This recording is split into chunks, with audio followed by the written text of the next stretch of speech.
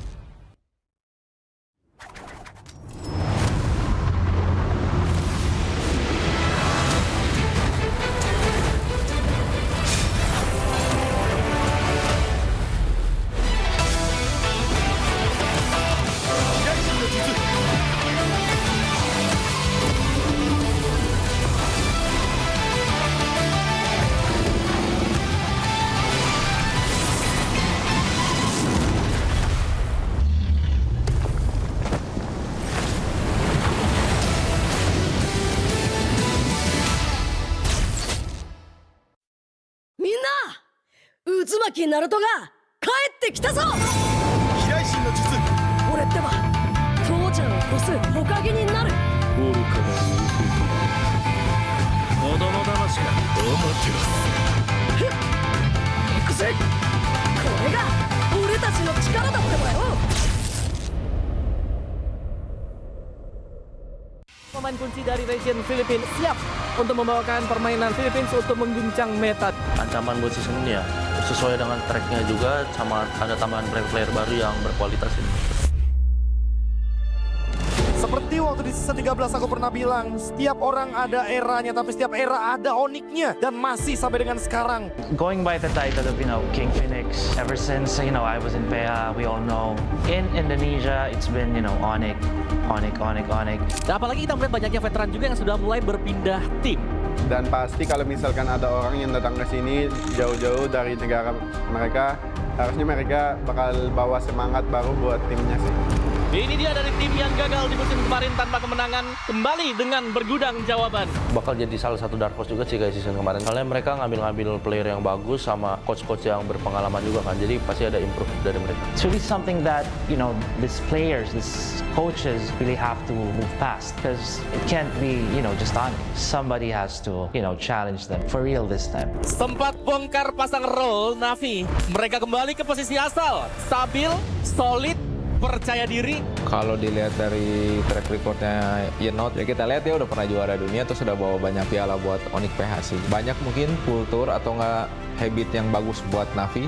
Seperti sebuah peribahasa, tuntutlah ilmu sampai ke negeri China. Kalau soal Super Ken, dia tuh salah satu jungle yang bagus lah di Indo. Terus kan dia ngebuktiin juga kan, gak cuma di Cina, terus di internasionalnya juga lumayan oke tim dia. Korban Super Ken berhasil mundur, namun untuk sekarang Blazing 2 yang begitu baik dari Loom. Double kill berhasil diambil. Super Ken bisa imbangin RQ.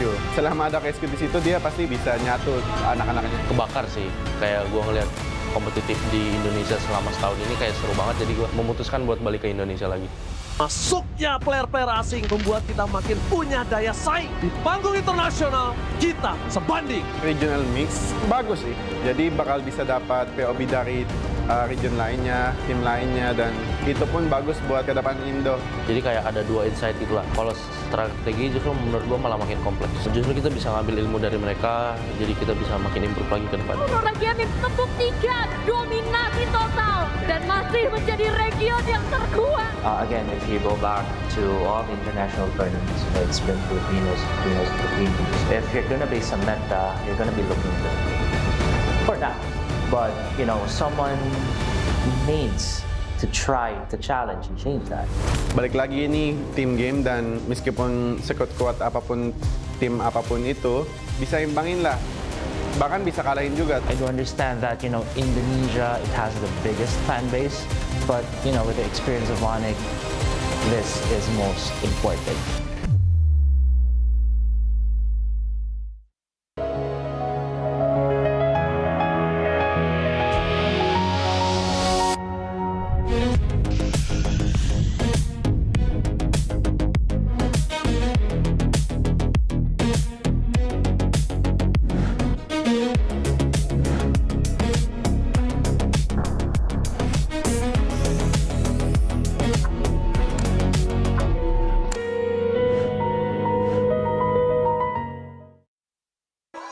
Di tim yang paling susah itu nyatuin semua di tengah perubahan yang nggak ada habisnya. Kami bukan lemah, kami cuma belum searah.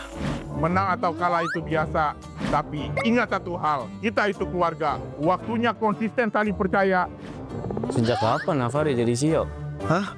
Lalu diam, Ming. Mending lihat ini. Yang ini murahnya beneran. Bantu kita naik level barengan.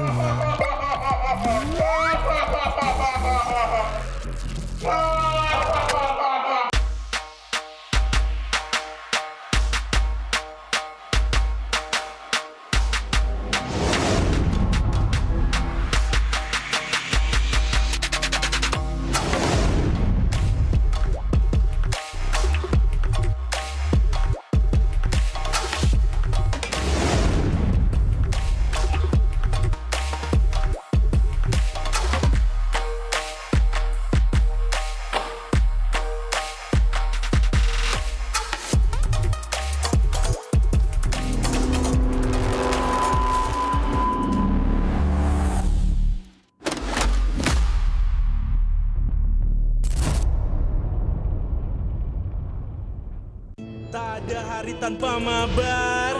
Main nge-lag, kerap buat ku tak sabar. Gimana mau main sampai kelar?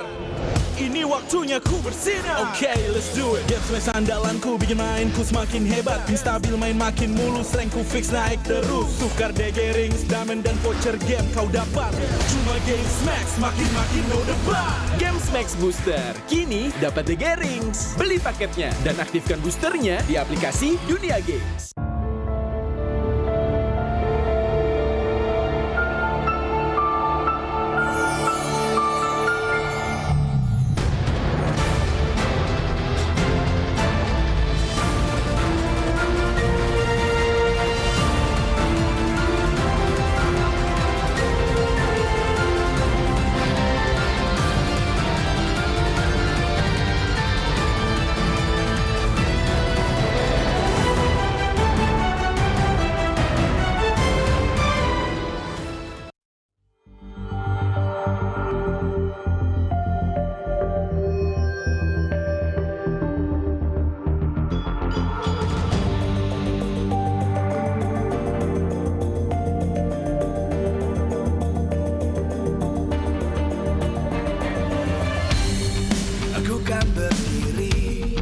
Dan terus berlari, terus ke arah puncak tertinggi. Ku takkan berhenti, hanya sampai di sini. Kemenangan abadi menanti. You know we won't miss if we unite our focus. And if you haven't noticed, we all nyalakan apimu, hadapi semua tantangan, hadap semua serangan, jatuh bukan halangan, bakar semangatmu, janganlah engkau menyerah, kita akan buat sejarah. We all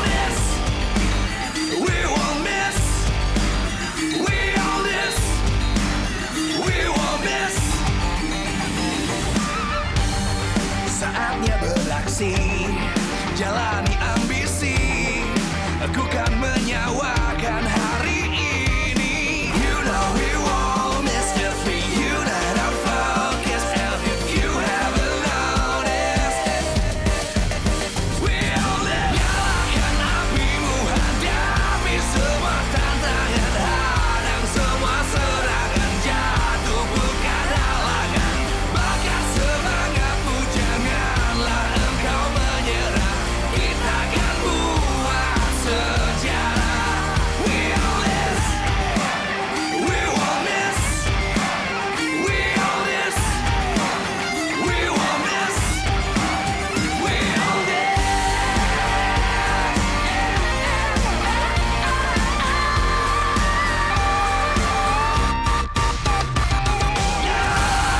Apimu, hadapi semua tantangan, hadang semua serangan, jatuh bukan halangan, bakar semangatmu, janganlah engkau menyerah, kita akan buat sejarah. We all this.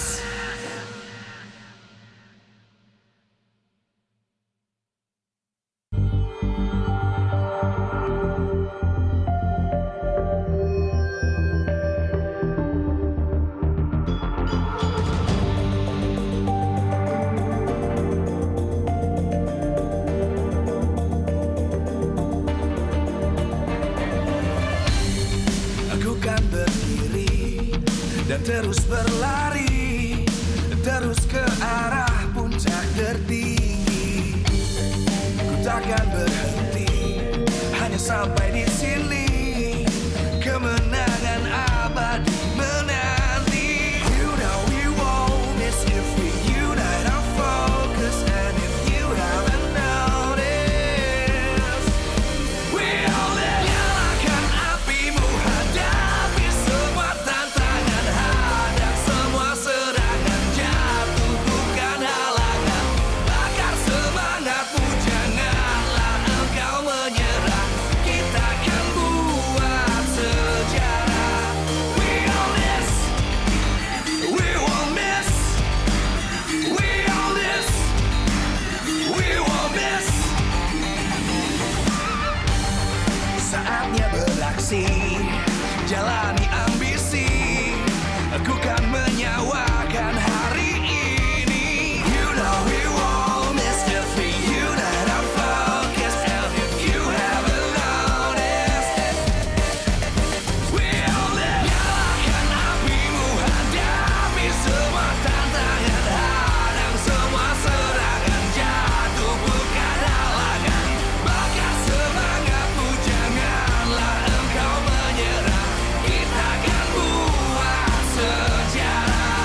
We all this, we won't miss, we all this, we won't miss, we all this.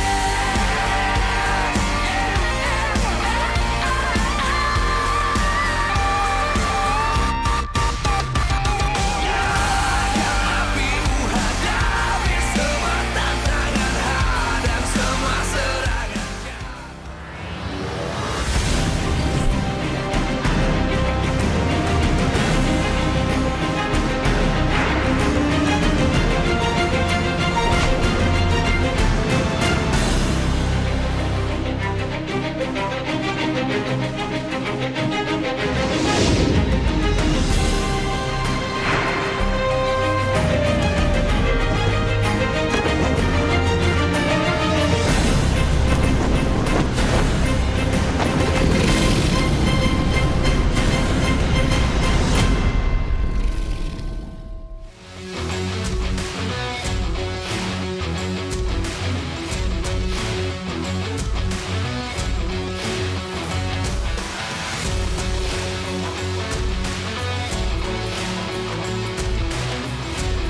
Live from MPL Arena, Jakarta, MPL Indonesia Season 17 is powered by Moontalk. Supported by Esports Federation of Indonesia. Presented by official gaming phone, Infinix.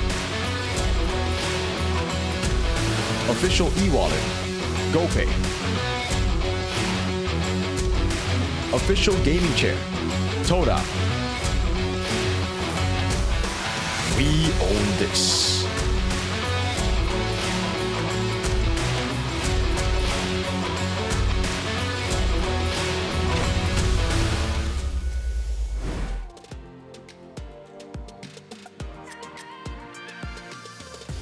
Selamat datang di MPL Indonesia Season 17, hari yang ketiga, minggu yang kedua. Di mana kita akan menunggu bagaimana hari minggu ini tim-tim akan beradu untuk mendapatkan poin-poin kemenangan di regular season. Yes, betul sekali. Setelah kita sudah melihat banyak sekali kejutan yang ada di minggu yang kedua ini, membuat kita semakin penasaran apakah hari ini, di hari yang terakhir minggu kedua, kita akan melihat adanya kejutan-kejutan baru.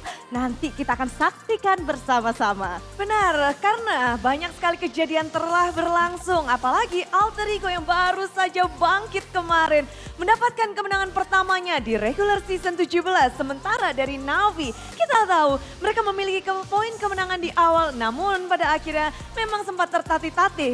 Keduanya kali ini sedang benar-benar berusaha mendapatkan momentumnya. Yes, betul sekali. Karena pastinya kedua tim pasti sudah punya rencana yang luar biasa spesial untuk match kali ini. Seperti yang kita tahu di mana adanya CV yang mendapatkan Maniac di first match-nya dan juga RV yang mendapatkan Savage 2 kali. Dia mencetak sejarah baru dan itu membuat kita semakin penasaran. Bahkan aku yakin bukan kita doang, tapi super fans yang sudah datang ke MPL Arena dan juga yang lagi nonton di rumah sudah semakin gak sabar untuk melihat bagaimana berjalannya match kita di hari ini. Ya, pertarungan Gold Lane akan menjadi sorotan. Namun kita juga akan menyorot bahwa semua super fans sudah berkumpul. Dan Budi berterima kasih juga karena MPL Indonesia Season 17 powered by Moonton, supported by PBSI, presented by official gaming phone Infinix.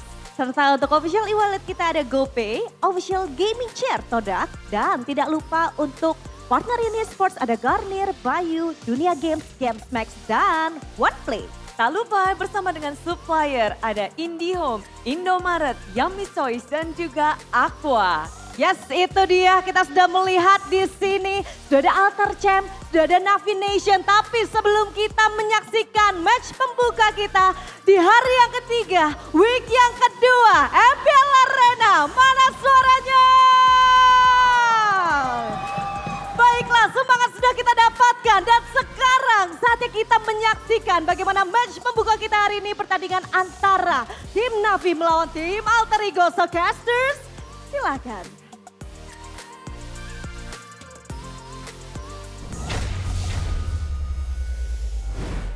Ending week 2 with a bang with MPL Indonesia Season 17 with me, Sheffin. On my right is Goners and on my left is Mirkers. And today, we're gonna open it up with Navi versus Alter Ego, which actually did have the same record? 1 and 2? Yeah, currently they're, wait, I think Navi are 1 and 1. 1 and 2, no? Only 2 matches? They beat RQ, they lost to TLID. We're gonna see it later. Verify it after this when we see the standings because that'd be pretty cool to see because Ghana yesterday we were pretty shocked because in the bottom 3 it was GeekFam, RQ, and BTR, and guess who's on the desk? Ooh, I mean, that's I mean, you don't count. The stars are aligned that day, then, right? Yeah. Unfortunately, there's a filthy Onyx fan here on the desk. 2? What do you mean 2? 1 is at home. Well, maybe it doesn't count. Yeah. How? Why would you do that? Hey, What you can do is also, being an MPL Indonesia Season 17 restreamer, we got a leaderboard here, Mr. Setiawan Ade. Setiawan Ade and R7 Tatsumaki leading the charge with Isan Luminaire being the third. Whoa, wait a second. Peak viewers number 1, R7. 100,000 peak viewers, bro. We gotta give it to him, man. There's something that the RQ fans just have that the other fans don't. They got in Indo, it's called beras, which means literally rice, which is it's an Indonesian joke, but that is true. Seriously, like Skylar, he would be there if he was still in RQ. At 8th, Nafari out. Is that just pretty much Nafari? Or? That is Nafari. That is Nafari, yeah. I'm sorry, but who the hell is Ewing the 3GP? That is the only guy that I actually don't know. So hey, the fact that we get to see new names on the restreamer list means that the restreamer environment is healthy. It's not just the big names, you know? Yep. You can be Ewing. Again, for us, we don't know. We're on the English broadcast. We usually know just the top 3. Is he streaming in 3GP, Connie? I hope not. That's a very old I format. hope not, right? I used to watch those a lot. Yeah. Now, MPL Indonesia regular season standings. We're gonna verify Navi is indeed 1 and 2. Wow. But that game win, Navi is still leading the charge at 5th place. Onyx, Team of the Good ID, Teo United, and EVOS. Look at that, Alter Ego at 6, and Geek Fam, Bigatron by Vitality, Arki Hoshi, and at 10th is Infinix. That is true. And that's been the joke in Indonesia, you know. RQ, they might be 0-2, they might be 9th, but at least they're still above Infinix. So we really got to thank Infinix for saving some of these teams, man. Their reputation is on the line. So like with today's matches, right, we will see definitely a lot of changes from the standings. Maybe we get to see Bigatron moving. Amen. Yeah, right? I mean, EVOS definitely can also solidify his positioning as well. And RRQ, still winless this season. Maybe perhaps they're looking for that first win against CLID. Oh, I don't know about that because it's a tough task, man. When the King of Kings is up against the Kingest King of them all. Ooh. Oh, man. The King Kevin. Stop this. Madness. This is how Indonesians do it. But first, Navi versus Alter Ego. We've mentioned it earlier. The third match is BTR versus EVOS. It's a rematch of the Grand Finals in Season 7, I believe? Yeah. Yep. The infamous Brands incident. You know, Yes. and also infamous Luminaire Yeah. incident. And Rekt, he just wanted to be part of the fun. You know? Thank you, guys. Yeah, it's something that you don't want to remember if you're an EVOS or a If you're BTR an fan. MPL ID Dark days. Yeah. Like, imagine, man, 2 teams that are already repping Indonesia and they just blow it out of the water. I don't know why the hell did they do that, but what you can do is participate in audience topic voting by Infinix. How can Navi end their losing streak under you? Avoid overcommit, give Cars his power heroes, bring a new formula with Han. Now, Han is still pretty much a wild card for Navi because we haven't seen anything from Han yet. That's the thing. 0 samples, and technically, I am leaning more towards the number A, but I like C as well. Number A. Sorry. Option A point. But I mean, C is also, you know, it's still early. I think you can try new things, perhaps looking to build that foundation. But I mean, Andorian needs to stop, like, overextending. Now, it's a big point as well. Is it just Andoryu or the whole team just pretty much cannot close games, Mirko?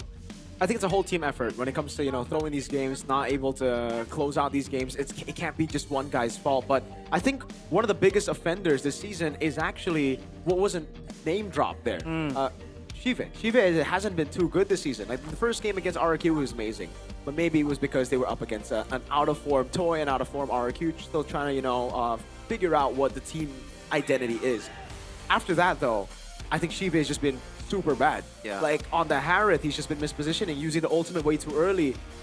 So many things. I was just watching Navi games. There's a glaring problem for them, at least for me, when I look at their plays, and it's Shive in the gold lane. So that's another thing that they're going to have to fix. And he actually acknowledged it in his Instagram story. And he pretty much apologizes to the Navi fans, all 5 of them, that, you know, it's like the worst pretty much performance in my career at that point of time. But we're going to shift towards the junglers of Alter Ego. A lot of big names here. Nael, Rain, Hot-Blooded Jungler. And right now, it's Yazuke Gane, which is someone replaced with Ray in the last game or last match, and they ended up winning that one against EVOS out of all the teams. Yeah, I'm quite surprised seeing Alter Ego's like form in Season 17. Knowing that they got the runner-up last season and M7, it feels like this meta shows that, you know, you can't get too comfortable. And so far, Zephyr hasn't really shown his best drafts, maybe? I don't know if it's a draft problem or maybe it's an execution more. But yeah, Alter Ego, I'm quite disappointed to see their outcome at least. With the shift of Ray, I don't know. I think it's still just a match. So compared though, I think both are good. I still prefer Yazuke though. Which is a fair point. to be honest, because obviously when we look at Alter Ego's gameplay or identity, Yasuki just fits the bill too much, perhaps. This guy is just way too much of a menace, very aggressive in the early game. Meanwhile, Ray, he brings a different flavor to the team, Mirko. Yeah, I think he brings a more calculated flavor to the team, right? I mean, Yasuke is much more brawly. He's much more aggressive when it comes down to it. Alter Ego, they were known for that aggression in M7. They're the type of team to go down 3K gold and still be able to utilize their power spikes to turn things around, even against TLPH, SRG, that hell of a lower bracket run that they went through. But having said that, I agree with Gani, right? The draft just hasn't been it in the first 2 matches. Luckily, we did get to see Zephyr lean back towards, okay, what has been working? The Freya Merchant Arfi, still going to get the Freyas. The Obsidia yesterday was a great pick for him. And even the Granger, a pick that we weren't too fond of here on the English broadcast, but he made it work. The Granger Merchant, the Obsidia Merchant, he's just, everything he picks, he's a merchant of that, all right? At least when he wins. And here you can really see the calculated Ray. Because usually I think when it comes to Yasuke being part of the lineup, how he performs, you expect him to go guns blazing from the start. You expect him to be 3-0 in the first 4 minutes. Ray, on the other hand, or 0-3 if it doesn't. Or 0-3, exactly, right? It's kind of like that ride or die mentality for him. But for Ray, this was also the thing that brought him or made him the starter for Dewa United back in the day. It's the calculated nature of Ray. He doesn't want to go in until he's sure that he can deal more as good damage, that he's sure that he can carry the team. And you saw it earlier in those very nice choke points for the Fanny to get those cables. He's willing to go and take the risk, but on most occasions in the early game, he just farms, just waits for that item power spike. Yeah, which is interesting, right? Because Ray, coming into week number 2, he's the one that gets started for Coach Sever. I don't know which decision is that. Maybe Coach Delwin. Codelwin is the one taking the initiative to replace Yasuke because he knows something that we don't, you know, because he is the Alter Ego man. But now for Nafi, Andoryu, we've seen the problems, commits and all that stuff. Is it time to replace him with Han, despite all the achievements or the experience that Andoryu has? Replace is such a big word, but I think try is the perfect word. Let's see. We got a mic check here, or the pink test for both teams. Let's see what they have to say. Hati-hati nih guys, Arpi sepek 2 kali kemarin. Ya. Arpi tukang sepek, lu tukang maniak. Iya makanya kan Arpi kemarin sepek-sepek. Bantuin gue juga dong, gue juga pengen sepek. Aman, gue set buat lu nanti. Aman ya, Ukir jangan Skypierce ya, tolong. Ya, si Ukir kasih ini aja, yang bisa. Tuk-tukin dong. Kir, jangan ini ya Kir, jangan beda ya Kir. Belum spell sama nggak spell tuh beda Kir. Pak, kemarin lo sepek itu deg-degan gak, Pak? Enggak lah. Buset serius lo? Gua mah ada Skypiercer, gampang dapetin sepek jadinya. Jarang lo ada sepek 2 kali nih. Ya gimana, gue pakai Skypiercer, Pan. Ya udah hari ini sepek lagi ya biar nggak pindah GH kita. Ya, lu bantu gua lah. Kemarin gua udah dibantu teman-teman gua yang lain juga. Lu sekarang harus bantu gua lagi biar dapetin sepek. Apa gua aja yang sepek nih? Ah, itu juga bisa. Ntar kita saling kom saja siapa yang mau dapat sepek, ya gak sih? Boleh, Wak. Yang penting jangan Nino dah sepek. Oh, Nino nggak boleh sepek. Jangan. Ya udah, kasih Ciru saja biar dapat spotlight. Jangan nanti heart rate-nya 160. Weh. Pan, coba lihat heart rate lu. Gua mah santuy 80. Buset, gua berapa nih? Kalian GG sih. Ya udah, gara-gara lu sepek 2 kali kemarin, Codelwin jadi yakin kita nggak jadi beta GH. Makanya hari ini menangin lagi. Gak mau balik gua ke Kamboja. Makanya sama gua juga. Makanya fokus. Seems like the main topic in today's pink test is Arfi Savage. Double Savage. Yeah, double Savage. It's crazy, right? And I don't wanna be just a contrarian here. Like, do you think Arfi was actually the MVP of that match? Or does he get it just because of the 2 Savages? I think the 2 Savages warrant an MVP. Yeah. I mean, all he had to do is just tap. That's the game. That's the that you can, like Sanford jumping in M4, all you needed to do was tap ult. You know what I mean, but we're gonna see the lineup here for both teams, starting with the 3 face mask. Alter Ego, something new in the mid lane. Nino DXP, Yasuke back again, with Cyrus coming in like a wrecking ball, Alec and Arfi in the gold lane. Can they actually win again and bring it to an equal 2-2? in their winning record. Without Hijime, it seems like they will deploy Cyrus alongside Yasuke is back in the mix. Looking still to find their form. Will they be able to do so? This is Alter Ego Esports. Another drastic change for Alter Ego. We thought maybe with Ray getting a win yesterday, they would have already found their winning formula, but now they're still mixing it up. Cyrus, of all people, making his debut in Season 17, replacing a world-class mid laner. We'll see if that's a necessary change, but on the other side, it seems like Navi is sticking to their guns. That worked in week number 1, but they've been under the weather. They've been not very good in the last 2 matches. Still with the winning lineup, can they do it against Alter Ego, the de facto second best team in the world? This team still looks to find their form as well. Born to win. And they will try to change things in this match. Still deploying the same 5 members. Looking solid, looking ready, and they look to find their win today. Ukir will lead this pack. We got Afro, we got Andoryu, and we got Shive as well in the mix. Ladies and gentlemen, let's welcome Navi.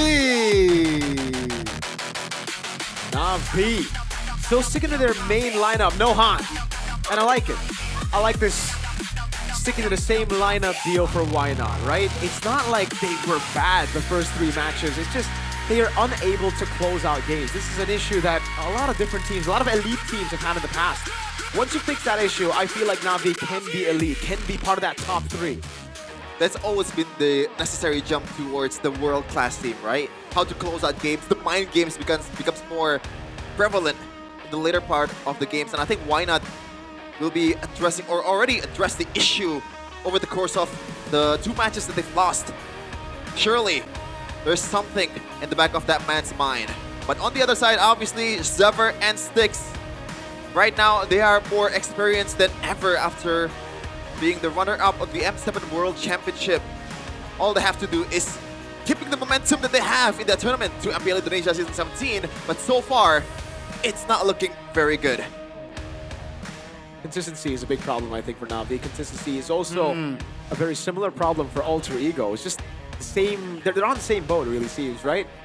From the peak of M7, though, that's what we're comparing Alter Ego to. For Navi, they barely made it to playoffs, and they went out on the first day against Alter Ego last season, so they're still kind of the same team, still as inconsistent, but still with those same peaks as last season. Yeah, at least they made it to the playoffs first, right? But right now, we got audience topic voting by Infinix, Hoken, Navi, and their losing streak. It seems like a lot of people agree with you, Gani, and that is the number A. Andoryu, avoid overcommit. Well, sorry, Shefin, point A. All right, Okay. point A. But yeah, Andoryu, we also discussed that maybe not just Andoryu, maybe the whole team as well can play along here in the overextension, in the overcommitment, and I think that is why they can't close out games, right? It's going to be very tough. You got, let's say, a very healthy lead, 5K gold lead in minute number 8, but then one overextension can change it all, and perhaps that can, you know, just be repaired here. Nino. El Sabar. El Sabar only on the title because he's been, if you look at his heart rate, at least 120, man. Like 150, dude, during like he in the needs game. to meet a cardiologist, man. I'm being serious. Here's a fun fact. I jog, well, I run. Yep. That's 170.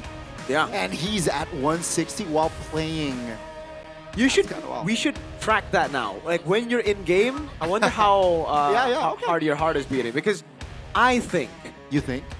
Having a high heart rate during like these competitive situations is good. When you're too chill, I don't like that. Ooh. Well, at least the numbers actually prove that Nino has been one of the better EXP laner. Number 1 in total assist, number 1 in total unique hero, number 1 in EXP laner damage per minute, and also number 1 in TP percentage. So that's amazing. But for our Freya, you cannot spell Freya without A-R-F-Y.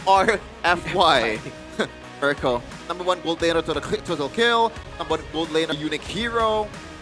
Number 4 gold laner total savage. Number 4. Wow. This is all time, right? Yep. Okay. Wait, he has more, surely, no? I don't. Total. Wait, you're Three. right. At Total least savage 3. this season. Gotta take another picture here, folks. But yeah, Arfi. It almost seems like he'll be known as a merchant until he shows a new hero up, right? And then he'll be a merchant of that hero. He was the Freya merchant, he was the Granger merchant before the Freya merchant. Damn. Now that he's an Obsidia player, he's also an Obsidia merchant. He's really good. He has a wide hero pool. The thing is, he's inconsistent. I think that's the problem. He's not really a merchant of any hero in particular. He's just inconsistent with it, right? Because when he does really well, man, you're expecting, wow, how is he almost winning a world championship with a Freya, right? And then when he's on the other picks in the grand finals, you saw him kind of just disappear. But when you see him against TLPH, he was playing the Claude and he beat TLPH with the Claude in game number 5, right? Those little things. It's all about consistency for Alter Ego. It's about fixing that consistency. Hero pool-wise, he came in the global ban of MDL. Hero pool-wise, he's the guy who debuted Uranus Gold Lane last season. He's the guy who really excelled at playing those fighter golds last season. So I think now, if we're talking just hero pool, there's more of a question mark on Shive. Ooh, that is true.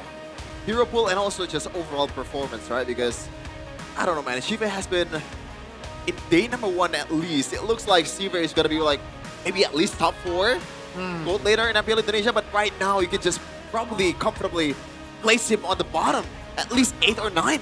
That's very harsh, right? And also harsh, but yeah, I mean, fair, right? Again, he needs to step up because like we mentioned before, like we discussed before, Na'Vi, they're a team that has potential this season to be a contender. But Cyrus, man, he was a part of the Alter Ego X, that's the MDL, here in Indonesia, and let's see. 2nd place in M7 World Championship. But he did not play. DNP. So it's not a DNF, it's not a DNS. It's DNP. It's DNP. Yeah. Technically, DNS works too, right? DNS. Did not start. He never started during that World Championship run. Now, I always am curious to know whether Why? these what do you mean why? Why is he on the roster? No. Why? okay. How these substitutes learn from M7 World Championships from like their championship runs, you know? Because I think in the Philippines it's perks. He was part of that MSC winning lineup for TLPH. He was part of the MPL winning lineup both times last season, or last year, sorry. And you know, he basically was part of the success of TLPH. But how much does he bring experience-wise? How much did he learn from those tournaments? How much does he learn from the main lineup? It's always been a big question for me, and I guess we get to see a little bit of that answered in this match by Cyrus. I think it's more the fact that Hijume has been quote-unquote underperforming despite winning in the last match. So that's why Cyrus is coming in this match and maybe can bring a bit more flavor, a bit more consistency and safetyness in his gameplay, because Hijume, like, he's never gone shy with his RWM or maybe like bush checks. Yeah. But sometimes it's a bit too much, Connie. I agree, a little bit too much from Hijume, but if we take a look at the head-to-head here in the EXP lane, it's such an interesting lane to watch as well, right? We got Nino, we got Cars. Cars, we have been saying, man, this guy, you can rebuild a team, an org, revolving around Cars, but why hasn't it become the team, you know, the team yet? I'm not sure. I mean, to be honest, to be fair, Na'Vi is still a very new organization in MPL ID. Obviously, it's a really old organization in esports overall, but I'm not talking about the gameplay. Cars, he got unexpected risk. That's true. He's done a good job, man. You know, I'm proud of the guy. Yeah. He's part of the lineup for such a long time. From Rebellion days, it's been the glimmering, you know, the spark for Rebellion, now for Na'Vi, and again, I just like to see him on those playmaking picks. I don't want to see him on the Uranuses. We saw him on the Uranus as well, and it just didn't work. It's the same problem that Cars has had for the longest time. He needs to be on a carry or a playmaker. But we'll see, though, if that's going to be coming true in this drafting phase presented by Official Gaming Phone in Infinix. Right away, the Phobius and also the Fanny, pure respect towards Ray's potential and Nino. On the other side, though, Sever actually banning the Freya for himself, and also the Guinevere. Seems like Guinevere is getting more bans the more time goes on. Yeah. Marco. Usually it's set up for a Fredrin pick. Alter Ego might be looking at that. Na'Vi ban out the Valentina though, so instantly we know what they want to go for. Jusin or the Sora right now. Again, Cars playmaking pick, carry pick. Sora kind of fits both. Yeah, I think it's just two brilliant coaches playing their chess match, right? We got Why Not on the other side and Zephyr on the other end. And let's see here for the final ban from the side of Alter Ego in that first phase. Where will it go? You mentioned the Sora being a potential first pick. I like that, right? But the Jushin is still on the board as well. Let's see Alter Ego. What will come of it? Oh, it's gonna be a Baksha ban. Yep. So now at least if they pick the Jushin, the Baksha is not gonna be there. Yeah. Could also, again, still be the Fredgen, right? Banning out the Baksha, banning out the Guinevere. We know the Fredgen's a very good pick currently. Alter Ego probably learned from their matches prior and also has been learning maybe from the top team. And again, a top team is TLID. Kevin the Jolt has been performing out of his mind with that Fredgen. Na'Vi, big choice to make here. Is it going to be the Sora or the Jusin? I just hope they don't pull a Yisun Shin like some random red team. Not sure. But I think considering that Ukir has had a pretty good history with Jushin, it's going to be a Jushin. And in the last day, I believe, Jushin only lost once out of 6 games? Yep. As far as I remember, but you can correct me on that. So now Alter Ego, if they do not bite on the Sora, surely Na'Vi will try to take it for themselves. Unless Alter Ego, they want to go for something that's a bit more to their flavor. The Leo Mord is still on the table, but I don't know if they want to just let go of the Sora, man. Because Lino has been very good too. I'm thinking Fredgen Sora right now, or Fredgen Yi for Alter Ego. Oh, Yi, for sure. You know, want to have a response instantly to the Jusin. But just looking at the Guinevere and the Baksha, man, it makes sense for them to go for the Fredgen here. But it won't be. Interesting. Wow. They'll go for the Sora Yi. 2 picks that I mentioned, but not with the Fredgen. They're trying to save it for Red 3, perhaps. Just waiting for Na'Vi to reveal some of their cards first. I honestly thought that without Hijume, we will see a different hero than Eve, but seems like with or without Hijume, we will see still Eve being deployed here by Zephyr. So surely it's gonna be like, do they want to take the Fredgen here? And Khalid also, and that gives Cars a leeway to pick something that has a bit more damage. Yeah. Like a Vendetta, or maybe like, if they want to be guns blazing, you can pick something like a Masha later on, but no, they want to go for the Harley, and also, I mean, that's a Cars hero for sure. Yep. Harley and the Lapu Lapu, Alter Ego. Is it going to be the Fredgen pickup we were expecting? No, they decided to swap it up completely, going for the Leo Mord instead. Against the Harith, I'm guessing, you know? A bit more chase potential, a bit more all-in with the Sora as well. You got that combination together. I mean, to be fair, if we think of Yazuke, we usually think of Leo Mord, right? Different perspectives. I mean, he doesn't care. Oh, wow. Harley, but that's Marcel got ban. ignored. I forgot. About the Marcel? Yeah. See, Marcel can be a liability to your team. That's the thing, right? Like, it can be a very good pick, but it can also be a problem for your own team. When you hold your own boys in there, you're stuck while you're using the ultimate. No, there's a reason why yesterday it was on a 100% ban rate, Gani. The Marcel. Technically, it still is. Yeah, but like, yeah, you're right. So you're thinking first phase, right? Uh-huh. I don't know. I think it's also kind of like,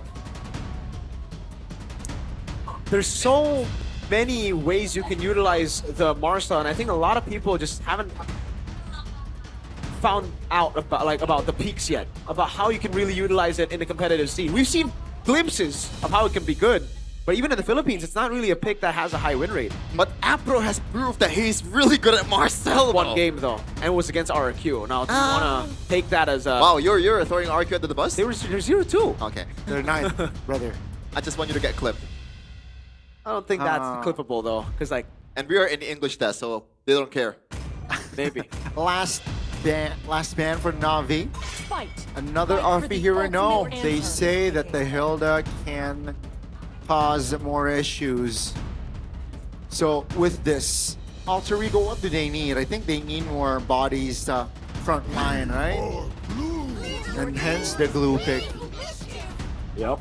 Now will Na'Vi pull a Dewa United? Will they go and flex the juice in, pick up a Kimi in the mid lane, right? You have a Harley. There's too much die with the Leomord and the Sora. You also have a Harley. Unless you want to put... Nah, I don't think the damage is enough if you want to go for like a full kite and fighter gold like a CC.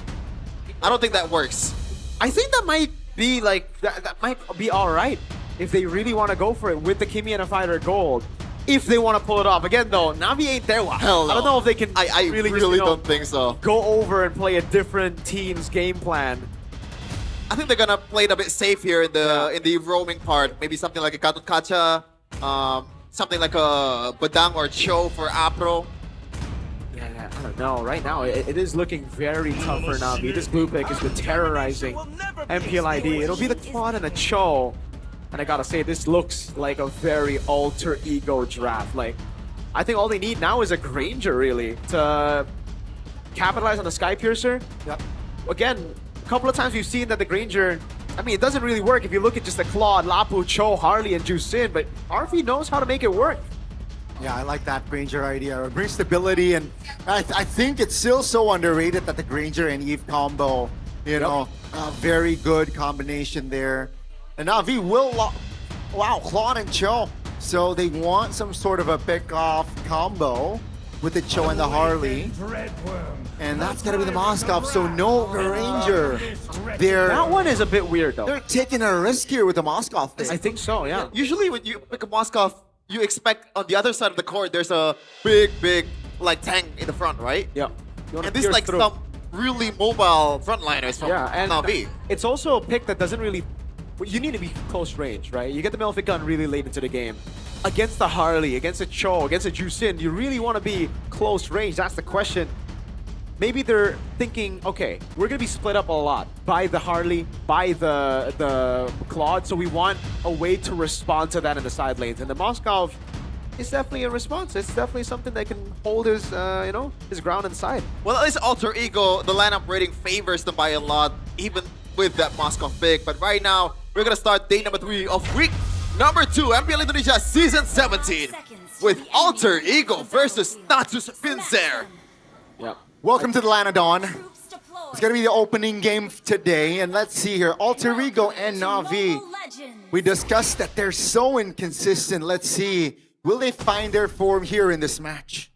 I gotta say, just on the draft, I agree with the lineup rating. I think it's an Alter Ego win. Yazuke, though, and Cyrus playing together. Cyrus, last time he played was last season in the regular season, so it's been a while since he's played on the MPL stage. Yeah, hopefully there's not going to be any, quote-unquote, not really rookie jitters, but just jitters overall because it's been a while. But now Alex taking a lot of heat, but Afro used that Cyclone Eye quite beautifully, but Arfi's there. Oh, that's a stun. That's an immobilization, Afro. No time to pop the flicker. That's a free first blood for Alter Ego. Unnecessary. Very unnecessary. I think the first delay was already great. You know, you got Andoryu into a good spot, farmed quicker, is level 3 already, but decided to push it a bit further. And you really got to respect the Yi Blue. Like, it's one of the counters for the Jushin, right? Usually when you have a Jushin, it's almost guaranteed to have a winning mid lane, but when you have a Yi on the other side and a Glue, that changed a lot of the power level. Clear in mid, just looking at the emblems real quick, glancing at it, nothing too crazy. Everything looks pretty normal. Arfi doing a good job freezing the lane, but Shive will be able to get that gold grab. I feel like the game plan for Arfi is just Alter Ego will just leave him all alone, all by himself most of the time, and just let him farm. Playing with 4, Cyrus, Alec, Yazuke, and Nino is already way more than enough, especially if they already got the level 4 by the time the total is up. That's a lot of power in the first objective. And Arfi can actually, you know, get into the team fight if there's a chance with the Spirit of Destruction. Blue relation pops. That's big resource spent. Now Cars jumping in with immunity. That's gonna be Yazuke securing the turtle. Oh, take a look at the Cars isolated in the back alongside Ukir. Lantern Flare. That's Nino going down alongside Cars. Will the XP take him now? But Ukir will not survive. That's a quick double by Cyrus as Afro is able to get out. I applaud the braveness from Ukir just going in front with Cars, but it's a miscalculation, and I think Andoryu was not able to contribute much in the team fight. Yeah, because he was already zoned out. The tempo is really, really good by Alter Ego, man. Nino instantly with the clear up top, utilizing the concussive blast and this winning matchup against the Lapu Lapu to get the XP crab to rotate earlier. And then we saw the mid lane again, very aggressive Cyrus, RWM forcing a flicker out from Ukir. Oh, Ukir now in the mid lane. No flicker for him, and that's gonna be Yazuke securing a kill. Alter Ego Just great pacing. As Yazuki for you, when you have a Eve, when you have a whatchamacallit, a glue, that's an easy kill pressure in the mid lane, even against the Chushin, especially if they do not have the flicker. Yep. Town prediction earlier. Is it in English versus Indo? I should change to Indo desk because I'm the only one who voted for Navi here. Oh. It's biased. It's biased? You a Navi fan? Not really. Why is it biased? I don't know. Did you see the lineup beforehand? Is that why you went for Navi? Nah, There was no lineup beforehand. I think it's just, oh, why not bias? This is what I'm trying to say. You know, it's not the players. Yeah, Deadly Magic. Oh, take a look at Cars jumping in. That's a kill, surely, but Cars is isolated here in the front, and that should be a trade. Cyrus picks it up. That's the third kill here for him in this game. Yeah, Nino's gonna be back up quicker, so again, Alter Ego through that trade, they get the tempo advantage. And Alec is already just trying to secure the bushes for Alter Ego. He's actually up one level against Apro. I don't know if that amounts to a lot of advantage for the glue itself, but some HP bars, you know, 4 HP bars is definitely gonna help.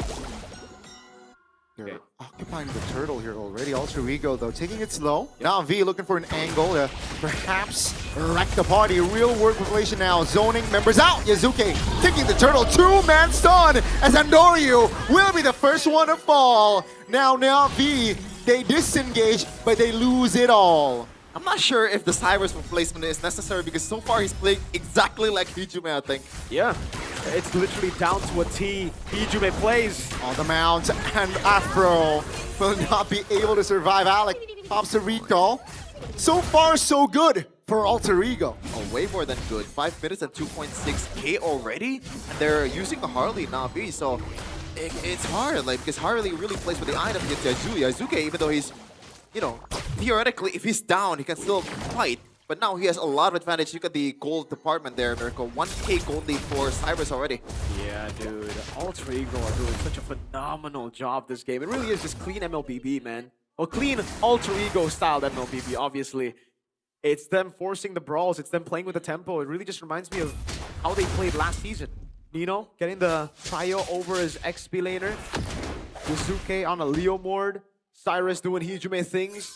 I think the only change really is like the glue roll. But it was very similar to, again, how they were able to control stuff in the previous season. It was just with the Khalid, through Prio, through aggression, which is what Blue brings to the table. And folks, you can see in your monitor, heart rate monitor. Afro finally finds a kick. That's a good one. Cyrus jumped on, but he survives with the flicker. Now, not for long, as Cars and Andoryu will be able to take him down. But that's a lot of effort just to take Cyrus down. But it is still a kill, and also it's a shutdown, Goni. 3 kills already for the Eve before that, so Navi will definitely take that, but there's still mountain climb, especially in this early of a game. They're not safe just yet, Alter Ego. Navi can still scale. So that shutdown is quite big, man. Cyrus needs to be way more aware against the Cho. Afro hasn't really been able to make those big moves this game, but on a Cho, it's one big play can turn everything around. And he's rocking the flicker, so there's no way he can get away after he gets good go. So Alec has to pretty much mirror where Afro is going. So far, it seems like it's going to be a turret for a turtle. Alter Ego, though, looks for a fight here. Afro will kick Yazuki just to get more space. And that's about it. Afi, though, picks up the golden staff. So that is the one item Navi needs to keep tabs, because one item closer to that power spike. I kind of feel bad for Andoryu. He has nothing to do. Like, no camps, no jungles. Oh, there you go. Andoryu, though, will look for a kill. And gladly, he will get it. Andoryu, though, will be traded. Yeah. So that's a great reinforcement. Great backup there. Alter Ego looks to invade this purple buff. Phantom Steam Pods. Cars trying to delay the take. That's a stun. And the damage isn't here yet for Navi. Afro, though, jumps in. No kick. Should be Yazuki very low, but Cars really has an eye for targeting. That's going to be Yazuki going down for 20 seconds. Alter Ego, though, will still find the trade. Oh, it's a kill towards Arfi too, so that's not really good, but look at the economy. It's shifted towards Navi just a little bit. Yep. But a few of those kills, I think some of those trades, despite the gold lead going back to Navi, it was pretty good for Alter Ego because they're kind of They're just refunneling the gold into right places, into the right places, right?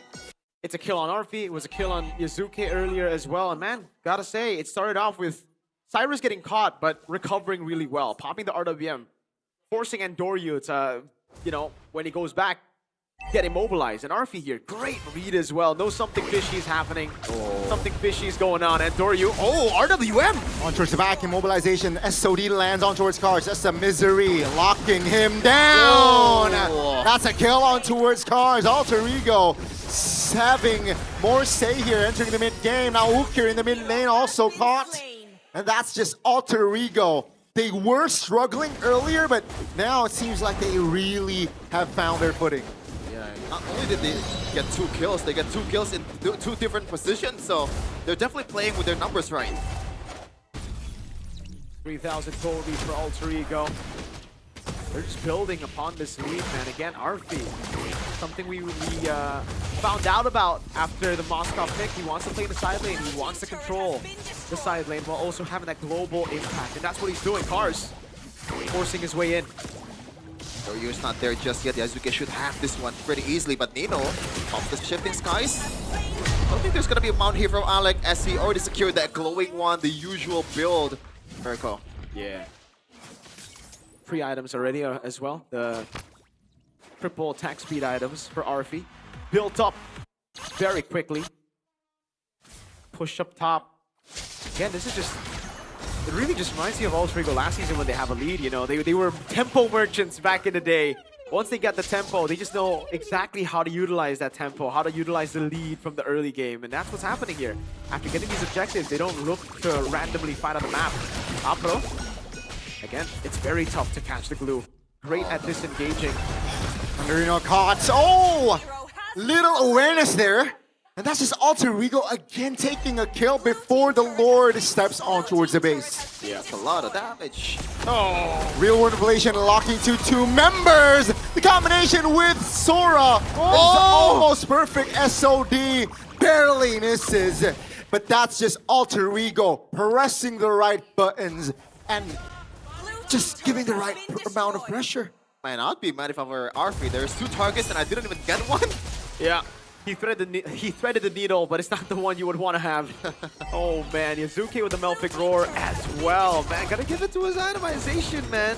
Warak's endless battle of the Melfic Roar. Knows that a lot of times it's gonna be up against, you know, these beefy guys up front. He's not really gonna be able to fully dive into the backline, and the backline technically has been non-existent, right? Let's be honest. Shive hasn't been able to do much, and Doryu has attempted a few plays, but it's just been caught. Alter Ego are way too ahead for the Harley to do work here. And they're just going like glass cannon here. Cyrus actually building towards both the Bloodwings. But Neo shifting skies. Yeah, that's the airborne. That's the damage. Nino very low. Take a look at Afro though. Mounted under the turret. That's going to be the knock by. Oh, Cars actually. Arfi though with the free hits still able to take the trade. It's Cars for Alec. Well, at least there is some turret damage that the minion deals to Navi's inhibitor turrets. I don't know if that really is amounting to something, but real-time victory rate seems to really be leaning towards Alter Ego currently. Oh yeah, man. It should have been higher. Oh, with the gold lead earlier, but again, because Navi were able to get a kill back, gold lead did drop from 7 to 6K now. But yeah, Alter Ego, all they need to do is just stay disciplined at this point, right? It's their game to lose. Navi are looking for ways to get back into the game. They're looking for plays to get back into the game. And it really has to come down to Apro Cars making the right sets happen so that Andoryu and Shive get space. But with a 6,000 gold lead, even then, even if you have space, I don't know if you have enough damage to get these guys down. We saw an attempt on Nino earlier. Now we know why he didn't die. Radiant armor with the Queen's wings. Even if the set happened, even if they actually do that, like, it's only one guy. It's Joe. Yeah. Oh, Ukir has to use the Crimson Beacon. Does get a lift off. Suki here and Nino. Oh, that's SOD again, not landing. Afro very low back. That's going to be the Blazing Red Pot, but Afro will be the first one to fall here as the Lord is up. It's a 5v4 and Doryu cancels the ult. The recall and Alec caught here. It's a 4v4 now, but Cars pinched. And Nino has the last say. It's going to be a 4v3 as Andoryu looks an angle to escape.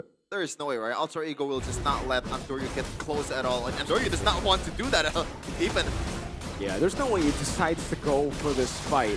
Yazuki's making sure though, right? Like, you can never be too safe with a Harley in the enemy team. There's always that little magic trick you can do to steal Lords or to get a random pick off on maybe RP here, who has a shutdown. So again, the bounties are in place. For Andoryu, for Shive, if they get the right opening, if they get the right set, they can still look for the shutdown to turn things around.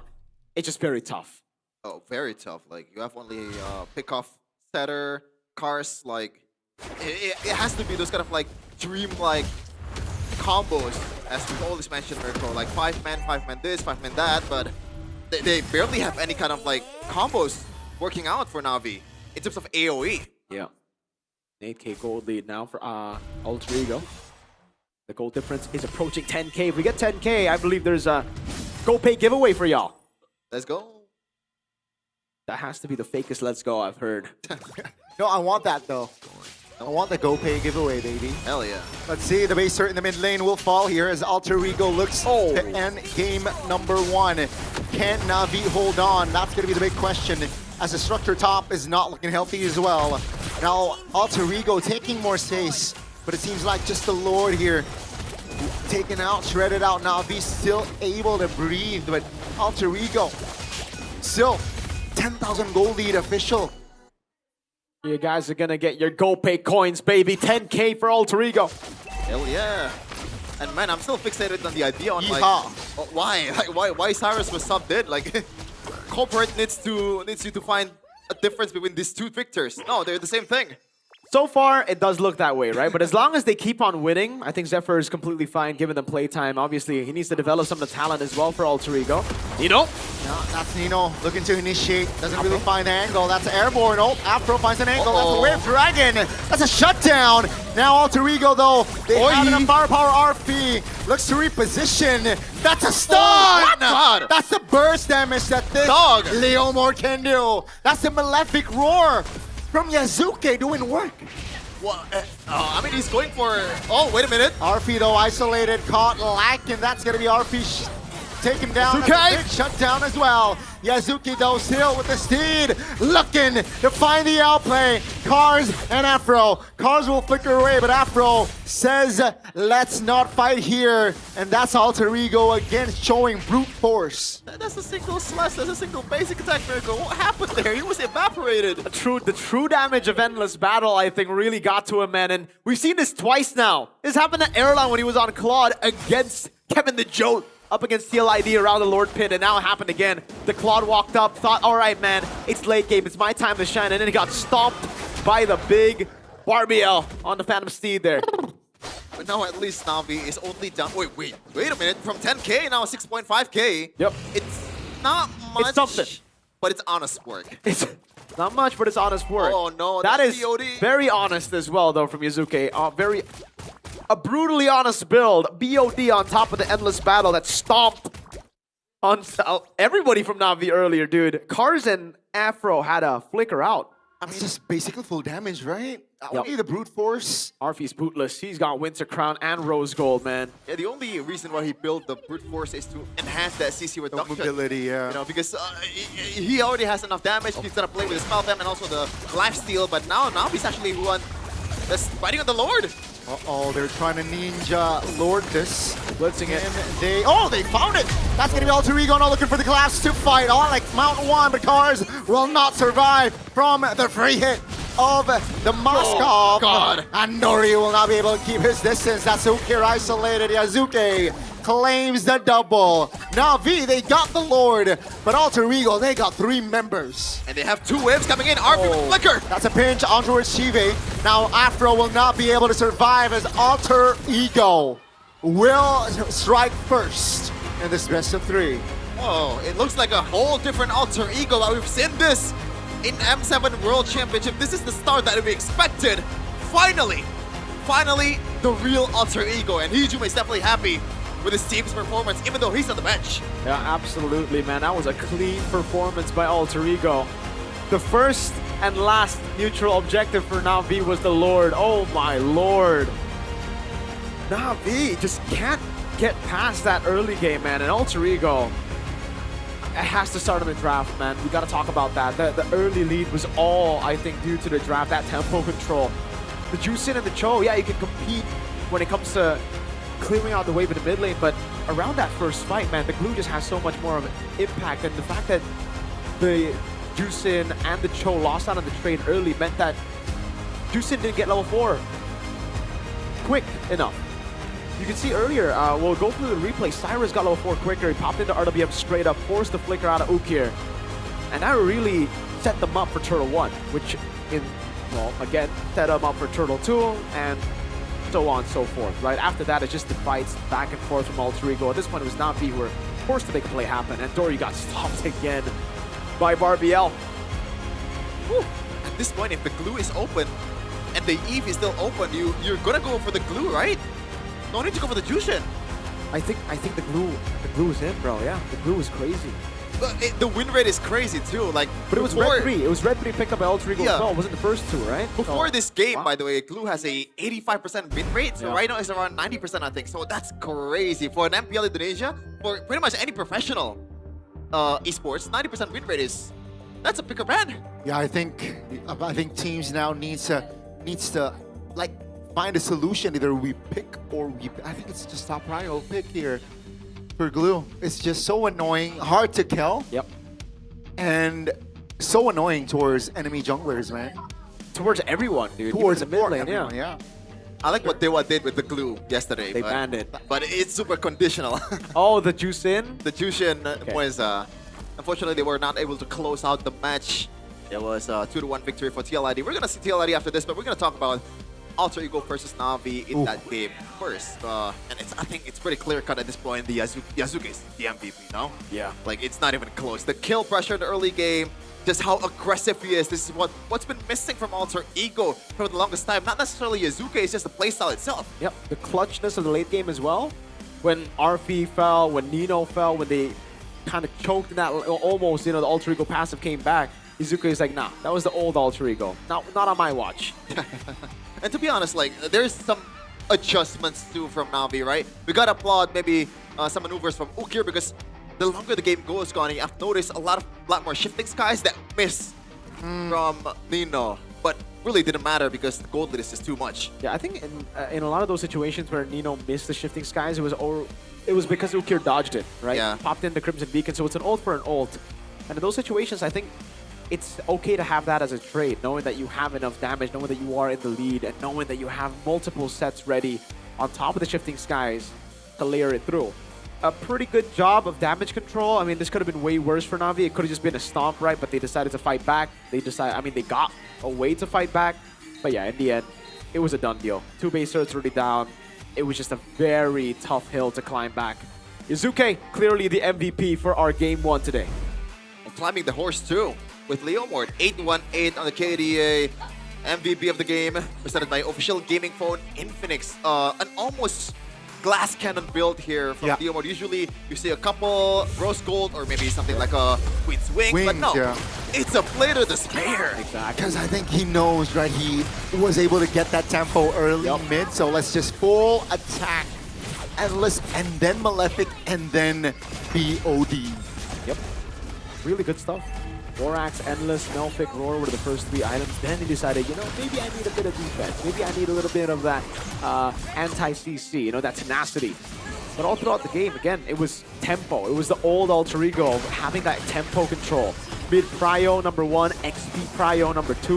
Having both of that is just amazing. And then a very strong jungler, plus a weak side in the gold lane. It really just feels like the old Alter Ego again, like the fighter gold Alter Ego with back in the day it was Uranus, right? CC. You just don't pay attention to RP, and then once you do, you're like, oh dang, he's starting to really hurt. Even here, Navi really just tried. They tried, but unfortunately they were way too behind when they finally got those openings. This was a good fight. Now we can see it in detail. Oh my god! Eve got stomped on the ground. He was unconscious. Yeah, even here, like, the fact that they got RP is very surprising. The fact that they're already down by God knows how many gold, and they were able to still get the main damage dealer. Well, at this point, Yasuke is the main damage dealer, but we're talking about the pure DPS of Alter Ego, and Yasuke was still left alone, and he has Malefic, he has BOD. Tanks does not matter. Just run through everyone with the horsey. That SOD finally landed, dude. It was in the last team fight where they really needed it to land. Actually, maybe they didn't need it to land here. Yeah.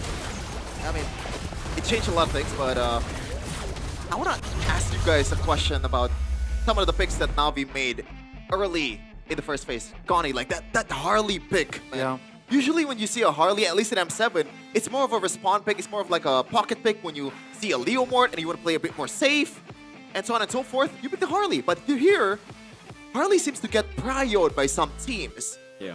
That's like BTR. I don't like that approach as well, right? Picking up the Harley, and if you see the response from Zephyr as well, okay, you pick up the Harley, I will pick up the Leo Mort on a red 3. And yeah, that's sad here. 818 for Yazuke, 444 for, wow, that's a lot of 4s for Andoryu. I don't know why they're so scared to pick up the Leo Mort here. I think in this game, the reason they were so scared was because of the Sora Yi first 2 picks, right? Because usually you pick up the Leo Mort and you'd be like, all right, we'll have enough damage to deal with a Suyo that'll come through. But because Alter Ego already started off with a Yi, it would be very difficult for Navi to deal with the Suyo. Because again, the magic damage is already taken by Alter Ego here. So let's say Navi did go for the Leo Mort with a Lapu Lapu. It would have been an instant Suyo and it would have been very problematic. And by the way, guys, like, I don't know if this is a normal thing to pick if you're a Moskov. He actually, RP goes for Inspire. I don't know if you guys noticed, but is that a normal build for Moskov at this time of day? Yeah, I think in this particular match, it is a normal build because you're up against a Harley. You need the Rose Gold Meteor. The Winter Crown will help you survive the Deadly Magic as well.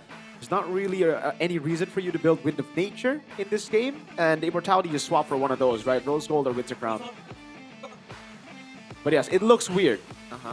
It's just in this particular game, it is the right build to go for. Like even Shiva is going for a Thrill instead of the usual attack speed. So he wants to trade with the Art of Thievery, maybe. I don't like the Master Assassin for Shiva. That's really for me the problem. Well, I think the main idea for that is he wants to quote unquote punish the weak lane because the 4 for Alter Ego on their side is already super strong. So yeah. But I guess it didn't work out. It would make sense when you're on a winning matchup. It wouldn't make sense in this situation. They're both weak side, right? And I'd actually give it to the Moskov. Usually we see in these positions Claude go for Festival of Blood. Okay. But what doesn't make sense if you don't have Infinix right now, What the heck, man? That's the thing. That's the item that I'm going to purchase as soon as possible. There's 2 right Which there. one though? We can take both. The Note 60 Pro. Yeah. More Savage. Faster with the Qualcomm Snapdragon 7S Gen 4 5G processor. 5G. Get more MVPs, Connie. Even with Kufra. With the combination of an immersive display and high refresh rate, 144 Hz, 1.5K Ultra HDR display, and the 3D iScore PC chamber cooling feature that keeps it anti-heat for all-day rank pushing. Even for solo people. For solo people, that's... For the people who play solo or for the people who are from solo? Both. Both. For Priya solos. Priya solos. Yeah, Priya solos Yeah. right there. So you can Solo rank men. up with like smooth gameplay and get MVP every match. Yeah. Definitely. And the 3D iScore VC chamber makes you be able to play in, other part of the Earth like Bakassi. Ooh, It's super the other hot galaxy. Far, far away. And even there, you can access GoPay. You can download the new GoPay app. Go to the go-to wallet for gamers with massive damage. In Bakassi? In Bakassi. Yeah, I'm not sure if it's worth it, Connie. Like, what do you get from GoPay MPL GG Party? Here's the thing, right? You get a chance to win 17 GoPay Gold Rings by Fairy. GoPay Gold Ring. Bro. There's more. There's more? The seat you're sitting on? The Todak Throne? The Todak Throne. Oh. Gaming chairs, there's 20 of them. 20? 20 For smartphones as well, and many more prizes that you can win every day on the GoPay app. Simply vote. You know, it's so easy. Your favorite MPL team. Mine's Bigatron.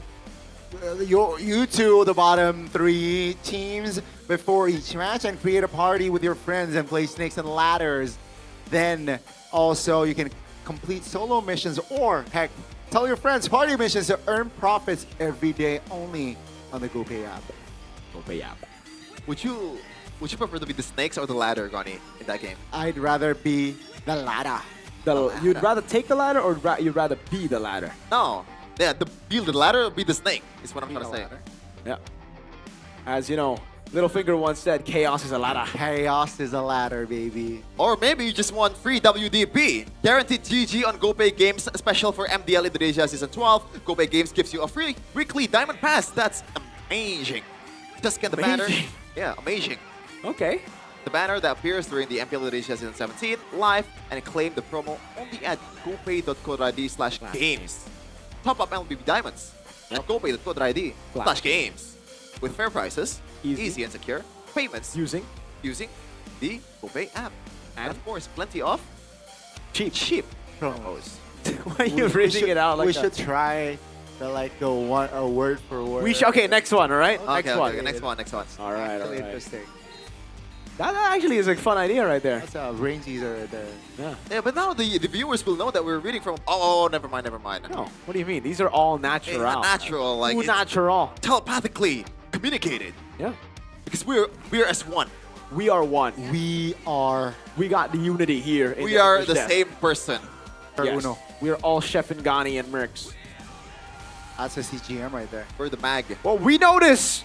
Did you know that the combination of RF, Alex, Cyrus, and Yazuke went undefeated throughout the group stage all the way to the progressive round in MPL Indonesia Season 11?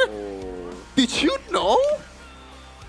That's a big dub right Did you know the Bigatron boys from MDL didn't lose a single match as well? So they Match have or a better game? streak. Match. Did you know that GeekFam MDL was once reverse sweeping a 7-game series? Yeah, against RRQ. They just GeekFam is really like reverse sweeping RRQ. That happened as well, remember? I like that. I like that fact. Why do you like that? No, I mean, because I can relate. Oh, My because team you is hate Onyx. RQ. That's No, why. my team is Onyx, and fun fact. Oh, because Onyx you guys hates RQ. You guys notice Uh-huh. that Onyx has multiple MPL ID trophies. Yeah. Y'all have like More than one. you not want to share one with the red robots, you know? Man, I don't know why, but I kind of missed the rage bait. You missed the rage bait. Of course. that's why I was cackling, man. Like, It's been a while since you've casted with Gani. Yeah. Yeah. Yeah. I don't We know will why. get rage baited today. Geek fan community. I was gonna say rage bait or low IQ, but unfortunately Rage those are bait. facts. Like, it's not low IQ, it's literally just factual, factos. Rage bait or low IQ chat, call it. Yeah. Now, is it gonna be a 2-0 victory for Alter Ego Or 2-1 for either of these teams?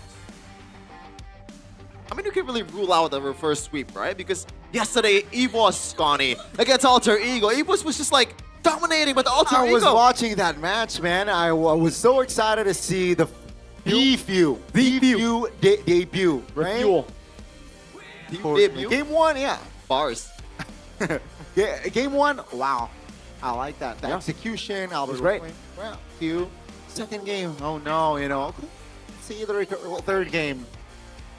It was What a Harpy happened? show. Yeah. It was Obsidia show. It's difficult to beat the second best team in the world, man. I mean, like, it's something that only BTR and Onyx have done this season so far. So Bigatron? it's all about the elite teams, you know?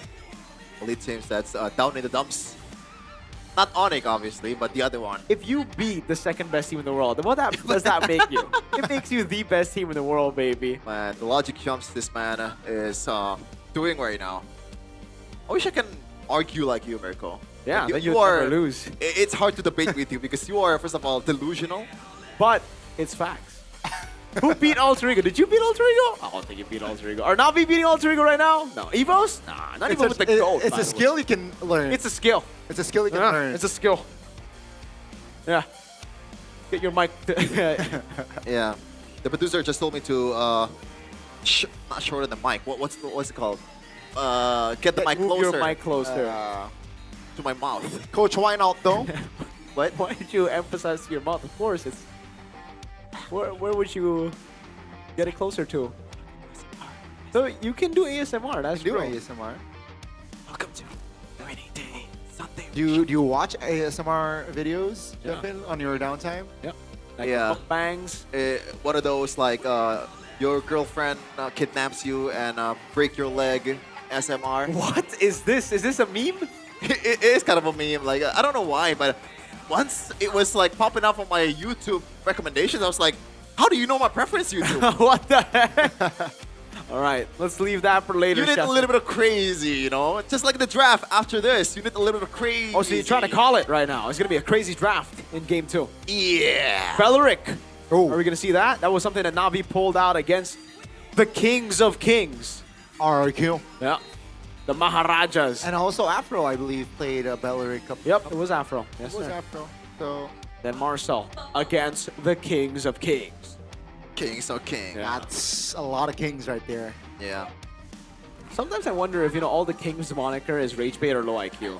I don't think. I mean, Indonesians are objectively, unfortunately. What, 78? I'm not saying it's low. It's decent. It's decent. It's decent. Here's the thing, man. Rex Regum Kaon literally means. No, for RQ, I think it's fine. But then King Maharaja Kevin. Okay. And then King Brands. Okay. And then, yeah, just those kings. Kevin is the joke. Never, folks in the chat, never let anyone tell you he isn't the Joe. But are you rocking with the name change though to Kevin? Yes, because now Joe. he can be Kevin the Joe. Previously, he was just the Joe. Now there's a little bit more oomph, you know? It's not just any Joe, it's Kevin the Joe. It's Kevin the Joe. I just don't like the comparison, Goni. Like, TLBH jungler, call TZ. The GOAT. The GOAT. TLRD jungler, Kevin. The Jolt. I mean, you know, your name is Chahyo, so... like, he just dissed you, bro. He just dissed you. Can you, like... Thank you, Albert Goni. Hey, Albert's a pro player. You Yeah. gotta give it to him. Oh, man. What would your moniker be if you were say you were a king back in the 1700s, Sheffield? A king? 1700s? Yeah. Chahyo the what? The beacon of light. The beacon of The beacon light. of hope. The beacon of Chahyo, the beacon of hope. Yeah. Interesting. Or light at the end of the tunnel. That was good. All right, we got expanding rivers here. Let's go. For our second game. Yeah.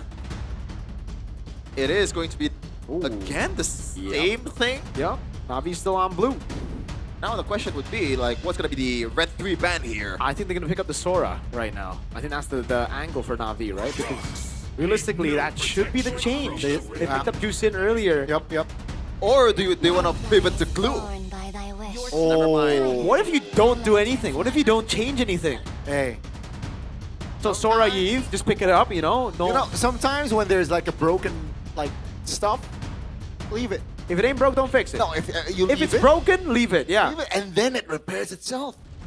That is, you know what? Sometimes. A lot of people have that mentality. Shout out to Rashi. I don't know about Storm. that, dude. Storm. So, okay. Juicin. Sora Eve. Come on, Alter Ego. Don't play with us. Zephyr, come on, Professor X. Do they want to Leomord pick up the glue here? Oh, I think the glue pick is a solid one, yeah. Right? Honestly, the But what Eve would you could go red 3. We just go glue and Sora. Yep. But they're going to go Sora Eve. Okay. Because the Sora needs to come through. There's no Val in that. I mean, the Valen's already banned. Yeah, but you can replace the Eve with the glue, right? Unless... I like this approach better, though. Okay. So, let's see that. Oh my Harley. god. They take the glue. Okay. Okay. They take the glue. I mean, to be fair, I feel like that's one of the main problems. Whoa, Goni! Damn, you almost died. Glue and Harley, so that's the adjustment here. Yeah. Alter Ego has to rack up their brains on what to pick here. Leomord. Yeah, I think there's no change, no? Like, that should be the idea. Yep. And I think Alec can maneuver around the glue quite well. Yeah. And then you can go Khalid later on, maybe. Maybe you want to pick up the Khalid first, play with the hero pool of Yazuke into second phase. That could also be an approach. Do you want to go for the Khalid though? I feel like that's a bit too easy to punish when you are up against Jushin and also glue at the same Not time. really, no. If you have a Yi plus a Khalid in the mid lane, I think you still win it out with I guess the Eve balances it out, yeah. Leomord gets picked up though. It is more prio. It'll probably be banned out in the second phase, so there you go. Na'Vi should ban out the Khalid right now. They should even... I think they might have to ban out the Cho. The Cho is a pretty solid pick as well for Alter Ego. We never saw that. The fact that Alice has been not really a prio pick so far has been quite interesting, right? Yep. Alice ban. So now, is it gonna be the Cho, Khalid / Hilda, the ban coming in from Na'Vi? That should be the case, no? Yeah, I think it's more Cho, Khalid than Hilda, though. To be fair, they banned the Hilda, right, in this the first game? Let me check. I think it was Blue 5 ban from Na'Vi. It was Hilda. They're taking a while here to decide who to ban. So I like that. Why not just thinking hard about this? and Hilda. But once again, shout out to all the Ultra Champs and also the Na'Vi Nation. We can barely hear ourselves here in the building. There we go. That's the Khalid. Expecting the Cho next for Alter Ego. Is this just going to be the ban over on Uranus? Do they want to ban out the Uranus or do they want to ban out the Lapu Lapu? A Cars hero. Yeah. I think the Uranus, you can just let it go if it... I agree. If you account that Cars is the one who's playing it. Like, no shot to Cars. It hasn't been working at all.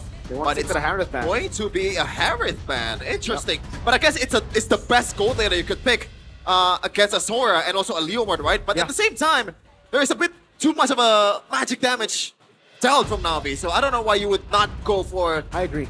The Harith, you can just let it go. Yep. But you know, they did this as well last game. Last game it was also a Juicin and a Harley. So goodbye to Harith. Na'Vi, this is going to be the Cho ban or the Hilda ban. And Alter Ego will respond with... That's... Well, whatever, it's open first, right? The what now? Whatever's open. Cho, Okay. if it's open, depends on what Na'Vi ban here.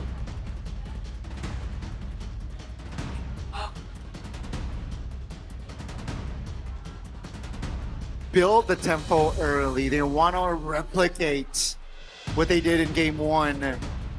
But without the glue, it's going to be tougher for Alter Ego, I feel like. And different perspectives. Now they got to go up against the glue. So that's going to be the Marcel. Yeah, very late Marcel. So the Hilda is still up for grabs.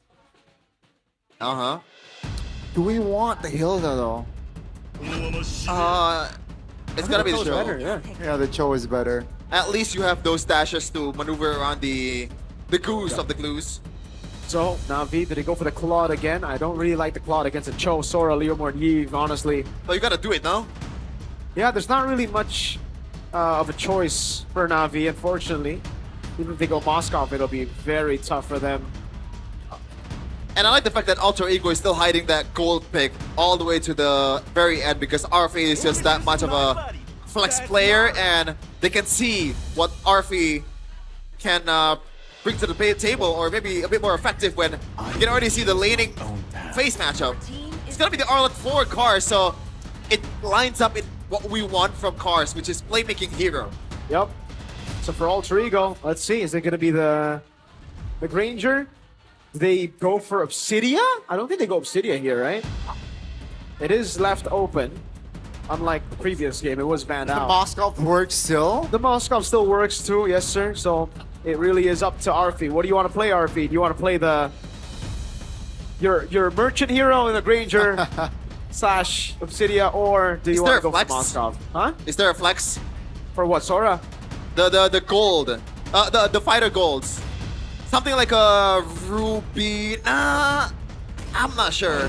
Yeah, I think it's just a normal marksman. It is the Moskov. There you go. I was thinking along the lines of because there's a Harley, there's a lot of killing pressure in the early game. You want to actually evade that with a fighter gold, but apparently Arfi is that guy that can just use the weak lane to his advantage. I think it's another Alter Ego draft win.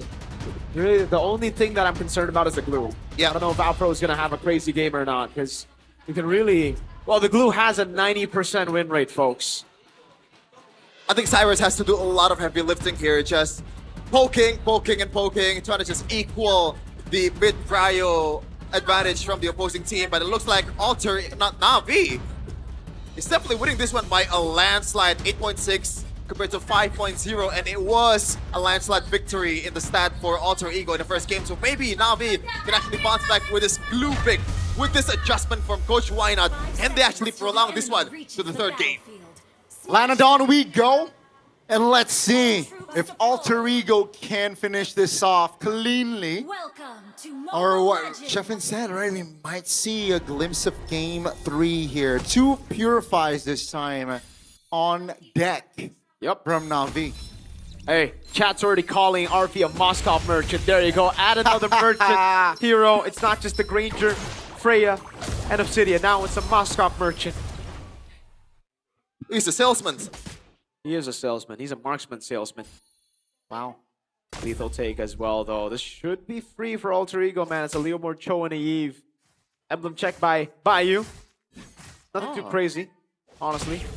But now this time RP is rocking the, attack speed boost instead of the Inspire. Oh, here, take it very low. Airborne as well. Yep. Seems like still able to keep his distance, but yeah, no spells triggered from that skirmish. So it'll be the same story in game 2, I think. Ukir, he's not going to get level 4 as fast as Cyrus, so Cyrus is going to have that prio.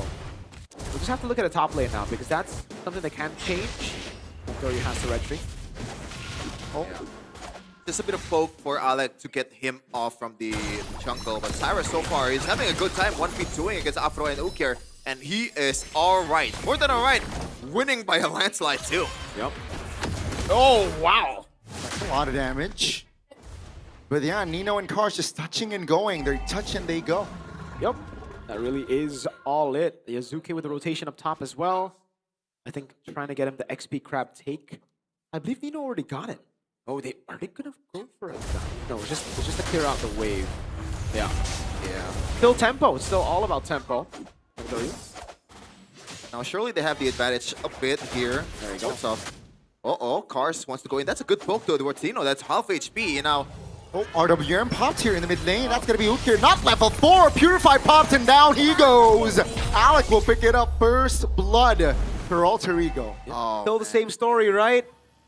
Yeah, the killing pressure is just way too much. And also, RP 1v1 taken the Spear of Destruction. I believe RP is the one who gets it? I think not sure. Steve, actually. It flew over to... they were both in the same place, so gotta get a replay on that if we really want to check it. Alec now level 4. Apro still not level 4, so Alec can just go for whoever. Ukir doesn't even have Purify. Oh, Nino with the flicker. That's the great initiation, but no clear follow-up just yet. Cars finds a two-man final slash, and the damage comes through. That's going to be Nino now very low and taking down Ashibe. Takes a kill, and Alec isolated, looking for an escape. He will, but Ukir denies the escape, and Cars finds it. That's going to be a free turtle for Na'Vi. All in the hands of Cars. He's the one who is game-changing so far in his first objective. That was well played by Cars, man. That was really well played by Cars. Whoa. Good Spirit of Misery. And RP still holding on in this 1v2. And both teams just hit the reset button here. 1,500 gold, though, for Na'Vi. Yeah, I was going to ask you, Miracle. Like you've mentioned it earlier, I think Bonnie too. Oh, there you go. RP with the take. But Purify on Ukir, considering that he's been fading those shifting skies, at least in the first game, quite well with the Crimson Beacon, like, you would think that he want to gamble on the flicker, no? No, it's the extra CC now on the Cho. Yeah. He needs to respect it. When you're up against a Cho, you can flicker out, but I think the safer option is definitely just to Purify, as you already have a built-in flicker with Crimson Beacon. But now that's a lot more hay for the Horsey. I don't think so necessarily, right? Because even for Nino, if he goes for the Shifting Skies, you can also just Purify out of it. Alec, there you go. We're Dragon, that's a combination 1v4. Technically, as Yazuki will gladly take the kill. That's the ultimate for the Patrick. Yeah, they really don't like the glue, and I understand it, bro. Why would you like the glue? The glue's been a menace.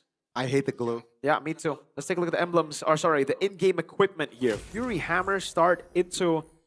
Is that the Oracle Rush for Cars straight up after the Fury Hammer? DHS start there for Shive, so he's looking more for sustain instead of, looking for the fights early. Usually you would want to go for the Corrosion Scythe if you fight early. That's exactly what RP is gone for. Yeah, so similar so far, Na'Vi with the adjustment. It's not really the glue so far who's the one that's game-changing. It's Cars with that single win in the objective, and now he's going to be trying to be at least more of a difference maker in the second objective fight, but now Yazuki has to give a bit more respect towards Cars, but when the flicker is available, you gotta play through it, right? There's no way you can evade that. Yep. Let's see, 1K for Na'Vi. Alter Ego, they should be aware of what lost them the fight. It's Cars, so they should have their sights on him, but it gets very difficult now that Apro has ult. You have to be constantly spacing against this Patrick. It's hard to maintain your distance with Ukir and also Afro in the building. Even Alec, as you know, a hero as nimble as Cho, you gotta watch out for it. Oh my god. RWM in the mid lane, and Alec finds a wave dragon on towards Afro again. This time Afro has a flicker though, so that's a resource meant. Now Alter Ego, what is the call gonna be? Afro taking it very low. Nino finds a rolling thunder and kill. Final slash on towards one, and the damage here looking to go put through on towards Nino. That's a trade as Alter Ego gets the turtle. Talk about adjusting the winning condition, Mirko. Yeah, that was well played by Alter Ego, man. Before they let Na'Vi set up, they crash him before, right? They go for the poke, they go for the all-in as well, and this is... Oh, hold on. In the bottom lane. Oh, they want to dive! That's the mobility. Wow! That's the pinch. Down goes Shive. They're just hitting Na'Vi before they can react, right? That's basically what they've been doing in the mid lane, on Afro, and then now even on Shive. Shout out to Radit because that was an overkill with a flicker. And it's an Alter Ego game as well. He is an Alter champ. That's true. No, Cyrus! Oh, that's a big kill from Cars. Flicker spent. That's about it. Oh, now V here holding on with economy. 7 minutes in. They gotta pull the trigger before Alter Ego pull the trigger on them, dude. It really is. It's that quick draw this game. Whoever draws quicker wins it out, just like you can do, I guess, in MLBB Adventure. Yeah. It's an idle game. I love idle games. I love it too. Nino though, that's a blazing threat. SOD lands. Nino all alone, flickers out of danger. That's a wave dragon to protect, but Nino will not be able to escape. That's going to be a trade! Alter Ego! The reinforcements are just too precise. They trade 2 for 1. You just cannot just leave your eye out of Yazuki, man. You cannot. You really cannot, dude. And Yazuki is going for a different build now, right? Earlier it was Warak straight to Endless Battle. He knows there's a lot more damage out for Na'Vi, a lot more threatening heroes against him. Oh, Afro. Oh, all alone though.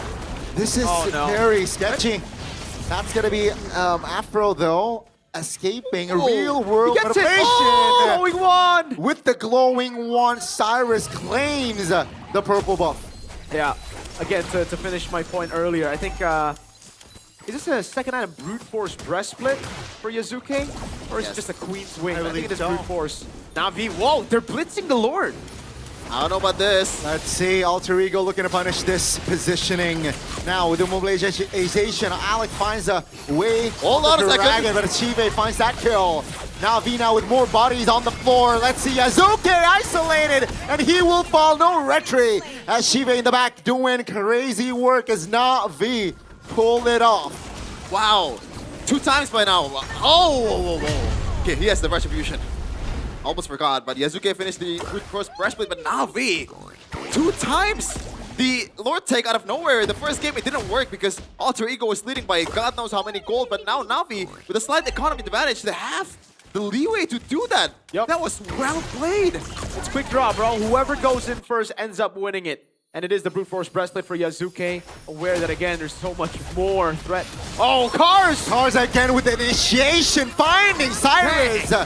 Now the mid turret will be destroyed as now V will take more space. Bro, it's Cars. high noon, baby. It's high noon. It's high noon. He's got that quick draw, partner. He's quick with it. It's Wild West out here in MPL Indonesia. Wild East. Wild East? Wild Southeast. Wild Southeast. Okay. We're in West Jakarta though. We are in West Jakarta, so we are. Wild West. Wild West Jakarta. Might as well be the Clint at this point. No, the Clint would. It's thematically correct, Merc. It is, it is. Swift Trinity, though, already built up now. Shiba's actually late to it. Interesting. So he finishes it a bit later. Okay, not that much later, but he's a bit late. You know? Shifting skies. Uh-oh. Huh? I think just to get away from the stack substitution. Yeah. Yeah. Thankfully for Alter Ego, though, they are really good at clearing waves. Yeah, I think right now, Nino needs to change. Right? Oh, hold on. Don't want to initiate this, don't want to fight, but Na'Vi quick, great at keeping their distance. Okay, back to the point. I think right now, Nino needs to change the way he's been playing because last game, he was able to get away with it because they have they have a big lead, right? Now, he still keeps on going on Ook here. And it's not the right move, man. The guy has a Crimson Beacon, has a Purify as well. You need to be looking for the sets that you can guarantee. I'd say even Cars would be a better option than Ukir.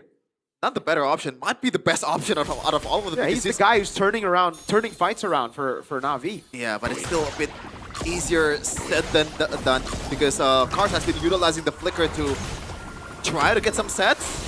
There you go. That's the initiation. That's Dino, though. That's Afro. Repositioning. That's going to be a mount on towards Alec. Afro now trying to run away. And take a look at top lane here. Taking more space, potentially. And Andoryu is in the vicinity. And great awareness, though, with a recall. Yeah. Oh, yeah. This is trouble for Na'Vi, too, because the housekeeping on the long lane is going to be super hard. Exactly. And they have a good scouter, too, on Cho, too. Yep. That's why they go for the Moskov, right? This is the reason now. They can really start to dictate the pace of the game once we get into the mid-game here, once the map starts opening up. And the map has certainly opened up with these turrets being taken out. Far late at the bottom lane, Shive will most probably be looking to play for the team. And he is building towards that Wind of Nature, so yes. He's aware of the damage still from Yazuke, who's building towards the Endless Battle now. Cyrus needs to be very, very safe. One good dive from Na'Vi, and he's cooked. Big item from Andoryu, and also Alec, he's going for Cars. Oh, never mind. So he lands on Shive. That's going to be a retribution for Andoryu now. What will Alter Ego do? Seems like Yazuki mounted here. Alec trying to provide cover as well in the front lines. That's a stun. Alec forced to use that flicker in bottom side. Moscow will have time. The flicker, that's a stun at the bench. Wow. Andoryu will not be able to survive. Arfi finds the outplay. Saving Private Arfi, never mind. He just gets out quick. It happened again. Andoryu. But at least now, Na'Vi, can they delay it until Andoryu comes around? I think he can, yes. The wave is a bit, a bit small though for Arfi's still staying in the bottom lane, dude. He just cleared out the wave. They can do it. And it's a Yves and a Moskov, They've got tremendous clear. Oh, dude. Humar and Andoryu. We got a game, boys. We got a game.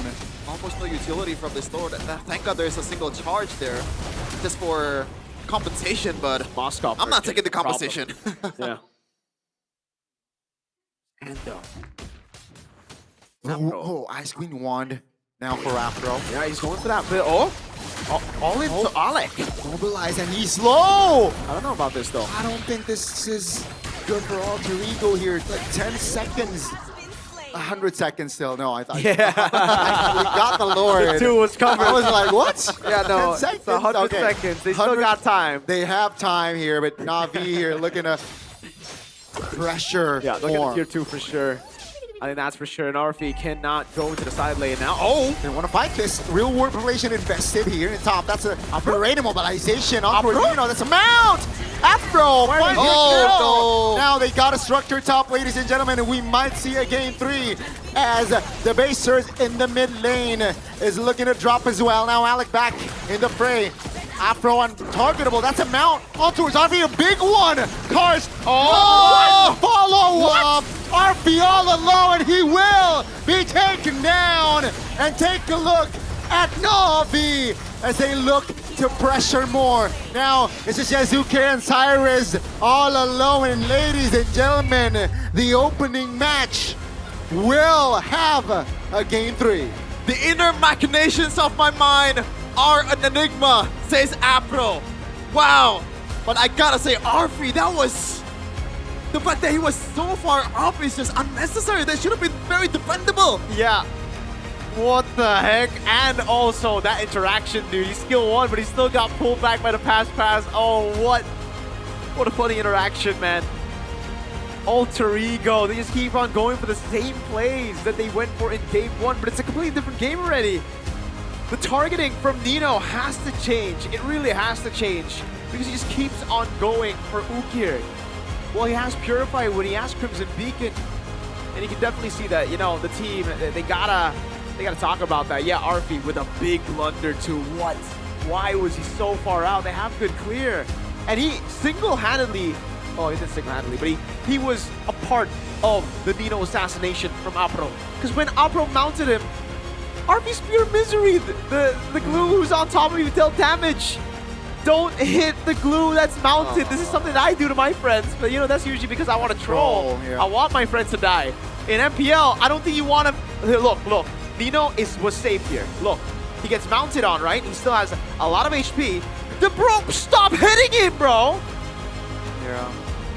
I don't get it. Like, and RP was doing so well until that point. That's literally the only mistake that he's made. Two, in this back game. to back, though. Yeah, but it's like in a span of like 5 seconds. Yeah. Do you think that like Nino was just lost cause, so like he will be dead, so just like RP said, you know what? I Let's don't just think go it back. matters, man. Like if Nino goes in to the turn aggro, that's big for iForce HP. That's big HP for bar. Alter Ego, definitely. Wow. That's, I don't know. I'm trying to. The glue is the best pick in the game. Ban it, boys. That's the big thing that changed. Remember, well, actually, the Arlet. The Arlet is very good too. But the glue might be the best roamer in the game. And I think it is so brain dead too. It is so brain dead.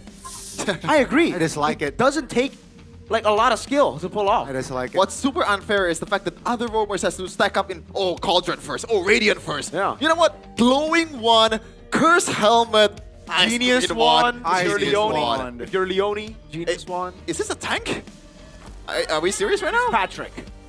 It's Patrick. He's Patrick. Ice Queen 1 is definitely an instrument. If you know, you know. If you know, you know. Man, I think it is time for Glue to be first pick. I think it is, you know. Maybe you're right. Sora Glue and the Yi Thread 3. At this point, the Glue is him right now. But for this game, I'd say it's more Cars than Apple. Cars? Yeah. I never want to see you on a boring pick ever. Okay? I never want to see you on a Uranus. I never want to see you on an Alice. I want to see you on a Phobius, on an Arlet, on a Lapu Lapu. Every time, every game. Yeah. And even before, fair enough. I think I noticed, Gani, in the last Lord match or Lord fight of Alter Ego of Na'Vi, and there's not even a Lord fight because Alter Ego is super afraid about Cars. Yeah. Cars was already that super intimidating. The presence, right? Man. Take a look at the first turtle take here. That final slash. Dude. Beautiful. And then the up skill 1.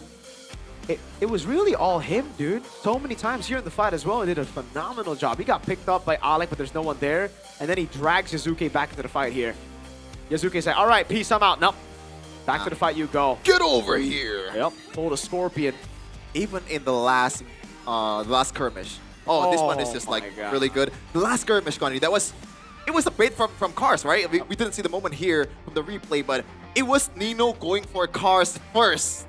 Then Cars got whoa! Hey, hold on now, Cars. Hold on now. We know you got Riz. Whoa! What happened with the Riz though? Oh, we'll tell you after the game. Oh. Cars with the double team. What? Nah, just kidding. The 2-man? 3-0 and 10, 93% TP. Cars, the machine. Yeah. The Machina. The Machina. That's the sound of Cars. When you see the Arlet. Meow. That's a cat. Yeah, why did you sound like... Said by official gaming phone Infinix, player of the game from Na'Vi. And oh man, we were happy that Cars got the Arlet, but we were happier after we got to see what he brings to the team. Yep. Hey, Cars is so good. Where's Cars 2? Cars 2 is better. Cars 1, bro. That's rage bait. That'll be rage bait. That's a good one. That's a good one. That's a good one. Oh man. Hey, at least there's someone that died in Cars 2. I think so. The stakes are higher, just like Cars this game. Man. Seriously though, throughout the game, right? There were only 2 turtles, if you noticed, by the way. You just gotta pull the trigger first, it seems, in a lot of these fights. And Cars, even there, man, dove on their turret, assassinated Cyrus. There was a time where they overextended Na'Vi. You gotta pull the trigger first, but you know when you pull the trigger, you need someone to die. You can't chase for that long, especially under the turret. And here it was just the individual player coming down all the time. Nino, though, it has started with Nino whiffing the shifting skies. Nino, maybe this is the reason why, again, even in M7, we don't see him on Sora a lot. Because a lot of times he just misses, man. His targeting is flawed. These calculations, right? And again, we can see, like, that's why from the draft I expected the glue pick up instantly from the side of Alter Ego.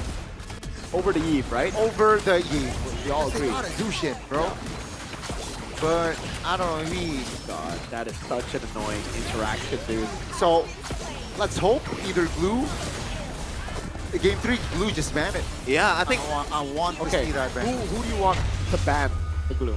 Alter Ego or Na'Vi? Is Na'Vi gonna first pick it? Because so far it's been the same 3 bans for both teams, right? Guinevere, Freya, Baksha for Alter Ego, Na'Vi with the Phoveus, Fanny, and Valentina. Oh man, I mean the fact that the Sora players are not really popping off, the Valentina might just be one way to, you know what, let's equal the playing field. Both get. Let the Volvius out. Is that fair, or do you not? Do you think it's too expensive? The Phoveus is. I think Phoveus is just like a really good way to enhance your Jushin composition, right? Very good way to win Turtle 1 too. Yeah. I don't know, man. This is gonna be a very interesting drafting phase in game number 3. Yeah, and it's kind of like a Nino signature. Phoveus. And by the way, Gani, the pep talk meta from Alter Ego. Yep, pep talk meta. They had a pep talk and they PTM. won against EVOS. Oh. Yeah. So Yeah, the only team that has beaten Alter Ego is Onyx and BTR. Oh. Thank you. What for, happened to G-Fam, bro? They beat another team yesterday. Like it's a no, you know, it's a bad team. So I don't really wanna Only gloat the about best it. team in the world. Only the team that beat the second best team in the world. Just that. Okay. Look at the stats though. Look at this. Turtle is actually 1-1. You mentioned it earlier, Mirko. Only two turtles. So yeah. In the I think that was a miss by Alter Ego, by the way. Which one? The fact They that didn't go for they another didn't one? go for the early turtle, the first turtle. Remember, they got the prio. They got the kill on Ukir as well, but they were kind of afraid, right? It was a 4v5. I think at that point you should try to pull the trigger, especially with this kind of composition. I understand why they didn't do it, sorry. But it's something you need to take. It's a risk you need to be willing to take, especially when you've already won an early fight. It's a 4v5 at the end of the day. Yeah. And it's not a flying cloud. Speaking of risk, the last Lord fight, like the fact that Alter Ego did not bite, I think that's also, come on, man. Like you gotta bite on that. Like, at least try to give some vision, at least from Alec, to know whether it could be salvageable or not. So it could be actually steal this one, could actually fight this one, because there was no effort whatsoever in that last Lord fight, or the lack of fight. And I like the fact that Na'Vi didn't really bite on the split push from RF. Nah, we're not playing by your game. We're not just gonna follow RF all around. We're just gonna play our game, play as a 5, and it worked so well. The glue's the key, I bro. think that's a good awareness from the side of Na'Vi. But I really thought that, you know what? I think Moscow was their contingency, and it looked like that for a bit. Yeah. But they choked after that. After Nino was caught, I think they were suddenly they were just not in the game. Like even then, like when they got the Lord, they got all of that. If RF was still alive at that time, it is very much could still be Alter Ego game, because surely, right? The longer the game goes, the split push, the composition of this Alter Ego will pay dividends. For real. We didn't get to see it because RF died. Yeah. He skill 1 before the glue. By the way, interaction, you gotta wait for the glue to pop pass before you skill 1 to stop the dash from happening. You skill 1, and you already is skill to win. You saw the interaction earlier. It's a very goofy Patrick interaction. It fits his skin. Goofy, yeah. Goofy, yeah. Goofy, yeah. Is that it? Yeah, that's it. Goofy, yeah. Anything else you wanna add, Connie?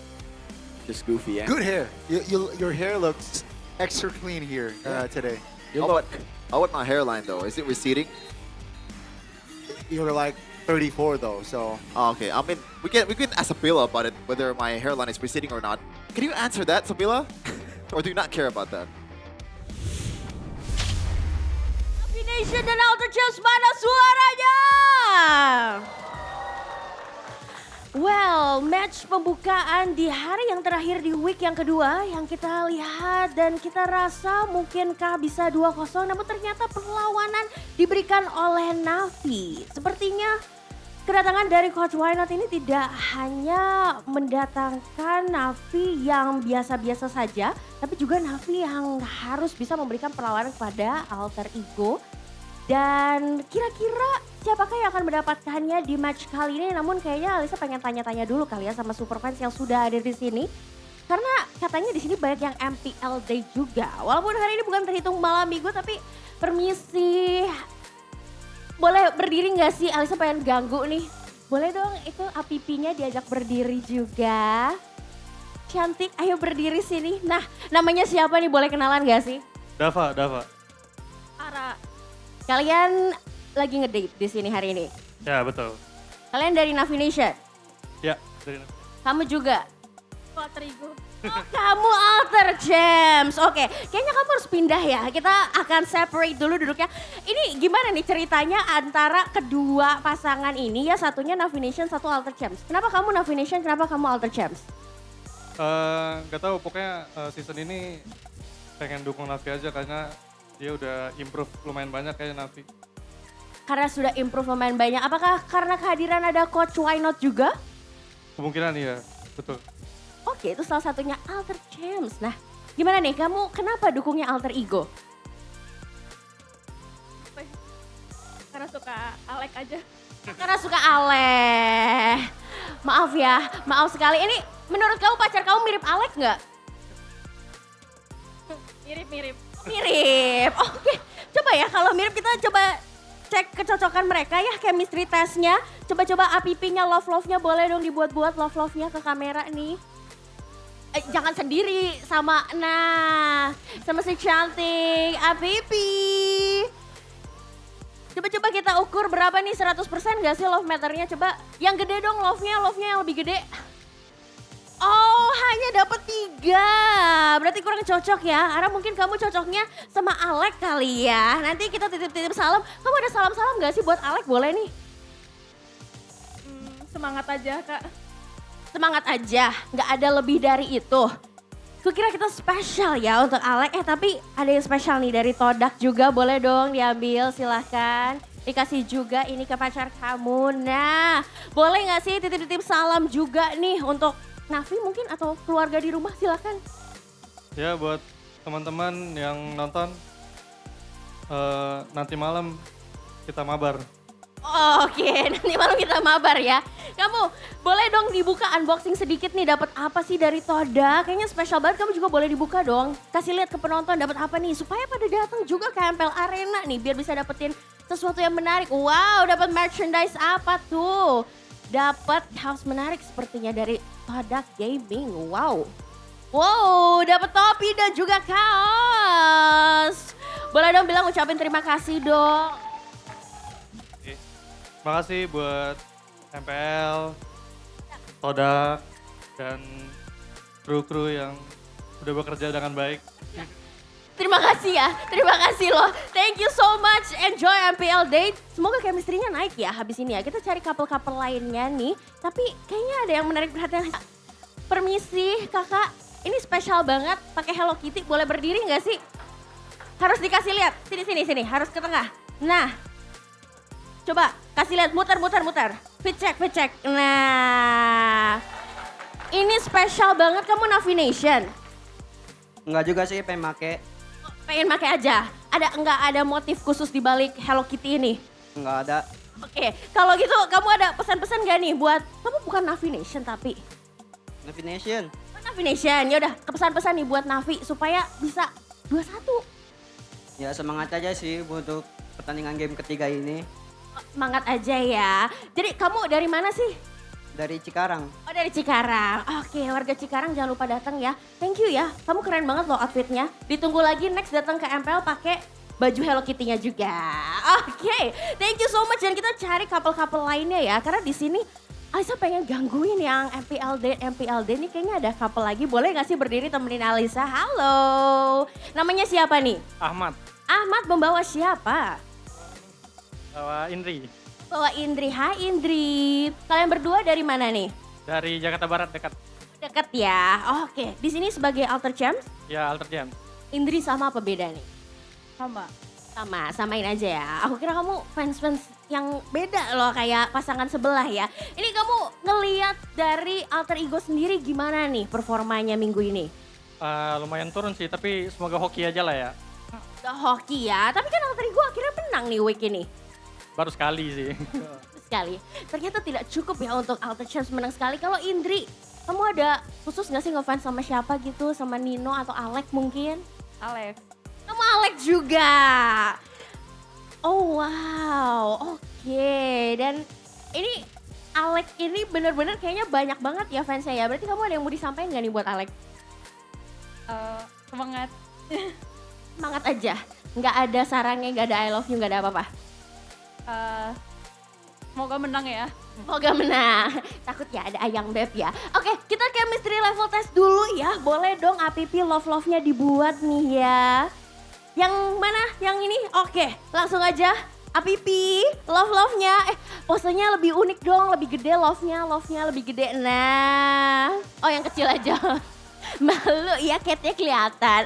Wow, 5 full ya. Sepertinya chemistry kalian ini jauh lebih kuat daripada pasangan sebelumnya. Kalau gitu langsung aja kita kasih juga nih merchandise dari Todak Gaming. Boleh dong di unboxing dulu, dikasih lihat ke penonton. Biar super fans di rumah pada ngiri juga nih, pengen datang juga bawa pasangannya dan MPL ID juga dong pastinya ke MPL Arena. Boleh dikasih lihat nggak sih dapat apa? Oh, kalau tadi ada yang hitam, sekarang ada yang putih. Wow, keren banget. Boleh nggak sih ucapin dulu terima kasihnya nih buat MPL dan juga Todak, silakan. Makasih Todak, makasih juga untuk staff-staff FPL ya. Semoga menang. Semoga menang. Oke, Indri? Thank you untuk hadiahnya. Semoga menang. Semoga menang ya. Oke, kalau gitu kita akan lemparkan kembali kepada TKster. Tapi Alisa maunya kalau Alisa bilang MPL Indonesia Season 17, kalian bilang we own this sambil lempar. Oke, siap? MPL Season 17. We all day. Silakan caster, take it over. Bye-bye.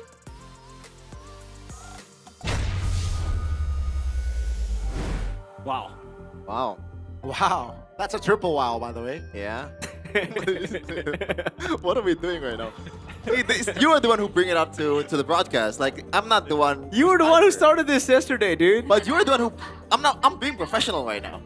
I'm being professional. No, you're not being professional. I'm emoting, bro. What do you mean? These kids, man, these kids. No, you gotta. There's a weave to that. Yeah, there's a move. Yeah. I don't know why this is a meme, but I don't know, it's funny. It's funny. Anyway, that was MPL date for you guys. If you have any chance to come to MPL Indonesia, even if you're a Filipino or I don't know, Americans or something, just buy some tickets to MPL Indonesia, maybe like $10 or something, right? Yeah. To Jakarta. Yeah. It's that cheap that you can get free Todak merch. Cultured. Todak. Make sure if you bring your partner, maybe, if you're lucky, you will be cultured by Todak. Yeah. Any partner? Any partner. Yeah. Okay. Could be your work partner. Work partner. Could be your life partner. Yes, sir. Could be your Infinix partner. Oh, yes, sir. Could be your partner, as you say in the Wild West. Mm-hmm. So, partner. Could be your partner in crime. Could be a partner in crime. There you go. So, Rashi, you can bring anyone. Yeah. Storm. Storm. You can bring anyone, Storm. Hey, Rashi, if if it doesn't work out, just bring your body pillows. Wow. If it doesn't work out, bring your body pillows. Oh my God. You're assuming he has body pillows. I think he said that he had one. Oh, you're just gonna reveal that out. wait. Never mind. Maybe it's like I misremembered something. Yeah. Do you have a body pillow, Gani? I have a body bolster. pillow. Yeah. I have a bolster. Yeah. I mean, that's You don't have a bolster? That's a body pillow, no? You don't have that in like. It's so long. Oh man, to be honest, I don't have live MPL in solo. Is the one that I'm really regretting, Like what? No, like live in stage MPL. It's right. only in Jakarta. Right. So it's apparently called the scuba trend. Scooby trend. Scooby? Scooby? Yeah. Scooby or scuba? I don't know. They're saying Scooby, but I think it's scuba. Yeah, it feels like a. Scuba diving? But why is it? Who the hell scuba dives like this? Nick Wild. Nick Wild, bro. Like you will go backwards with this because like it propels you Maybe he backwards. wants to go backwards, dude. Okay, calm down. You might, I might die. You might drop into the audience. You might literally culture someone with Todak. Culture someone with Todak. The chair. That's one way to say it. But yeah, the draft so far has been in a way cultured, very cool. And gone. I think it's just Glue who picks up the glue. Yeah. Glue is just busted, dude. Yeah, game 1, Glue, Alter Ego. They won. Game 2, Navi said, hey, I think Glue can win us games. Do all of us hate Glue now? I dislike it. You dislike Glue? But do you hate Glue? I hate it, yeah. You hate Glue? Not really. I think Oh. at least in ranked games, right? Okay. Oh, he's flexing the marriage ring. I thought the championship ring, man. He has more priorities. Yeah, dude, that's more of a flex than a championship ring. Yeah. In the Philippines, stable, everybody has a championship ring in the yeah, Philippines. a stable relationship. Yeah. Something that a lot of people don't have. That's true. That's true. Is that coming from experience, Gani? No, that's true. I mean, I feel like my God, stable relationship. There's a bit of a emotion in your what that's true. You know? you wanna share I your just said experience? that's true, bro. Is that relating to someone that? Nah, I'm not gonna go there. And she's probably watching this. I'm sorry. Okay, I mean, it's just a joke. It's just a joke. Get well soon. Storm isn't sick. Ah, yeah, Storm isn't sick. Storm isn't sick though. Yeah. The bromance between Gani and Arashi. Yep. Cars was trying to do some bromance too. No. Yeah, he was about to Ours kiss. was with Andoryu. Oh, he's checking his heartbeat, it seems. Bro, is it true? Is this true? I think he's telling his teammates, guys, I think I'm pretty cold. Oh, with all that snow. With all that. I don't get the snow thing. Dude, all right. I can't. Oh, I need help with Storm and Aldo, man. How do you guys not know this? We'll talk about it later. I think it's just the Gen Z thing, bro. No, dude. Okay, we'll talk about it later. I need Storm and Okay, Aldo. Storm is not Gen Z. Exactly, he's ancient. He's. How did he survive? Like the yellow relic. What? No, because RRQ back then. He's orange, bro. No, RRQ is more. I'm dying on this hill. Okay, RRQ is more yellow than orange. Bro, you gotta get your facts. Navi are yellow. Yeah, Onyx yellow. Onyx is yellow. But bro, like when you see an orange, okay? Someone said, do the Scooby together with Chef and Gani. I'll clip it. Maybe the next time we're on it all cam. together. Okay, Later. okay, after the ending. Okay. Let's go. The ending? You gotta wait for the ending though, bro. But gonna- Zephyr, man, Zephyr. It's gonna be so awkward. Seriously. Hopefully the Alter Ego's team is not feeling too awkward after the pep talk because it's been working so far. At least in the previous match. Yep. I don't know about the previous two. The before. signature Kenny pep talk. What do you think he said? Guys, what the heck? How are we losing? Man, you guys are trash. Be better. You know what? I think Zephyr would say something like that. Yeah. He's very brutal. He's brutally honest. Okay, if you were a coach, Eriko, I think you would be the bad cop in a Be the bad cop. What about you, Chef? And how do you view yourself if you were a coach? I'm too good of a cop. So you're just gonna be like, yo, you're doing good, guys. While the team's going 0-16. I'm just gonna be the analyst. Yep. You know? You love that. Yeah. I see. Especially, apparently that's been the trend, at least in MPL ID. Okay, I heard from some coach that there's someone that always reprimand the players. There's someone that always hugging them. You know, hey, you did pretty good. Just be better next time. You know. I don't think the players would want that. Why? I'm not a physical, like. Not that hugging in a metaphorical way. Come on now, What? bro. Okay. Who the heck hugs in a metaphor? Yeah. Like, how do you do that though? Like, for real. Hugs and kisses. All right, so apparently we're doing like some crowd work here. MPL ID, we own this. Do you know why we're doing crowd stuff? Because we're not in the game yet. Yeah. We want to buy some time. Yeah. Ladies and gentlemen, welcome to Showmanship 101. Oh, never mind. It was all a ruse. We called them out. We called them out. Exactly. Random map draw. Broken walls, Dangros grass, expanding rivers, expanding rivers. Double expanding rivers. Double, Wow. baby. Double trouble. Okay. Okay, now it's still what? Whoa! Navi Blue Alter Ego. They take the Harley over the glue. Interesting. Like the glue is banned. You Ah. kind of expected that, right? Because to equal the playing field, now cars on a Uranus. Yeah. Why didn't they take the Eve though? Or they might want to take the Eve now. Yeah. Yeah, I think the Eve pick is a really good pick now. Now, this is a Eve merchant. Alter Ego's mid lane is a whole bunch of Eve merchant. Yeah, we got the Hijume Eve merchant. We got Cyrus here. Yazuka is a Leomore merchant, so let's see if he can pull off the Harley. And funny enough, they play the exact same way. Yeah, Nino might just be a Sora merchant by the end of this game, right? Because he's only played Sora 3 games in a row now. I don't know if that's a good of a merchant if he's playing like that. Oh, wow, bro.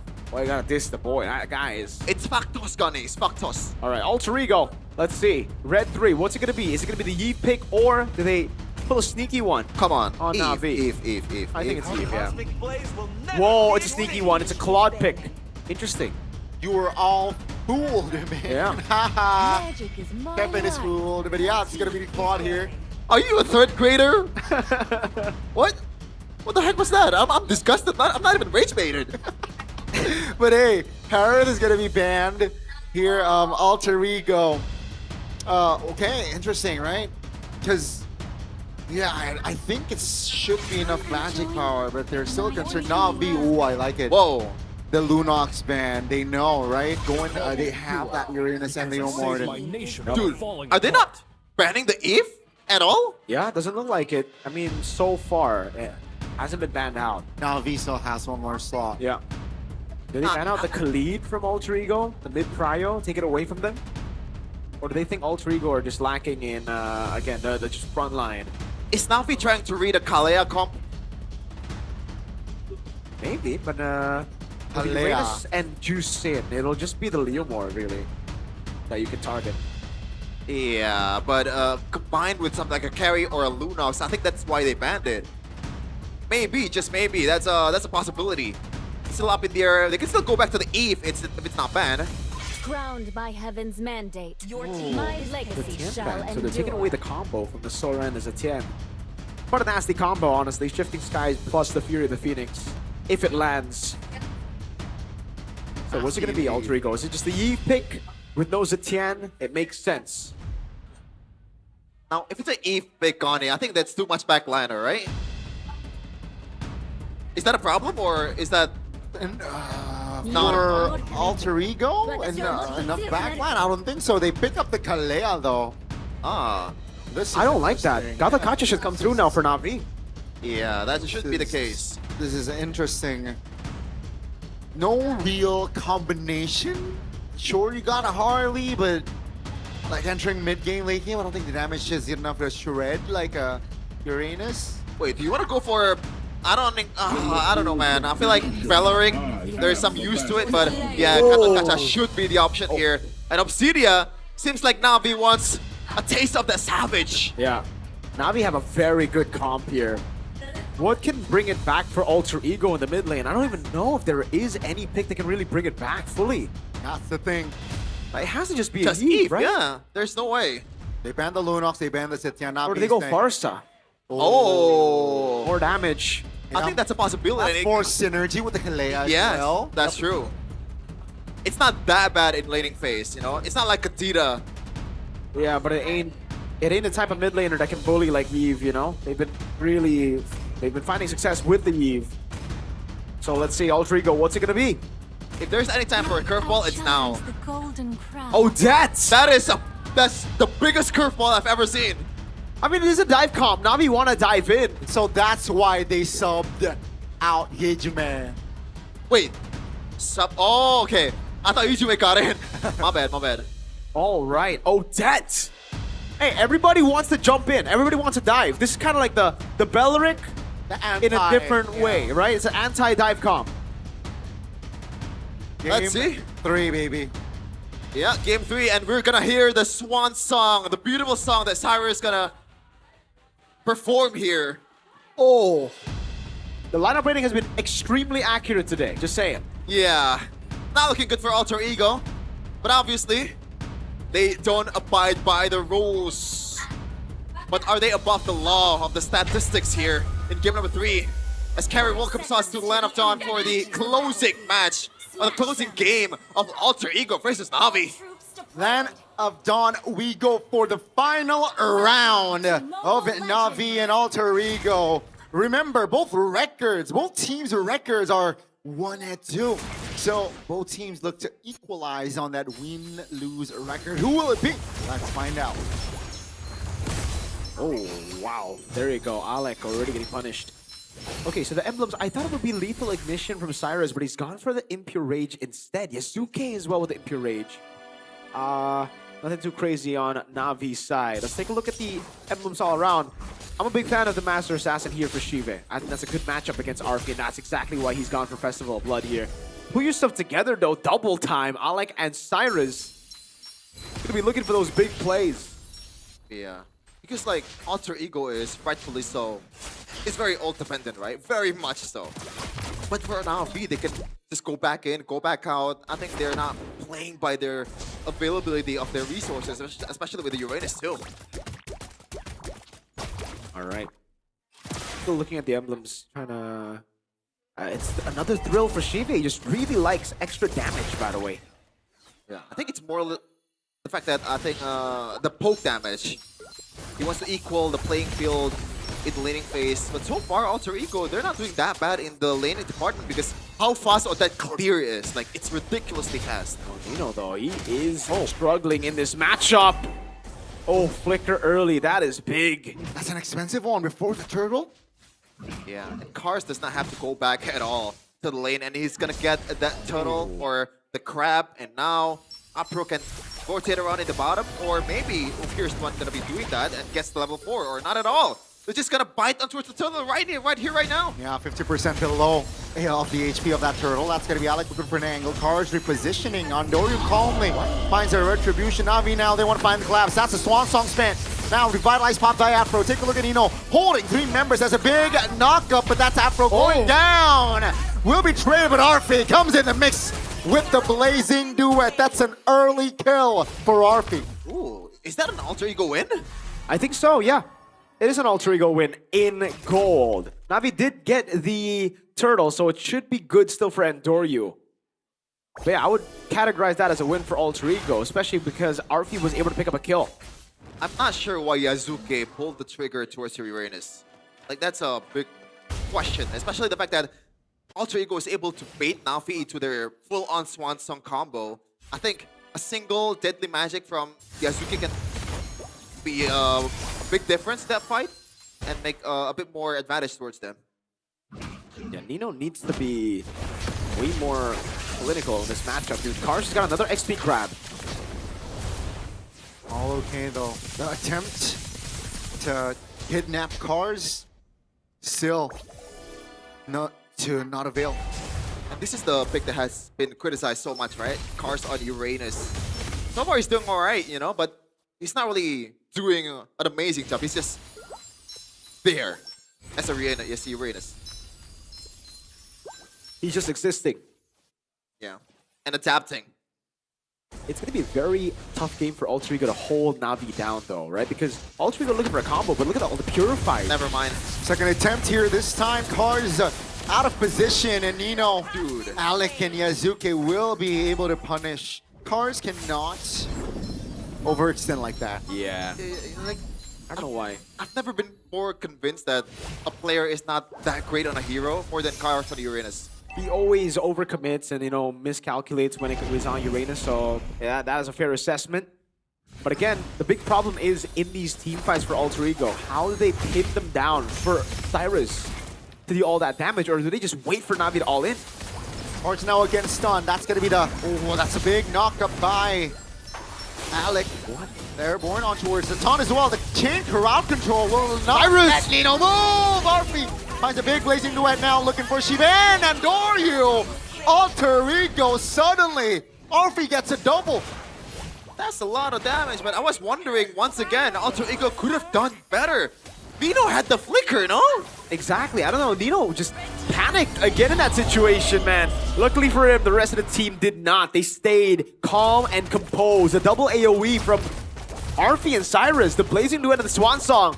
It really zoned everybody from Navi, and they were caught. They really were.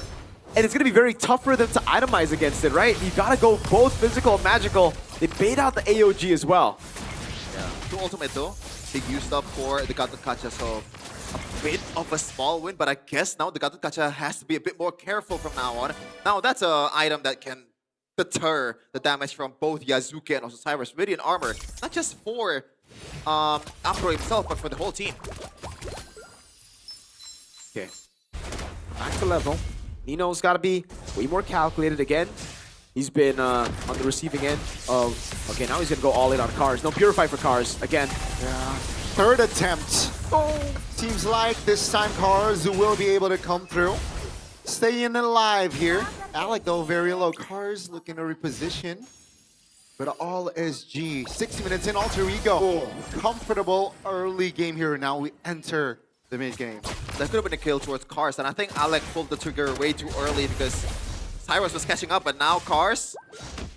Gotta watch out, Cyrus has the glowing wand. The Swan Song. That's the damage right there. Miscalculate again. It's almost like they're playing without info, right? I mean, Cyrus was gone from the map for a while there. That's Cars on it. No way, right? Like, I was joking. I played a Uranus game with Coach Aldo. I'm sure he's watching it right now. Watching this right now, and I asked him how good of a Uranus I am compared to Cars. He said 11 to 12, and I'm not convinced, man. Hey, that's a rank game, though. Yeah, it's different. 2,000 gold lead here. Alter Ego. You know the bottom lane. Oh, Apro. Nothing too crazy just yet. 1.7k gold lead for Alter Ego. Still definitely a lead that can be climbed back this early of a game. And Yazuke, and he's a Harley, so yes, kind of a disadvantage now. Konami slam on towards Afro. That's going to be a taunt now. Yazuke finds an angle to take teammate down in the back.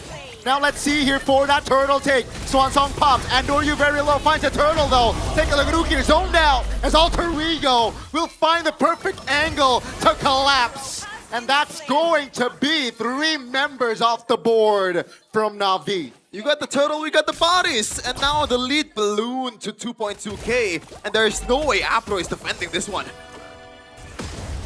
Cars in the bottom lane, though.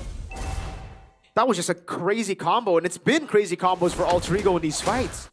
I think for Na'Vi, the idea was to build the leads in the lanes itself, but they just keep on getting corralled into these fights, and they keep getting picked off as well. Look at Cars. I think at this point of the game, he should be ahead of Nino, but he's not, right? And that's going to be a big problem. He has to itemize, and it's so much more difficult for him to itemize compared to Nino in this game. Like, he has to deal with both the Harley and obviously Odette magical damage, and then the physical damage that's going to be coming through from Sora and Claude. And dude, Arfi's 4-0 and 2. He's built into the corrosion side. This is going to be very quick. There's a very quick Swift. It's a very quick, swift, fast Trinity. Okay. And I like that Arfi is going for the sprint, man. The fact that there's not much like danger so far. Ukir has to stack. The AOG is very much telegraphed, so it's easy for Arfi to maneuver around with the sprint, especially. And you can catch up to the team fight really, really fast. Konami slam on towards Afro again. Now Yazuke looks for an angle in the back. Doesn't really find it. Alec now isolated. Take a look at the damage on towards Alec. He will fall. Now it's a 5v4. Alter Ego says abort, abort. Let's go back. I guess this is trouble for an Odette composition. Like, you can't really catch up. You gotta wait for them to come. Ooh. Okay, Ukir spots him out. That could have been real bad. Nice. Yeah. Presented to you by our official gaming phone, Infinix. Real-time victory rate. There you go. Swift Trinity at 9 minutes. One of the quicker Swift Trinities that we've seen. Yeah. By the way, Cars is itemizing towards Radiant first, and I believe... What's that? Cauldron? Does look like Chastise. And the fact that Uranus usually goes for like something like an Oracle, right? To further boost the healing. Kind of needs to go Chastise, man. Yeah. It's tough. Yeah, it's a problem, man. For sure. I think Navi's front line just can't hold, and I don't think anyone can hold right now, right? If the back line gets caught by the Blazing Duet and the Swan Song, they're dead in seconds. Now, thankfully for all the backliners of Na'Vi, like they have all the Purifies available, so Alec cannot go for them. They have to go from front to back. Here, 122 heart rate BPM there. Apro as well. Alec on towards one. That's a Purify. Baited out. Alter Ego now. What is going to be the call? Is they will take their time here. They know the bottom waves, bottom lanes are pushing. Whoa! G blindly Afro.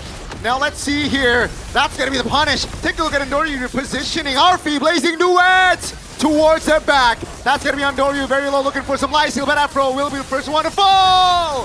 Andoryu falls as well. Take a look at the collapse. Take a look at the Swan Song. It's an AoE party. And Alter Ego will find the wipeout.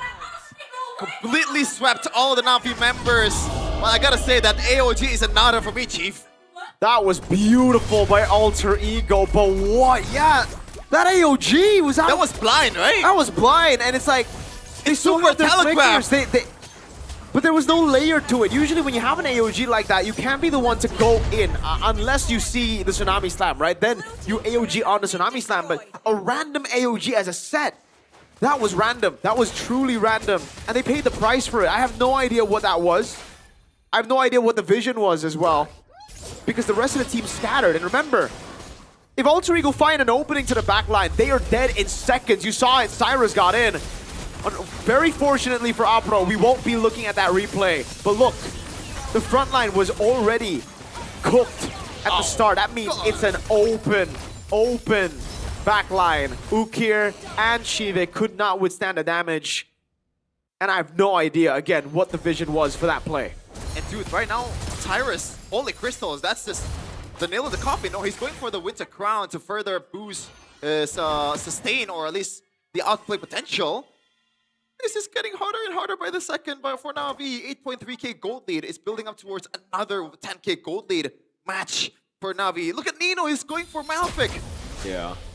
Oh my god. They can just go for damage because, dude, they have so much AoE damage. Heck, they just have so much damage. Even Yazuke, right? Doing Alec. Tsunami Slam. Initiating here, looking for an attempt. Na'Vi will clear the Lord, and they will clear the middle. Damage from Yazuke himself. Now they want to take the structure down top. Cards very low, will be taken out as Alter Ego repositioning. Nino will be the trade as Alec here very low as well. Alter Ego almost it got scrappy there, but they made it. Economy-wise, that was a win for Na'Vi, but you gotta take a look at the HP bar of the turret in the top, and it's a long lane too. Yeah, look at that gold lead, man.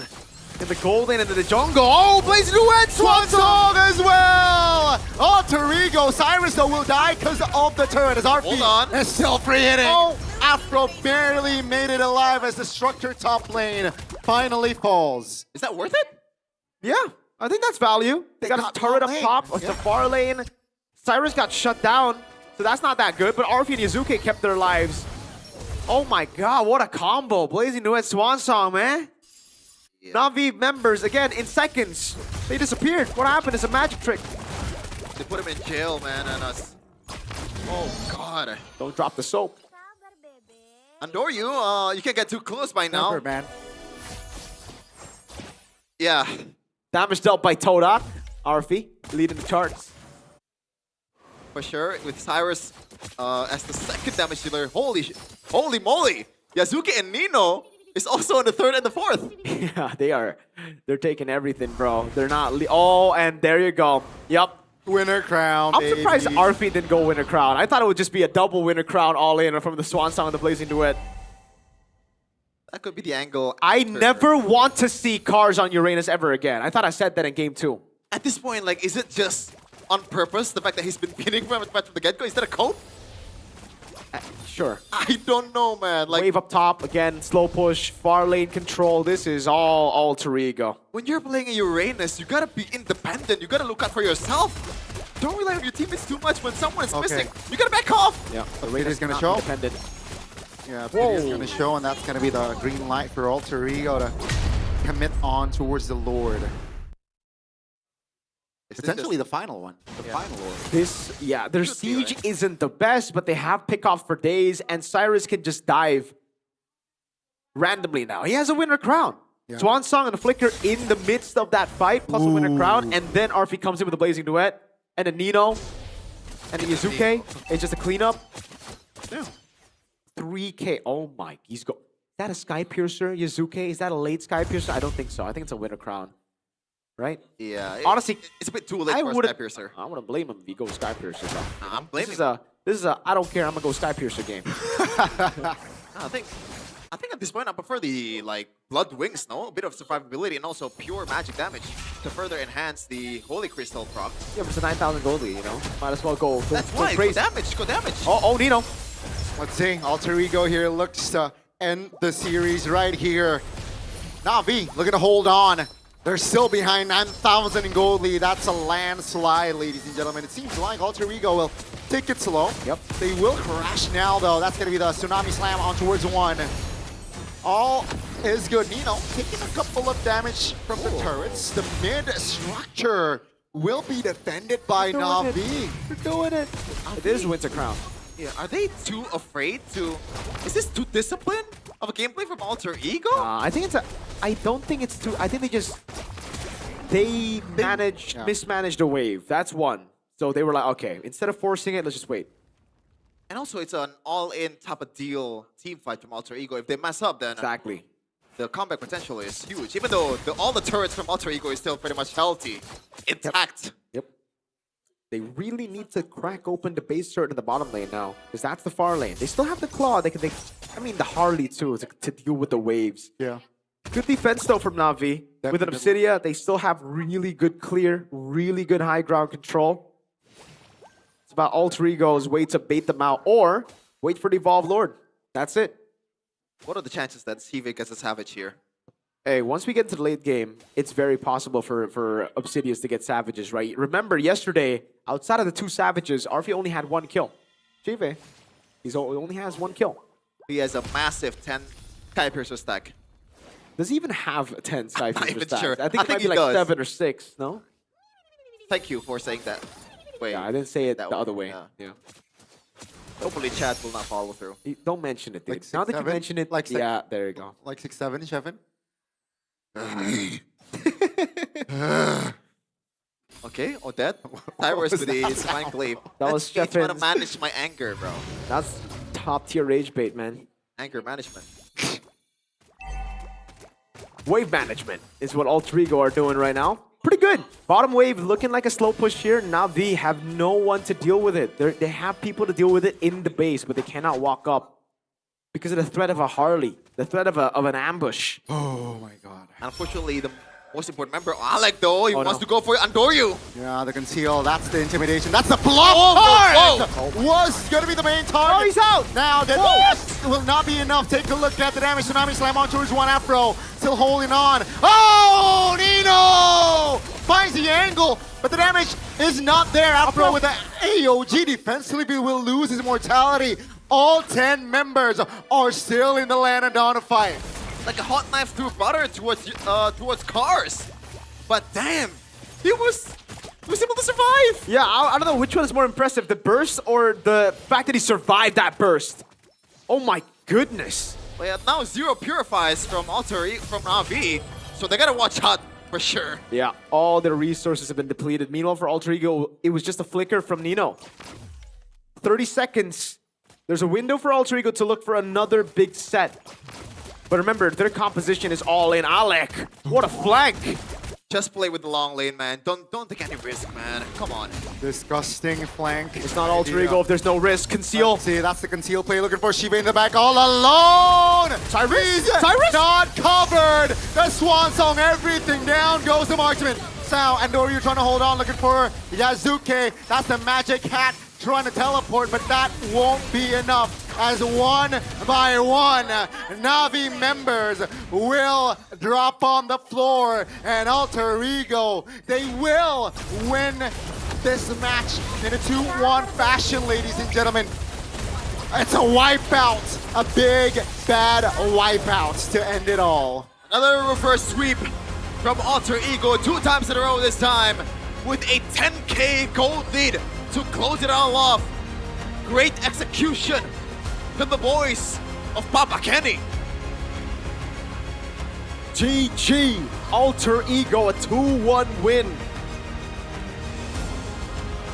Week 2, undefeated for Alter Ego after a pretty bad week 1, 0-2. Man, there were some questions about the composition, and the problem technically persists in the late game in that Cyrus has to catch up to the team fight, but Na'Vi was forced outside of the base. They have to gamble. Yep, they had to, or they could just wait for the Lord to keep on coming through. Man, the Winter Crown is catching everybody, even the cameramen. And for Na'Vi, the struggle continues. The lose streak continues after getting a very sweet victory in their debut in Season 17. We thought, oh man, this Na'Vi is going to be top 3. Oh man, this Na'Vi is going to be good. Then they dropped against CL. Then they dropped again. And now it's another 1 and 3 in the standings. They will drop all the way to 8th place with this loss. But it's not over just yet for the Na'Vi Nation, man. There were some glimpses of brilliance in the first game, but the Na'Vi was able to get a game. But unfortunately, the adjustments, the in-game adjustments, in-between game adjustments from Coach Sever, the glue picks, the glue pen in the third game is paying dividends. Let's take a look at some of these fights again. I really do not want to see Cars on Uranus. Not just because he miscalculates a lot, but it's just the team really relies on him to set. The team really relies on him to be that guy. Apro is not him. He can't be the sole initiator on a Gatot Kacha. Hey, what about the AOG though? That's AOG. That's exactly, that plays into the point. What was that AOG in the mid lane, dude? That has to be one of the worst AOGs. Oh, I'm not sure, It's a full send AOG. But I guess we can ask Alter Ego members on what they think about Naomi's performance because that was a bit sketchy.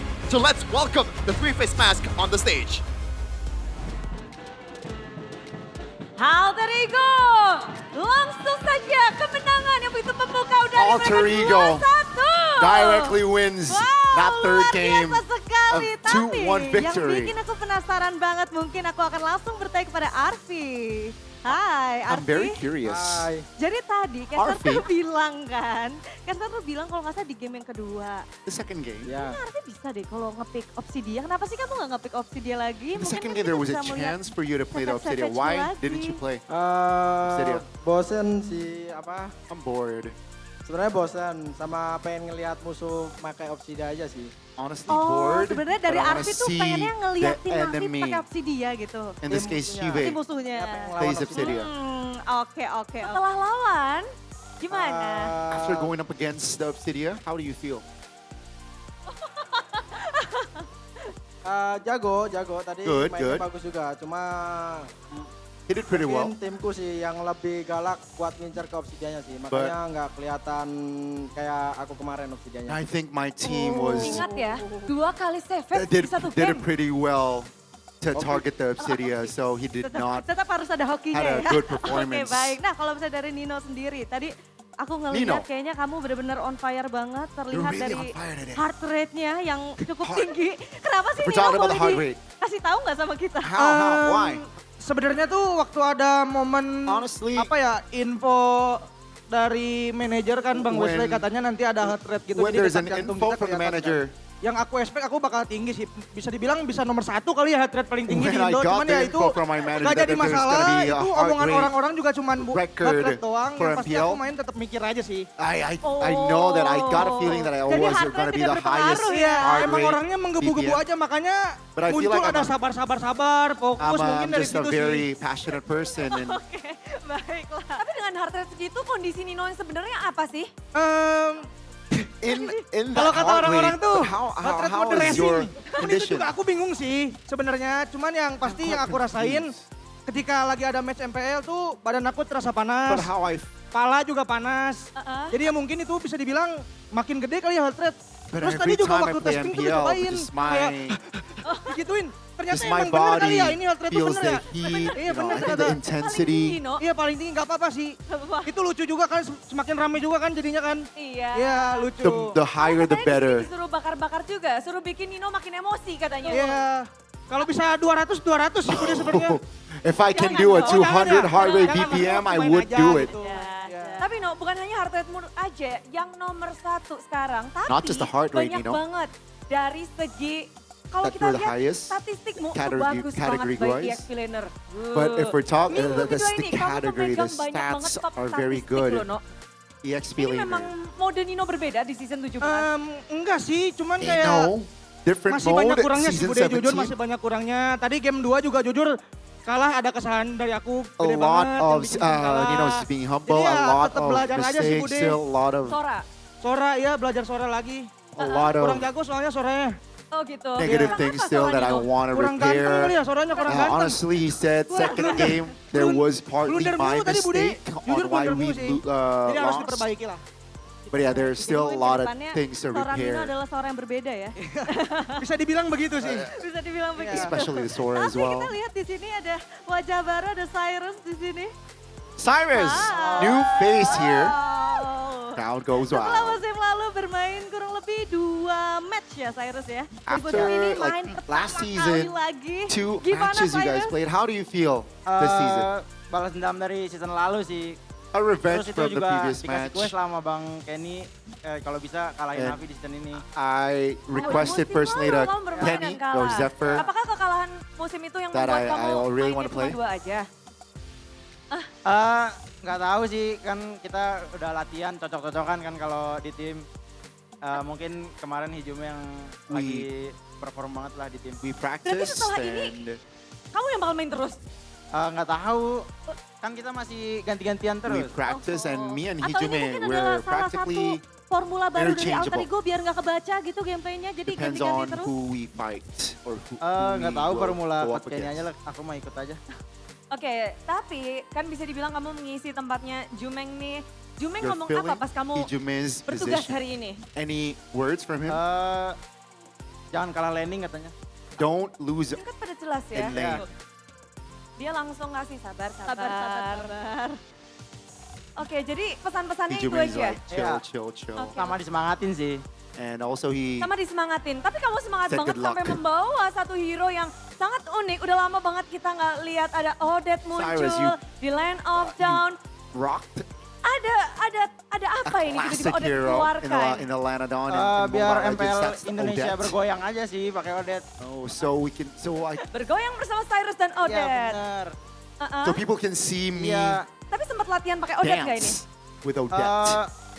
Latihan udah jarang, Practice? kasih di scrim jarang, cuman Scrims we tetep rarely ini aja sih, use karena udah Odette. terlalu sering di ranked mungkin jadinya tetep Maybe, dilihat. but I use it a lot Panggung ini. for Di rank. demo atau di server? Was it your idea or Zephyr's idea? Kalau Odette aku emang bisa, terus aku kasih tahu Coach Kenny. Wow. Jago. Oh, jago. So it was technically my idea because I Pantes ya langsung told pede Kenny kude. that I Jadi langsung can di play pick Odette aja very Odette-nya. well. Tapi Jangan benar-benar terlalu berguna. diiniin. Jangan terlalu diiniin. Oke. Tapi banyak banget pastinya kejutan-kejutan di mana There Alter Ego will be sekarang more kembali surprises membawa definitely hal from Alter Ego. positif. A lot of Alek. positive things. Like Alec, hari ya, ini Bre. kemarin kan minggu lalu Last week, you guys Kali ini semua orang berseru Alek, lose. Alek, menang lagi. And this week, Minggu kedua people are kayaknya shouting indah your banget name. untuk Alter Ego, Alek. Very positive walaupun menangnya outcome, 2-1 ya, Bude. Alec. 2-1 belum membuat Alek puas. Belum sih. 2-1, Lama juga soalnya. not really Bener ya? satisfied. Kenapa game 1 dan game ketiga kalian tuh udah unggul? Sudah punya keunggulan network, udah memegang The game, first tapi and third kenapa kayak game. susah banget untuk nge-end-nya? You guys were able to Masih find a ragu-ragu mungkin ada hesitate dalam diri kita sendiri aja. Gitu. early lead, but what Tapi happened tadi game kalau 2? misalnya Nino bilang I think kan, we just game yang kedua itu hesitated tenang, ini a nanya lot ke in that Alek ya, game. ke We Alek have Nino udah doubts sabar ya gitu ya Nino ya. We- Kalau misalnya dari Alek it sendiri showed in nih, the outcome, melihat on the dari outcome. game yang kedua, itu emang benar gara-gara Nino? Second game was it Sebenarnya real? ya, agak beban Oh, soalnya. no. Was it really because of Tapi Nino? gara-gara aku pakai cowok juga sih, Bude. I mean, it was Tadi partly emang lagi also because I motor-motoran played apa gimana Cho. sih kalian itu? Nggak tahu, aku udah ngomong ke Nino, maju sendiri deh. Oh, I already Nggak mau. told Udah. Nino. ya udah, Nino ngamut semua That berbeda ya Nino No ya? Oh gitu.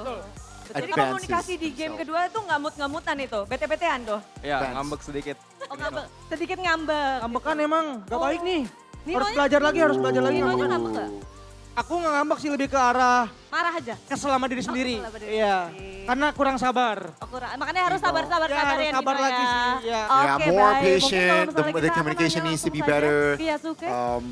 Less Yasuke, kalau miscommunication. misalnya dilihat Yeah, dari game Zuke. yang pertama dan juga game yang kedua, kamu memilih hero yang sama. Apakah First and Leomord tuh second. benar-benar sekuat itu kan Leomord? di season yang saat ini? Atau itu Is akan it very menjadi is it very hero signature kamu yang strong baru? or is it just a hero signature? Sebenarnya This- sih gara-gara gue yang pakai sih sebenarnya. Oh, It's special because I use that Jadi hero. bisa sekuat itu karena gue yang pakai. Oke, jadi Gue udah paham juga sama hero-nya. baik. Jadi harus ditandain ya. I karena understand that yang hero very pakai well. adalah Yasuke. Tapi kalau kita ngeliat di game yang ketiga, kamu seperti pertukaran hero lagi Third dan game. lagi. Kenapa? You guys Akhirnya switch kamu mentutorkan kah? heroes. You use a Lumayan Harley tipis sih. Soalnya kalau Leomord mulu 3 game bosen. because if I Jadi use dikasih Leomord aja gitu 3 ya? times, Ya, 3 in a Sarkas, row, sarkas. it's gonna be Orang aku bored. 3 It's game gonna be jatuhnya. bored. Maaf ya ngebosenin ya. Yasuke tuh nge-sarkasin temen sendiri ya? Iya, sarkas jatuhnya. Bukan ke siapa-siapa.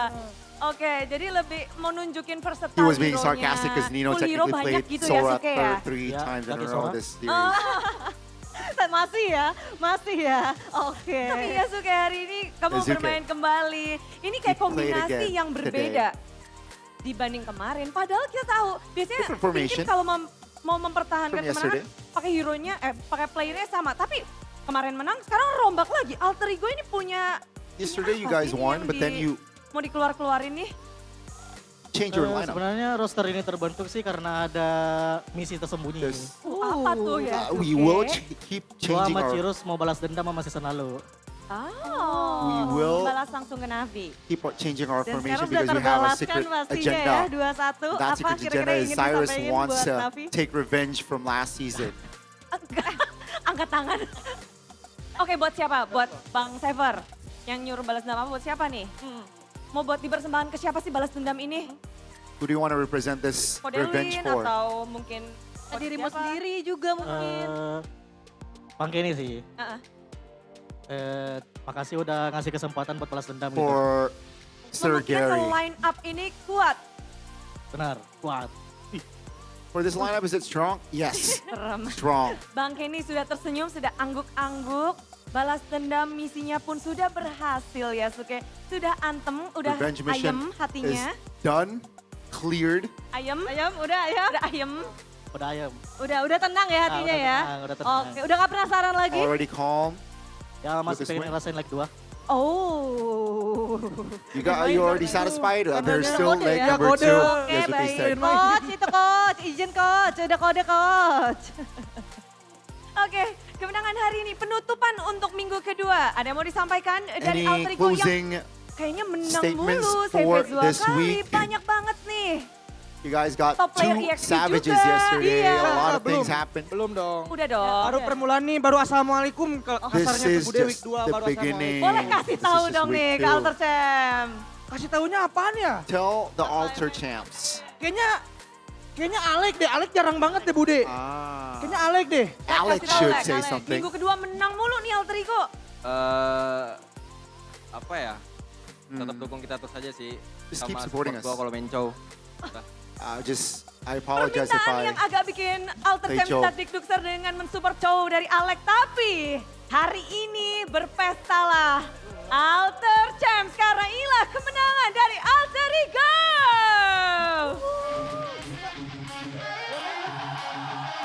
Ya.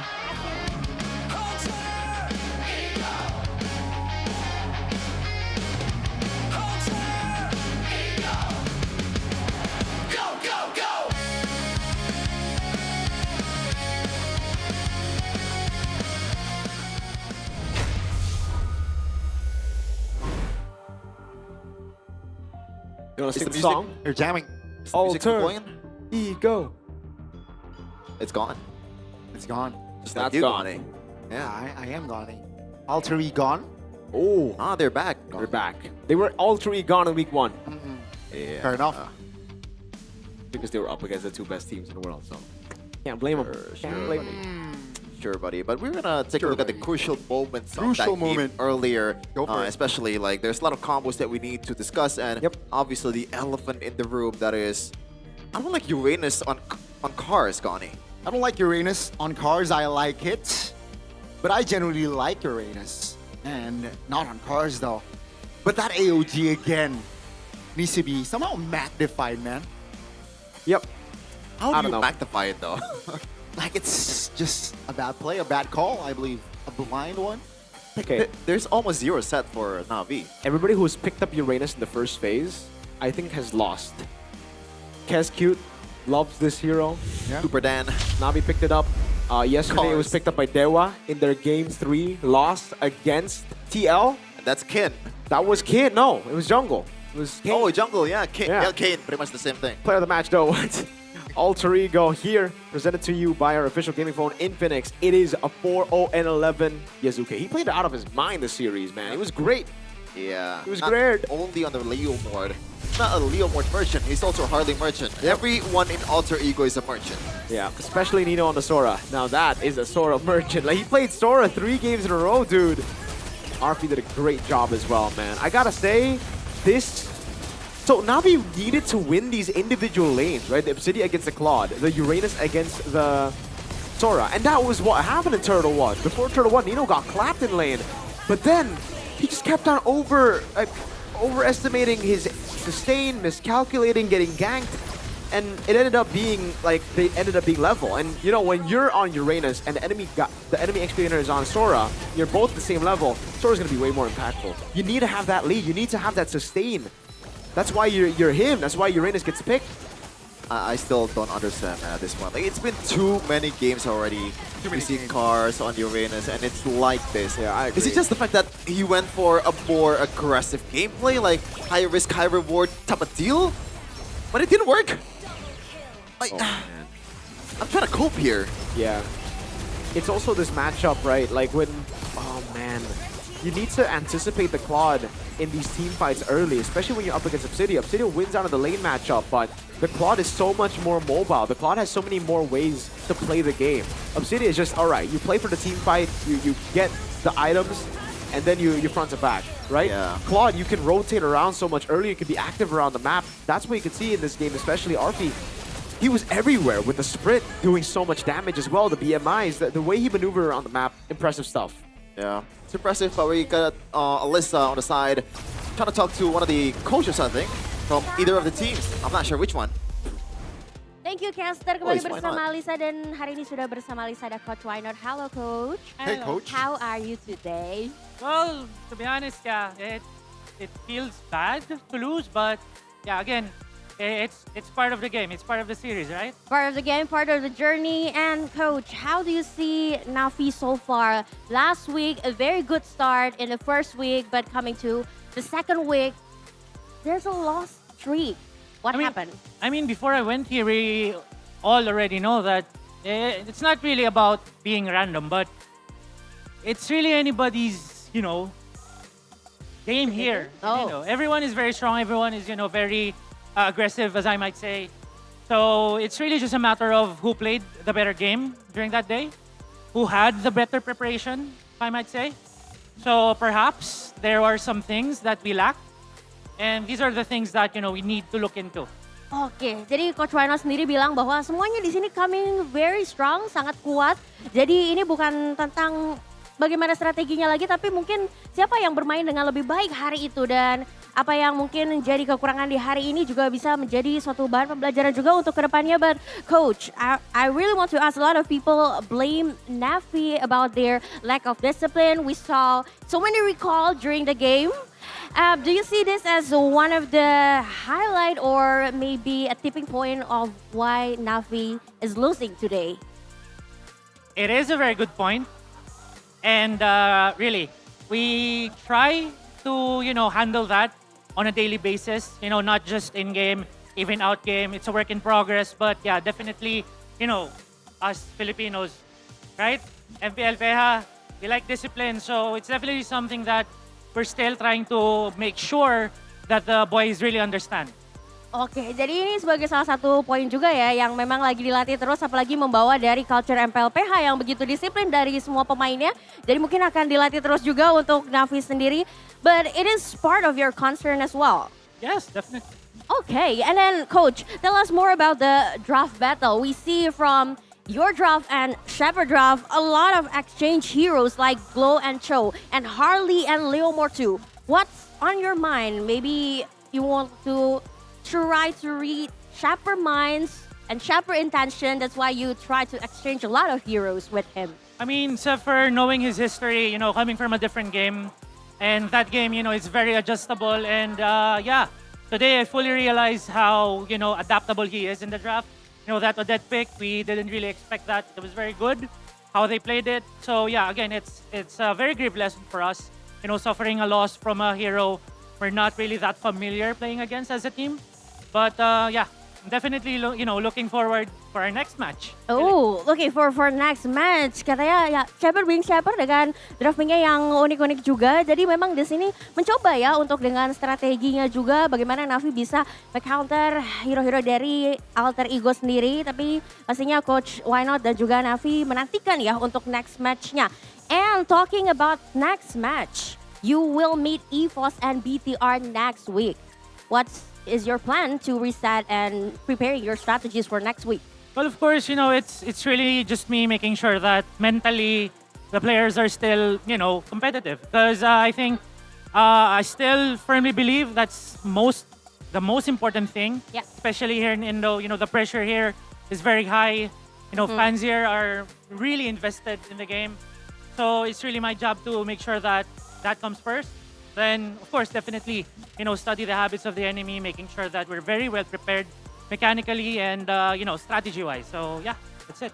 Mentality, mempelajari lawan dan juga bagaimana cara strateginya dapat bekerja dengan baik, itulah yang akan dipersiapkan juga oleh Coach Why Not bersama juga dengan tim Navi. Karena kita tahu fans dan mungkin pressure atau tekanan di MPL Indonesia juga cukup tinggi.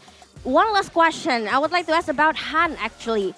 Han, I'm really curious about your new formula. Will be played next week for Navi or you have any surprise? Oh, why not? Why not? Let's see. Oh, okay. Let's see. Bang Han. Kita akan lihat Bang Han apakah dimainkan minggu depan. So, looking forward for any surprises, Coach? We don't know. We don't know. Thank you so much, Coach Why Not. Always with a surprise. Dan kita akan melihat juga apakah ada game-game seru lainnya pasti yang dihadirkan Navi. Good luck and hope for the best for next week. Dan nanti kita akan juga bertemu lagi pastinya di match kedua hari ini ada RRQ melawan tim Liquid Indonesia. So don't go anywhere and still in MPL Indonesia Season 17. We own this.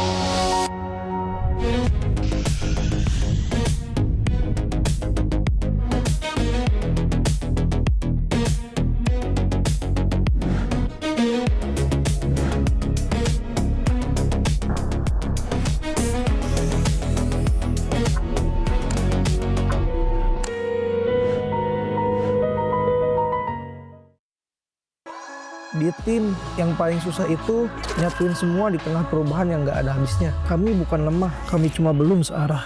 Menang atau kalah itu biasa, tapi ingat satu hal, kita itu keluarga. Waktunya konsisten saling percaya. Sejak kapan Navari jadi CEO? Hah? Lalu dia Ming. Mending lihat ini. Yang ini murahnya beneran. Bantu kita naik level barengan.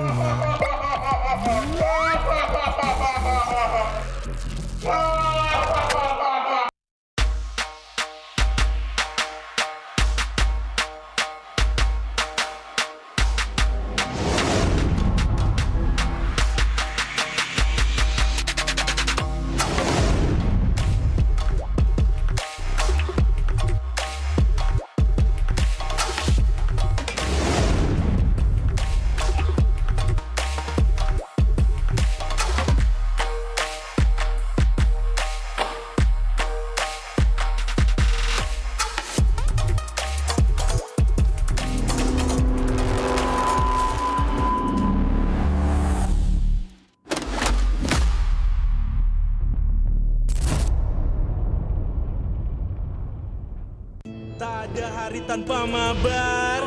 Main nge-lag, kerap buatku tak sabar. Gimana mau main sampai kelar? Ini waktunya ku bersinar. Oke, let's do it. Game smash andalanku bikin mainku semakin hebat. Tim stabil main makin mulus, rankku fix naik terus. Tukar DG rings, diamond dan voucher game kau dapat. Cuma game smash makin no debat. Game Smash Booster kini dapat DG Rings. Beli paketnya dan aktifkan boosternya di aplikasi Dunia Games.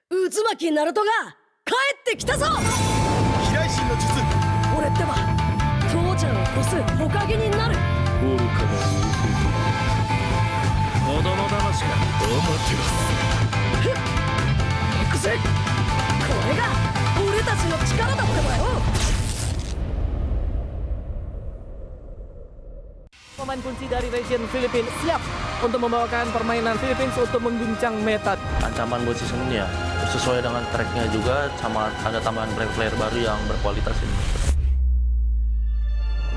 Seperti waktu di season 13 aku pernah bilang, setiap orang ada eranya, tapi setiap era ada oniknya. Dan masih sampai dengan sekarang. Going by the title of, King Infinix, ever since, I was in PH, we all know. In Indonesia, it's been, Onyx. Dan apalagi kita melihat banyaknya veteran juga yang sudah mulai berpindah tim. Dan pasti kalau misalkan ada orang yang datang ke sini jauh-jauh dari negara mereka, harusnya mereka bakal bawa semangat baru buat timnya sih. Ini dia dari tim yang gagal di musim kemarin tanpa kemenangan, kembali dengan bergudang jawaban.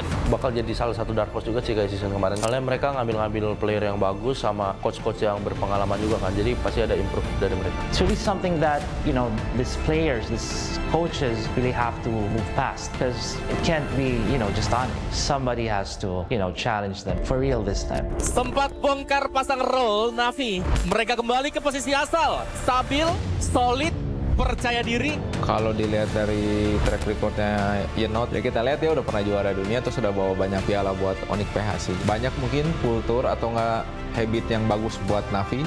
Seperti sebuah peribahasa, tuntutlah ilmu sampai ke negeri China. Kalau soal Super Ken, dia tuh salah satu jungle yang bagus lah di Indo. Terus kan dia ngebuktiin juga kan, gak cuma di Cina, terus di internasionalnya juga lumayan oke tim dia. Korban Super Ken berhasil mundur, namun untuk sekarang blessing 2 yang begitu baik dari Loom.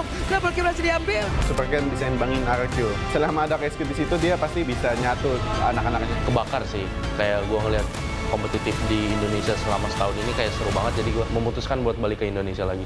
Masuknya player-player asing membuat kita makin punya daya saing. Di panggung internasional, kita sebanding. Regional mix bagus sih, jadi bakal bisa dapat POB dari region lainnya, tim lainnya, dan itu pun bagus buat ke depan Indo. Jadi kayak ada dua insight gitu lah. Kalau strategi justru menurut gua malah makin kompleks. Justru kita bisa ngambil ilmu dari mereka, jadi kita bisa makin improve lagi ke depan. Region membuktikan dominasi total dan masih menjadi region yang terkuat. Again, if you go back to all the international tournaments, it's been Filipinos. If you're gonna base a meta, you're gonna be looking good for that. But someone needs to try to challenge and change that. Balik lagi ini tim game, dan meskipun sekuat-kuat apapun tim apapun itu, bisa imbangin lah. Bahkan bisa kalahin juga. I do understand that Indonesia, it has the biggest fan base, but with the experience of Onyx, this is most important.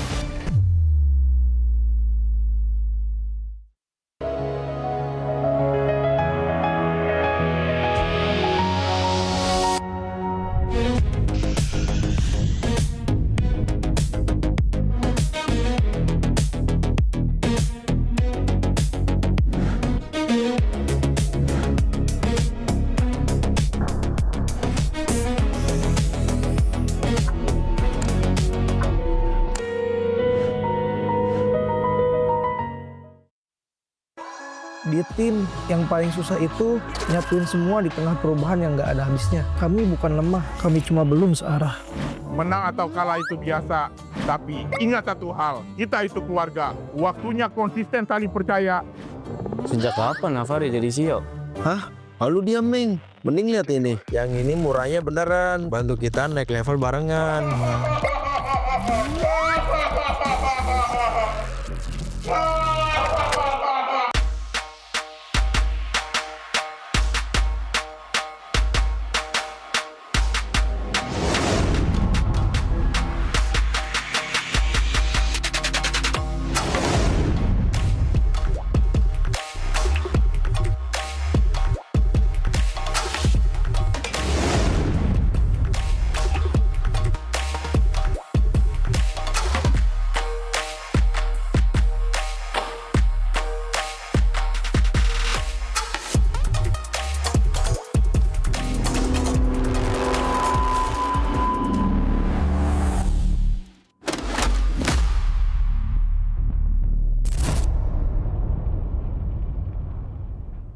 Tak ada hari tanpa mabar.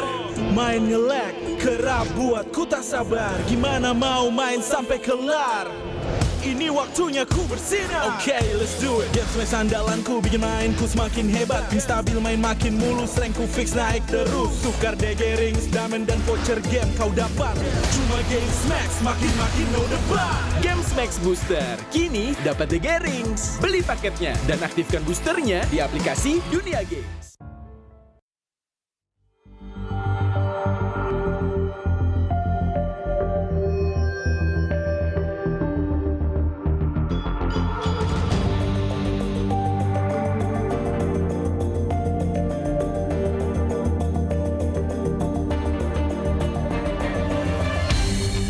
Aku kan berdiri dan terus berlari, terus ke arah puncak tertinggi. Ku takkan berhenti, hanya sampai di sini. Kemenangan abadi menanti. You know we won't miss if we unite our focus. And if you haven't noticed, we all live. Nyalakan apimu, hadapi semua tantangan, hadang semua serangan, jatuh bukan halangan. Bakar semangatmu, janganlah engkau menyerah. Kita akan buat sejarah. We all this, we won't miss. We all this, we won't miss. Saatnya beraksi, jalani ambisi. Aku kan menyawakan hari ini. You know we won't miss if we unite our focus. And if you haven't noticed, we all live. Nyalakan apimu, hadapi semua tantangan, hadang semua serangan, jatuh bukan halangan. Bakar semangat.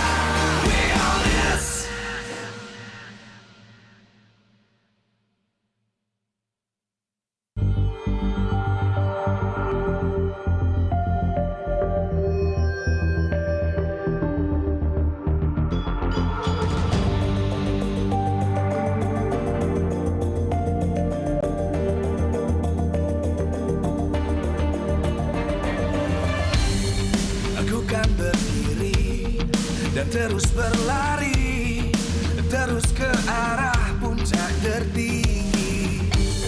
Ku takkan berhenti, hanya sampai di sini. Kemenangan abadi menanti. You know we won't miss if we unite our focus. And if you haven't noticed, we all in. Nyalakan apimu, hadapi semua tantangan, hadang semua serangan, jatuh bukan halangan. Bakar semangatmu, janganlah engkau menyerah. Kita akan buat sejarah. We all this, we won't miss. We all this, we won't miss. Saatnya beraksi, jalani ambisi. Aku kan menyawakan hari ini. You know we won't miss if we unite our focus. And if you haven't noticed, we all live. Nyalakan apimu, hadapi semua tantangan, hadang semua serangan, jatuh bukan halangan. Bakar semangatmu, janganlah engkau menyerah. Kita akan buat sejarah. We all this, we won't miss. We all this, we won't miss. We all this.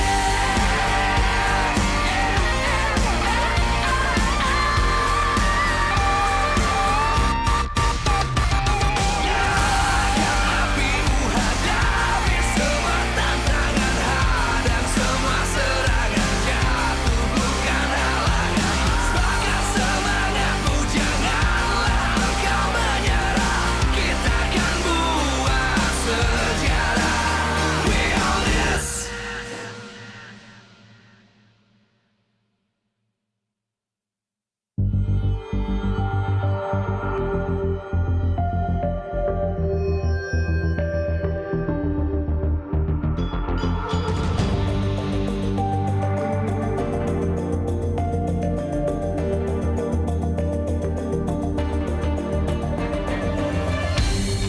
Aku kan berdiri dan terus berlari, terus ke arah puncak tertinggi.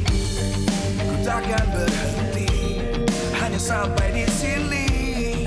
Kemenangan abadi menanti. You know we won't miss if we unite our focus. And if you haven't noticed, we all live. Nyalakan apimu, hadapi semua tantangan, hadang semua serangan, jatuh bukan halangan. Bakar semangatmu, janganlah engkau menyerah. Kita akan buat sejarah. We all this, we won't miss. We all this, we won't miss. Saatnya beraksi, jalani ambisi. Aku kan menyawakan hari ini. You know we won't miss if we unite our focus. And if you haven't noticed, we all live. Nyalakan apimu, hadapi semua tantangan, hadang semua serangan, jatuh bukan halangan. Bakar semangatmu, janganlah engkau menyerah. Kita akan buat sejarah.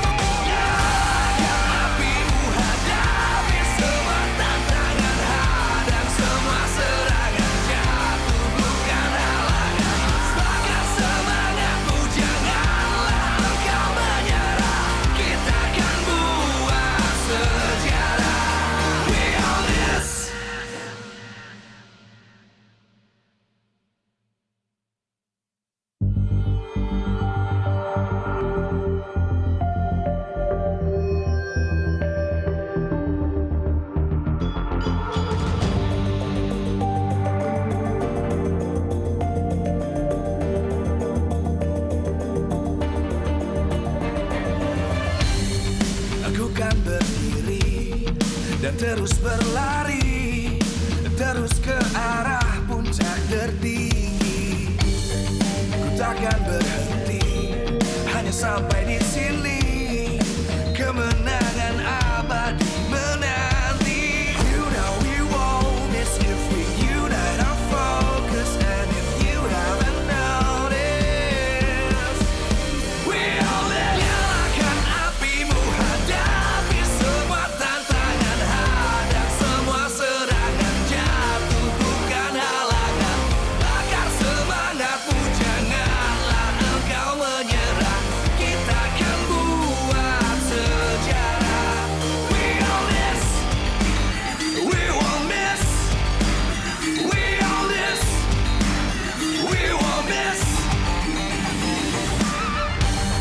Saatnya beraksi, jalani ambisi. Aku kan menyawakan hari ini. You know we won't miss if we unite our focus. And if you haven't noticed, we all live. Nyalakan apimu, hadapi semua tantangan, hadang semua serangan, jatuh bukan halangan. Bakar semangatmu, janganlah engkau menyerah. Kita akan buat sejarah. We all this, we won't miss. We all this.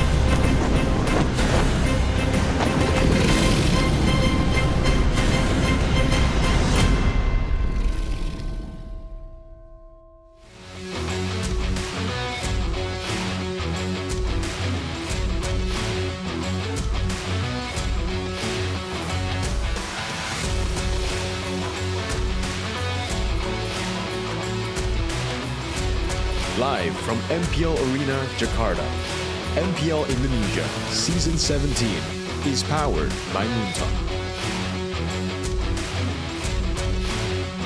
Supported by Esports Federation of Indonesia. Presented by official gaming phone, Infinix. Official e-wallet, GoPay. Official gaming chair, Toda. We own this.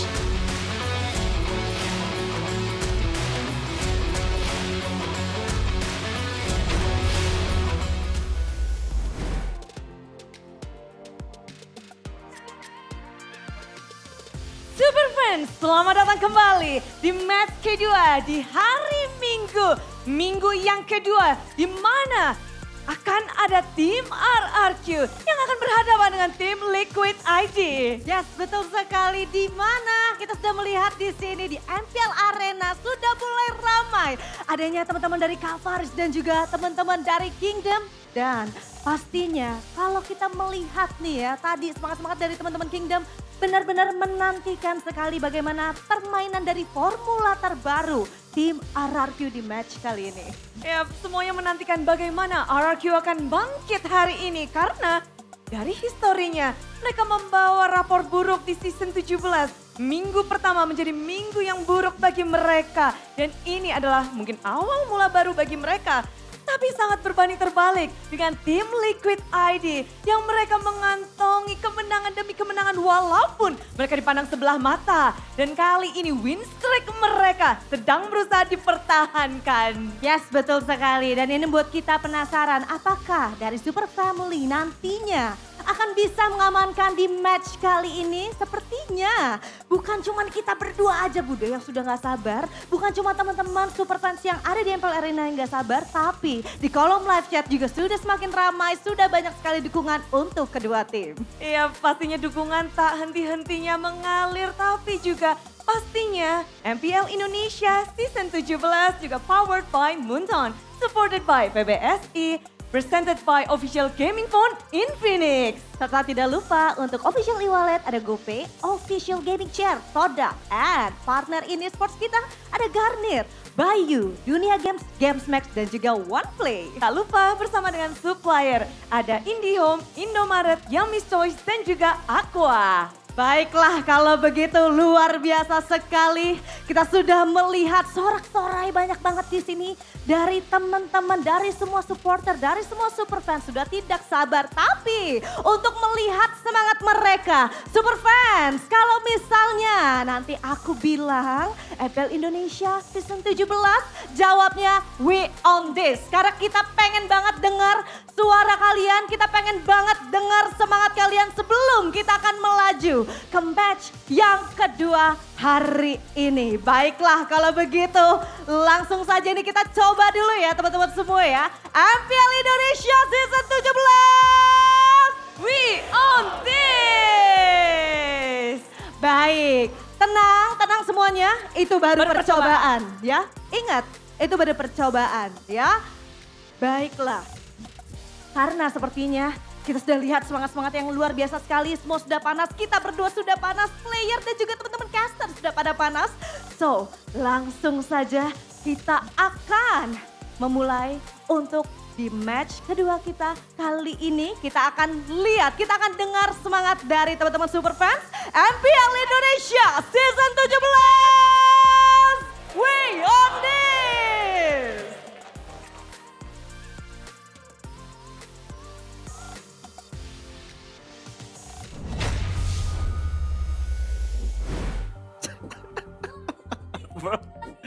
Hey, Welcome. there you have it. Welcome. That's definitely an opening. So yeah, to a random chatter that told us that you're gonna clip that, please do so. Do so. Now that's out of the way, let's just talk about the game and also the match. Yeah, Kevin the Jote is playing against my GOAT, Super Ken. And by the way, Shafin, Goni, and Mirko, in case if you didn't know, but RQ Goni. What's wrong? What? Why do you sound so disappointed, dude? I am so disappointed. That was the worst opening ever. Well, yeah, that might be. Tops? I mean, topical. RQ is also having the worst opening ever. Oh, so that was a metaphor. Yeah. I mean 0-2, but technically they did not make the playoffs last season. So. That's true. So the expectation is low. What's the benchmark here? Yeah. It's the old RRQ kingdom, bro. It's the lemons, the sin, the tutorus. Yeah, but last season they didn't make the most relevant season was last season. Yep, that's true. You're only as good as your last. But there's a thing called recency bias, though. Exactly. You know? Recently they've been bad, no? So it's a bias. It's a bad thing. Yeah, but you're only judged based on, like, you don't judge the Okay, who cares? Who cares? No? Okay, 0-2 to start, 0-2 on the match, but even worse, 0-4 on the games. You know, this is very uncharacteristic, especially for Kescue, the one that's been dominating the regular season, even when Onyx is dominating the playoffs. Yeah, I just feel like right now, if Kescue picks Uranus, we can bounce. Wow. Ooh. First phase? Why? Why is it so prio? I don't understand. I don't see the MPL Philippines teams prioritizing that. I see a lot of MPL ID prioritizing that, and they've been losing games. They've been losing games. The cider games, game 3s. What is this obsession with Uranus? Maybe you can ask the Uranus audience. and all that, though, right? Yeah. Audience topic voting by Infinix. What does RQ need to secure to win over TLID? Brings the Edok Rinse combo. That's been the bread and butter of RQ that hasn't worked so far, unfortunately. Let Yeskiel play. Let Kuroki play. Now, if we're bringing in that topic of recency bias, a lot of TikTok people, a lot of social mediaers. Okay. Yeah. They probably want to pick C. Yeah, I think I'll pick C too, out of all the choices. But my honest opinion, D. What is that? What is new one? I'm gonna make a new number. The centrist? Bring Dyron back. Oh. Dude, Dyron, I don't know why they don't like Dyron, dude. Last season they tried to swap him out with Rez. This season they've swapped him out for completely. Yeah. And you can appreciate the beauty of a setter, right? Connie, because you're a setter too in the game. I am a setter, and Dyron is one of the XP laners I respect. Who gave Onyx a run for their money in the XP? Dyron. Luke. Exactly. Luke too. Yeah. Back when he was in Geek Fam, not in BTR, obviously. But yeah, back on topic, RQ's gold laner across the eras. These are a very topical topic. Good word there. Tuturu, Sin, Skylar, Bonnie Cutie. That's a... I'm sorry, I'm laughing, bro. It's just like... Why are you laughing? You haven't seen any Bonnie Cutie action for a while. It's been a while. It's been a while. So RQ's gold laners, dude, back in the day when we were so creative with names, look, Father of Marksman, the Barbaric Gold Laner, the Gold Lane Prodigy. I'm surprised they didn't use the Prince, because that's what we called Skylar for the longest time, right? Yeah. But they've always had really reliable gold laners, right? Even when we move over to the right after Skylar, now that's where we get into a bit of a problem. Bunny QT, yeah, unfortunately, didn't really have the best of performances, but he wasn't really given the time to improve. It was just a Skylar show at that time. Toy got time to improve. I was already very skeptical. When Skylar left, I was like, okay, no, it's cooked. RQ are not going to perform. Then Season 15 happened, and I was, yes, they shut me up real good, right? But then Season 16 came around, and I'm like, okay, wait, this is the RQ that I was expecting when Skylar initially left. Season 17 now, oh, it's even worse now. Kuroki is an addition to the team, but I don't think this addition, I hope I'm wrong, I don't think this is the answer yet. Yeah. You need someone like a Skylar, you need someone like a Sin, like a Tuturu, you need someone that can be the stable gold laner, that could be your glimmering light for the season. Yeah. I mean, even then, if they do found that gold later, it's not really the nail in the coffin, right? It's not the main problem. Maybe it is the main problem, but there are other problems for RQ currently. The fact that they are 0-4 in games right now just shows you the level that they're working with. I think from a technical standpoint, they're lacking a lot as well. I think communication, I don't think it's their communication is clean. Hence, the coordination seems off, you know, the timing seems off.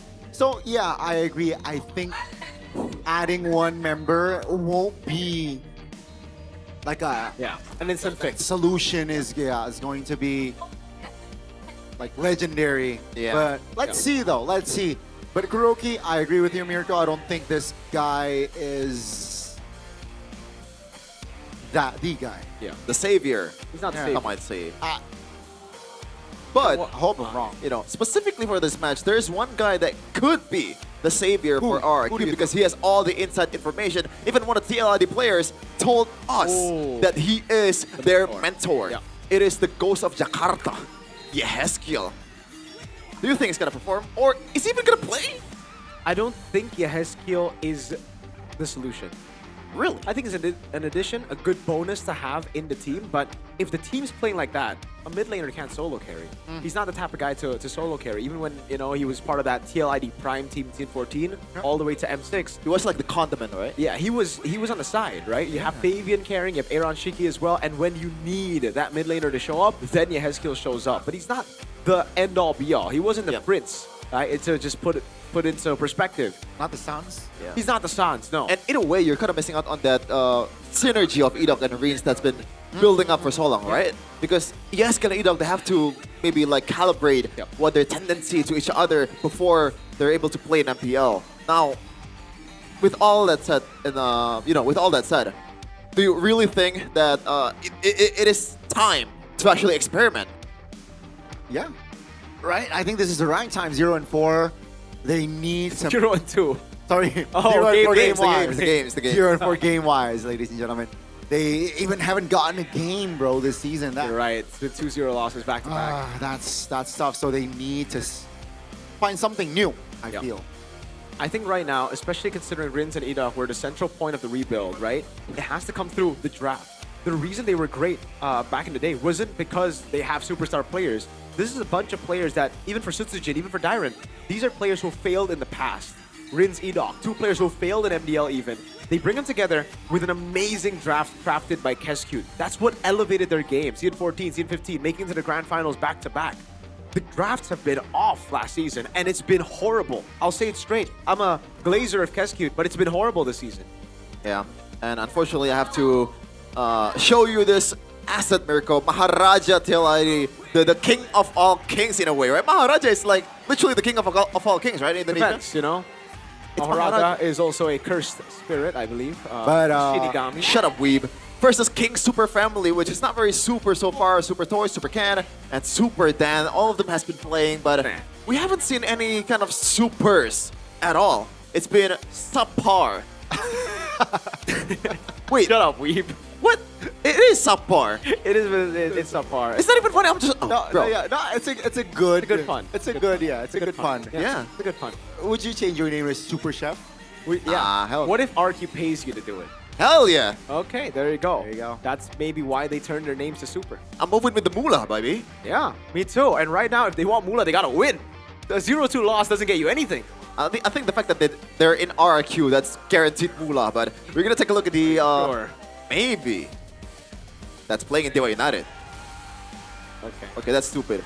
Now let's take a look at the replays here on what happened with TLID versus Navi. This is the game where Navi was struggling to close out the games, but on the other side, TLID was showing some brilliance in late game execution, Rico. Why do you think that's possible, especially the fact that these players are not really that experienced, with the exception of Aran? Yeah, initially up against EVOS, up against Navi even, I really feel like for TLID is just them sticking to a very easy to execute composition. And then against Dewa United, that's when we saw a very different TLID. That's when we saw like a TLID that actually wanted to win in the early game, a TLID that was willing to take the risk, a TLID that reminded us of the Season 14 TLID, the TLIDs that were willing to take the risk. But it's also still different because in Season 14, it was mainly an individual flair that carried them.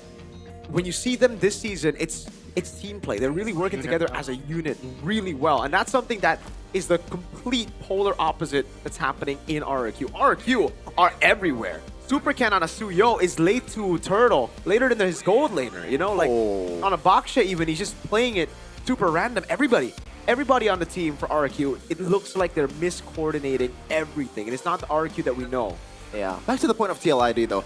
I think one of the catalysts of that team play is just how easy to execute this hero, you know? The Fredrin on Joe. I mean, King Kevin, Donnie. Because he's been popping off. A lot of people have been saying that he's just farming MMR. Kevin the Joe, dude. In MPL Indonesia. The Joe. S17, King Kevin. Oh my god. So, do you think that RRQ should pay more attention to that pick, especially? Is the Joe the enabler of TLID? I agree, yes, but I also no, right? Yes and no kind of deal. Because yes, Kevin is the enabler. Yes, you want to shut down the enabler, but I don't think they are capable at this stage. RRQ, I don't think they're capable to move and shut the enabler down if they keep playing like individuals. They gotta solve their problem internally first, you know, communication problems, cleaner executions, and yeah. So in a way, RQ needs to TLID their way to victory. What is that? I mean, the team play is what's lacking, right? But what's not lacking for TLID is this debut in MPL Indonesia of this young roamer. A shades of, I wouldn't say as, obviously, not as good as Edoc's performance in his first season, but Leone has been popping off, man. Player of the week in his first, not player of the week, rookie of the week in his first week. Now, the last game or the last match, he was player of the match, especially with that glue. Yeah. The glue, he's been phenomenal on the glue. He has been, again, utilizing very easy picks, I would say, and doing it well. It kind of reminds me of Witty when he first showed up. You know, got the Kacha, the chip. Right, the chip as well. It's heroes that you would expect to have in your arsenal normally, but he plays it in such a macro way to enable the rest of the team. Again, it's not just Kevin who enables the team, it's everybody. Aran enables the team. Leone does as well. Dritchel, when he's on the juice in, he enables the team. It's kind of like a game where they always enable each other. When one guy is doing bad, like say Kevin, he had a pretty bad first match, you know? The rest of the team stepped up. Kyo was the guy who stepped up as well to carry the game, to take over. And it's always that kind of deal when we see the new TLID here. Everybody just comes in and steps up when the rest aren't. Yeah, continuing the glaze on TLID, one thing that I really like too, Gone, is when they're down, you know, they do not hesitate. This is not a sign of a young team. They know the capability, they know the limits, they know the calculation, and they do not hesitate at all when the opportunity is presented.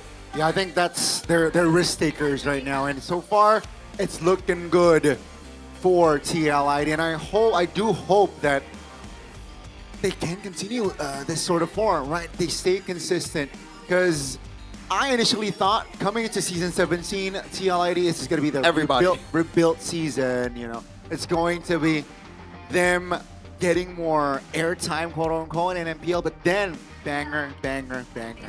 Yeah. Bang, bang, bang. And obviously, if he's restreaming right now, Daniel is gonna be happy. Daniel Saniel. Hello, Sir Daniel Saniel, if you're watch partying. What about Kaisam, though? Kaisam? Yeah. He's not no restreaming. puedo? No puedo. Eves or EVOS? EVOS. EVOS. But who's gonna be playing? For both teams, we start with the Cavalry, Team Liquid ID. Okay. And it looks like it's still the main five, Aran, Kevin, the Jote, Ritual, Leone, the Rookie of the Week, and also Kyo in the gold lane. Can they do it? Can they stampede their way through the kingdom? The Cavalry marches on towards the stage once again, looking to keep their winning form, looking to keep their winning ways. Ladies and gentlemen, this is Team Liquid. The Cavalry are on a winning streak. A team that, again, most people thought were going to be 9th are currently number 2 in the standings, only second to the real Kings. Onyx up ahead, but can RRQ possibly beat this team? That's the question. A big question, definitely. Used to be one of the better teams, one of the best teams in all of the region, but it looks like the change is inevitable. It's Kuroki debuting in MPL Indonesia with Enoch Rins, 2 supers, Super Dan and Super Ken. Toy will have to step down as we welcome another potentially young king. It is earned. And his name is Kuroki. Never sleeps. Super Ken leading this team. Hopefully he found his form. He finds his form in this match. Let's see, they're 0-2. Looking to turn the tables around. Ladies and gentlemen, this is Rex Regim Kaon. Is this enough? Is Kuroki the solution to the problem at hand? 0-2 in matches, 0-4 in games. They haven't even been able to get a single game win in Season 17. This season was supposed to be the rebuild. This season was supposed to be that new hope for the kingdom that never sleeps. Is Midnight right? Do they need to hashtag bring back Dyron?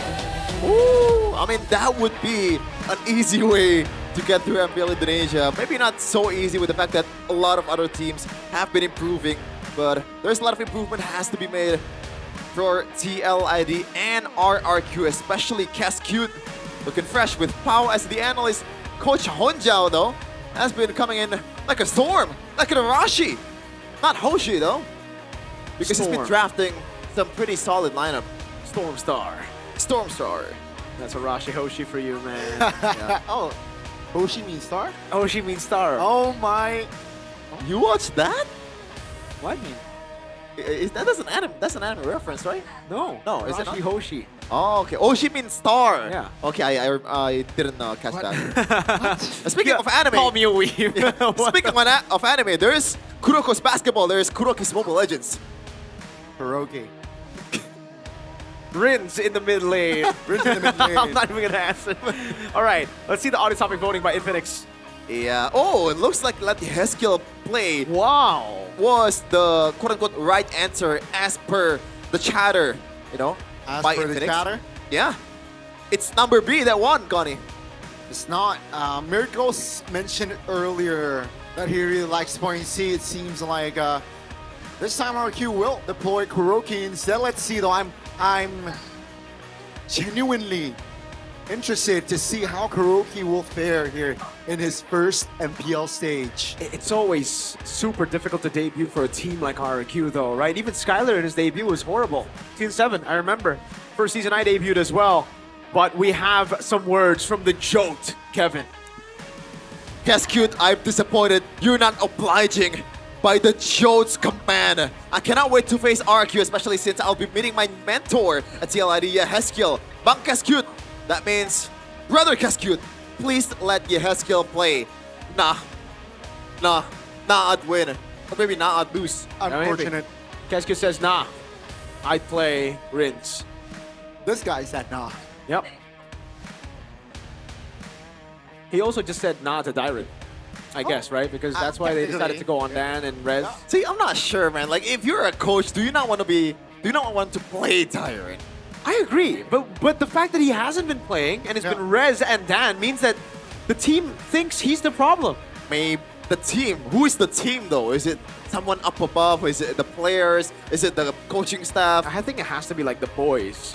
Wow. Like all of them together, you know? Kuroki. You can only girls? Huh? Like the boys, no girls? I don't think they have a girl in their lineup, okay. unfortunately. It's not because we're sexist, but there are only boys here. Fair enough. Fair enough, dude. Yeah. Kuroki, we have our data from MPL Indonesia. Well, not from MPL Indonesia season 17, but he was in Team VL before this. I'm still waiting to see Kuroki's gameplay. Skylar said it in a live interview with MPL Indonesia. I mean, that's factual, Skylar. Like, I cannot dispute that. That is definitely a statement. But what does that mean? Does that mean that Skylar is waiting, embracing for a good performance, or is he embracing for a bad one? Dude, you gotta be ready for both, right? Because if you win in your debut as an RQ player, the Kingdom will praise you. But if you lose, I think disable your social media for a week. Especially if you dash into a badang. Or say go into cloud and then like do a 360. That's crazy. Yes. 360 with a Did you see that? EVOS? Yeah. Oh, toy as well. Or if you hit a wall with your ult like EVOS. Hey, Dritchel! TLID's new mid laner, number 1, number 2, number 3 in mid laner total kills, mid laner GPM, mid laner total assists, and mid laner DPM. What I like about Dritchel is not even the in-game stuff, it's the out-game stuff. He seems to be very humble, very soft-spoken. I dislike that. Well, I dislike that version of Scene 14. I mean, of TLID. I want TLID Scene 14. I want Aaron Shiki. That's Aran's job right now. But I don't know, man. He's already the captain right now, Exactly. so he has to be a bit more media trained. We need these rookies to have flair, man. Aaron didn't win a trophy by being a little humble boy. That I agree. He has the swagger. He had the exaggerated swagger of an MDL rookie. Yeah. Imagine like winning your that's fire. He even told Nino to retire. You don't have to imagine, he actually won it. Yeah, that's true, exactly. Yeah. And they beat RRQ in the finals. Oh, they did 4-3. 4-3. Oh boy. The only competitive finals that we've seen for a while. I mean, technically Onyx RRQ went 4-3. Wait, you're right. I completely forgot about that. RRQ went 3 first. Yep. Onyx went 3-3 and then 4-3. Damn, that's a tough pill to swallow. And by the way, thank you for the pills, RQ. Well, no, thank you for the vitamins. That is in form of pills. W Kingdom, man. RQ Kingdom. We've been getting a lot of vitamins for every match of RRQ. Let's go. Drafting phase for game number 1. Whoa, I'm smelling something that's a bit nasty here. It might be Gani, but he's not owning to it. Thankfully, there's broken walls. We have more airflow after this. What the hell, bro? Okay, RQ first pick. It's Fanny and the Juicin. Kalan, the Guinevere banned out by TLID. They still really want to go with Fredrin. Fredrin has been part of their success, a big part of their success, especially up against the top team, Dewa, yesterday. Who said there are no Now, Curious as to why they banned Juicin on blue side. Could this possibly be another Uranus first pick? Because if it is, you guys, Chef, you're analyzing. I'm going color. Seriously. You know what? Why not? Okay. Deal. Let's see here. Last ban for the side of TLID. As we all know, Sora is still open. But then Valentina, Glue, Phoveus. Oh, Phoveus might be a deep pull, but I don't think that's gonna be the case here. Yeah. If they really want to go Fredrin, maybe they ban out the Baksha here. If they're expecting RRQ to go Sora, I mean to go Uranus. Okay, Freya gets banned out. That is a very good pick for Kuroki, by the way. At least from what I've seen in ranked games and streams. RRQ first pick. They came first pick Sora. That's Okay, realistic. not bad, not bad. Look at Marcel. Edok didn't do too well on his debut match on Marcel. Yeah, there's that one infamous mistake. But at least it's not a Uranus. Yeah. Hey, there's still time. Oh god, no. Now for TLID. Fredrin, and what else though? Is it just gonna be the chip or think not Fredrin the and chip? Eve. The Eve, yeah. Yeah. I think it's a great start for TLID. They can also end it with a Red 3 Valentina or Red 3 Sora, depending on what RQ go for. I think it's a great opener. And we've seen it from TLID even yesterday against Dewa. That's what they utilized to beat Dewa. Yeah. I wonder if there's like a pure, like hard counter to Marcel in Rome, man. Like, wait, the glue is still wide open. Yeah, could be a Red 3 glue. Depending on what they want. They go Why the Red 3 though? Right, the glue has risen in popularity, but I think why Valen? Why Valen this early? Red 3 was open. I thought for sure they would go for the Fredrin, and because they banned out the Guinevere, right? Well, at least Fredrin glue, Fredrin Eve, but not Valentina glue. We'll see though if RQ actually wants to use the Sora here. I'm gonna say yes. But yeah, Leone on glue has been amazing, but they're... I was gonna say they're sticking to their guns, but no, like I don't think Brins have played the Selena this season, no? Yeah, it was a strong pick for him back in the day, like in Scene 15, Scene 16. So would you prefer a Uranus first phase pick or a Selena first phase pick? Neither. I gotta say neither. Yeah. I don't really like the Selena. Was but it really going? Is it this prio? The what? The Selena? Yeah. It's either... I think it was first phase ban for a lot of teams out there. Not for RQ. Right? Yes, it was. Oh, back then. Yeah. But like we're in Scene 17 now. Yeah, times have changed, but I think I can see a bit of a combo here from Marcel and also Selena, right? It kind of works well, and you have the global presence of Yu Sun Shin that can spot out everyone in the map. So synergy-wise, it works out quite well, surely. But now the Joe Gani or King Kevin, he's on a Suyo, not a Fredrin. Maharaja Kevin, man. It's Suyo. He has adapted. He has adapted. And TLID entering the second phase here. They should prioritize on that. I gotta say they gotta target Dan here. I really like if they limit the options for that EXP. Okay, so for TLID, they don't need to ban the Sora. I think they just force the Sora to come through. Or actually, yeah, they're not the back shot. A very good matchup against the Suyo. Magic damage as well. Do they... What's going to be next, though? Honestly, just double down on the Fredrin ban, no? Double down on the Fredrin ban. Yeah, but they have a glue. I think they actually want to go up against a Fredrin, right? But for the same reason, you would expect the box to be left open, only it's just not a good matchup against a Suyo, so I understand that. So I think Fredrin, leave it open. You have a glue. Oh! What? It's a character development. Yeah, Uranus ban. Yeah. Instead of pick. You hate to see it. I like that. Way more than picking it up first phase. If you want to root for RQ.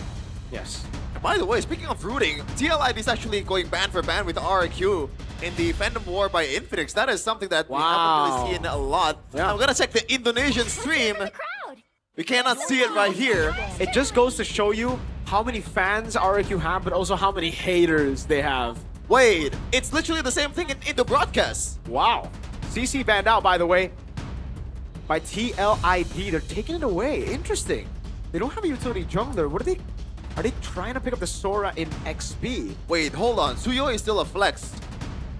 Yes. Technically, yeah, still a flex.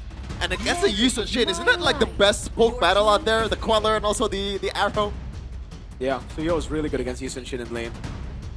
Let's see if Kyo pulls it off.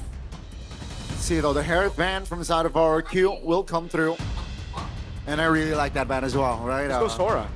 Sora. Put Valen in the mid lane. Ooh, right? That's spicy. Yeah, the CC ban makes sense. It's a matchup that does really well against the Sora in lane, and RQ have ignored the Sora, surprisingly. Yeah. I wonder if the Valentina gets a chance to copy an ultimate. Is it gonna be a Mount Shocker or is it gonna be the Golden Hour? I really like the Golden Hour copy though. Phobias. 86% win rate. Now we know why it's been banned out so much. Yeah. I think this is just pretty much eliminates all the flex from TLID, right? There's no way Suyo is going to the golden even. Technically, yeah. They're opening their cards now. Yep. RQ though, what will be the response here? They're really lacking in like They a need sandbag hero, and also a good, yeah. Is Esmeralda viable here? I don't know why. I have an Esmeralda bias. Feel like he can just still go carry. I don't know about that. Oh, That's been a signature pick for Kyo as well. They can't even go Sora because, again, there's a Valentino on the other side. The Phobias as well is a good matchup against a Sora. Huh. That is true. It's a tough one. They need a tanky boy up top. It's gonna be Harley. Wait, Lapu and Harley. Harley against Suyo. Yeah, that one makes sense. This feels incredibly glass cannon. Yep. Yeah. But in a way, against a glue, you want to have a lot of mobility, right? Glue definitely thrives against frontliners. Connie. Yeah. I think PL ID can still go Sora gold, by the way. Oh. I don't know about that. Does that work though? Because if you go for the Claude, it's a bad matchup against Yisun Shin. What else do you want to go for? Granger against a Harley Selena is a bit tough. Moskov is the safe choice, I guess. Moskov. Okay, there we go. Moskov it is. Now, unfortunately for the long lane or the late game split pushing maneuvers, it's gonna be harder for TL ID to execute just because of the fact that there's a lot of global presence, and also Marcel just catch up to team fights or like spots you up super fast with the rapid boots. Yep. Let's see. Is RQ gonna get their first win? That's a big question mark. At least first game win. We gotta start there, right? Yep. Because they are currently still gameless. They haven't won a single game in Season 17. They're 0-4. It's literally an unstoppable force versus a movable wall currently. Yep. It's Pop it, 0-2 against 3-0. It's not looking good for RRQ. If there is a time to change it, it is now. In week number 2, last day. Can they do it against the Cavalry? Lanadon, here we go for round 1. RRQ, you heard it. They're 0-2. And TL, they're looking to find that win streak and keep it on. Let's see. Edok, can he find redemption here on the pick that lost them a game in their first series against Na'Vi? Super Dan as well. A lot of questions for him, a lot of doubts, especially considering how good Dyron's been playing in Malaysia. Yeah. I'm not really... I wouldn't be surprised if Prince ended up being the MVP here if RQ does win. Because he's probably the main weapon that they have. Super Dan, a very early flicker, not really looking good. But they still gotta wait for a while until the first hurdle. Yep. Emblem by Bayou. Oh, Season Hunter for both again. The signature Rin Selena with a hold on to the mid lane. Action. That's a flicker. That's going to be the Terrify. Down goes Edok. And that's just CL ID again using their tempo and finding that quick kill. Yeah, Kevin didn't really eye-frame that one correctly, but it's still a decent damage from Rins, but still very much worth a victory for TL ID as they're up in economy and also pressure in the map. Yeah. Surprising, by the way, in the emblems by Bayou, Kuroki has gone for weapon mastery on the Yisun Shin. You usually expect him to go Master Assassin to dominate the lane, but he's playing a bit more of a conservative game here against Kyo. Whoa, we are... Wow, it's Indo versus English. Man, I kind of feel bad once again. RQ fans are giving us vitamins and all, and we're all picking TL ID. I remember changing it to RQ, but it's okay, you know? It's okay. You hate to see it, but... You're in Storm? Oh no, Kuroki, that's not a good look, buddy. Yeah, on the Yisun Shin, that should almost be guaranteed, but at least what's 100% guaranteed is the turtle. If you blitz it, that's why it's a Season Hunter in the mid lane, right? They just want to play with tempo. If they do get the tempo, which they did, they blitz the turtle super quick. It looks like TL ID is not really panicking just yet, and they're still up in economy. So far, Edok has not been as impactful as guys like Apro when he was facing RQ. Yeah, Apro was a very good example for a Marcel, but I think the top Marcel guy we have in ID right now is Alec. Big fan of his Marcel gameplay. Very much so. Edok though, like this is his game, you know, just going around the bushes. Maybe not really, but is it a setter hero at this point, Marcel? Or is it just disengage? Or is it both? It's whatever you want it to be. Like, he just needs to do his own thing. You can't have it, you can't just You can't bank on a synergy, you know? You just have to be annoying with it. That's Speaking of annoying, Leone mounting one. That's the damage coming through. Paired with Threshold. Take a look at Rin's very low. Leone wants that mount again. Oh That's my gonna be God. a double super can going back and down he goes surely. What? It looked good for a bit for RRQ with that mid lane exchange, but TLID answers back. Leone's making a joke out of RQ's players. That's a three mountain in a row. Everybody needs to respect the glue. This hero might just be the most broken pick in the game right now. No Jusin, a first pick glue by Leone. He mounted 3 RQ members in that fight. He ulted 3 times in that fight. In less than like 20 seconds. How's that legal? This is truly not. Patrick. It really is not. Oh my God. Get this guy away from the glue. Doesn't matter if you pick a Marcel, if you pick a, your signature hero in Selena. You cannot run away from Leone, even under the turret. Oh, I don't think he's gonna take it. Yeah, that's just a bit more poke. And Croaky's low. Look, he can be zoned by Dritchel. Oh my days. RQ this time cannot blitz the first turtle. Well, at least the turtle like they did the first one. It's a good stun on towards Leone, but comes Not again. Phobius. Particularly Leone Rins almost zoned out. That's gonna be the turtle still cleared by Super Cannon now. Looking for the collapse. Rins taken down. That's gonna be Super then isolated, taken down by Driscoll. TLID, they don't mind losing the turtle. Take a look at the mid lane turret. Oh my. Shredded by Kyo as They're gonna well. take it. They're gonna get a whole turret. Oh, that's a whole structure taken now.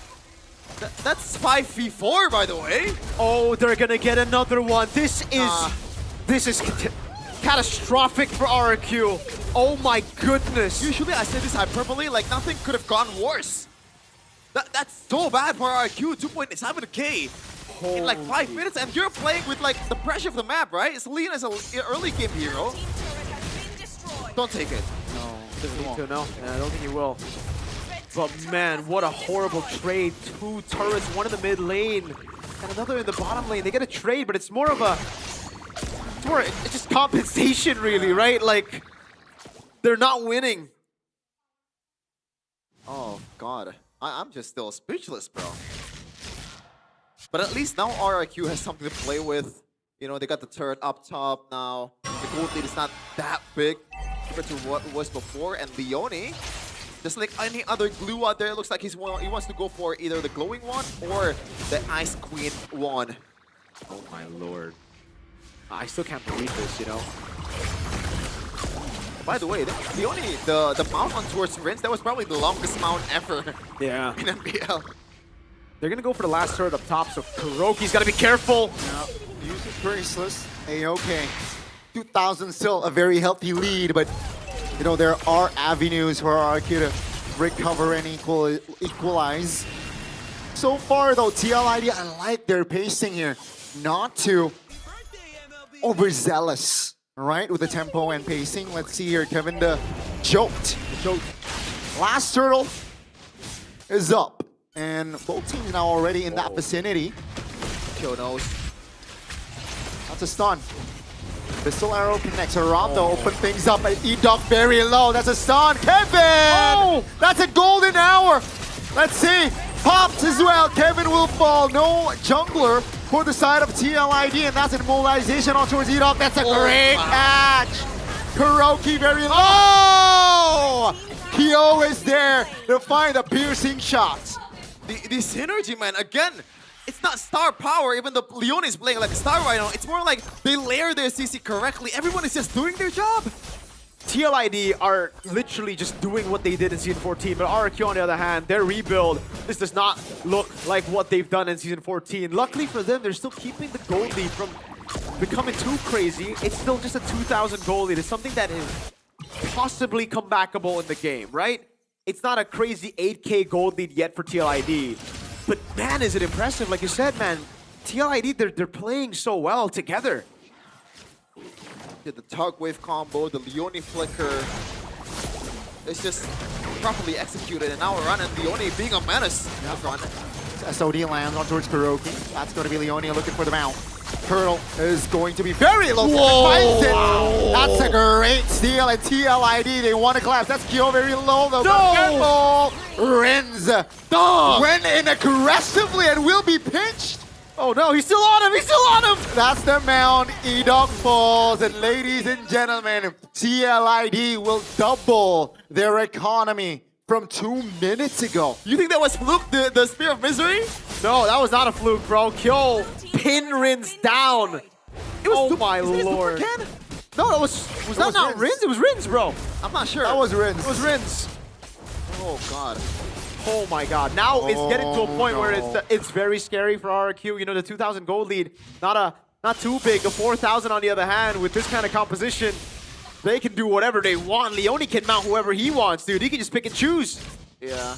And Leone, I think I would prefer him to go. Never mind, he's going for glowing one, and I think Ice Queen one next. Bro, So, I'd be disappointed if he doesn't go for a genius one. Wait a minute. He's mounting! Enoch! That's Mount. That's a flicker for a flicker. Both roamers, no flickers here for the next 2 minutes. And let's see here. Quick chastise. Yeah. Quick chastise, you're right. Oh my god, he's not that far ahead of Super Dan, but look at the items, man. So impactful already. Radiant Armor and the Chastise Powder, it stops RRQ's damage output entirely, I think. Yeah, and by the way, guys, Leone has more gold than 3 members of RRQ. Yeah, I don't think it's surprising, you know. He's also building my God. damage. Swift Trinity, 9 minutes and 30 seconds. He's got to be careful, though, because he has a shutdown bounty. That's going to be that. Oh, there you go. Oh, that's the shutdown. Rins finds it. And that's why I think a single robe would be a bit more valuable at this time, because you're going to play as aggressively as before. Yep. I think a bit more defense would suit him well in this game, but, you know, he wants to play a different game. Whoa. Roar that damage on Edo. It's 5v4, man. RQ cannot find a good opening, even if it's 5v4. You know what? Superken is doing a pretty good job here. He is not that far behind of Kevin, which is surprising in my opinion. He's also gone for the Aldo build. Genius wanted to the Lightning Trunch, and he's going to start doing a lot of damage. Keep your eyes on him. Not on Aran, obviously, though. Not an Aran. TL now sticks with 5. The bar lane is practically balanced still, so let's see who pulls the trigger first. That's Aran moving on towards Edo. We'll take a look at Super Dan, looking in for an angle. The Lord now will be contested as Kevin finds a retribution. Super Dan! Take a look at Kyo! He wants some life steal, but doesn't get it. That's gonna be Kyo for the Lord so far. Oh god, that's a perfect golden hour to give Superken the space that he needs to execute the retribution, but I think there's a bit of a stun, I don't know from who, but it ended up being TLID's the Lord. I think it was just a pure retry win from Kevin, no? So it's a soul he didn't sever have with retry. enough damage to burst the Lord? I don't think so, no. Oh god. I don't think he did. That was also super clutch there. He was 1 HP running away from Kyo as the deadly magic did its thing. Kyo started to deal damage, man. That Swift Trinity is really starting to hurt, but TLID are losing the lead. Slowly but surely, RQ.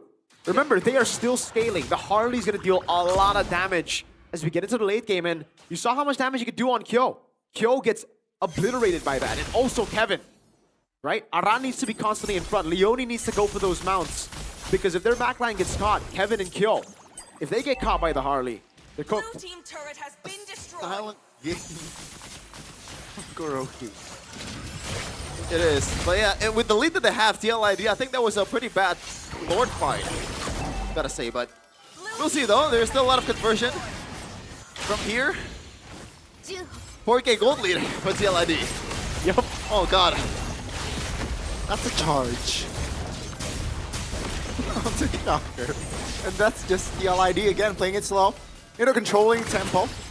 And RQ, they can only respond at this point, right? They cannot do anything much apart from clear.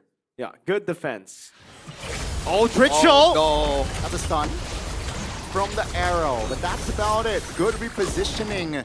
TLID, they can just clear the green cams. Maybe freeze a lane or two and just wait for the next Lord to spawn. economy-wise, it's not really that great of a benefit from that Lord, but in terms of turrets, it's just like not even close. Oh, Super Dan?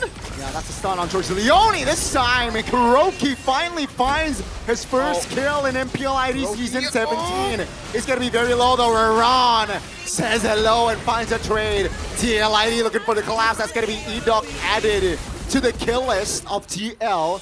And 30 seconds on the clock for the next Lord. Once again, it's an RQ loss, but at least they're trying to fight back.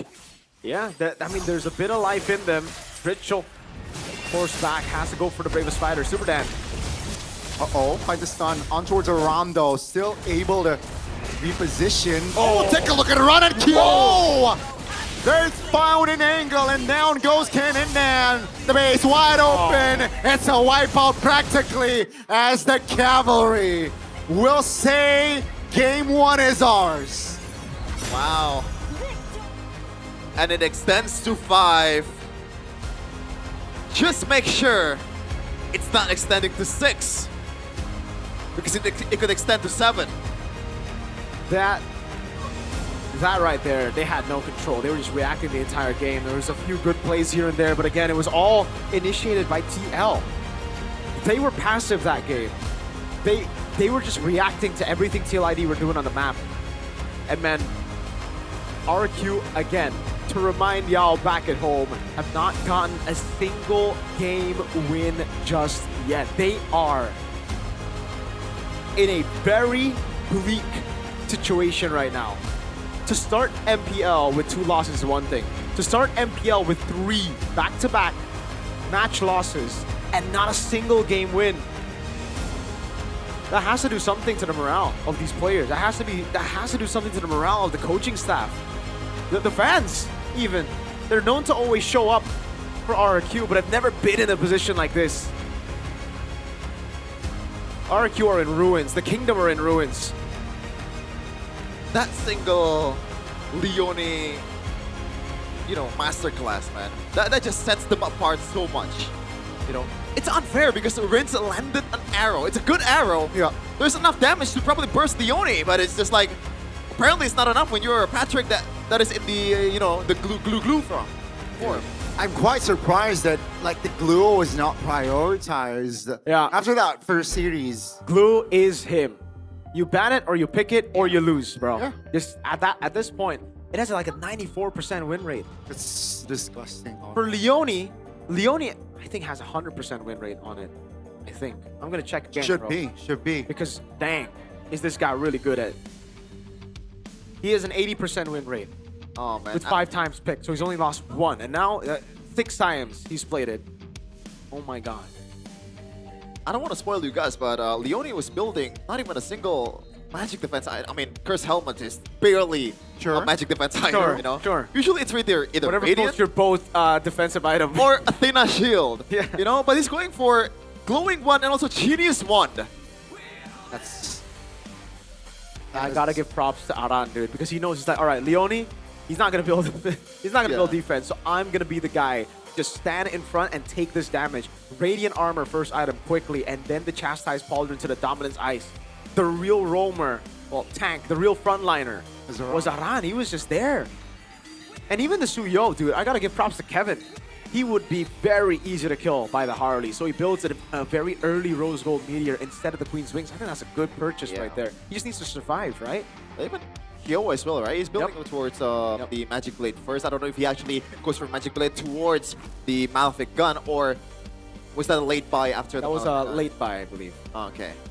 Either way, targeting the backline, Leone leads TLID to a win in game number 1. See, I don't know if Leone targets the backline. Leone targets whoever he wants to target. The backlines just comes to Leone. Yeah. That's true. Ban the glue or pick the glue. We don't want to see any more Patricks, all right? This is all because of you, Pagu, by the way. All because of you. Glue equals wins. By the way. Yeah. This is the time he got 3 mounts. How do you get 3 in a fight? Huh? How do you get 3 in a fight? How do you get 3 in a fight? Level 5 at 3 minutes. You tell me that's not broken. Just likes to mine on the Kingdom. My god. He's making the kingdom his mount. He's riding the wave of the kingdom. Yeah. Give it to him. Give it to him. Ooh, look at that. Pretty cute. Leone. Obviously. Leone in the W.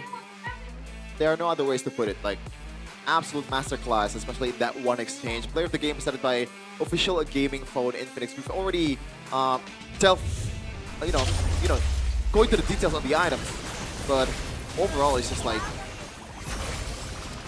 again, like, not to sound like a broken record, like, you should not give this guy glue from this point on. You should not never any team give Leone. Not just RRQ. This is not a specific message to the kingdom, but to other teams out there, even Onyx probably. Yep. The only time Leone is lost on the glue was Dewa United with the Houston Rome and the Kimmy mid. And that was, oh my dude, you gotta get rid of this guy on his pick, dude. This is like another situation of Fabian just fanning, you know? It's a pick that's so strong that you just need to get out of there. But no, we've already glazed Leone enough. What's the... I'm not sure how to break this down, man, because like... You really can. You have to just... Oh, look, it's Rins! Oh my god, Rins! He got put down like a good boy. Put down. Yeah, but yeah, like... Selena, Marcel, Harley, this is a very chaotic composition, so I can't really break it down properly. No, this game, this looked like Season 14 TLID. They were just doing their thing. Right? It really looks like M6 TLID as well. It's just, they're all just doing their own thing, brawling, fighting. Like Aran's doing his thing, right? This reminds me a hell of a lot more of like the old TLID than the past TLID games. The past TLID games have been a very... Oh man, that was beautiful. And by the way, Drichel being the low-key member of the group, that's just Fitzyaskiel. That's true. That's true. Maybe the Ghost of Jakarta isn't a player. It's just the mid lane of TLID. Maybe the Ghost of Jakarta is the forces we meet along the way. It's a principle. It's a way of life. It's a way of life for Team Liquid. TLID, yeah. They're all just ghosts of Jakarta. I don't understand it. I don't understand how good they are. Like, they are so good. I can't believe it. If you tell me, again, this roster would be number 2, might be number 1 by the end of the week, by the way, because they're going to... Okay, they're winning right now. Yeah. So they're I would laugh at this. I'd be like, no, no way. I'm bringing you to a mental hospital. Yeah. My God. Sir Daniel Saniel. Palevi, what have you been doing? To do it twice, to catch lightning in a bottle twice. That's something, man. They're doing some dark... They're practitioners of the dark arts. Ooh. They're doing something. Like Arteta. But yes, RRQ. But Arteta hasn't won anything, you know? Liquid have won a few things. No? Yeah. You can't talk after what happened last night, man. Yeah, Southampton, really, man. Okay. And by the way, your coach called up 16 players from international duty. They're all injured. You gotta lose the priorities. There's priorities. Yeah, to lose to Southampton. Oh man, anyways, speaking of Arsenal, RQ are really feeling Arsenal. Yeah. Are they? I mean, you gotta give some props, man. Arsenal has been doing good this season. But now RQ, it's not it. You have to look at Gani earlier. You have to look at his face when you made that comment. No. I know what he's doing. I know what he's doing. He's probably like doing something like this, right? Yeah, technically. Yeah. All right, let's take a look at the damage dealt here. Ooh. Kevin with the no Suyo portrait. What happened to Suyo? What happened to Maybe Suyo, he is bro? the Ghost of Jakarta. Maybe he is Suyo. That's just him. Kevin the Jote.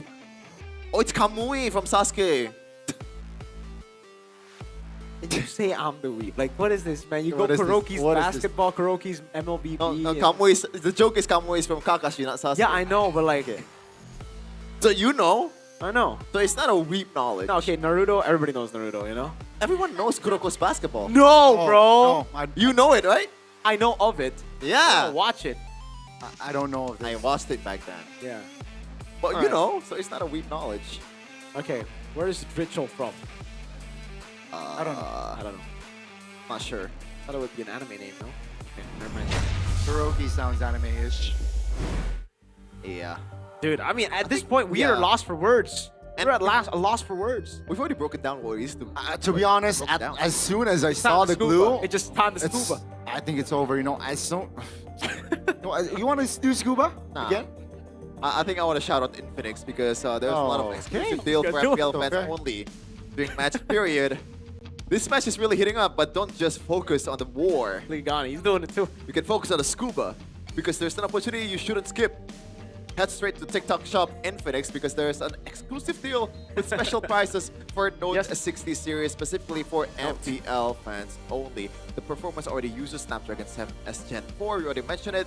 The first 5G in Infinix, super fast, perfect for gaming without lag. The display is also 144 Hz, 1.5K, making it an even smoother and a more immersive gameplay. And the battery is 6500 mAh.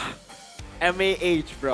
Milliamp hours. So you can push rank longer without worrying about low battery, like I am right now. Check it out before it runs out. You're on low battery. Yeah. You gotta do the scuba, man. Exactly. Come on. Are you more of a Nick Wild guy or a Judy Hobbs? What are we doing right now? Yeah, you can scan the QR code down below for all the Infinix stuff. Note 60 series. Look at that, beautiful. I like the orange. Oh, we got Kyrie and Albert. We got Kai and Albert. Kai and Albert. Why is that funny? Shevin, there's this new thing. It's not rage bait. It's just cringe bait. Cringe bait, yes. I like that. I like that. Cringe bait is great. on. Especially because it's a top tier engagement bait, dude. Like everybody will be commenting if you do something cringe. That's cringe bait. Yeah. It's great for the sponsors. So bad traffic is still good traffic. Yeah. That's why when you're doing ad-libs, you just try to do something that's cringe so that they click away, they scan the QR code instead of watching. See? That's the secret. That's the culture. Cultured by Todak. Yeah. Talking about performance is not just about what happens in the game. It's also what happens in the desk, doing scuba and stuff. Having a comfortable setup plays a huge role in how you perform, and that's where Todak Throne comes in. This gaming chair does not just deliver on style, it also can, somehow withstand Connie's weight. It brings serious performance on the table right now. They're also launching a special MPL edition featuring everything from gaming chairs to exclusive apparel that you can get if you come with your partner to MPL Arena. And you can check it out directly in the booth. Yeah. So if you're curious to explore the full collection, Gunny, what do you have to do? www.todak.id. Browse the catalog and see the latest promotion if you want better deals. So it's not just about performance, all right? It's all about the style. Coming together as one identity. Cultured by Todak. Yep. Oh, cortisol casting. Low cortisol casting. Low cortisol casting. I think you were high cortisol. Yeah. That was yesterday. Today, I got no energy, bro. Unless you cringe bait, At least now, we can throw it over to the VT so you can be even more low cortisol. Wait, can we actually talk over the VT or just... No, we gotta throw.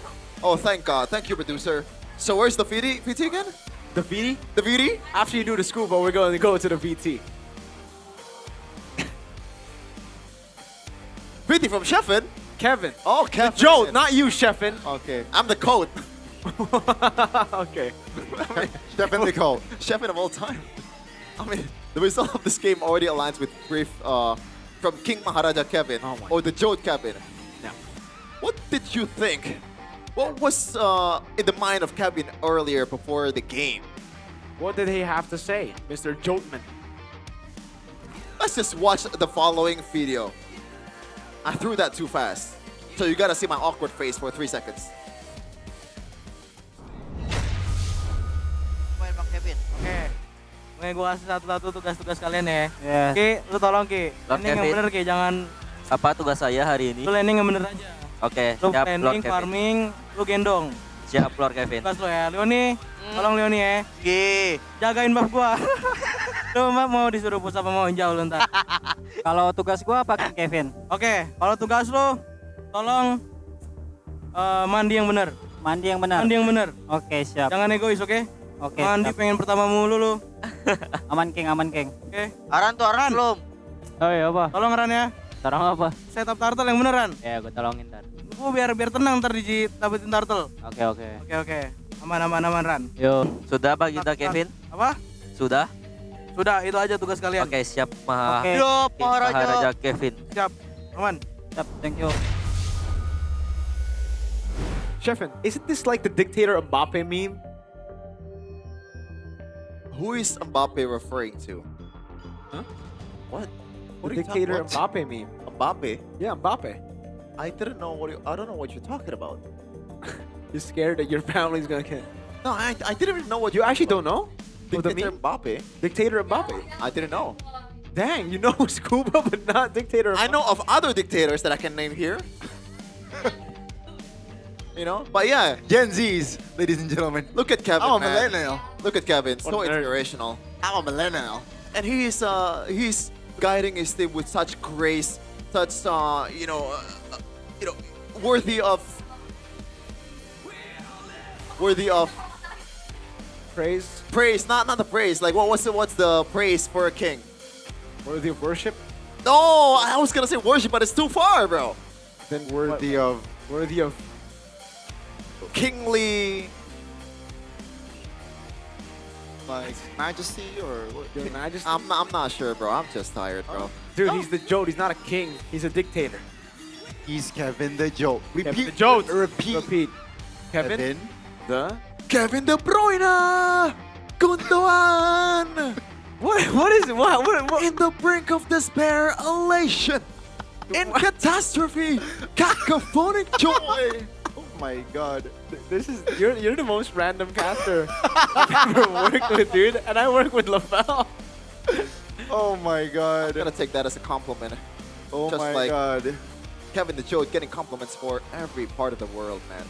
Somewhere out there in Antarctica, they're watching in an igloo and they're watching the graceful performance of the Joe. Kevin the Joke. As they're trying to just fish out some fish from the ice with their penguin pet. Yeah. Oh, okay. My role model is Keyboy. Even before I started playing in MDL, back then, no one could challenge Onic. And Keyboy was the cleanest, calmest, and most skillful player from then until now. He has remained consistent. Dang, Gani, as an Onic fan.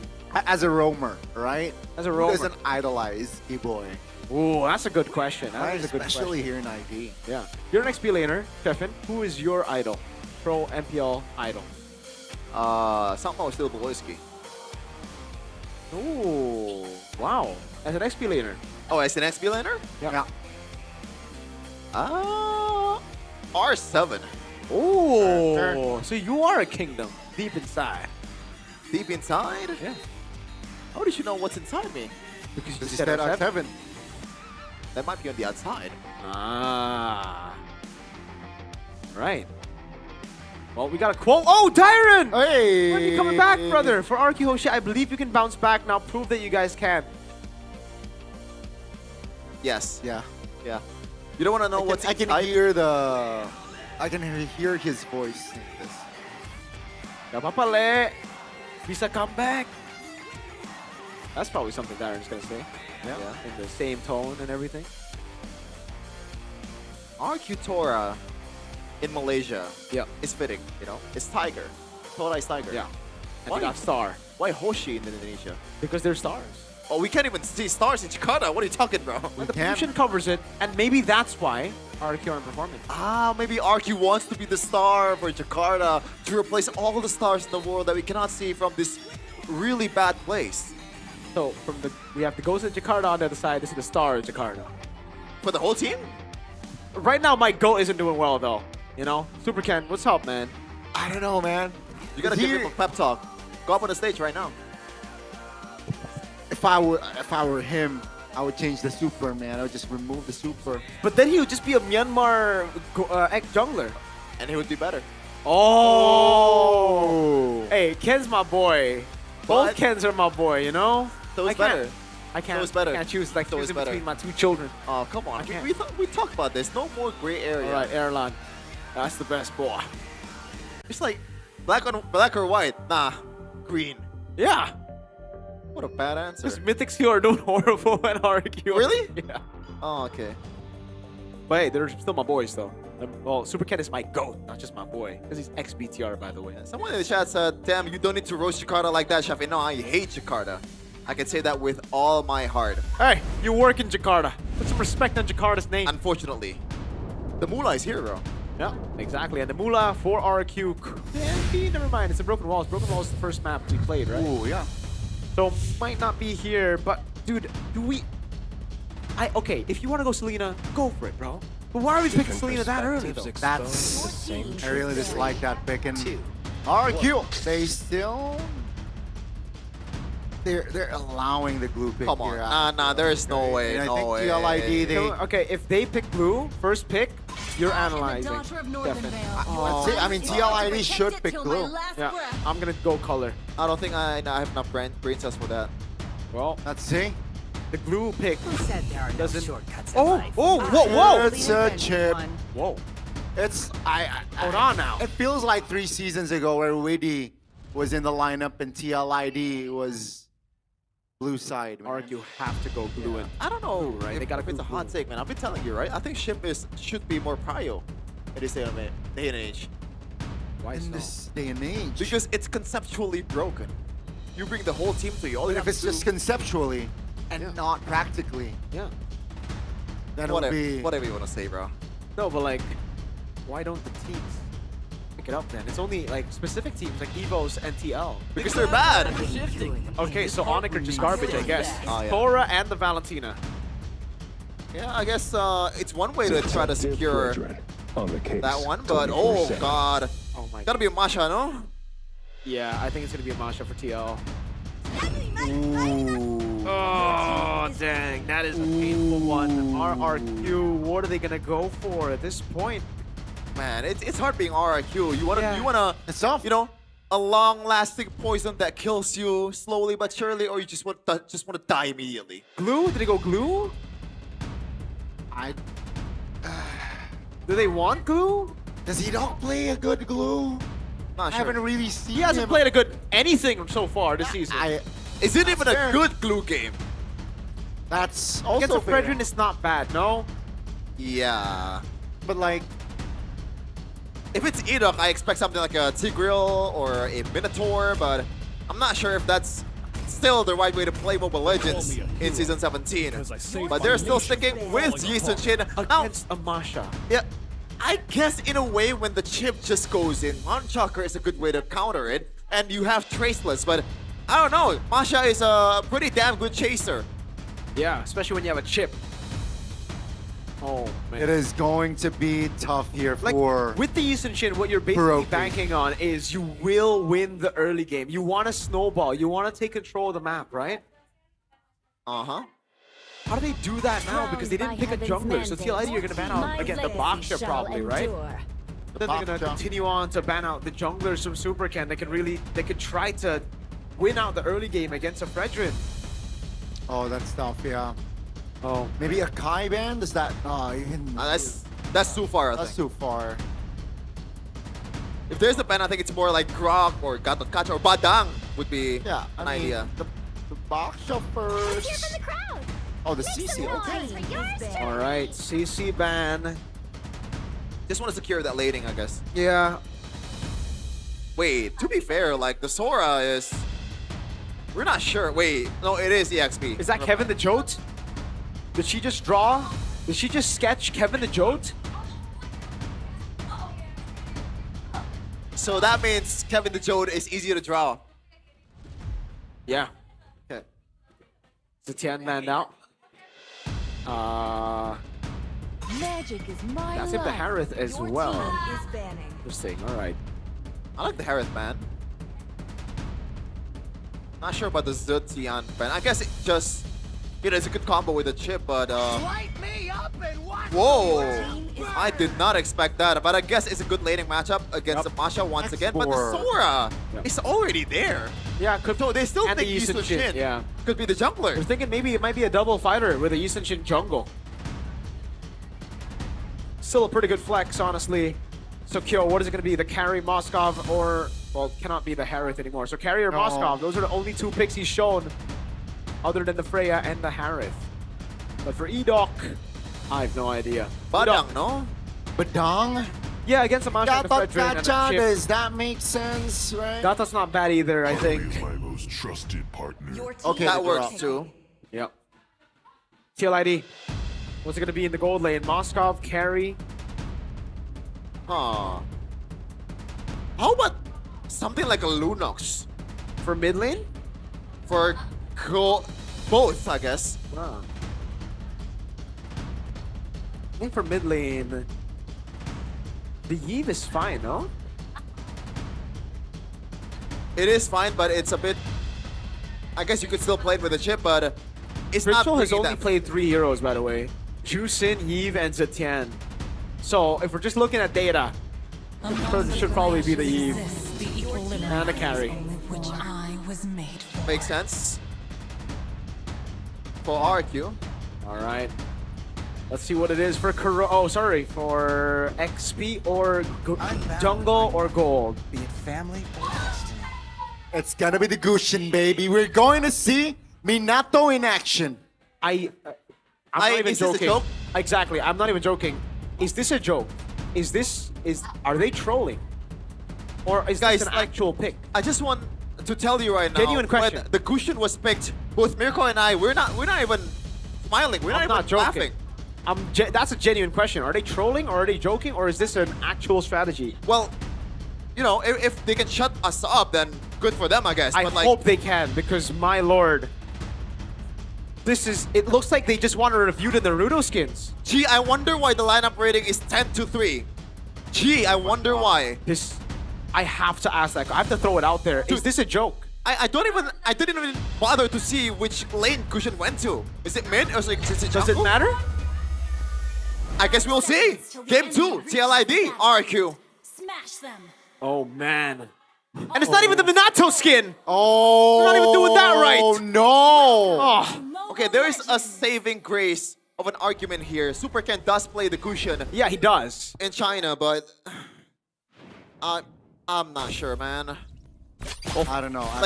No, it's not even the Minato. I think I'm more triggered at that. That is not the Minato skin. Yeah. Like that, when they picked up the Gushin, I was like, okay, at least we're gonna see the Minato skin, man. And Ken's like, hell nah. Not I'm on gonna do my my watch. own thing. I'm gonna do my own thing.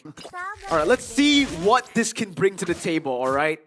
We're quick to judge it, but I think everybody is as well. I think the Indonesian desk are similarly baffled. I think the Kingdom are baffled. They're quiet. Like Emblems by Bayou, sorry, Master Assassin coming down there. They pull yourself together for Dritchel. And it's the Season Hunter and Thrill. Oh, Kuroki doing a good job in lane again with the weapon mastery on the Season Shin. Leone. Yeah. Kuroki, they're gonna watch. Oh, that is I don't know about that, dude. Oh, like no. that's not a good look, but I guess. Oh my goodness! No awareness, perhaps? And he's gonna lose out on a lot of minions, by the way, unless Edok helps him.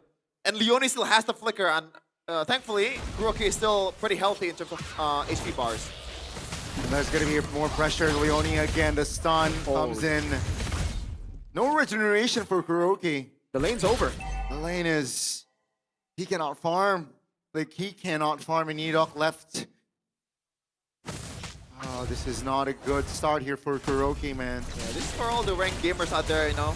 It's not just about the damage trade, it's about the lane management as well. Yes, you are the better laner, but when you get freeze down like that, then how? Let's see Super Ken on this pick. Oh, that's a good shifting claw. That's gonna be Kevin taken down. Super Dan secures first blood and thus leads to RQ taking the first nuke. I guess it works in the first objective. It's working out. Hey, no Minato skin, Gushin, no problem. Oh, kill though. Level 3. Getting the shield turret as well. Been getting schmackaroonied in the lane here for Kuroki, but once he gets that Mount Shocker, now Kyo has to back off just a little bit. Ito. All alone, one charge, tech charge rather, defensively. Well, I guess the idea of this Gushin is to end the fight before it begins. So pretty much RQ wants to do that quick draw thing again. Audience prediction though, this is very, very rare. 56 for TLID compared to 44 for RQ. That is, wait. And that's the first time RQ has lost the audience prediction this season. Interesting. Is it just the trust?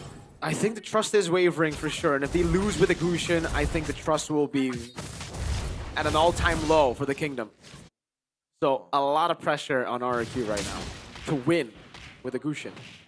Yeah, we can see the highlight plays. We can see the, you know, the burst coming in from the Gushin, but like the worry is still the fact that Gushin is such a you know, the floor is super low.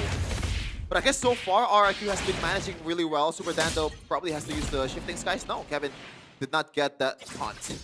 Still able to keep his distance as the second neutral objective in the game will respawn in less than 30 seconds. And RQ, a healthy early lead, 1,000 gold economy-wise.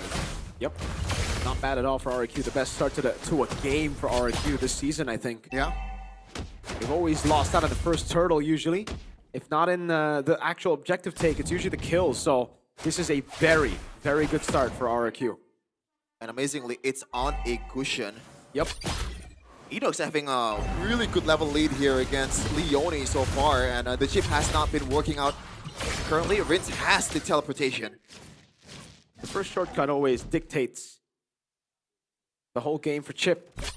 Let's see if Leone can get that first first shortcut down for the team. By the way, Superkin is actually rocking the magic shoes. So if he gets, you know, CC'd even once, he's cooked, everybody. Yep, it's a high-risk pick in the end, right? Like, you might as well just go all in with it. Like that. Oh, Leone bursted down there as RRQ will claim the second turtle once again. Oh, man. They're shutting us quite well here, RRQ. Yep. They're doing a good job. Yeah. I like it. Gold lead, they're playing around top lane as well. Supercan. With a 2-level lead against Kevin. But now Leone wants to go for Kuroki, but these guys just gonna back off. Oh, that's a shortcut. Let's see. Ron now finds a taunt. It's technically Ren's. Forced to use the flicker. Leone goes down, but Ren's will be the trade. TLID. They found the collapse. They found the taunt. Super Dan barely survives, and there you go. That's gonna be Kevin. The Jolt taking the kill as Edok will not be able to keep their distance. 3 members off the board from RRQ in the mid lane. Ron. Ooh. Almost there. TLID loses the structure, but great timing on that defense. Gold lead's completely gone. Everything that RRQ have been building towards. Now they gotta start from scratch. This is why, right? The ceiling is high when you execute perfectly. We've seen Cushion being used in the grandiose stage of M5 by Suns, but at that time it was viable. Against the Novaria, that's pretty much a pure counter, and Suns played that perfectly. But this time around, there's too much CC. Fredrin around is just a menace on the Masha. That raw damage is gonna come through towards the Cushion. That's why we were questioning it. Yep. As they scale as well, it's gonna get tougher and tougher, and especially as the game gets more and more chaotic, these shortcuts, it won't be the standard 5v5 that RRQ would expect, but hey, again, they are still in the lead. They are still holding the turtle advantage. And okay, maybe the structural advantage has been equalized, but the mid lane is pretty solid. Yeah, it's just a waiting game right now. Once again, who pulls the trigger first? Super Ken, though, didn't even want to go. Yeah, I don't think it's a wise idea to go on a chip with a crash course on and a possible shortcut. Supercan is steadily ahead though, level 11. Final turtle of the game, of the series. As a matter of fact, TLID here, looking to find Kuroki. Yeah, let's see Leone, shortcut here, looking for the crash course as well. Kevin finds the turtle. Oh, the mobilization is huge. Take a look at Iran in the back, doing work. That's gonna be a trade though. That's a flicker to lane 1. As TLID will isolate Super Dan, and he will not be able to keep up. As Rishal will secure that kill, another 3 kills added on the board. Folks, I was not lying when I said that I want him to shut me up, but... Oh, that's a great solo, practically, by Kuroki. And that's gonna be Kevin, though, just taking the purple buff. That's a great ninja kill. Please prove us wrong, just please. I hope so too, but again, in that fight, I think it was literally our concerns played out in action. Supercan couldn't do anything. The Masha just jumped on him, and that's it, right? You're an all-in type of hero. Once you use that cycle of skills, it's done. And now the lead that he got in the start of the game, that XP lead, the gold lead, it's all gone. The Fredrin has caught up, and again, this was part of the concern. And even then, like, looking at the damage dealer of RQ, right? It's a Houston shit. It's not a comfortable. Oh, look at that damage. Oh, this time RQ finds the collapse, but Rin still will fall. That's gonna be Ron doing work in the back, and he survives. And there's a menace. RQ now looking to scatter, looking to disengage as Kyo is able to find the damage. Take a look at Super Ken. Almost finds Leone, but Iran again, precise timing, and takes the kill. What I want to know right now is what Clay thinks of the cushion pick.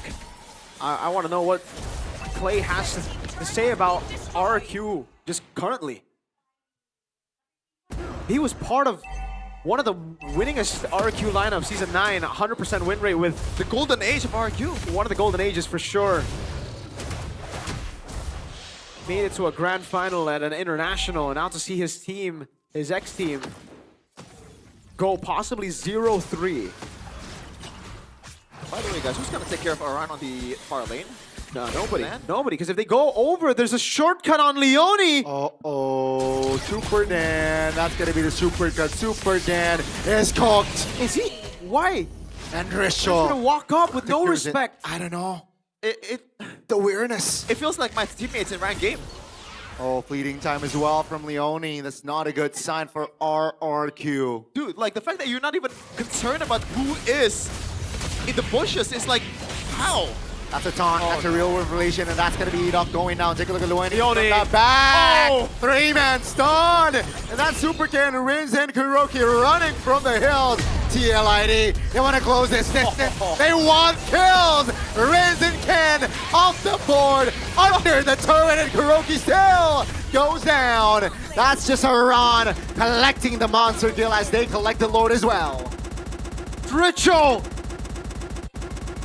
Oh my lord, recalling on the corpse of the kingdom.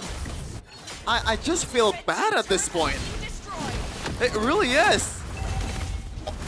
It's going towards a 6-game lose streak for RRQ. This is not the familiar standard that we're familiar with. Not even that last season. Maybe it's all too familiar. A 7th place finish last season to a... Is it that bad in early of the season? No, it wasn't. It was not. With Rez and Zunash, they were pretty... They were in the mid-tables. They were not down in the depth with... Well, now in this season with Infinix. Thank God for Infinix, because they would have been even lower. Oh. I cannot. I have no words. That's a wishing lantern for Dritchel. 3-0-8, just recalling in the faces of RQ. An amazing RWM with a flicker crash course from Leone. Superken's 1, 3, and 5 on this pick. And it's only going to get worse. And Siege is not really a problem at all for TLID. Yeah. The only saving grace for RQ is just if Edok makes a huge tech charge, or if there's like a huge TP play from Rins. This is a dangerous game, fam. It's around 3 HP bars, by the way. This is... Oh, they're going to go for it. I think we got to wait for a second. Below. Shortcut. Oh, Rins taking down. And now they're going to get collapsed on. Take a look at the pin. Super Ken immediately wants to recall. Denied. TLID finds the target. My God. Oh, RQ. That's a 3-man taunt. That's just Kyo free hitting. And RQ, there is nothing they can do. Kyo very low, finds hold on by Kuroki though, as Kevin suddenly is all alone. Now it's a 1v3. RQ finds the angle, and they find a big wipeout. I guess that's what it needs, a big disaster class of an execution from TLID. That should not have happened, especially when there is a trade of Arana and Rin already happening. Oh, take a look at the damage. Iran is taken! Overestimating. And Iran will go down for 30 seconds. Is there a need for an analyst to be present today? This is one of those That games was just, yeah, right? I mean, what am I supposed to say? They decided, hey, it was the Max Holloway pointing to the ground and 10 seconds before the round ends. Here, let's just go. Let's just brawl. Let's just throw those haymakers. Wow. And now Leone is just trying to scout here. Rins is already poking down. Yeah. Real world collision popped. Kevin now jumped on all alone. Oh my goodness, the damage though. Ritual shuts him down. Super get off the board. But they got the marksman. Take a look at the 3 members of RRQ down and out. And they will take over the Lord. Yeah. TLID, I still gotta question the hype that we're bringing that this is the new TLID, a reincarnation of Season 14, because some of those execution was really, really bad, but RRQ, thank God. Like, I'm not sure, man. Yeah, I'm not sure about the real-time victory rate either. I think this was taken right before. Yeah, okay, yeah. That was taken before, earlier when they were on the Lord. That one makes sense. 73 to 27 makes a lot more sense in this situation. They just pulled a Max Holloway. They pointed at the ground with, a few 10 seconds left on the clock, and they just said, "All right, let's go." That's literally what they did. I wish I know what you're talking about. I'll show you after this because it's very epic, very nice. I don't know if the ending of this game is gonna be so epic though. Let's see. The Lord will charge in the mid lane turrets. RRQ, they have time. Seems like they will clear top and bot, but they will lose out of structure in the mid lane. Yoni taken very low. Real World Relation will not be able to find that kill. As that's gonna be the Lord taking out RRQ, still standing with 5. TLID still standing with 5. Only 1 structure was lost in that Lord charge. I like this from TLID. They're still respecting the ceiling of RRQ, and literally all the stars are aligned. As we're gonna take a look at the items here, Aran did not even bother to build some kind of rose gold meter. He's going full on glass cannon. He knows that he's gonna die after he's being utilized. Oh, 2,000 gold lead in between the mid laners here. That's a whole item. Winter Crown, building towards the last item, could possibly be the Holy Crystal at this point for Dritchel. It wouldn't be too surprising if he wants to just go for pure damage. It's Blood Wings. But yes, it probably is. It probably is. But hey, one can always dream. The way the game's been played, I would like to see a Holy Crystal, sir. I would like to see some more of these picks. Winter if Crown. It's utilized properly. 4 and 8. So far, out of 10, Miracle, like, how do you think this Gusion has been performing? Honestly, not as bad as we thought, Yeah. no? Like, we expected this to be a complete stomp with the Gusion, and it was honestly heading towards that point up until, TLID decided to point at the mat with 10 seconds on the clock. I just heard Bombawa said Kotak, which means it's funny. Wow, I've never heard Awawa say that on the... That's an Indonesian broadcast, bro. You get lynched for having opinions there. Especially against this team. I've been there. Oh, dang. Cascade and Paul did not look happy at all. Even if they win, I think even if they go on to win this game, Pao and Cascade will be extremely disappointed at how the team's playing. Okay, Rince at least is trying to make something happen here. Yeah. The waves are benefiting TLID, so he knows. Or maybe, never mind. That's not a long lane. I misread the lane. He's going for something like a flank here. But he does not have a shortcut. Does he have a shortcut? A conceal. So he's gonna be seen by the minions. I think if you're positioning yourself there, I think you have a shortcut, right? Oh, Leone might shortcut first. That's Super Can! Finds Super Can. Good timing on the slide. That's just a Rondo finding the blood. He wants blood. That's going to be Super Can off the board. Immobilization comes through. Take a look at the sun. Super Can isolated. This Sora will not be able to escape from his death. Now with 2 members out, they neglect the Lord. They want the end. Edok, Prince, and Kuroki, the debutant. Can they defend? Let's see as TLID will crash the top structure here. They should get it. And they should focus on the Lord. Yeah, TLID. Still 5-man strong. Kuroki. That's a crash course. That's a shortcut as well. Edok loses immortality. Let's see RRQ. Can they do it? Rin's all alone alongside Kuroki. And ladies and gentlemen, the base wide open. We will get to see a clean sweep as TLID will stay and continue their win streak. And as for RRQ, they will go 0-3 in MPL ID Season 17.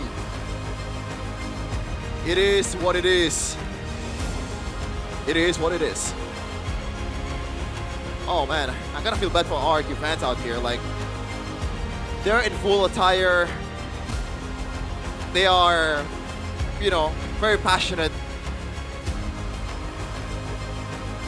But this is the display that they're getting.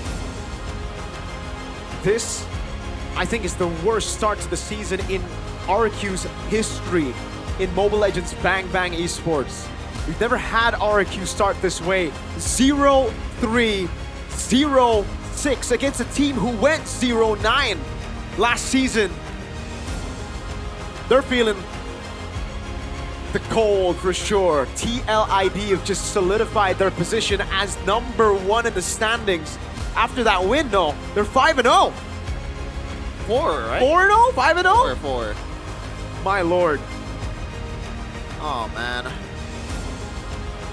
I don't want to talk about this, man. This is tough for RRQ, for the Kingdoms. But what a day, what a week for the Cavalry. It is. They're maintaining the win streak. A clean sweep for the Cavalry over RRQ. Like, I wish, you know, we can ask Cascune or Pau on what's on their mind in the drafting phase. We might get to see that. Yeah, it was why not before, but we don't really get losers interview very often today. I hope we do. 0-3. They need to explain something. And they owe us an explanation, but first of all, we gotta see TLID on the stage for the winners interview. Sang kuda hitam masih melanjutkan win The Dark streak Horse mereka. is still The continuing their win streak. Sambutlah tim Liquid ID. The Cavalry, let's welcome Team Liquid ID. Luar biasa sekali. Amazing. Tapi sepertinya sudah ada yang tidak sabar. But it looks like untuk someone's langsung not ditanya-tanya di sini patient ada Leoni. to be asked the question. It's Leoni. Gimana Leoni menang lagi hari ini? How is it? You won again? Senang banget sih hari ini. Terlihat Alhamdulillah. dari wajahnya ya, happy From sekali. the look of your face, you're so happy. Tapi Leoni, kalau misalnya kita melihat di game yang pertama, Looking kamu at kit #1, Leoni. menggunakan salah satu hero signature kamu nih. You used ya your kan? signature hero, which is Nah, Glue. menurut kamu kenapa sih? Apa alasan dari tim RRQ? Why did kasih RQ hero kamu gitu? just let go of the glue? Nggak tahu.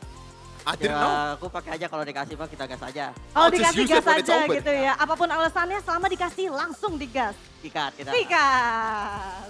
Tapi kalau ngebahas hari ini dengan adanya kalian ngedapetin kemenangan 2-0, Leon itu You udah got a bisa 2-0 baca banget victory. pergerakan dari RRQ. So it looks like you Gimana, Leoni? were able to read RQ's movement. Kalau ngebaca sih, How did you pastinya know? kalau kita sama coaching staff udah ngeliatin juga lah. Kita respect sama semua. We and the tim di coaching sini. staff respect RQ and we know that already. Eksekusinya berjalan lancar lah, alhamdulillah. Our execution was just roamer. really good. Dari tim Sebagai Liquid tim juga ID. pun. Oke, ya tapi tugas Leoni roamer dong.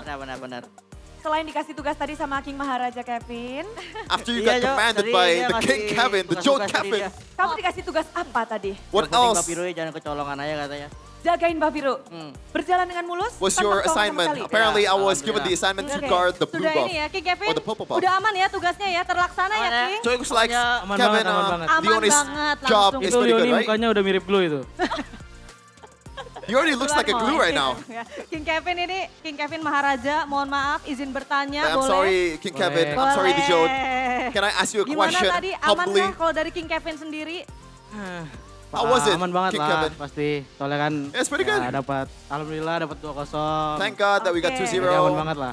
Baik, aman banget. Tapi We feel pretty good. selain tadi kan sudah memberikan sebuah tugas nih. After you Untuk commanded Leoni, all ada of lagi nggak your sih yang dikasih tugas people. sama King Kevin? Kalau buat Leoni emang cuma buat jagain buff aku aja sih. For Leoni, Biar, what else are the assignments? Bisa For Leoni, it's bisa just guarding ngebadanin the tenang-tenang purple buff ntar. so I can Biar ada farm itemnya and aja. play Emang babu deh. a bit more freely. Oh, memang gitu ya. Tapi semuanya dikasih tugas tadi, Aran juga dikasih tugas. Tapi cukup puas dengan So kinerja are you happy teman-teman with the Tim work Maharaja? that your teammate cukup or puas your lah, people soalnya have been kan, putting? I am menang kan. satisfied. Dan mereka juga ngejalanin dengan baik lah. And they were Yang doing saya it rasa. correctly. Tapi hari ini hari yang As per kamu my nantikan. command. Kemarin Kyo yang nge-spill tuh. Tim harusnya Kevin udah gak sabar. Ketemu tim super. Tapi saat Apparently kamu Kyo lawan said mereka, that kamu berhasil Kevin mendapatkan is not 2-0. We're not patient to Kenapa ini play against kemarin RQ. 2-1, sekarang 2-0 loh. But apparently right now it's just 2-0 against RQ. Gimana? Ya pasti tiap day by day kita pasti ada perkembangan lah ya Budi ya. Every match we just grow. Ya, kayaknya tadi supernya like satunya nggak ada kan, jadinya. one of the supers was gone. Nggak ada, jadi super belum super. So they were only super, not super. Baru super ya. Only Belum super. Super. Yeah. Not Belum super. Oke, He jadi was harapannya referring to mungkin super toy. Di leg 2 pengen super. So do you want harapannya, the leg 2 to be super? Pengen ketemu YSKL aja sih. I just want to meet Yaskiel. Tapi kan dia nurunin Rins karena mungkin But it looks like dari Rins was Scream, filled pilihan terbaiknya. because in scrims Rins was better. Babang Keskut juga pasti nyari yang terbaik lah buat. And of course, SQ definitely wants the best. Inilah. Oke. Nanti berarti untuk leg kedua ya. Ya, pastilah. Leg 1, But in leg 1, surprise dari Supercan ada there is a surprise pick from Supercan, Gushin di depan mata. which is Gushin. Langsung, apakah membuat kalian ritualan karena kita tahu di game kedua Were you nggak sebagus surprised? game pertama. Game number 2 was not as smooth as game number 1. Kaget sih dia tiba-tiba We were surprised by the Gushin. berani pakai Gushin lah. Soalnya menurut aku juga itu Gushin juga kurang enak lah di situ. Soalnya banyak CC. Because I feel like that Gushin pick was pretty bad in terms of the soalnya berani safety. pick Gushin karena mungkin hero powernya kali ya. I think Jadi dia they berani were Bude. brave to pick the Gushin because it was his hero power. Baik, tapi kalau misalnya menurut King Kevin sendiri gitu kan, gimana tadi Gushin dari How was the Gushin from Supercan overall? User sih dia user. Soalnya dari tadi gocek-gocekan jago It's really good. Sama He was moving around like a maniac and it's hard to catch jago lah him. dia pokoknya Kak. Jago, oke baik. He's really good. Dan sekarang kita ke Aran dulu. Now we're going to Oke. Aran. Kapten Aran masih galak nggak? Captain Aran, are you Masih still galak nggak Kapten? very mean? Oh udah, Tetap galak. Oh, tetap galak. Enggak. Tetap galak katanya gimana Cap? Seems like you are still pretty mean. Galak. Ya, ntar aku galak. All the TLD members are saying that Aran is very Galak banget sih ini Bude. hot-headed, mean. Kemarin kita 2-1 And also angry. di eval sama si Aran kita dimarahin dulu. After we only won 2-0 or 2-1 yesterday, Sampai Aran gave us 1 a kayaknya kemarin. scolding. Parah banget sih emang ini Aran ini sebenarnya. Wah. Tapi ya dia kapten yang baik lah, si Aran ini. The scolding was really bad, but he's a good captain. Dari hasil marah Aran sampai sekarang bisa menghasilkan 2-0. But from Aran berhasil dong angriness, marah-marahnya. Berhasil. so it seems Tapi like emang dia you kapten yang guys were galak, tapi successful Ya baik lah. after the scolding. Baik. Yeah, it was pretty Galak tapi successful because he baik. is Yang penting ada hasilnya ya Aran he's ya, pretty betul kan? nice even though he's very angry. Tapi kamu gimana dibilang Ada ini galak mistakes. semua loh. Kamu udah tidak bisa membela diri lagi Aran. 4 lawan 1 sih Kak, jadi ya udahlah. I'm Terima 4 aja against ya. 1 Oke. against my boys, so I can't really say much. Melihat kalau Aran karakter developmentnya Looks jauh like banget loh. sampai Aran's season character 17 development ini. Gimana? in this 17 Dari was heart amazing. rate sendiri kelihatan kamu paling tenang di It antara looks like you kawan-kawanmu. are the most Bisa sampai tadi angka calm and 59, collected out of all the tetap members. tenang melawan RRQ. Kenapa Against Aran bisa RRQ? tenang sedemikian How are you able rupa? to keep your composure? Aku yakin mereka berempat bisa gendong aja sih. Jadi kayak udah Because tenang I aja was convinced that all the 4 boys that I have Tapi agak sedikit is able to berbeda carry kalau me. kita lihat di matchnya ya. Karena Aran juga bermain dengan amat sangat galak juga tadi Ran. Aran was playing Jadi with a galak lot of tapi meanness harus too. tetap tenang ya Aran ya. But you're still pretty Apa sih calm. resepnya, rahasianya What's the Aran biar recipe? tetap What's the tenang? secret of playing like that? Apa ya? Mungkin I don't know. karena udah lama aja sih Kak. Maybe Jadi because udah I've been here biasa for a aja while. sih mainnya. That's why I got used to it. Oke, jadi udah terbiasa ya. Siapapun lawannya nih. Ya betul. Kalau misalnya di next match kan kalian tuh kalau nggak salah kalian akan melawan Looks Fam like ya. you guys are up against Geek Fam. Kalau Oh dari no. Aran sendiri gimana? Ngelihat adanya G3. Now you're gonna be up against Gear 3, the new gimana addition of sih? Geek Fam. Biasa aja. Belum This is kelihatan sih. so-so. Oh, kalau tadi ketemu sama Super Dan. Nah, gimana tuh? That was super done before against Kurang RQ. super sih. He was not very super Dan. Kenapa kurang supernya Aran? Why is he not bercanda super doang. enough? Bercanda. Oh no, Tapi it's just a super. joke. Udah bagus. Oh no, Tapi he kalau is pretty good. It's memang pretty good. Seperti yang dibicarakan juga tadi, supernya hanya 2.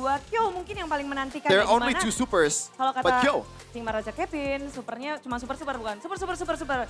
Kev, with Joe pada saying sini Kyo only super, menghadapi not super. bukan Toy di sini. Apa You're not tanggapanmu you're tadi? not up against Apa Toy. responmu? What was your response?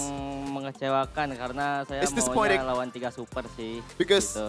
I want to face against 3 supers. Kalau berlawan Kuroki, GG lah dia buat untuk first debut dia.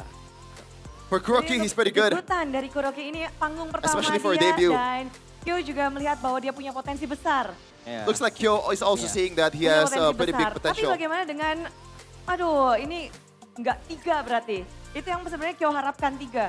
So were you hoping for a 3 3 supers? Mantan timnya SKL sih. I was hoping for 3 supers plus Yaskiel. Baik. Jadi harapannya di leg kedua Ada So your wish is Super Family in leg number 2. komplit ya, harus ya. Super Family-nya harus full komplit. Super Family Wajib and you have super, skill. super sama ya has skill. Itu yang dinanti-nantikan. Ya. Kenapa Yes. sih? Kenapa? Kenapa Why is that? kalau Why boleh is tahu? that? Apakah ya kita penasaran aja atau menanti gameplay yang benar-benar surprise dari tim RQ mungkin? Are you waiting for a surprise gameplay with the skill in the lineup? Kalau mungkin 3 super mungkin mainnya lebih intens kali ya. Maybe if there's 3 supers, game there gitu. it would be more intense of a game. Nggak takut memang lawan 3 super? Are you not afraid against 3 supers? Takut banget sih sebenarnya. I'm very afraid. Saya emang suka melawan ketakutan gitu. I am Respect, always luar biasa ya. Jadi ketakutannya to face against my dihadapi fear. langsung. Itulah alasannya teman-teman, luar biasa banget di sini. Tapi sepertinya di sini masih ada Richel. But we got Richel left here. Hai Richel. Hello Richel. Bagaimana Richel? Hello. Match yang tadi dari sisi Richel sendiri? What do you think about that match, Richel? Seru sih. Ya, Pretty paling yang fun. kurang serunya tuh What's not really fun is dimainin sih. skill is not being Kalau fielded ingin melawan Yeskel karena pendahulu ya di TLID. Yeah, because he was one of the veteran of TLID. Also, he's also my mentor. That's why. Keras. Tapi bener penasaran, udah pada kabur. Richel, bener penasaran. Lawanmu adalah Rins. Satu sosok yang You were bahkan up against Rins? menggunakan salah satu hero signature-nya yaitu Selena. He used his Gimana signature melawan hero, which is Selena dari Selena. Rins tadi? How was the Selena game from Rins? It's pretty good. Soalnya. He was not able to hit anything, Makanya says di game 1 bisa end dengan says cepat. Richel. All of the TLID members Game yang kedua, don't want itu any lumayan part of this. alot loh. They're Apakah gone. mulai sulit melawannya? They don't want the beef. Gimana di game kedua? Enggak sulit sih Bude. It's not hard. Memang ada mistake aja tadi. Because we made a mistake Ada in mistake game dari number Team 2. Liquidnya? Ya. We only made a mistake in Mistake apa kalau boleh game tahu number 2. tuh? Which HCM? mistake? Can I know? Tadi, pas di bawah Aran yang kemarin. On the bottom side of the map, when Kapten. Iran Langsung dilihat traded kapten, ditandain tuh with sama Rins. kaptennya. Ini jagoannya ditinggal sendiri ya, Driel ya. Bentar, halo tim, halo. Melawan 2-0 melawan RRQ. 2-0 against RQ. Buat kamu sendiri, For angka you. 2-0 ini Is this sesuai 2-0? dengan harapan atau menurutmu juga It's already mengharapkan ada within perlawanan your lebih? expectation. Ya udah sesuai harapannya sih Bude. It is within my kamu udah membaca expectation. bahwa di sini kalian akan menang 2-0? Iya. So did you know already that you're gonna win? You're gonna win? Confident sama Yes. diri sendiri. Because I'm confident. Wow, confident dengan diri sendiri. Dan hasilnya membuktikan 2-0 langsung disapu bersih oleh teman-teman dari tim Liquid ID. Luar biasa sekali. Tapi kalau misalnya dari Richel sendiri, berarti tadi benar-benar nggak ada kesusahan sama sekali ya?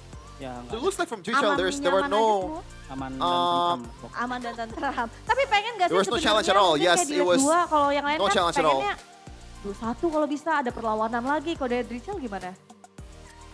Gak ada sih, soalnya kemarin malam udah 2-1 kan. Takutnya dimarahin lagi sama kapten. Yesterday Aran. was 2-1. I don't want to get any Karena kalau scolding at all 2-1, from Kapten Iran. Aran So that's why malah we bisa won 2-0. berjam-jam ya? Iya bisa berjam-jam. Galak banget dia ya? So Iran can have baik. a Tapi hasilnya hours of luar scolding. biasa sekali, Bude. Hasil dari Yes. marahan dan juga arahan dari Kapten Aran dan juga King Kevin membawa tim Liquid ID ke kemenangan 2-0. Luar biasa sekali. Dan inilah Kalvaris, marilah kita sambut tim Liquid Give it up ID. for Team Liquid ID.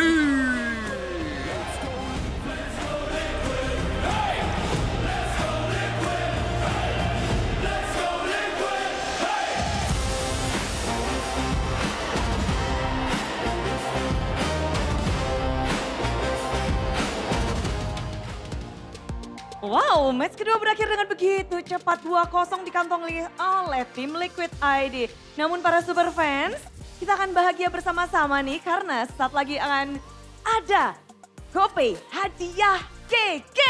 Yeay, luar biasa sekali karena kita sudah melihatkan ya dari super fans yang ada di MPL Arena, benar-benar semuanya semangat banget. Sekarang kita kasih hadiah. Caranya gimana, Bude? Langsung aja, inilah dia cara untuk mendapatkan saldo GoPay. Cus!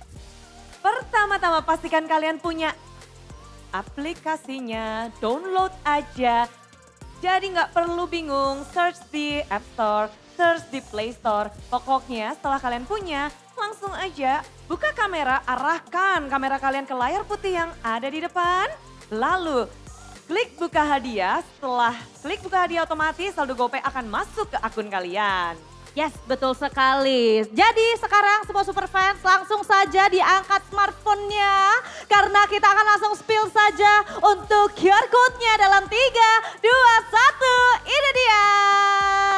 Nah, jangan lupa ya yang udah dapat langsung ditunjukin ke kamera. Ayo, semua yang udah dapat langsung ditunjukin ke kamera ya. Nah itu ada yang udah dapat tuh Bude, lihat tuh. Gercep banget. Ini retrinya bener-bener cus. Betul. Pasti player jungler ya. Jempolnya cepet banget tuh buat nge-scan. Fast hand ya? Fast hand banget. Retri Kevin nih kayaknya. Itu atau dia. Retri Super Ken. Nah, ini makanya dia. Kita penasaran banget mungkin ada lagi yang lain. Oh, ini dia. Congratulations untuk semua super fans yang telah mendapatkan saldo GoPay. Yes. Dan kita melihat banyaknya kejutan-kejutan tapi belum berakhir ya Sabila. Belum berakhir Bude, karena bukan cuman itu aja. Bukan cuman di GoPay hadiah GG aja, tapi dari GoPay juga akan ada hadiah tambahan Bude. Caranya adalah kalau misalnya kalian lihat nih di match, ada tulisan perfect turtle ataupun ada lagi different 10k gold. Nah langsung aja buru-buru ke sosial media dari MPL Indonesia karena bakal ada hadiah 5k diamond dan juga 10k diamond. 5k itu untuk yang perfect turtle dan 10k untuk yang 10k difference gold. Jadi langsung ya, matanya harus dilihat juga. Jadi harus fokus nontonnya. Iya, pastikan kalian bisa ngedapetin banyak keuntungan. Tapi yang paling untung kayaknya di sini adalah tim Liquid ID. Dengan 2-0 menundukkan sang raja dari segala raja. Bagaimana itu bisa terjadi? Langsung aja kita tanyakan kepada para caster. Monggo.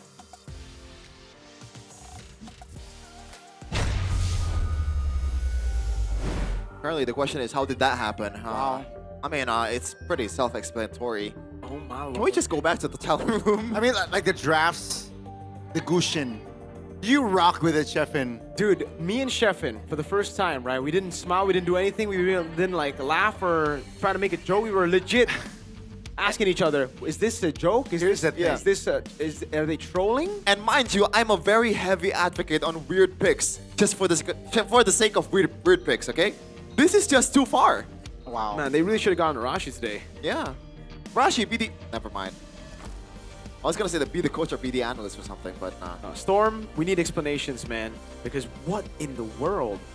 Honestly, I'll go to as far as to say that this game was only close because TLID let it be close. I mean, Rachel literally said that himself. Like, it was no trouble in game number 2. We just made that stupid mistake in the bottom lane. He specifically said. They trolled. Yeah. A shout out to Leone, player of the match. I think he's the player of the week this season, bro. Might be the case. I think player of the game for me was Aran because we didn't really expect Aran to be this good at Masha. Granted, like he's chasing Cushion, bro. That's not really a hard task, but nonetheless, Leone, what a match, what a game. Whether it's Chip, whether it's Glue, apparently those two are the signature heroes by now for Leone. Shades of Greedy in Season 14, to be honest. Dude, it's really uncanny. Again, they've caught lightning in the bottle twice. TLID, this roster. Again, they gave RRQ a chance this game. That's literally what happened. This game should have been over way quicker. But they decided, all right, let's oblige. RRQ want to fight us and brawl us 5v5 randomly in the bottom lane? Let's oblige. They want to fight under their own turret? Let's oblige. You know, there's so many times where TLID legit just took the stupid route. And again, that's something they also acknowledged. They were like, yeah, we threw the game. It was all under control. This is another one. They go in. Dritchel already had him, and Dritchel just walked up against Kuroki, took the portal. What a juke that was. And then they just randomly fought here, right? They RG'd it. I think it's safe to say that they just RG'd it. They were like, okay, this is a fun game. Let's just fight. Let's just fight and fight and fight. Even Aran, right? He died again before this, and then he came back with a shortcut. And then Leone with a crazy flank to end the game. Oh, wow. I wonder if that's intentional by Supercan. But again, like the flicker, you know, it's a run with rapid boots. But not even a rapid boots, it's just boots. It's not a full boot for this Masha. Yeah. Full on damage. Just went on. You can't really get away from my Shiranui, but you got Alyssa on the side trying to report something. Hopefully it's RQ's coach, Cascute. Mimpi buruk raja dari segala raja rasa-rasanya belum dapat. It's a nightmarish start for the King of Kings. Bersama Alisa di sini ada Coach Kevin. With Alyssa in is Lagi-lagi NMM. kekalahan pil pahit yang harus diterima oleh RRQ. A tough pill to swallow for Sejak RRQ week pertama hingga in week week number kedua 1 ini. 3 and match week number sudah, 2. satu game pun It's belum also 3 dapat match. ditaklukkan oleh Not even a RRQ. single What game, only happened, so coach? chill. Gua rasa I feel like kayaknya masih banyak misunderstanding di dalam there are a lot of game, terutama di dalam misunderstandings stage in game. Mungkin kalau di scrim beda kayaknya. Maybe in scrims it's Oh, kalau di different. scrim justru beda ya? Beda-beda. Mereka lebih chill. Mungkin di stage They're more Pengaruh chill pressure. in scrims, maybe ya. but in stage Ada tekanan juga dari situ. I feel like they're more Tapi pressure. apakah ini udah bikin sinyal-sinyal darurat RRQ? Wah, ini kita Is this kayaknya already, harus sudah you comeback know, stronger nih sepertinya nih. A red signal for Ini RQ. lumayan sinyal urgent lah buat kita. This is an urgent call buat for us. Wake up call juga pasti. Wake up call. Cari evaluasi yang paling baik lah. Just want to buat ke depan. evaluate our Tapi players. kalau menurut coach and, sendiri nih, sebenarnya faktor apa yang paling make berpengaruh sure that we do dalam our fixes. performance RRQ di season What's the 17 biggest ini factor terutama? so far for Sejauh RQ's ini sih performance mungkin dari this season? komunikasi ya kayaknya ya. So far this season, I think Walaupun it's ada more satu communication. player, tapi dia udah berusaha belajar Indonesia, tapi tetap kayaknya dia It seems like antara misunderstanding dari there are still some misunderstandings because of the language barrier. Mungkin belum cukup baik. Jadi kalau dari It's just the chemistry coach is just sendiri not there melihat yet. performa dari Super Dan ini sebenarnya sudah cukup baik. Namun do you dari think Super komunikasi, Dan's chemistry mungkin itu yang masih harus Performance is actually dipupuk pretty lebih good, but jauh communication, chemistry is still Ya, overall a fix. karena ini team play, Overall, jadi nggak bisa this is a team play, so we can't really individual game ya judge itu the harus individual kerjasama play. lebih baik lah. So Tapi that's kalau why di we match have to kali be ini, on the same kalau coach page. sendiri melihat performa dari Kuroki seperti apa? Karena sebenarnya So, banyak how did you fans judge pasti menanti Kuroki's debut performance? dari Kuroki sendiri. Namun sayangnya belum bisa nih membawa kemenangan untuk But it RRQ. seems like Ya, so no far wins yet for Kuroki So far, penampilan debut pertamanya oke lah. His Tapi debut is ya okay. resultnya berkata But yeah. lain masih belum bisa memberikan yang terbaik. result is not really Tapi not what bad we lah want, Kuroki buat debutnya. but not bad for Buat debut. debutnya sudah cukup baik ya Cukup coach. baik, cukup. Tapi kita akan melihat performa terbaik yang akan dikeluarkan juga. Tapi juga Alisa di sini menyoroti yang super menarik. Di sini But ada Alisa Gusion yang dikeluarkan di game 2 tadi is nih. looking at Sebenarnya the kalau dari cushion coach pick sendiri here melihat ini dari in game Super number 2. Ken memang From Super inisiatifnya Ken. sendiri atau memang itu sudah Is it senjata just his rahasia own yang initiative or is it dikeluarkan di already game been kedua? discussed before? Sebenarnya itu hero powernya Super Actually, Ken ya. Super Kita Ken, tahu dia it's his di hero China power. juga pakai In China, he Gusion. used it before. Mungkin di game tadi dikasih Maybe that pilihan game. kayaknya menurut Super Ken ya Gusion yang terbaik. We were given Gusion yang terbaik menurut Super we give Ken dan them, akhirnya dikeluarkan an walaupun option, belum but it seems mendapatkan like Super hasil Ken terbaik, wants the tapi Gusion. ya mungkin tidak masalah. Tapi kalau kita melihat nih coach, sebenarnya minggu depan itu akan lebih berat karena akan ketemu next Alter week, Ego dan juga Geek Fam yang you guys are minggu gonna ini face sudah Alter Ego terlihat versus nih Geek Fam, kebangkitannya. which is Ini seperti apa nih? already refleksi feeling yang like mungkin the old bisa Alter Ego and Geek Coach Fam. They are Kevin better now in game improve-kan week untuk number minggu 2. depan. So what's your Yang preparation jelas for next week? memperbaiki kesalahan kita di minggu-minggu Just fix sebelumnya our mistakes ini. in the Misunderstanding earlier weeks, tentang komunikasi, chemistry dan the lain-lain. miscommunication, the chemistry, and all. Komunikasi dan juga mungkin mentality juga ya coach. And also Semoga mentality. bisa Yeah, yeah. yang terbaik juga untuk RRQ. Dan juga ada pesan-pesan gak nih untuk Kingdom pastinya mendukung. Is there any kind of RRQ? message Silakan. Untuk for the Kingdoms? Kingdom, For the mohon Kingdoms? bersabar. Please be Ini patient. ini baru week 2. This is only week number 2. Kita bakal comeback stronger di week 3. We gotta be We'll comeback. come back stronger, hope for the best Stronger. coach. Thank you so much. Thank you, Dan semoga mimpi We're gonna come buruk back ini stronger. tidak lagi lah menjadi mimpi yang menggaungi RRQ dan harapan terbaik untuk minggu depan pastinya. So kita akan melihat analis lebih lanjut dari para caster. So silakan caster, take it over.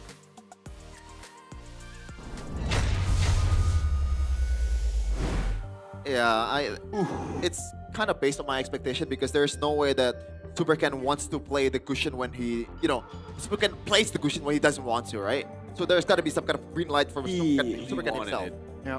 I think it's a rare case, or I think it's a very common case of Super Ken getting tilted and being like, all right, just give me this pick. Like, let me just play my game. Is that though? I think at that point that there was no way they would win anyways, Even what pick would have won them a game? I'm not sure, but like, yeah. It's We can all see right. the items here. Yeah, let's take a look at it again, man. Just look at how quick they're able to get these items. The Sea Halberd and the Melfic Roar Rush, right? Something we saw earlier, Aran. He didn't go for the boots, he went straight for damage. He knows that he doesn't really need to roam around the map. There's a portal to take him everywhere. And even for Dritchel here, going one into the Wishing Lantern straight up. Leone with the fleeting time quickly as well. Under 10, I think minute 10 was that mark, right, Yeah. for Leone, so it's a fast fleeting time. It was a fast game for everybody on the TLID and a very slow game for sure. for everybody on RQ, dude. We just look at the winter crowns from RQ, right? They know that they are backed in the corner, and that's why they were prioritizing on this defensive item. They can potentially outplay TLID, but like, Aran has 3 HP bars, Kevin has at least 20 HP bars, Leone at least 15, I don't know. I'm baffled, and I'm just like, waffling at this point. Yeah, I don't know what to say about this game. It was just, TLID literally played with RQ. At the end of the game, we found out as well, Ritual agrees that it was just more of them trolling at the end of the day. That's why it was that close. Oh man, we still have to look at this. Oh, that was just I mean, Kuroki, I think NMM, you know, he said Kuroki's debut was great. I think his debut was amazing. Is it not bad? Not bad? Yeah. Yeah, because he said like the results didn't really, you know. Yeah. But how the heck you want one guy to carry? No, I think this is a very good debut in my opinion, you know. When the rest of the team plays like this, you can put anyone there and he'll struggle. Yeah, and especially this is a Yi Sun-shin. We've been talking about this a lot. Like, Yi Sun-shin is not a single carry hero. Like, Moskov, maybe you can turn things around. You know, if you're innocent, Granger is somehow that kind of hero. But if you're not innocent, then no. Yi Sun-shin, you gotta play with your teammates, man. And I think this is. And you gotta be ahead, technically. Yeah. Or slightly ahead. A lot of the picks from RQ Hoshi is way too dependent on the sets. Yeah. Superken has to wait for a good tech chart, has to wait for a good shifting skies. Same with Kuroki. Yeah, you know? Kuroki. Yeah, it was just RQ. They said this is just week 2, but I think by week 2, if you start the season with losses, this is a thing that we've seen many times before, right? It ends up being really bad. Na'Vi, TL from last season as well, the 0-16 run for Na'Vi, I'm talking Scene 15. That's what happened. Geek Fam as well when they started, you know, losing so many games in a row. But to be honest, if they turn things 180 week 3, there's hope. But yeah, but I think at this point there has to be a change, right? For the teams who went 0-2 and then they came back to win, they've always changed. EVOS, TL, they changed something. We're gonna see the mic check. Let's see what they have to say in the comments for TLID.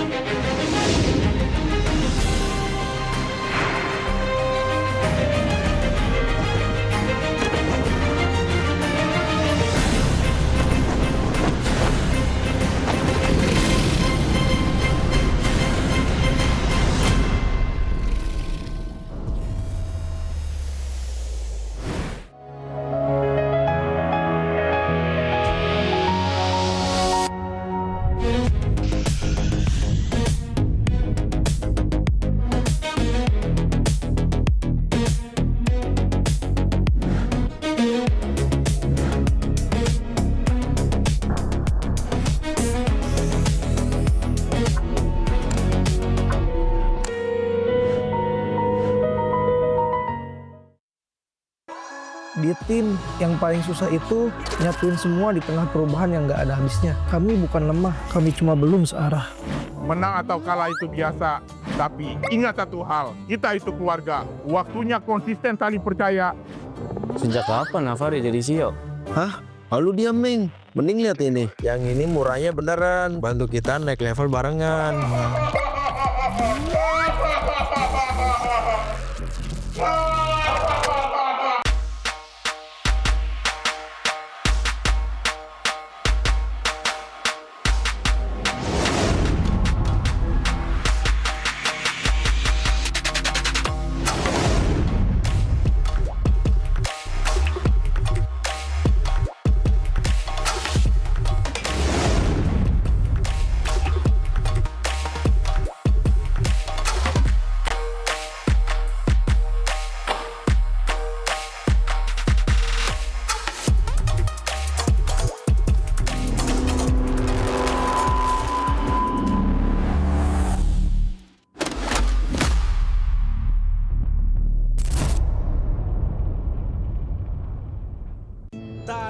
hari tanpa mabar.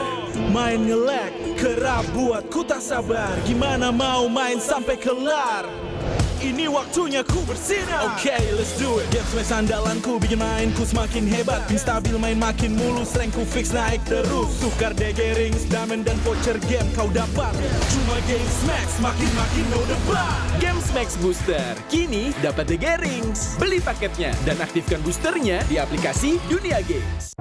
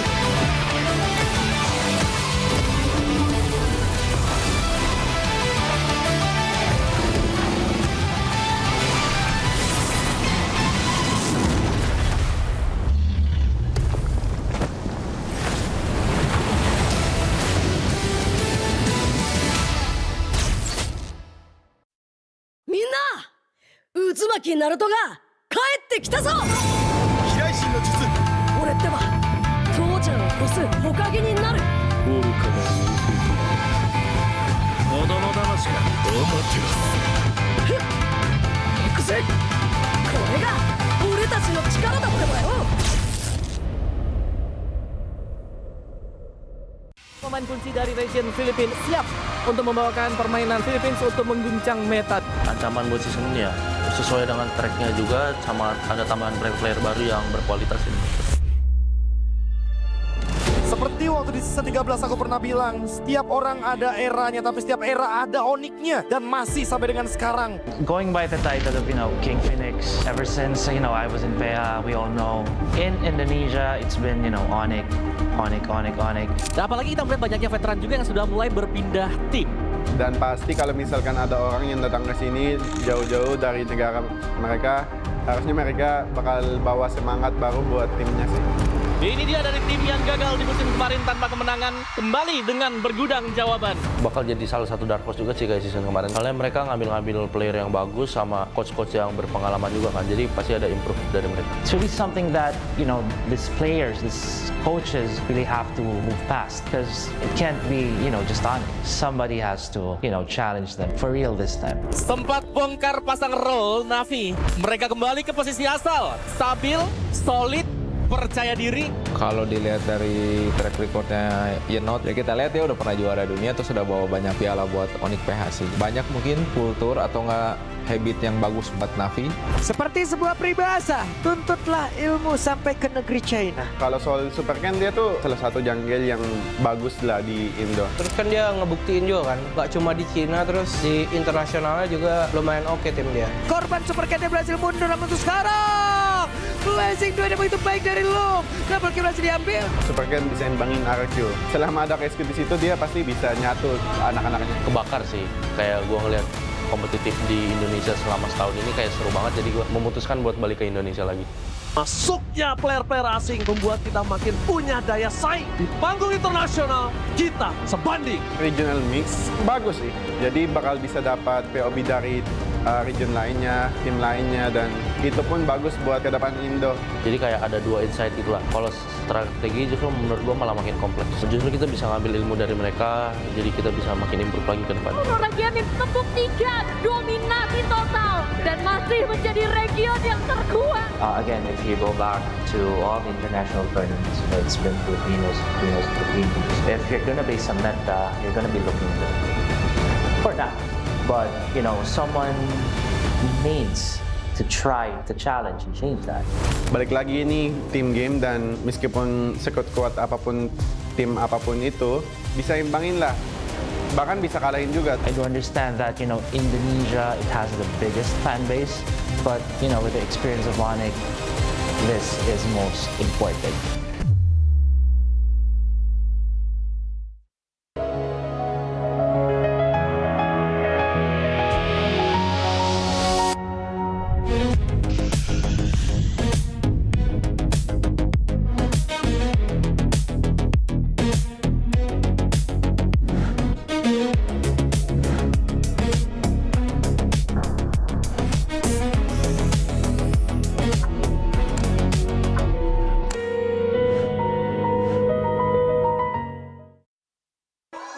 Di tim yang paling susah itu nyatuin semua di tengah perubahan yang nggak ada habisnya. Kami bukan lemah, kami cuma belum searah.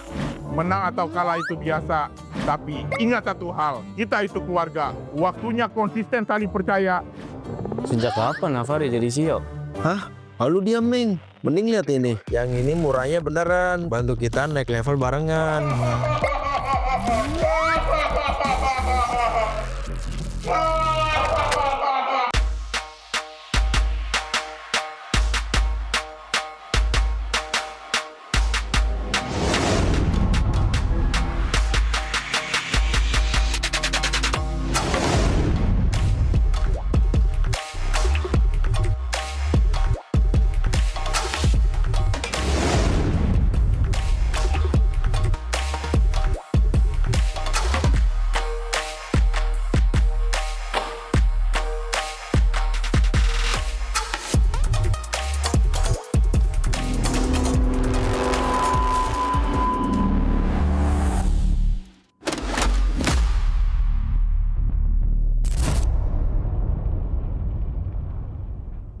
Tak ada hari tanpa mabar, main nge-lag, kerap buat ku tak sabar. Gimana mau main sampai kelar? Ini waktunya ku bersinar. Okay, let's do it. Game smash andalanku, bikin mainku semakin hebat. Pin stabil, main makin mulus, rankku fix naik terus. Tukar DG rings, diamond dan voucher game kau dapat. Cuma game smash, makin no debat. Game Max Booster, kini dapat DG rings. Beli paketnya dan aktifkan boosternya di aplikasi Dunia Games.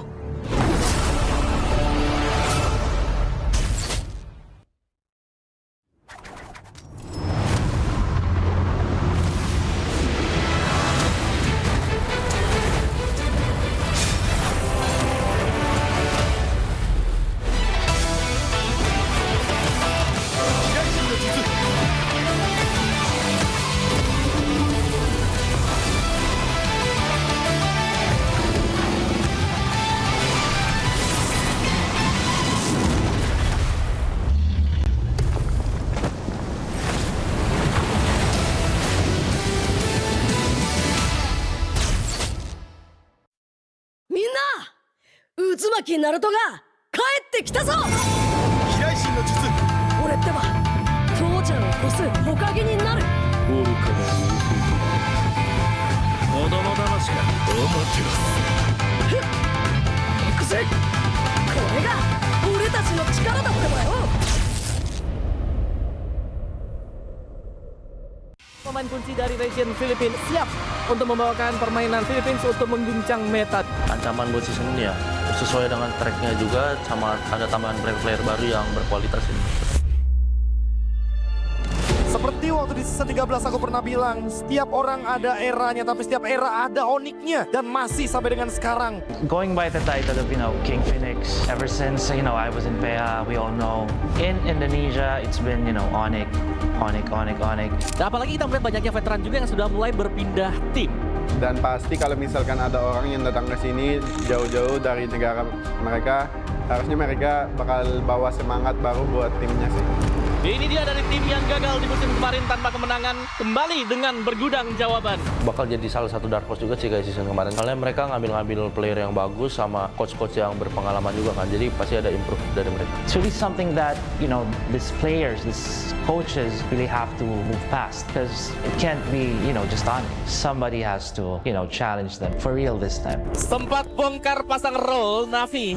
Mereka kembali ke posisi asal. Stabil, solid, percaya diri. Kalau dilihat dari track recordnya Yenot, ya kita lihat ya udah pernah juara dunia, terus sudah bawa banyak piala buat Onyx PH sih. Banyak mungkin kultur atau enggak habit yang bagus buat Navi. Seperti sebuah peribahasa, tuntutlah ilmu sampai ke negeri China. Kalau soal Supercan, dia tuh salah satu jungle yang bagus lah di Indo. Terus kan dia ngebuktiin juga kan, gak cuma di Cina, terus di internasionalnya juga lumayan oke tim dia. Korban Supercan berhasil mundur, namun untuk sekarang blessing 2 yang begitu baik dari lu. Double kill berhasil diambil. Supercan bisa imbangin RQ. Selama ada KSQ di situ, dia pasti bisa nyatu anak-anaknya. Kebakar sih, kayak gua ngeliat kompetitif di Indonesia selama setahun ini kayak seru banget, jadi gue memutuskan buat balik ke Indonesia lagi. Masuknya player-player asing membuat kita makin punya daya saing. Di panggung internasional, kita sebanding. Regional mix bagus sih, jadi bakal bisa dapat POB dari region lainnya, tim lainnya, dan itu pun bagus buat ke depan Indo. Jadi kayak ada dua insight gitu lah. Kalau strategi justru menurut gue malah makin kompleks. Justru kita bisa ngambil ilmu dari mereka, jadi kita bisa makin improve lagi ke depan. Region ini membuktikan dominasi total dan masih menjadi region yang terkuat. Again, if you go back to all the international tournaments, it's been Filipinos. If you're gonna be some meta, you're gonna be looking good. For now. But, someone needs to try to challenge and change that. Balik lagi ini team game, dan meskipun sekuat-kuat apapun tim apapun itu, bisa imbangin lah. Bahkan bisa kalahin juga. I do understand that, Indonesia, it has the biggest fan base, but, with the experience of Onyx, this is most important.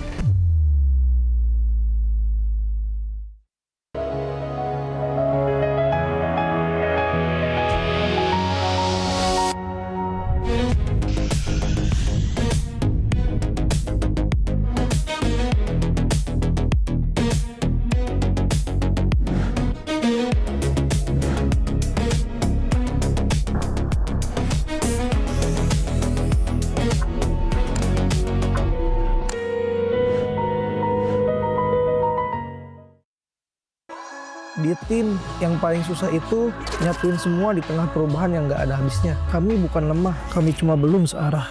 Menang atau kalah itu biasa, tapi ingat satu hal, kita itu keluarga. Waktunya konsisten saling percaya.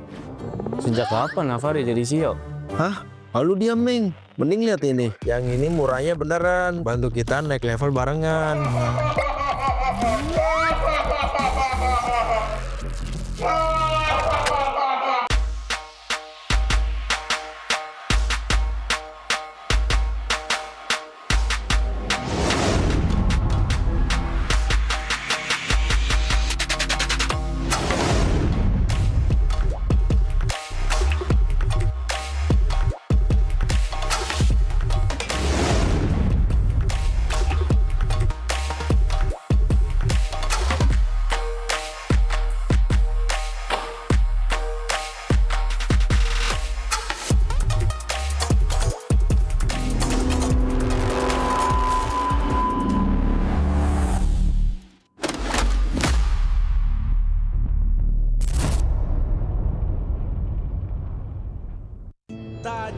tanpa mabar, main nge-lag, kerap buatku tak sabar. Gimana mau main sampai kelar? Ini waktunya ku bersinar. Okay, let's do it. Game smash andalanku bikin mainku semakin hebat. Pin stabil main makin mulus, rankku fix naik terus. Tukar DG rings, diamond dan voucher game kau dapat. Cuma game smash makin no debat. Game Max Booster, kini dapat DG Rings. Beli paketnya dan aktifkan boosternya di aplikasi Dunia Games.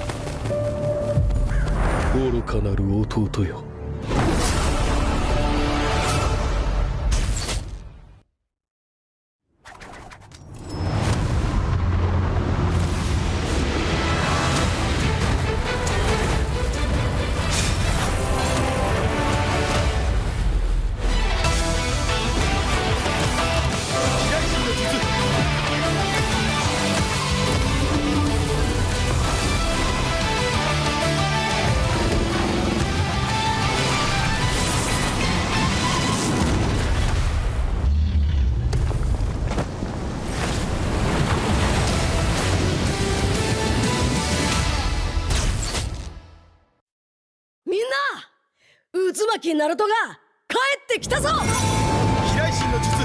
俺ってば父ちゃんを越す火影になる。愚かな子供騙しか。ふっ行くぜ。これが俺たちの力だってばよ。Pemain kunci dari region Filipina siap untuk membawakan permainan Philippines untuk mengguncang meta. Ancaman buat season ini ya sesuai dengan tracknya juga, sama ada tambahan player baru yang berkualitas ini. Seperti waktu di season 13 aku pernah bilang, setiap orang ada eranya, tapi setiap era ada oniknya. Dan masih sampai dengan sekarang. Going by the title of, King Infinix, ever since, I was in PH, we all know. In Indonesia, it's been, Onyx. Dan apalagi kita melihat banyaknya veteran juga yang sudah mulai berpindah tim. Dan pasti kalau misalkan ada orang yang datang ke sini jauh-jauh dari negara mereka, harusnya mereka bakal bawa semangat baru buat timnya sih. Ini dia dari tim yang gagal di musim kemarin tanpa kemenangan, kembali dengan bergudang jawaban. Bakal jadi salah satu dark horse juga sih kayak season kemarin. Soalnya mereka ngambil player yang bagus sama coach-coach yang berpengalaman juga kan. Jadi pasti ada improve dari mereka. It's really something that, these players, these coaches really have to move past. Because it can't be, just on. Somebody has to, challenge them for real this time. Sempat bongkar pasang roll Navi. Mereka kembali ke posisi asal. Stabil, solid, percaya diri. Kalau dilihat dari track recordnya Yenot, ya kita lihat ya udah pernah juara dunia, terus sudah bawa banyak piala buat Onyx PH sih. Banyak mungkin kultur atau enggak habit yang bagus buat Navi. Seperti sebuah peribahasa, tuntutlah ilmu sampai ke negeri China. Kalau soal Super Ken, dia tuh salah satu jungle yang bagus lah di Indo. Terus kan dia ngebuktiin juga kan, gak cuma di Cina, terus di internasionalnya juga lumayan oke tim dia. Korban Super Ken berhasil mundur, namun untuk sekarang Blazing 2 begitu baik dari Loom. Double kill berhasil diambil. Super Ken bisa imbangin RQ. Selama ada rescue di situ, dia pasti bisa nyatu anak-anaknya. Kebakar sih, kayak gua ngeliat kompetitif di Indonesia selama setahun ini kayak seru banget, jadi gue memutuskan buat balik ke Indonesia lagi.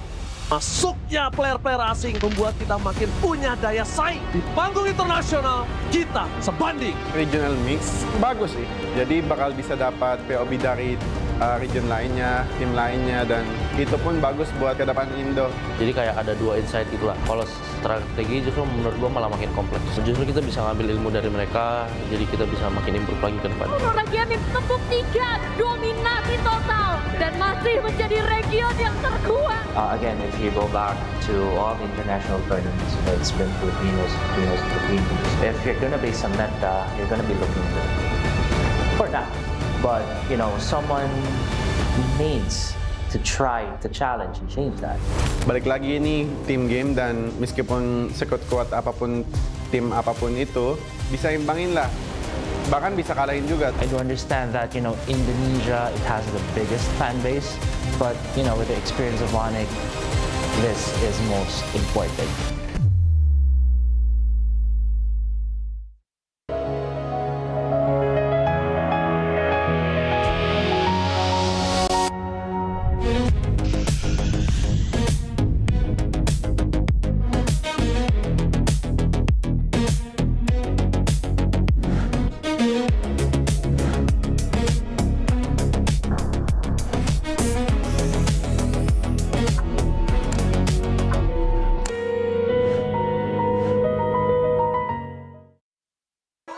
Di tim yang paling susah itu nyatuin semua di tengah perubahan yang nggak ada habisnya. Kami bukan lemah, kami cuma belum searah.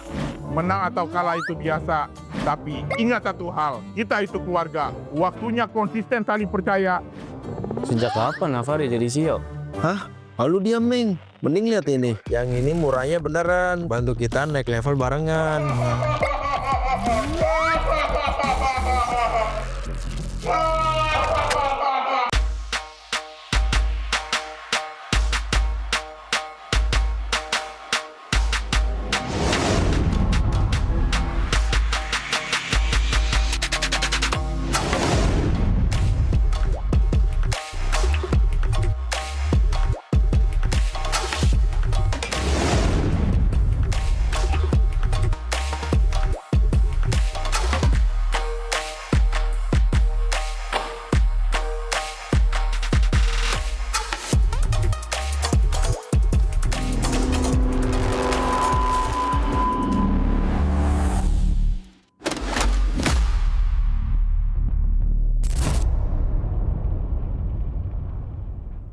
Tak ada hari tanpa mabar, main nge-lag, kerap buat ku tak sabar. Gimana mau main sampai kelar?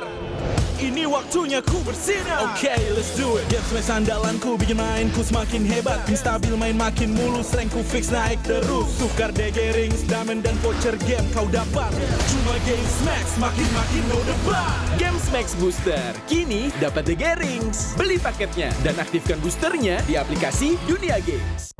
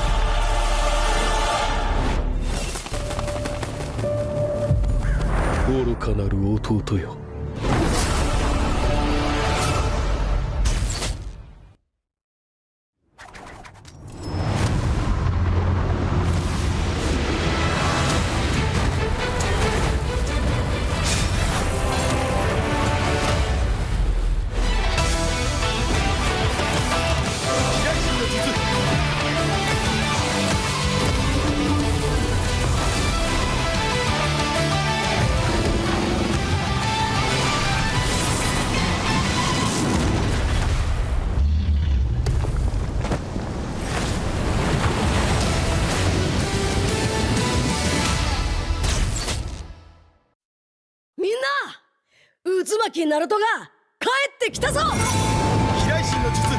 俺ってば父ちゃんを越す火影になる。愚かな子供騙しが頑張ってます。行くぜ。これが俺たちの力だってばよ。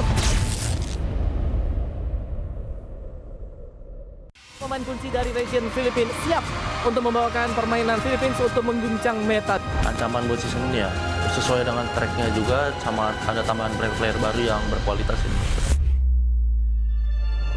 Seperti waktu di season 13 aku pernah bilang, setiap orang ada eranya, tapi setiap era ada oniknya. Dan masih sampai dengan sekarang. Going by the title of, King Phoenix, ever since, I was in PEA, we all know.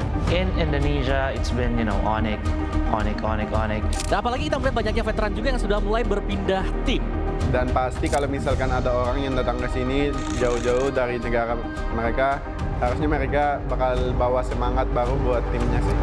Ini dia dari tim yang gagal di musim kemarin tanpa kemenangan, kembali dengan bergudang jawaban. Bakal jadi salah satu dark horse juga sih kayak season kemarin. Soalnya mereka ngambil player yang bagus sama coach-coach yang berpengalaman juga kan. Jadi pasti ada improve dari mereka. It's really something that, these players, these coaches really have to move past. Because it can't be, just on it. Somebody has to, challenge them for real this time. Sempat bongkar pasang roll Navi. Mereka kembali ke posisi asal. Stabil, solid, percaya diri. Kalau dilihat dari track recordnya Yenot, ya kita lihat dia udah pernah juara dunia, terus udah bawa banyak piala buat Onyx PH sih. Banyak mungkin kultur atau nggak habit yang bagus buat Navi.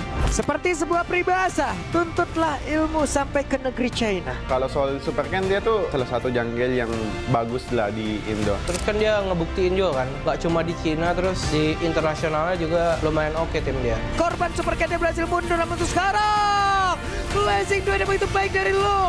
Double kill berhasil diambil. Super Ken bisa imbangin RQ. Selama ada KSQ di situ, dia pasti bisa nyatu anak-anaknya. Kebakar sih, kayak gua ngeliat kompetitif di Indonesia selama setahun ini kayak seru banget, jadi gue memutuskan buat balik ke Indonesia lagi. Masuknya player-player asing membuat kita makin punya daya saing. Di panggung internasional, kita sebanding. Regional mix bagus sih, jadi bakal bisa dapat POB dari region lainnya, tim lainnya, dan itu pun bagus buat ke depan Indo. Jadi kayak ada dua insight gitu lah. Kalau strategi justru menurut gue malah makin kompleks. Justru kita bisa ngambil ilmu dari mereka, jadi kita bisa makin improve lagi ke depan. Orang Gaming membuktikan dominasi total dan masih menjadi region yang terkuat. Again, if you go back to all the international tournaments, it's been Filipinos. If you're gonna be some meta, you're gonna be looking good for that. But, someone needs to try to challenge and change that. Balik lagi ini team game, dan meskipun sekuat-kuat apapun tim apapun itu, bisa imbangin lah. Bahkan bisa kalahin juga. I do understand that, Indonesia, it has the biggest fan base, but, with the experience of Onyx, this is most important. Kalau datengin player yang kuat kan pasti timnya bakal lebih kuat. Soalnya kan emang meta tabrak lagi populer sekarang. Dulu dipandang sebelah mata gameplaynya, sekarang semua patokan gameplaynya adalah ganyang-ganyang ala Altrigo. Dari sisi Indo sama PA, emang Indo kayak mungkin punya satu playstyle. Kayak contoh AE emang meta tabrak kan. Sekarang mungkin metanya lagi ganyang-ganyang, kita jangan males, jangan cuma jadi copycat.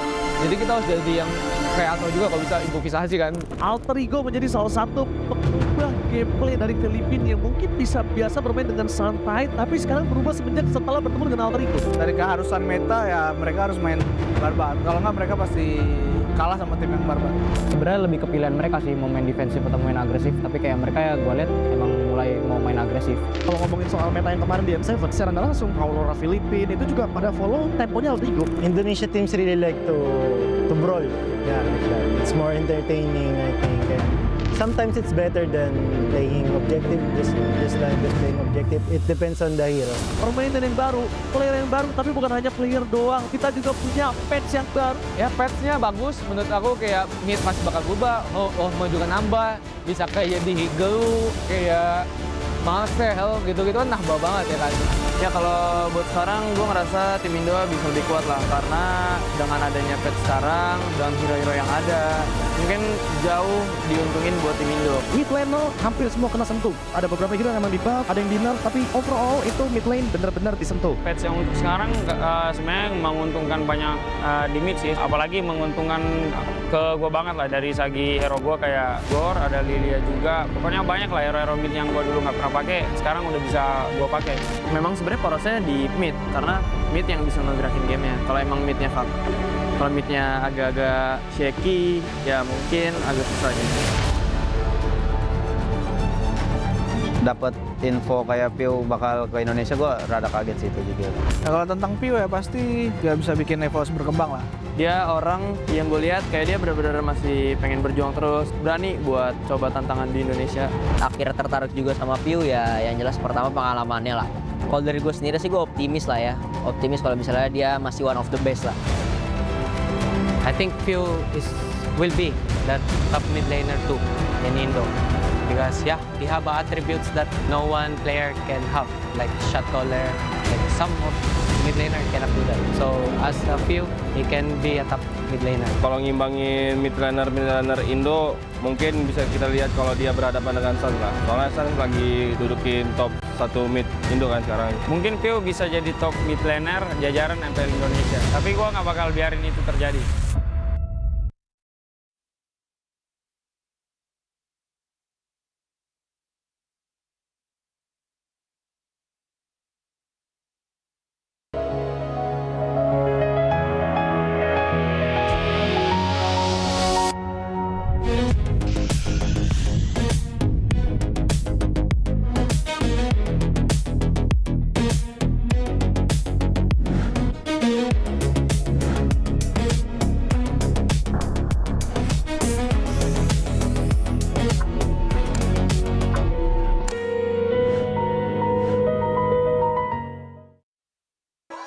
Di tim yang paling susah itu nyatuin semua di tengah perubahan yang nggak ada habisnya. Kami bukan lemah, kami cuma belum searah. Menang atau kalah itu biasa, tapi ingat satu hal, kita itu keluarga. Waktunya konsisten saling percaya. Sejak kapan Navari jadi CEO? Hah? Lalu diam, Ming. Mending lihat ini. Yang ini murahnya beneran. Bantu kita naik level barengan.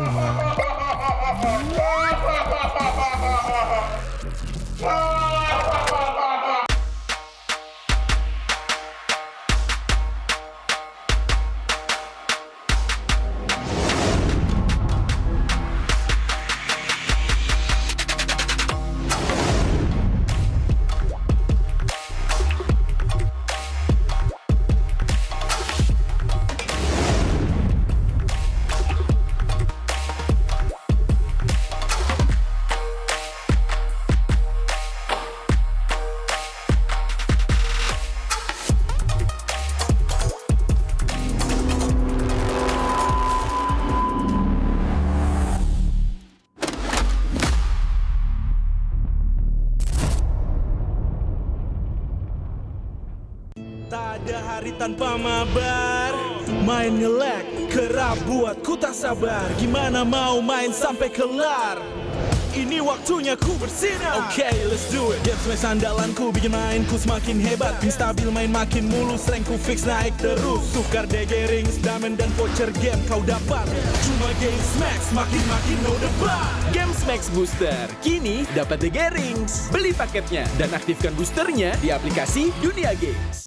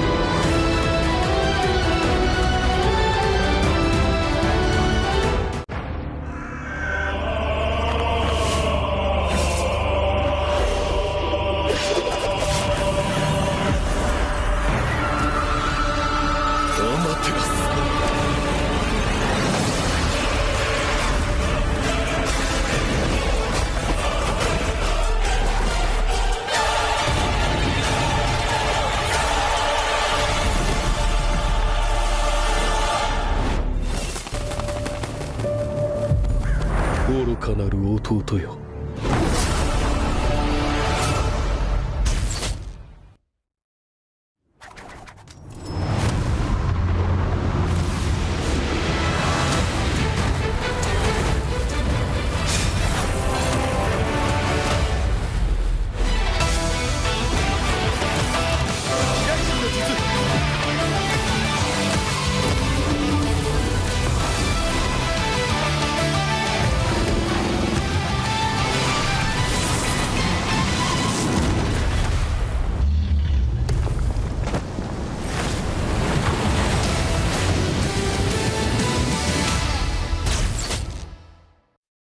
みんな渦巻きナルトが帰ってきたぞ。飛来神の術。俺ってば父ちゃんを越す火影になる。愚かなる弟。子供騙しがアマテラス。行くぜ。これが俺たちの力だってばよ。Pemain kunci dari region Filipina siap untuk membawakan permainan Philippines untuk mengguncang meta. Ancaman buat season ini ya sesuai dengan tracknya juga, sama ada tambahan player baru yang berkualitas ini. Seperti waktu di season 13 aku pernah bilang, setiap orang ada eranya, tapi setiap era ada oniknya. Dan masih sampai dengan sekarang. Going by the title of, King Infinix, ever since, I was in PA, we all know. In Indonesia, it's been, Onyx. Dan apalagi kita melihat banyaknya veteran juga yang sudah mulai berpindah tim. Dan pasti kalau misalkan ada orang yang datang ke sini jauh-jauh dari negara mereka, harusnya mereka bakal bawa semangat baru buat timnya sih. Ini dia dari tim yang gagal di musim kemarin tanpa kemenangan, kembali dengan bergudang jawaban. Bakal jadi salah satu dark horse juga sih kayak season kemarin. Soalnya mereka ngambil player yang bagus sama coach-coach yang berpengalaman juga kan. Jadi pasti ada improve dari mereka. It's really something that, these players, these coaches really have to move past. Because it can't be, just on. Somebody has to, challenge them for real this time. Sempat bongkar pasang roll Navi. Mereka kembali ke posisi asal. Stabil, solid, percaya diri. Kalau dilihat dari track recordnya Yenot, ya kita lihat dia udah pernah juara dunia, terus sudah bawa banyak piala buat Onyx PH sih. Banyak mungkin kultur atau enggak habit yang bagus buat Navi. Seperti sebuah peribahasa, tuntutlah ilmu sampai ke negeri China. Kalau soal Super kan dia tuh salah satu jungle yang bagus lah di Indo. Terus kan dia ngebuktiin juga kan, gak cuma di Cina, terus di internasionalnya juga lumayan oke tim dia. Korban Super Cat berhasil mundur, namun untuk sekarang Blazing 2 yang begitu baik dari Loom. Double kill berhasil diambil. Super kan bisa imbangin RQ. Selama ada RQ di situ dia pasti bisa nyatu anak-anaknya. Kebakar sih, kayak gue ngeliat kompetitif di Indonesia selama setahun ini kayak seru banget, jadi gue memutuskan buat balik ke Indonesia lagi. Masuknya player-player asing membuat kita makin punya daya saing. Di panggung internasional, kita sebanding. Regional mix bagus sih, jadi bakal bisa dapat POB dari region lainnya, tim lainnya, dan itu pun bagus buat ke depan Indo.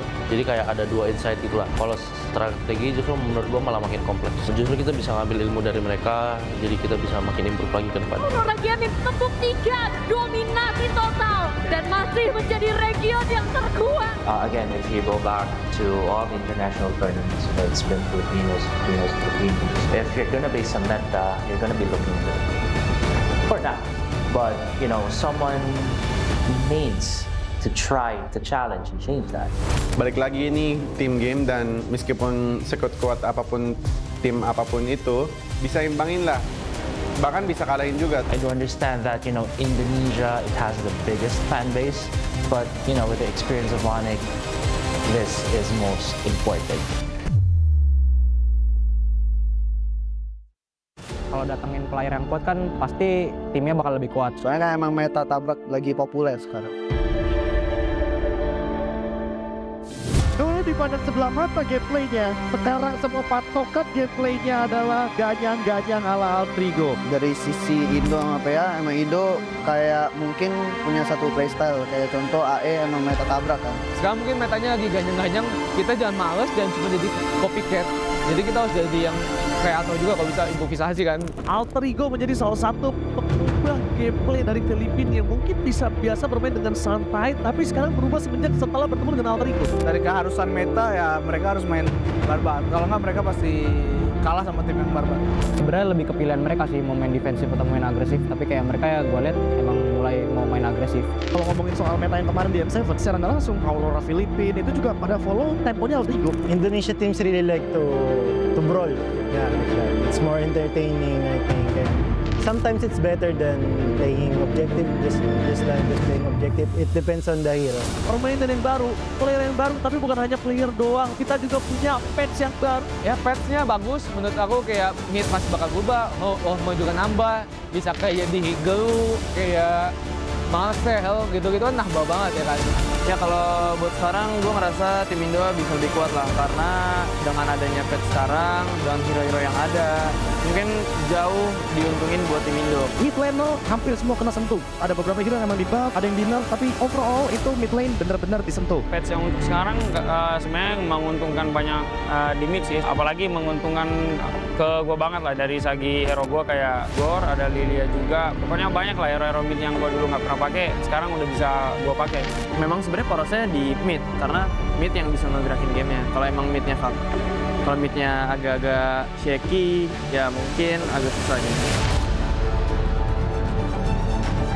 Dapat info kayak Piu bakal ke Indonesia, gue rada kaget sih itu juga. Nah, kalau tentang Piu ya pasti dia bisa bikin EVOS berkembang lah. Dia orang yang gue lihat kayak dia benar-benar masih pengen berjuang terus, berani buat coba tantangan di Indonesia. Akhirnya tertarik juga sama Piu ya, yang jelas pertama pengalamannya lah. Kalau dari gue sendiri sih gue optimis lah ya, optimis kalau misalnya dia masih one of the best lah.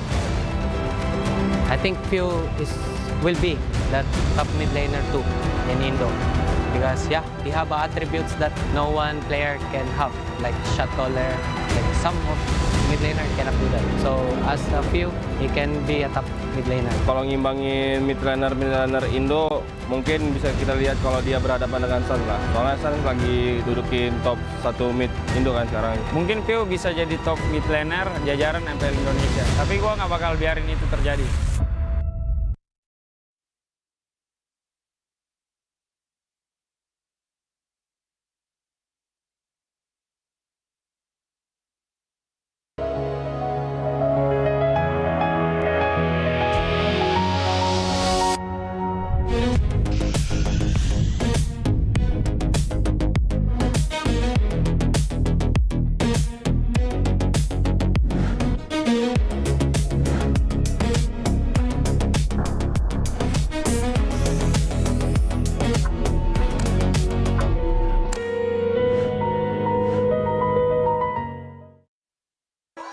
Di tim yang paling susah itu nyatuin semua di tengah perubahan yang nggak ada habisnya. Kami bukan lemah, kami cuma belum searah.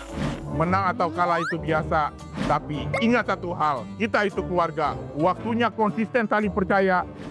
Sejak kapan Navari jadi CEO? Hah? Lalu diam, Ming. Mending lihat ini. Yang ini murahnya beneran. Bantu kita naik level barengan.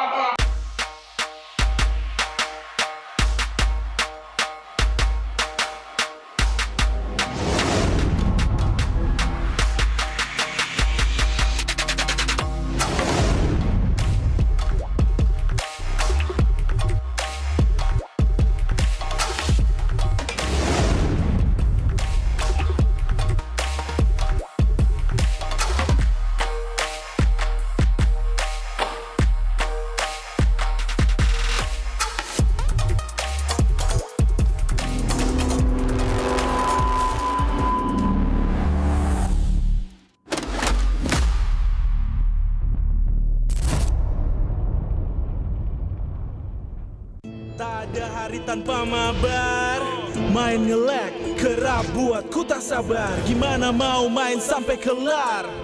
Ini waktunya ku bersinar. Okay, let's do it. Game smash andalanku, bikin mainku semakin hebat. Pin stabil, main makin mulus, rankku fix naik terus. Tukar DG rings, diamond dan voucher game kau dapat. Cuma game smash, makin no debat. Game Max Booster, kini dapat DG Rings. Beli paketnya dan aktifkan boosternya di aplikasi Dunia Games.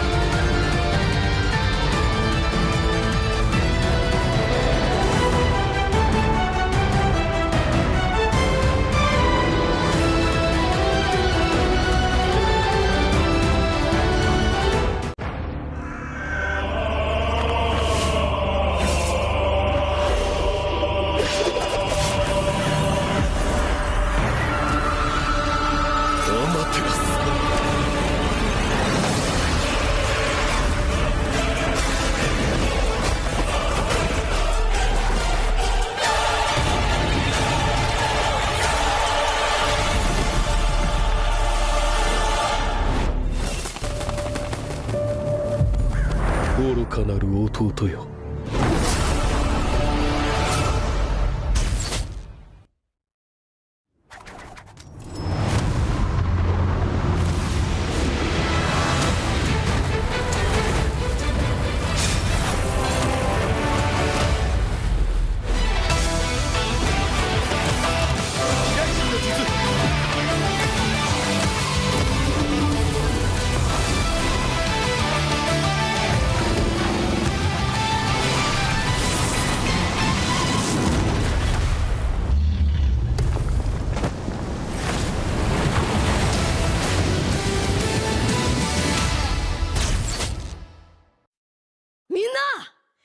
渦巻きナルトが帰ってきたぞ。飛来神の術。俺ってば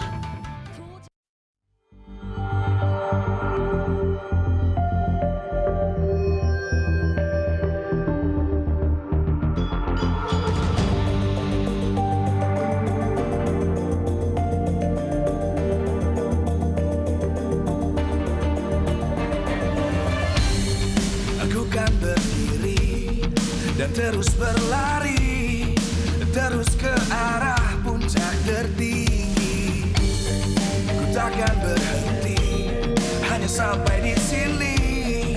Kemenangan abadi menanti. You know we won't miss if we unite our focus. And if you haven't noticed, we all nyalakan apimu, hadapi semua tantangan, hadang semua serangan, jatuh bukan halangan, bakar semangatmu, janganlah engkau menyerah, kita akan buat sejarah. We all this, we won't miss, we all this, we won't miss. Saatnya beraksi, jalani ambisi, aku kan menyawakan hari ini. You know we won't miss if we unite our focus. And if you haven't noticed, we all live. Nyalakan apimu, hadapi semua tantangan, hadang semua serangan, jatuh bukan halangan, bakar semangatmu, janganlah engkau menyerah, kita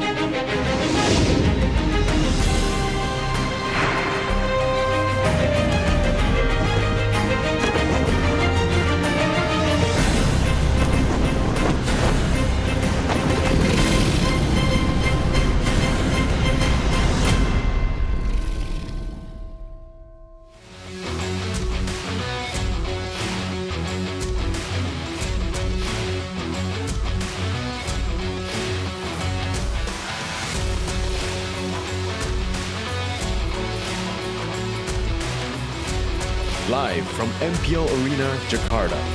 MPL Indonesia Season 17 is powered by Moonton. Supported by Esports Federation of Indonesia. Presented by official gaming phone, Infinix. Official e-wallet, GoPay. Official gaming chair, Toda. We own this.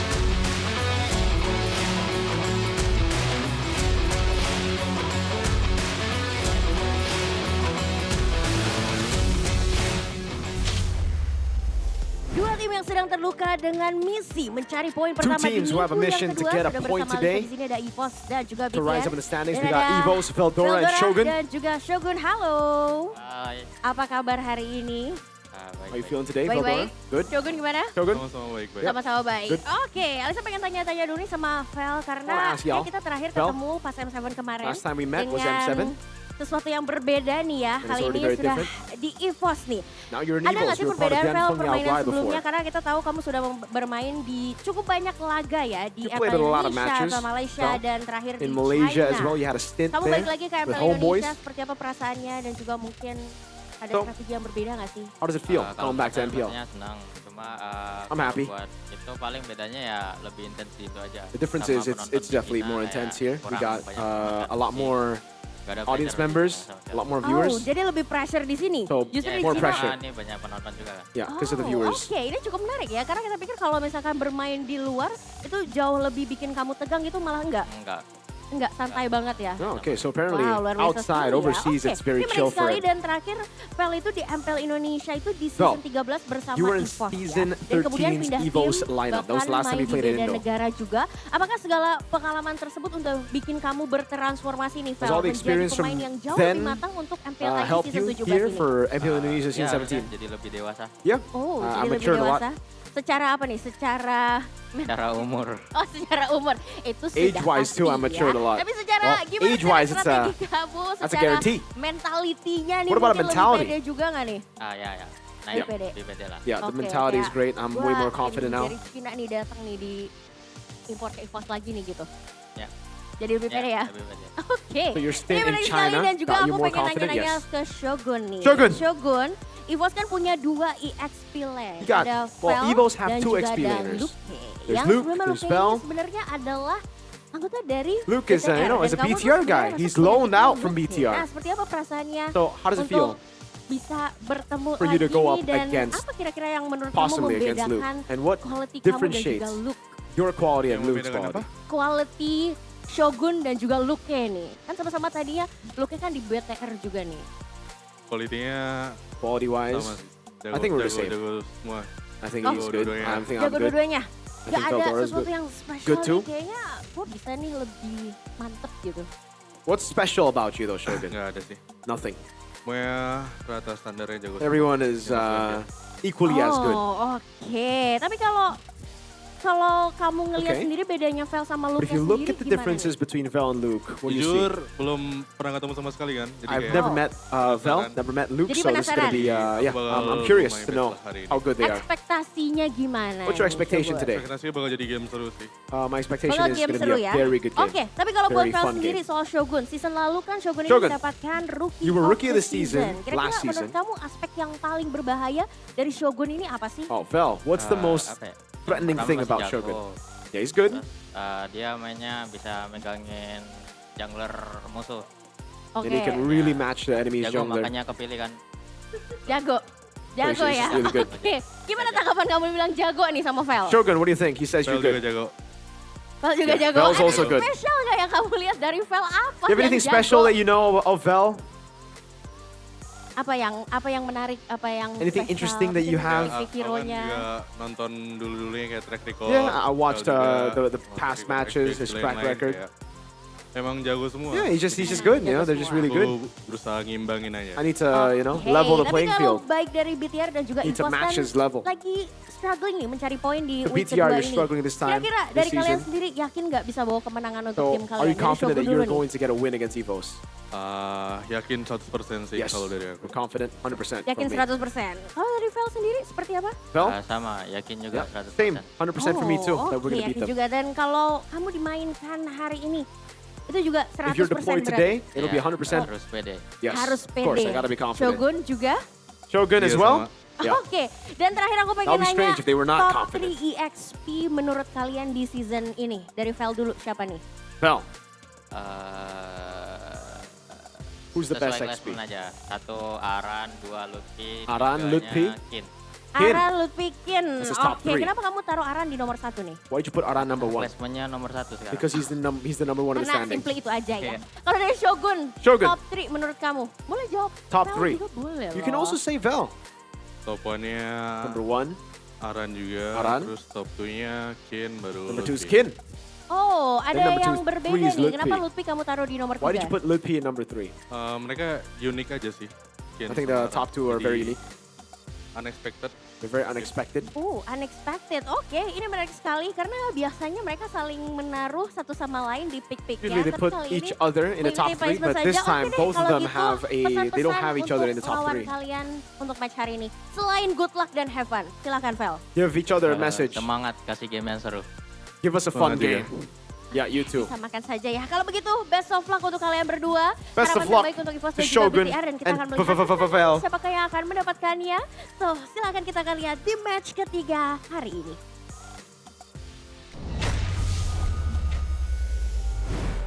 I think we should find all the players that says good luck, have fun, or anything adjacent. And beat them up.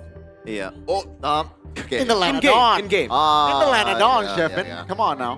I'm a bit slow. It's a bit long. It's been a long day. You know. been a long Sheffin, Gani, and Arashi here. Oh, Hey, no. stop being Storm. Arashi. Look, I swear to God, I didn't do that on purpose. What the heck?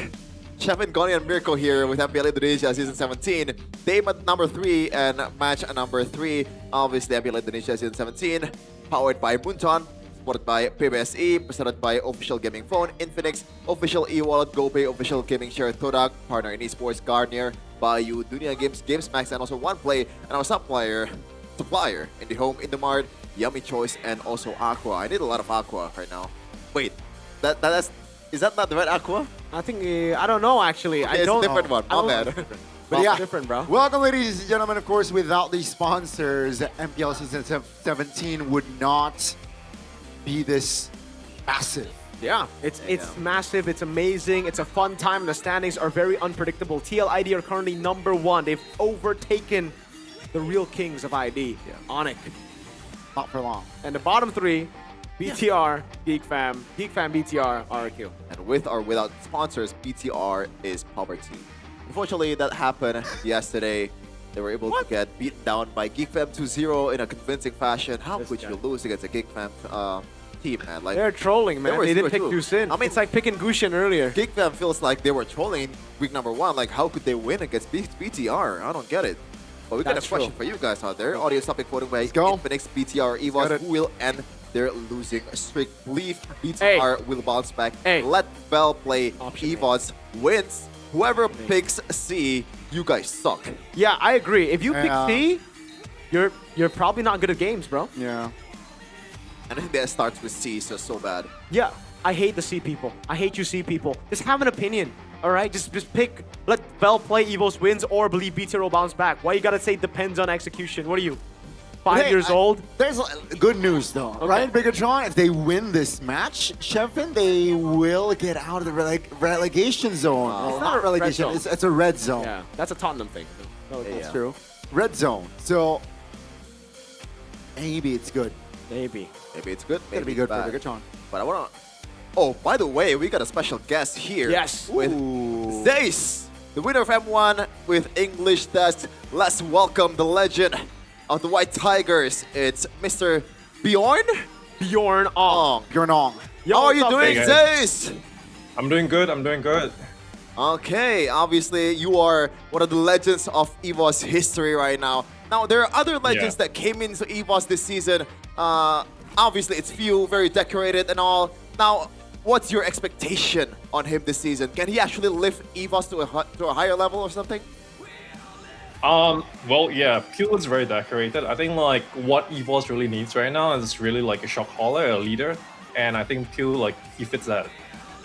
Aside from Pew itself, I think like the roster itself, like all of them are really gifted mechanically. They just need someone to really like just lead them straight. So I think Pew fits right in. Okay.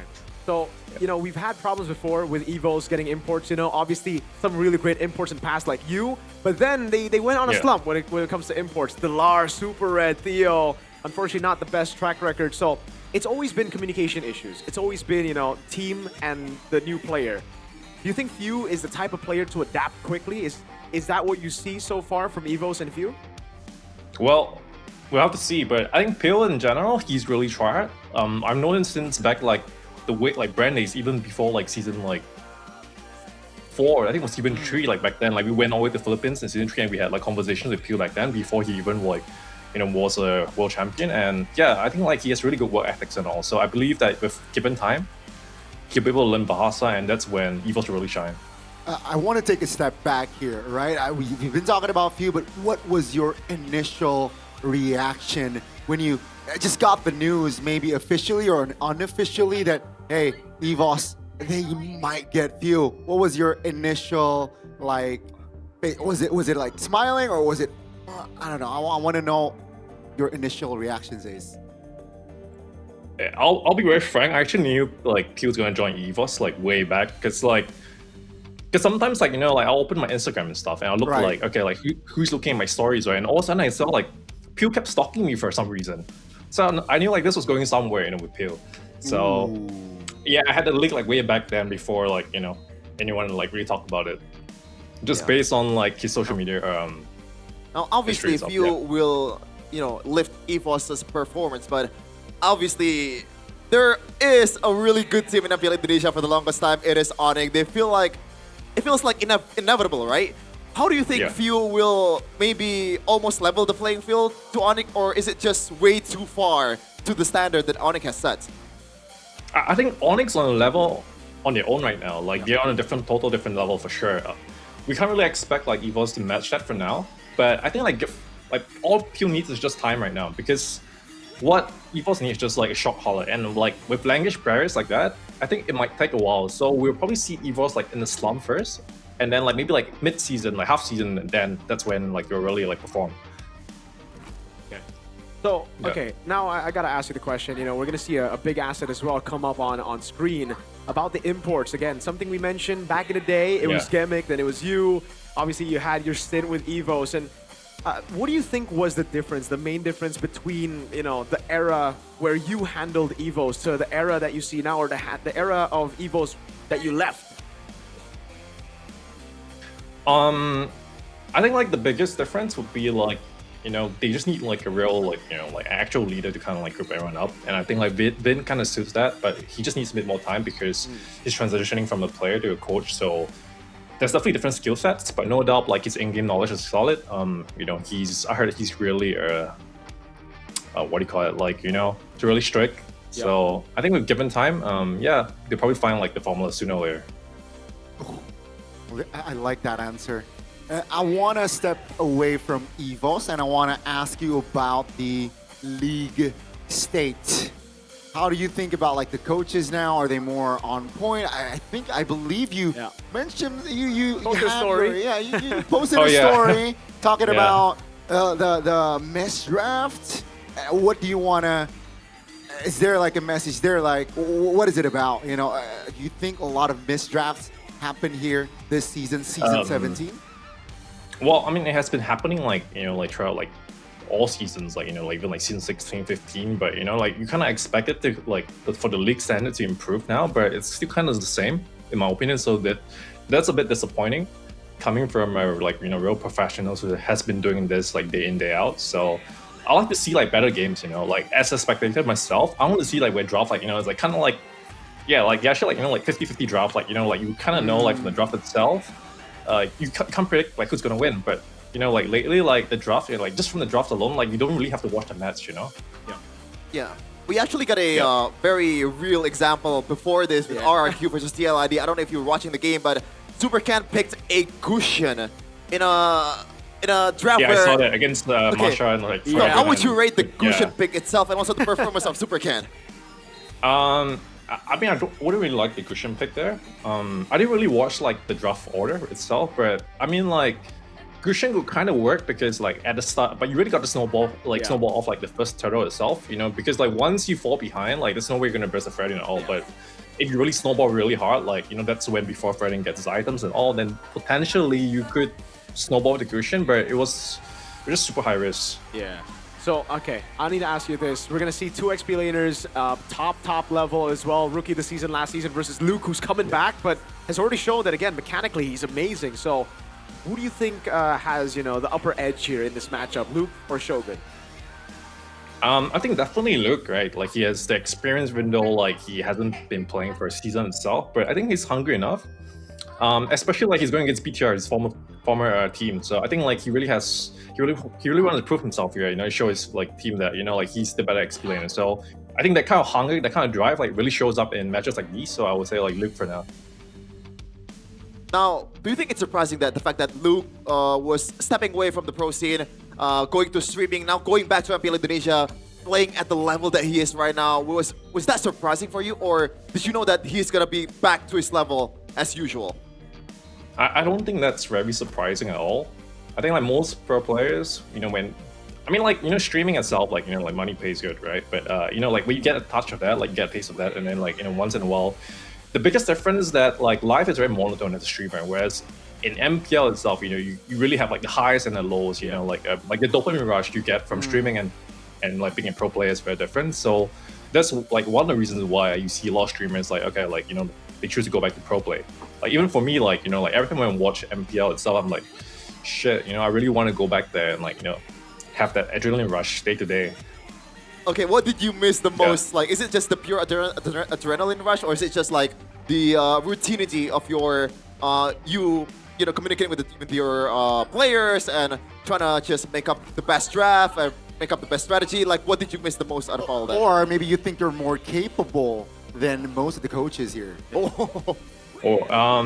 Well, I think most of the coaches there are definitely good, but I mean, like, no doubt, like, you know, you gotta be confident, man. So yeah, I definitely think like, yeah, I'm still capable, maybe more capable, but I think like it's a different phase in life now. So that's behind, yeah. Oh man.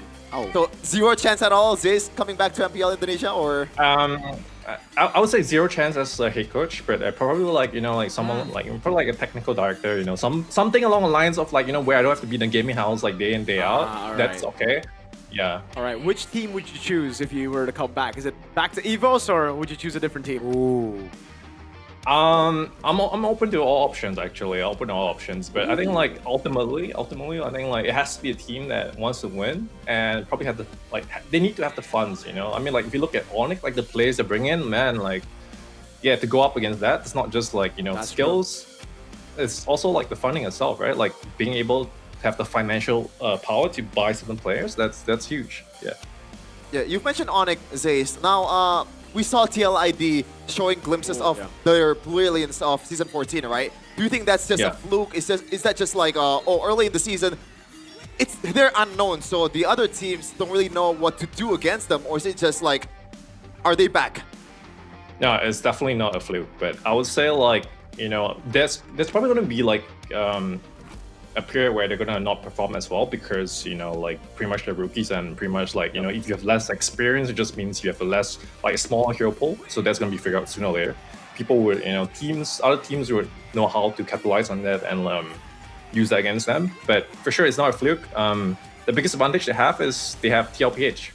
So if you're screaming at TLPH all day long, you know, you share insights, definitely you're gonna improve for sure. Yeah, I agree with that, man. I got a last question, prediction. So for this matchup, BTR versus EVOS, who do you think is going to take it? Give us a score as well. I'm going to say EVOS 2-0. Oh, how about the MVP though? MVP. Yeah, prediction. MVP? MVP. MVP is going to be tough, but I'll probably go say it's Luke because it's just he's up against BPR. Yeah. Okay, so yeah, thank you so much, guys. Thank you. What a legend, the only person that brought the M Series trophy to Indonesia. Thank you so much. Thank you. At least we can gloat that one trophy just Thank little you. against the Can I Filipinos. do a shout out as well? Okay, go on. Yeah, so actually, like, yeah, I'm looking for clippers. So if like any of you guys clip Mobile Legends, could you guys come to SEMA Rewards? Thank you so much. There you go. Yeah, all right. Yeah. Check it out. Thank you so much, Days. Thank you See so you much, later. Days. See you. See. Always fun talking to Days. Or pretty much pretty every angry, coach though. out there, man. It's just Because he... Maybe to the EVOS 2-0. not only it brings us Against my different goats. perspective, it's also he's a legend. Yeah. He is a legend, though. He is. Literally. Season 7 champ as well, beating BTR. Now, can they recreate the legend though with EVOS in Season 17? They are bringing in an actual legend in view. Not the greatest debut, but now fell on the XP lane. Albert, Key, and Erlan for the White Tigers. It is so unfortunate what happened yesterday on his debut, but they can definitely bounce back from it. Will we see it in this match? Still with Fuel and them. This is EVOS. That's shocking. Earlier, we saw the prediction, or we heard the prediction rather, from Zace that Luke's gonna be the MVP, but he won't even play today. What a strange move by EVOS, deploying Vel against Luke's ex-team. I'm not sure, man. It worked already. Luke was the perfect EXP laner to go up against this guy. Shogun, one of the rising stars in Season 16, with Nael, Moreno in the middle, Finn, and also the legendary Eman. It's going to be very interesting seeing technically a PH versus PH. We got Eman on the Bigatron side and Fuel on the EVOS side, but this team, I gotta say, Miracle has a lot of aura. Take a look at Niall leading this team of the Red Robots. But man, oh man, the aura is definitely here as they walk up on towards the stage. Still struggling though to find consistency this season, and they will look to change it in this match. This is Bigatron by Vitality. Red is the color that always dominates. In every sport, in every esport, it's all red, baby. But for some reason in MLBB, red's been pretty horrible. Bigatron, it's time, baby. Wake up! I don't know if it's horrible is the right adjective. They've been in the playoffs every time, but yeah, somehow missed out on every M series. That's pretty horrible. I don't know about that, man. There's been some other horrible record in MPL Indonesia. Trust me, I can tell you that. But in the helm right now is Vin and also Bravo against Theo Nile and also Airpang, which has been getting a bit of a lot of criticism, especially from some of his fans in the desk, specifically about certain heroes that they are shying away from. Yeah, I don't know if it is actually just saving Strap, but what are we saving for? You know, playoffs is still a long way, and looking at how competitive it's been in MPL ID Season 17, I don't know if you're willing to do that more often, you know, against teams who, again, got legends in, teams who are also desperately fighting for that position in the playoffs. You've made it to the playoffs every single season. Props to you, Bigatron. But once you start thinking that it's a guarantee, I think it'll be a big fall from grace. Yeah, you cannot get comfortable, especially in the top tier leagues here, as you can see, right? With Onyx, if we compare it to Onyx, every couple of seasons there will be shakeups, even though they are already the team to beat. Yep. Other teams need to catch up. And Niall, man, it's time to step up. That performance yesterday was pretty... What was that, bro? Almost, you know, flashbacks for Chef and PTSD right there. Oh, I'm shaking my boots right now. Oh my god. But we got a result here from audience topic voting. BTR or EVOS, and they're losing. That's trolling me. Look at the C. Chat's trolling me. No way. Look at the C. What? You see people. You see people. 22%, really? Are they time travelers? What? Depends on the execution. No, how did they know that Vel will play? That's true. I mean, why was it even an option? Yeah. Interesting. And to be honest, Luke wasn't that bad too. I mean, he's been really good actually. I think Luke has been one of the shining members on EVOS. I mean, he got an MVP in the win against Alter Ego game 1, right? Game 2, game 3, yeah, he didn't do as well as game 1, but in their wins, it's Luke. Luke and Luke. Luke and Luke. I'm actually intrigued to see technically Vel's debut here, season 17. How will he fare? Didn't do too well for few yesterday. Yeah. But let's see here, perhaps with Vel in the lineup here against a shaky Bigatron. They got him. Experimenting. Yeah. Oh, sure, buddy. But yeah, hopefully, the rust is not there, right? Because he's been in another region, just like Super Ken. Hopefully, it's not contagious. Yeah. You know, all of a sudden, what's the weirdest pick that you could think of for Vel right now? Oh, please no, right? Let's not think about it, right? Let's Cho damage EXP. Let that RQ anomaly pick be an RQ anomaly pick. You know, let's not put EVOS in the same boat. They got Erlan, they got Albert, they got world-class players. They went crazy in the transfer. The Beast Tiger. What? The Beast Tiger.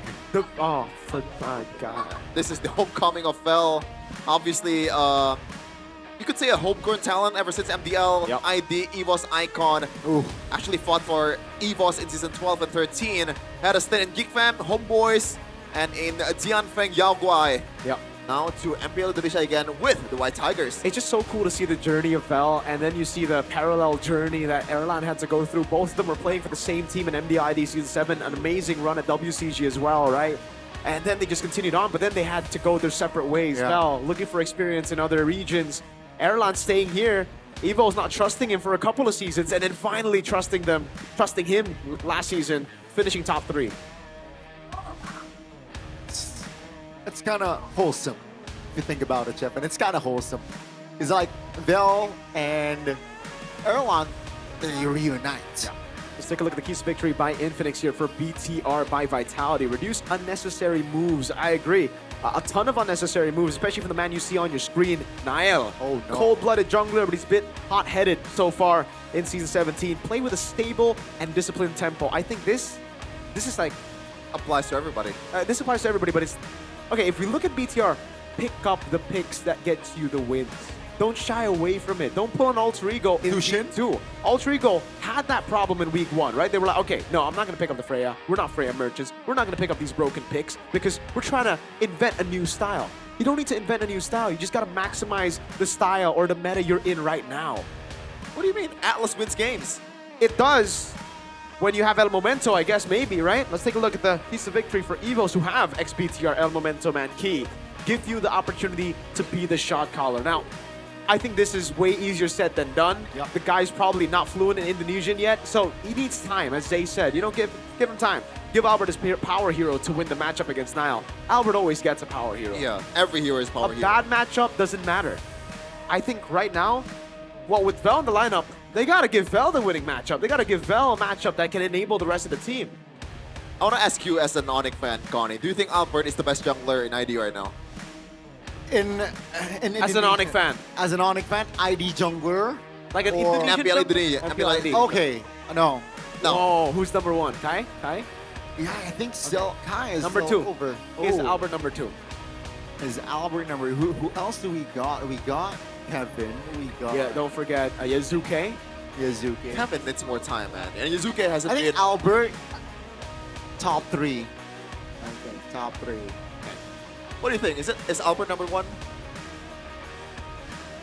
I'd say so far he's number 1. Wow. Individually. Same. Wow. I don't know if that's a hot take or not. That's why I'm asking Miracle first. I don't want to get flamed by the Filipinos, man. Hey, man, you know, you can just state your opinion, dude. Why Why are you? Yeah, I gotta hide behind the big body. Why are you? Oh my god. Best gold lane is Kelra, though.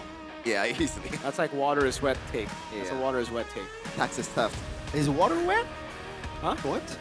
Is water wet or is water the enabler to be wet? Emon's the best gold lane in the world. Wow. They are the best team in the world. They beat the de facto second best team in the world. So now I don't know what that makes them, but you know, I think you can put 2 and 2 together. 2 and 2? Yeah. Just like BTR's record after this, or Oh, never yeah, mind. I agree. No, no, 2 no, and no. 2. Yeah, Just yeah. kidding, just Dude, I didn't know you were a red robot. 1 and 3. Dang, Shepard. Hey, that's my G right there. Oh, yeah. You stay in the bottom with the Rashi. I'll go up. Or maybe EVOS.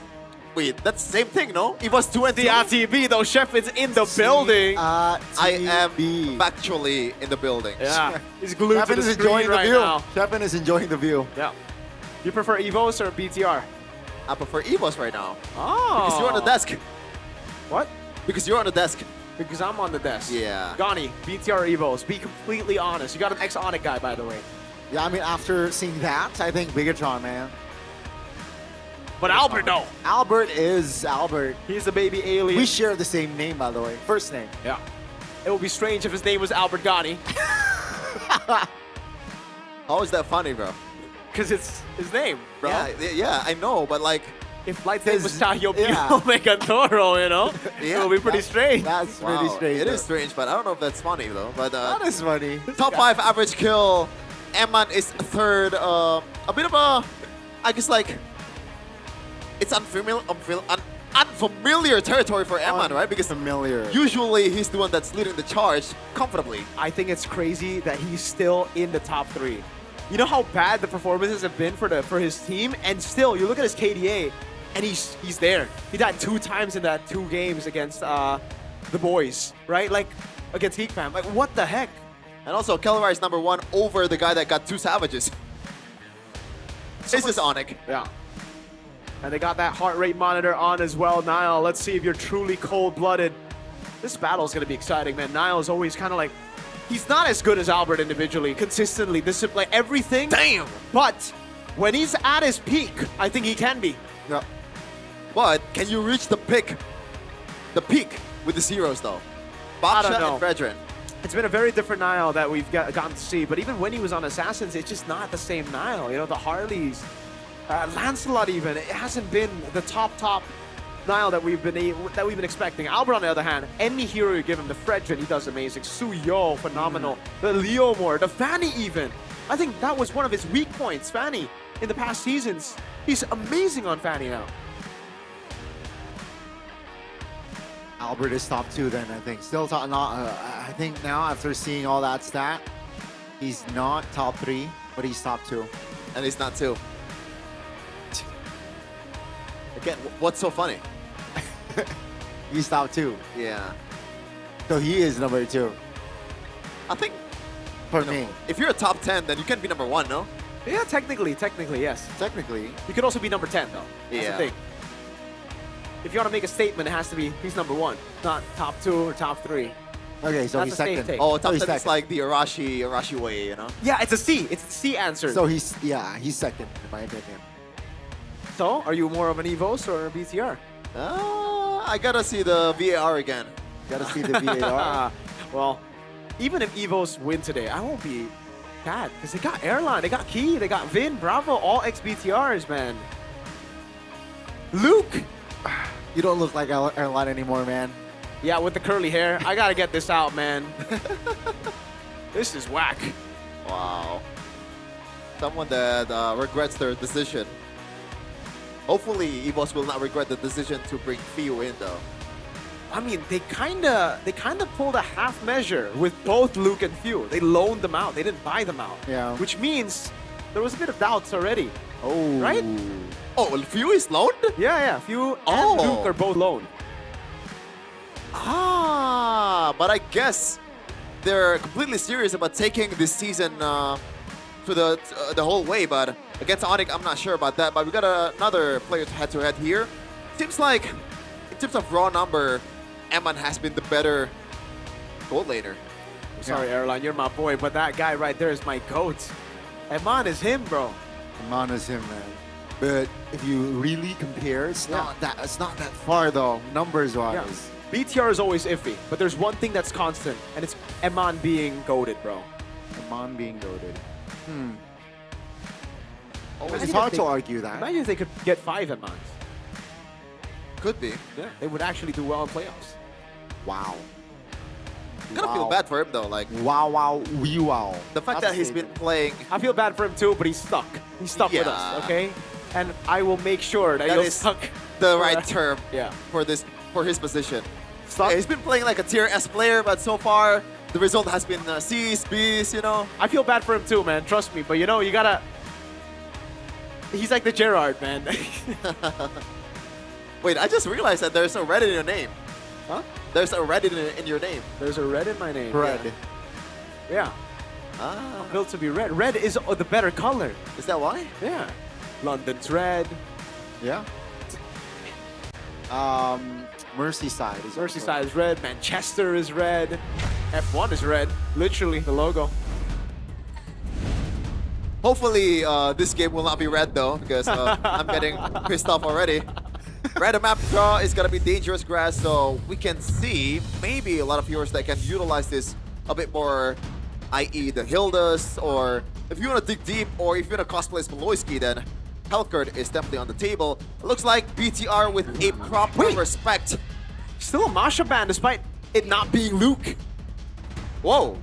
Right? Yeah, I just realized it's not Luke. Interesting ban.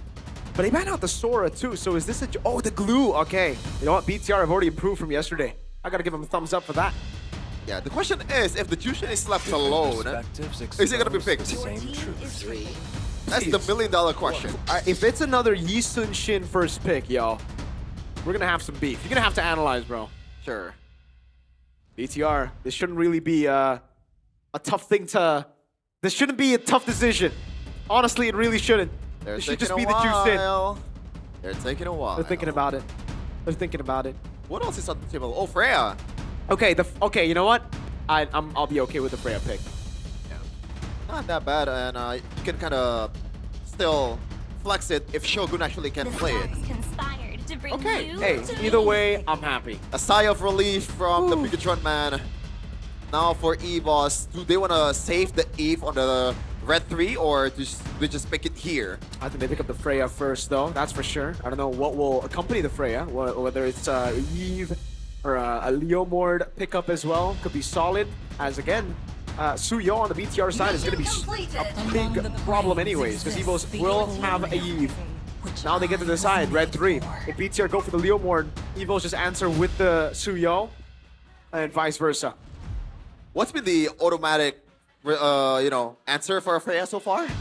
And M7, it was Esmeralda, but... Yeah, it was Esmeralda. I think in this season it's been, for TL ID, it's been carry. But obviously you're not really playing on your own. You gotta concede the laning phase just a bit.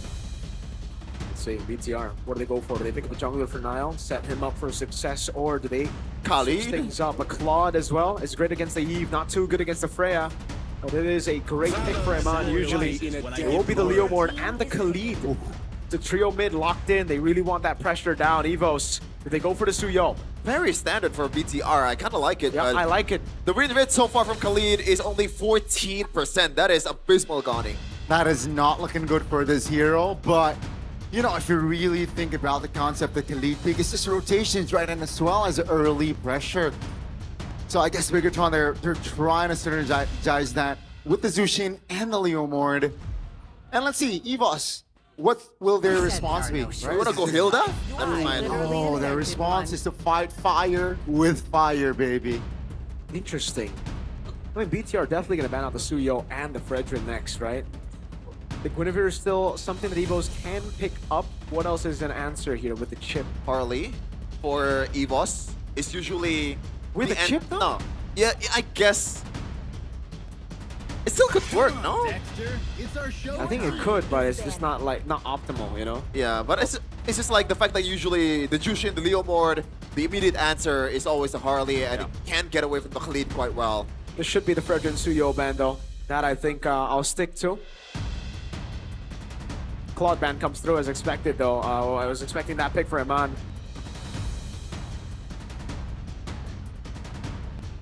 Oi. That's now still waiting for... Yeah. Could be the Suyo. Again, Fredrin Suyo is what I'm expecting for BTR, for their bans. They're taking their time though. For sure. Is there any kind of like flex possibility for... One chose me to I guess if you're brave enough... Nah, there's no way Khalid goes anywhere other than the roamer. Yeah. But there you go, that's the VAR.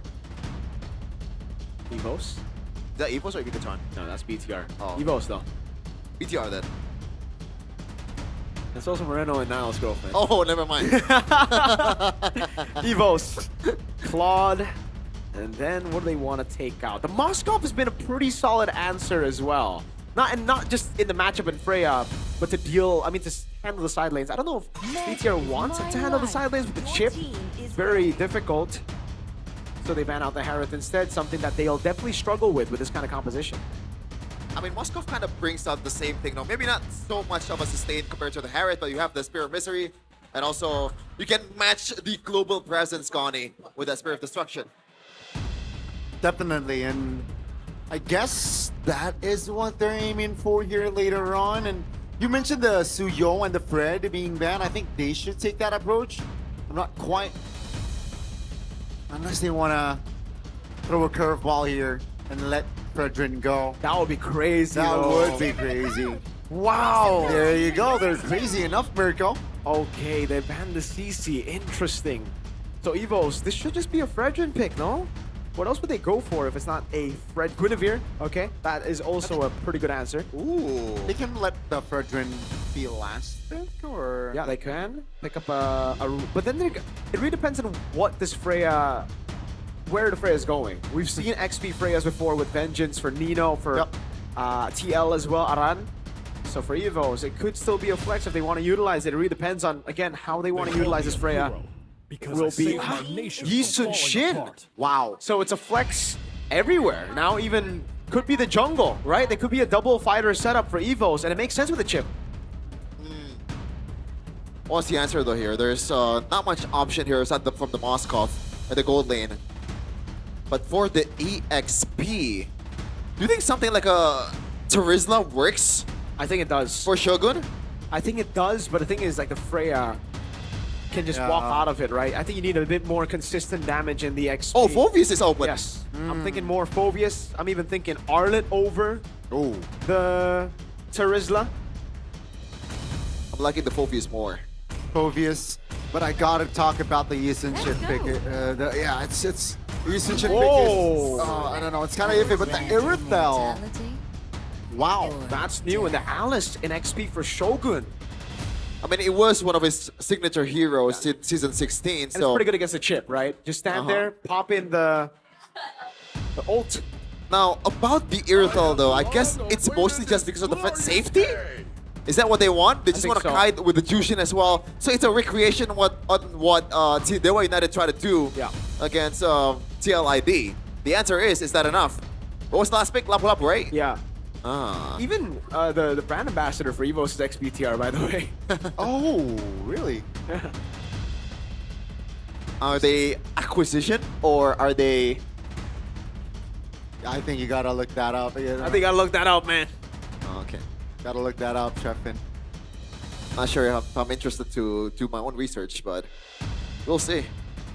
The research from the statistics though, oh my god. It seems like so far the stat or the AI has been very black and white. Nothing that seems to be close in all the games that we casted. And it's been pretty accurate. Very accurate. And from the things that we see, BTR might have this one in the bag. But it remains to be seen, because we're gonna see how they will duke it out in the Land of Dawn with BTR versus EVOS. Ladies and gentlemen, let's welcome you to the Land of Dawn for our opening game for our last match of Week 2. It's Bigatron taking on EVOS. Yep, it is the Yi Sun Shin in the jungle. That flex, man, always coming in handy. A good deny as well away from Iman, as he has picked up the Yi Sun Shin quite a bit. It's a pretty good answer to the Freya, according to Aldo as well. The third best, obviously not the best. The carry and the Esmeralda's better, but Erlan, whoa! Vengeance for Erlan on the Freya in gold. The only other gold lane Freya who's picked up the Vengeance, I believe, is Kyo, if I'm not mistaken. So there you have it. We are going to have a pause for now. I think it's the blue. TLID is blue. They want to use Vengeance. EVOS is blue. They want to use Vengeance. Yeah, 100%. Yeah. And by the way, Eman is rocking the Sprint. How do you think about that? I expect either the Sprint or the Purify, but I think it's more of a preference, right? Yeah, I like it. I think they have enough CC to lock people down in the front. All he needs is really that extra maneuverability, you know, how he can actually maneuver around these very aggressive boys, dude. The Lapu Lapu, Yisun Shin as well, and the Freya, right? Once you go in, you gotta have that extra movement to get away. The big question mark for me is, how is he gonna handle the Eve? If he gets caught in the RWM, he needs to use the heavy crossbow to get out. If he gets caught by the chip, no Purify, and you have a spray, you need to run. You can't just blink out of there. Yeah. Even the Mount Shocker is also a threat, but I don't think Albert will get that close, especially with how tanky BTR is. I would be surprised, but I guess they have chip. Yeah. You know, that's a way to bypass everything. Fun fact though, Mount's track record on pretty bad. Irithyll was pretty bad in MPL. Ooh. Yeah, in MPL ID. Even when it was meta, he wasn't the type of guy to perform on Irithyll. So they're taking a risk here, a big one. Yep. From side of Bigger Toronto, perhaps. I can't wait for Beatrix to come back, dude. That's an Iman pick. That's so Iman. But maybe during the off season, right? Irithyll has been, maybe he spammed Irithyll. So Chef at BTR? BTR or EVOS, Chef? I need to take a third look. It's a big decision, man. You're a greedy guy, huh? Nah, I only...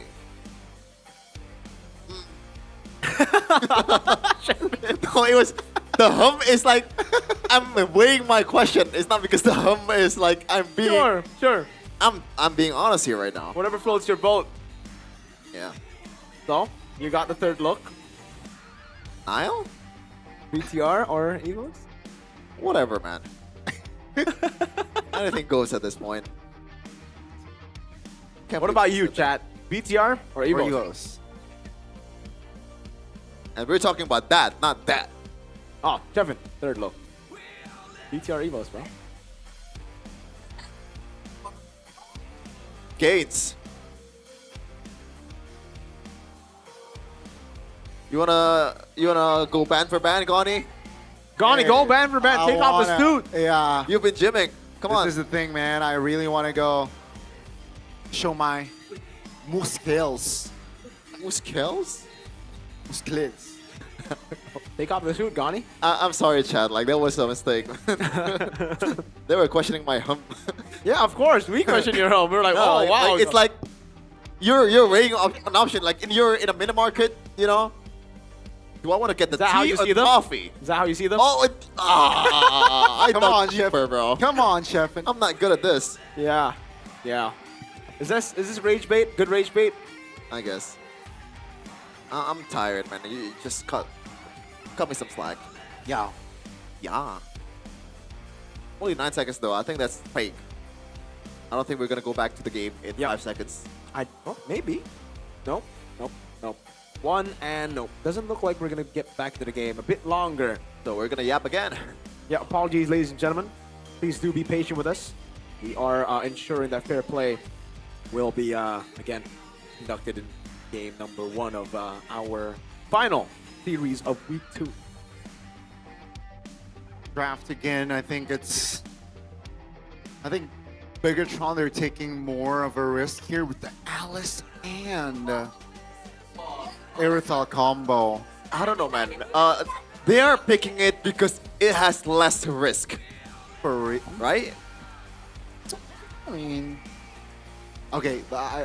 My or risk to win, or it's more.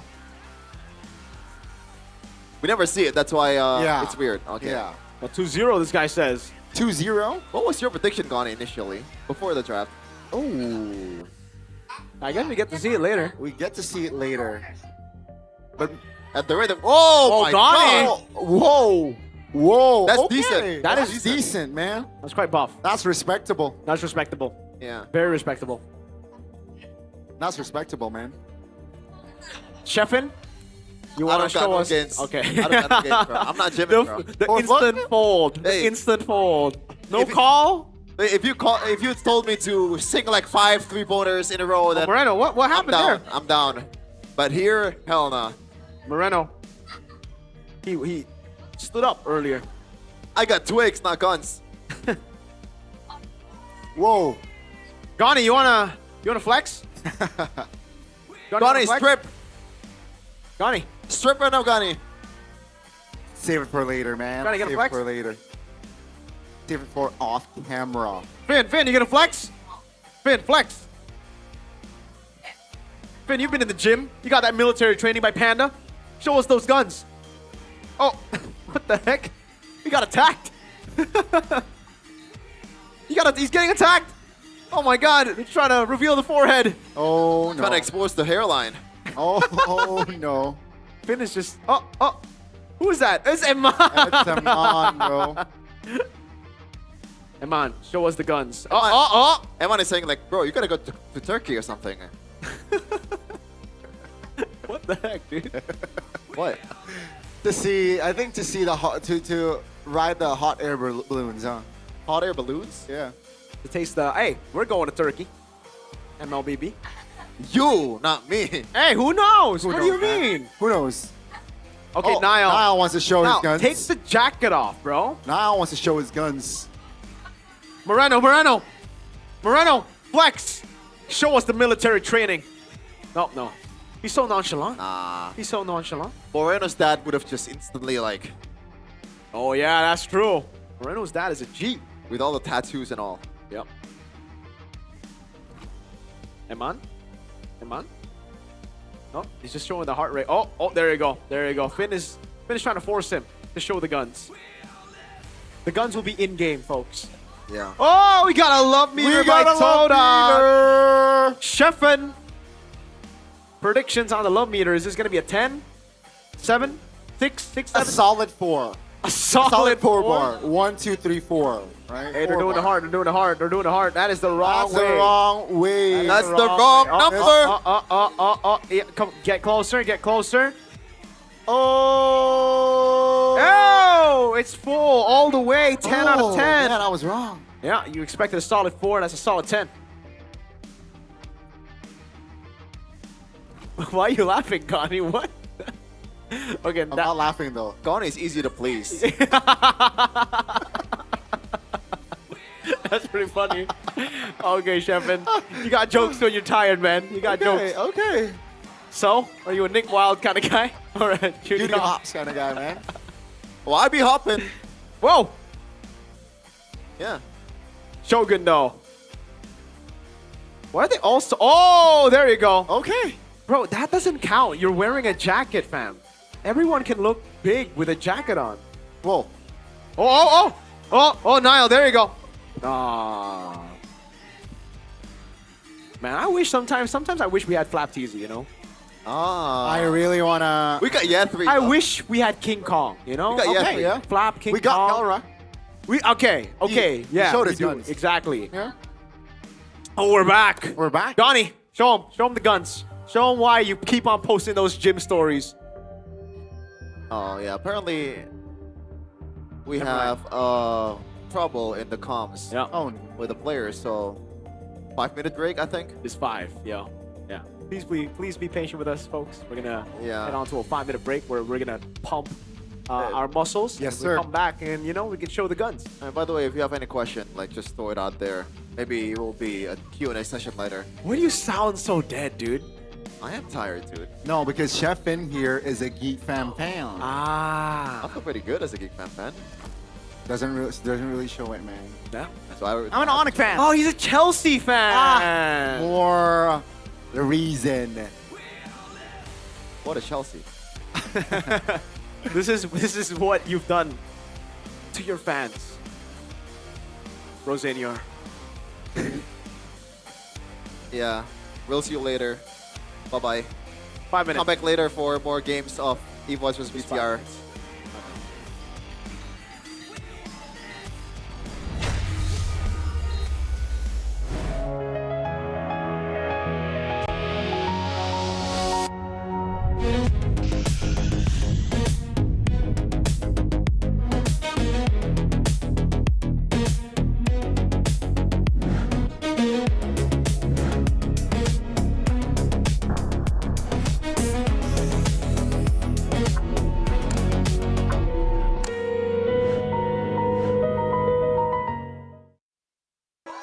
Di tim yang paling susah itu nyatuin semua di tengah perubahan yang nggak ada habisnya. Kami bukan lemah, kami cuma belum searah. Menang atau kalah itu biasa, tapi ingat satu hal, kita itu keluarga. Waktunya konsisten saling percaya. Sejak kapan Navari jadi CEO? Hah? Lalu dia, Meng. Mending lihat ini, yang ini murahnya beneran, bantu kita naik level barengan.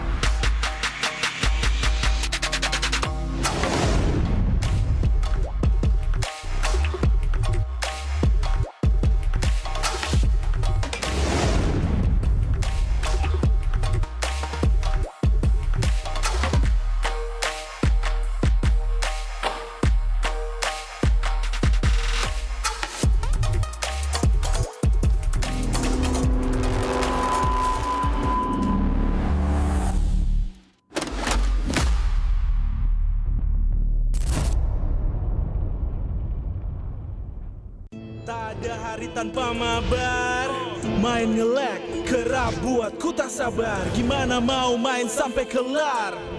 Ini waktunya ku bersinar. Oke, let's do it. Game smash andalanku bikin mainku semakin hebat. Pin stabil main makin mulus, rankku fix naik terus. Tukar DG rings, diamond dan voucher game kau dapat.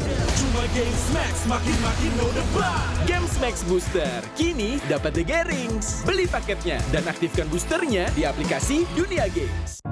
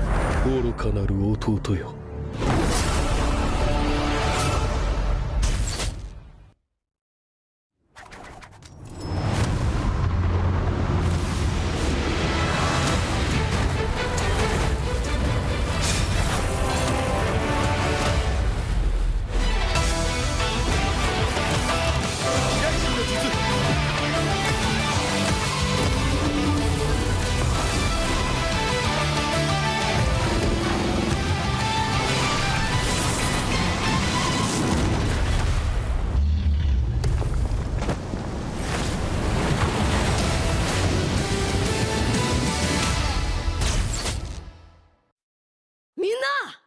渦巻きナルトが帰ってきたぞ。飛来神の術。俺ってば父ちゃんを越す火影になる。愚かな子供騙しがふっ行くぜ。これが俺たちの力だってばよ。Pemain kunci dari region Filipina siap untuk membawakan permainan Philippines untuk mengguncang meta. Ancaman buat season ini ya sesuai dengan tracknya juga, sama ada tambahan player baru yang berkualitas. We're back and hopefully we're ready to start. Surprise! There was a minute left to the countdown, but we're surprise. We're quick with it. We surprise you. We're so quick we haven't started. We're gonna be a party pooper, man. We're gonna be a party pooper. Stefan, I don't I like know parties. Geek Fam and Chelsea are doing like Whoa! right now. That's you. Earlier. Hey! Yep. Second again. First place. No, I was talking about the... Ah. That was like 5 hours ago, Stefan. This guy. Move on, Like man. 2 This hours guy, ago, man. bro. He put Sheffin through hell. Can I just mention here right away that what got And well deserved as well.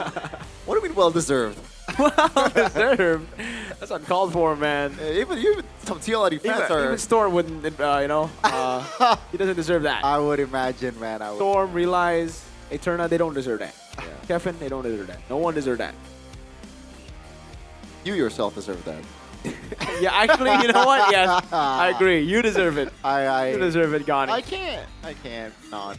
I can't think. You gotta stop with the in-jokes. It's killing stream morale. Stream morale. But hey, yeah, they love it. They love it. You guys love it, right? Type 1 if you love it. Type 1. Yeah. Type 2 if you don't understand what's going on. Type 2 if you think the caster should just start the game and shut up. Yeah. Yeah. We can shut up if you want to. Like I'm not. We're completely obliging with that. Yeah. Type both if you think. Yeah. If you keep on saying casters to keep on yapping, we'll oblige. Because it's somehow our fault. Let me check the comments real quick. Maybe we can. You gotta press the button so we can start the match. All that for 10-minute match, 2-hour break, 1-hour chat. Man, oh man, Megatron and EVOS. All right, see, we got ones. We got ones in the chat. We also got a 2 and a 3. Oh, what's the 3? Why Chef is not feeling it? I'm feeling it, bro. Let's go. Let's go. Apparently, we are already about to go to the in-game. Let's go! Thank you, Marshall. Thank you for all the officials out there. We are finally back to the game. How many kills we got? 0. Oh, what the heck? We're already 1 minute in. Okay, no first blood just yet. Interesting. Okay. That's good. I was about to say that few, I think, who was getting poked earlier in the match? Or is it just a pure rematch right now? I don't think so, no? No, it was... I think it's just a pausing game, yeah. Yeah. All right, Emblems by Bayou. Master Assassin. Whoa, man, is this a winning matchup that we are only now finding out about? Irithel versus the Freya. That might be the case. If you are good enough to kite, then why not? Yep. But there are definitely some shields that can counter all those damage from Irithel. It's definitely easier said than done. Yeah, the Alice is also very good against the Lapu Lapu. So, they got that down. Nile, XP Crab, takes it away. Top lane, though, it looks like Eman is actually having a really good time. Yep. We'll see after level 4. He doesn't get the gold crab, the gold minion though. Gold cannon. Still has the ultimate this Erlan, so he can just back away and go back, or just take the crab. And now Key and True will try to test this one with Albert still working on the purple buff. Yeah, Niles already giving the turtle a tough time, below 50%. That's gonna be a 2-man stun. But take a look at Shogun in the back as well. That's gonna be Nile now finding the angle to find a kill. Bell as well with the angles. 2 members off 1 for 1. But Bigatron, they got the turtle. Yeah, even though it's only a roamer kill for a BTR, it's still definitely a W. Oh! Take a look at the talent prediction. There you go. Use the flicker. Seems like we are all in accordance that EVOS will win this game, Gani. Yeah, all of you, Gani and Owl. What happened to the Merkers? It's never been the case for BTR, bro. I just keep on predicting them. Maybe that's why they don't win. Yeah. Gotta bring it back. Good spot, right? Good reaction as well, and reaction. But yeah, I think it's going to be a slow game here. I think, unless they want to go crazy. Yeah, until Key pops ult. Oh, there you go, Erwan. Touching and going. Key pops the ult as well. That's good. No, not the ult just yet. It's just 2-man stun though. All is well for both teams, I gotta say. I wonder why they're not really pulling the trigger. Maybe knowing that Finn and also Eman still has their resources intact. Yeah, I think that's it right there. It's very difficult to go for the kill on Finn. And again, everybody's just staying together, right? So BTR could take the portals too. It could just be a random 5v5. Albert is like the chillest dude in the building. 57. Damn. You as well, man. Two-time world champ. Damn, you thought he's dead. What? Like 56? Well, never mind. It's just a low heart rate. Yeah. Oh, Erlan. High cortisol Erlan. Shogun was like at 140, dude. Ooh, oh my goodness. 145. You're right. Doctor. That's pretty high. That's like Nino levels of high. Uh-huh. Now second. Both being turtle. EXP laners. That's interesting. Ah, maybe that's the role. I mean, Cram is also super high in MPL That's true. That's true. He's an XP laner. Hold on now. He wants to jump, gives the shortcut. Nile finds the turtle still. Okay. That's going to be Key very low, and Mon finds the kill. That's going to be Val repositioning That's a stun, but no damage from the members of EVOS. It's going to be a kill, surely, as Iman picks up an important double. That's going to be Moreno immobilized, but he's able to get out. All in all, Bigatron won that fight. Yeah, it's not even close in a prolonged team fight, man. The Alice, the Moreno, they can just kite away and just deal damage at the same time as long as you won. And by the way, Eman, 2 kills early in this game. That's a W. Big fat W. That's a huge one. That's going to be Erlan looking for an attempt, looking to jump on towards it. Wow. Eman there, Erlan still able to dash as well. Eman, and no compensation for EVOS. Did you notice, Mirko? Eman changed the targeting to Key to evade the vengeance. Yeah. That was really good by Eman, but also, I really expected the damage from Erlan to come through a bit more. I also expected, okay, maybe it was Eman with the Hot's Claws, maybe he just got a little bit more lifesteal, but he doesn't even have it yet. It was a Windtalker fell. Whoa, staying up top, this isn't... Oh, wow, Eman knows. Oh, he always knows. Very aware. Yeah. Interesting. So this is like the old maneuver where the jungles are the one that's soloing a lane, right? So Albert will have all the free reign in the bottom lane. Meanwhile, they're gonna just try to bully the top lane with Eman in it. Yeah, Shogun. Definitely, I don't think he's gonna jump on him. I don't know about this new play though. I think I would much rather have my XP lane still grab the lane, right? Yeah. Not sure. Maybe unless you're just completely conceding on the turtle, which I don't think it's gonna be the case here. Bell is gonna be rotating on the top. And both the XP laner will be up and ready for the next objective fight. They're doing such a good job controlling the pressure. Moreno. Yeah, getting jumped on here in the mid lane. 2-man immobilization here with the shortcut. Albert takes the kill. Take a look at the stun. Finn is huge. Albert does a little traceless to safety. That's going to be the reinforcements from the White Tigers. Bigatron, they look good for a hot minute, but it seems like Erlan will pick up the double. Looks for the triple under the turret. As Shogun is able to escape, 4 members of Bigatron are down and out. Albert just kept on getting away with heist. Like every time he does this, man, somehow in some way, he survived. That was so beautiful by Albert, man. Just gets away, but also for BTR, it's, again, them going in, but not having the instant follower, and Nile can't jump the way Shogun and Finn can. Oh, hold on. Oh no, Finn is unaware of the pinch maneuver from EVOS. He will be punished yet again. Yeah, and it really doesn't help that Eman is not online just yet compared to Erlan. You know, even though Eman secured 2 kills earlier, finally he gets the Hot's Claws. Maybe he has to wait for the Berserker's Fury until he is fully active. And this is a big problem, dude, because Key, now with the shortcut, he can really take control. It was already pretty good for BTR, you know, getting the first 2 turtles. It was almost like a snowball build-up to really deny this group-up brawl style of gameplay from EVOS, but now the game's wide open. Yeah, they're doing it with a bit of a throwback strategy too, right? I can't believe I said throwback because it's Yi Sun-shin, but it's Yi Sun-shin on the jungle. We haven't seen that much in a while. Yep. In MPL Season 17. Have we actually seen that at all? No. I don't think so. You're Yi Sun-shin jungle? I don't think we've seen a single Yi Sun-shin jungle this season, no.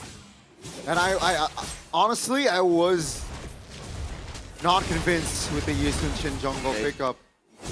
But seems like so far, so good for EVOS. I think the question will be the prolonged team fight by BTR, right? And Yep. they have some kind of like fighting chance if Key does not have that solid crash course plus what's the alt called? The TP? Shortcut. Shortcut? Yeah. I think right now all comes down to Eman and Moreno. Moreno got caught so early in that fight, didn't have the flicker as well, so he just Crimson Beacon, but the shortcut was still right on him. EVOS could just follow it up and push him through.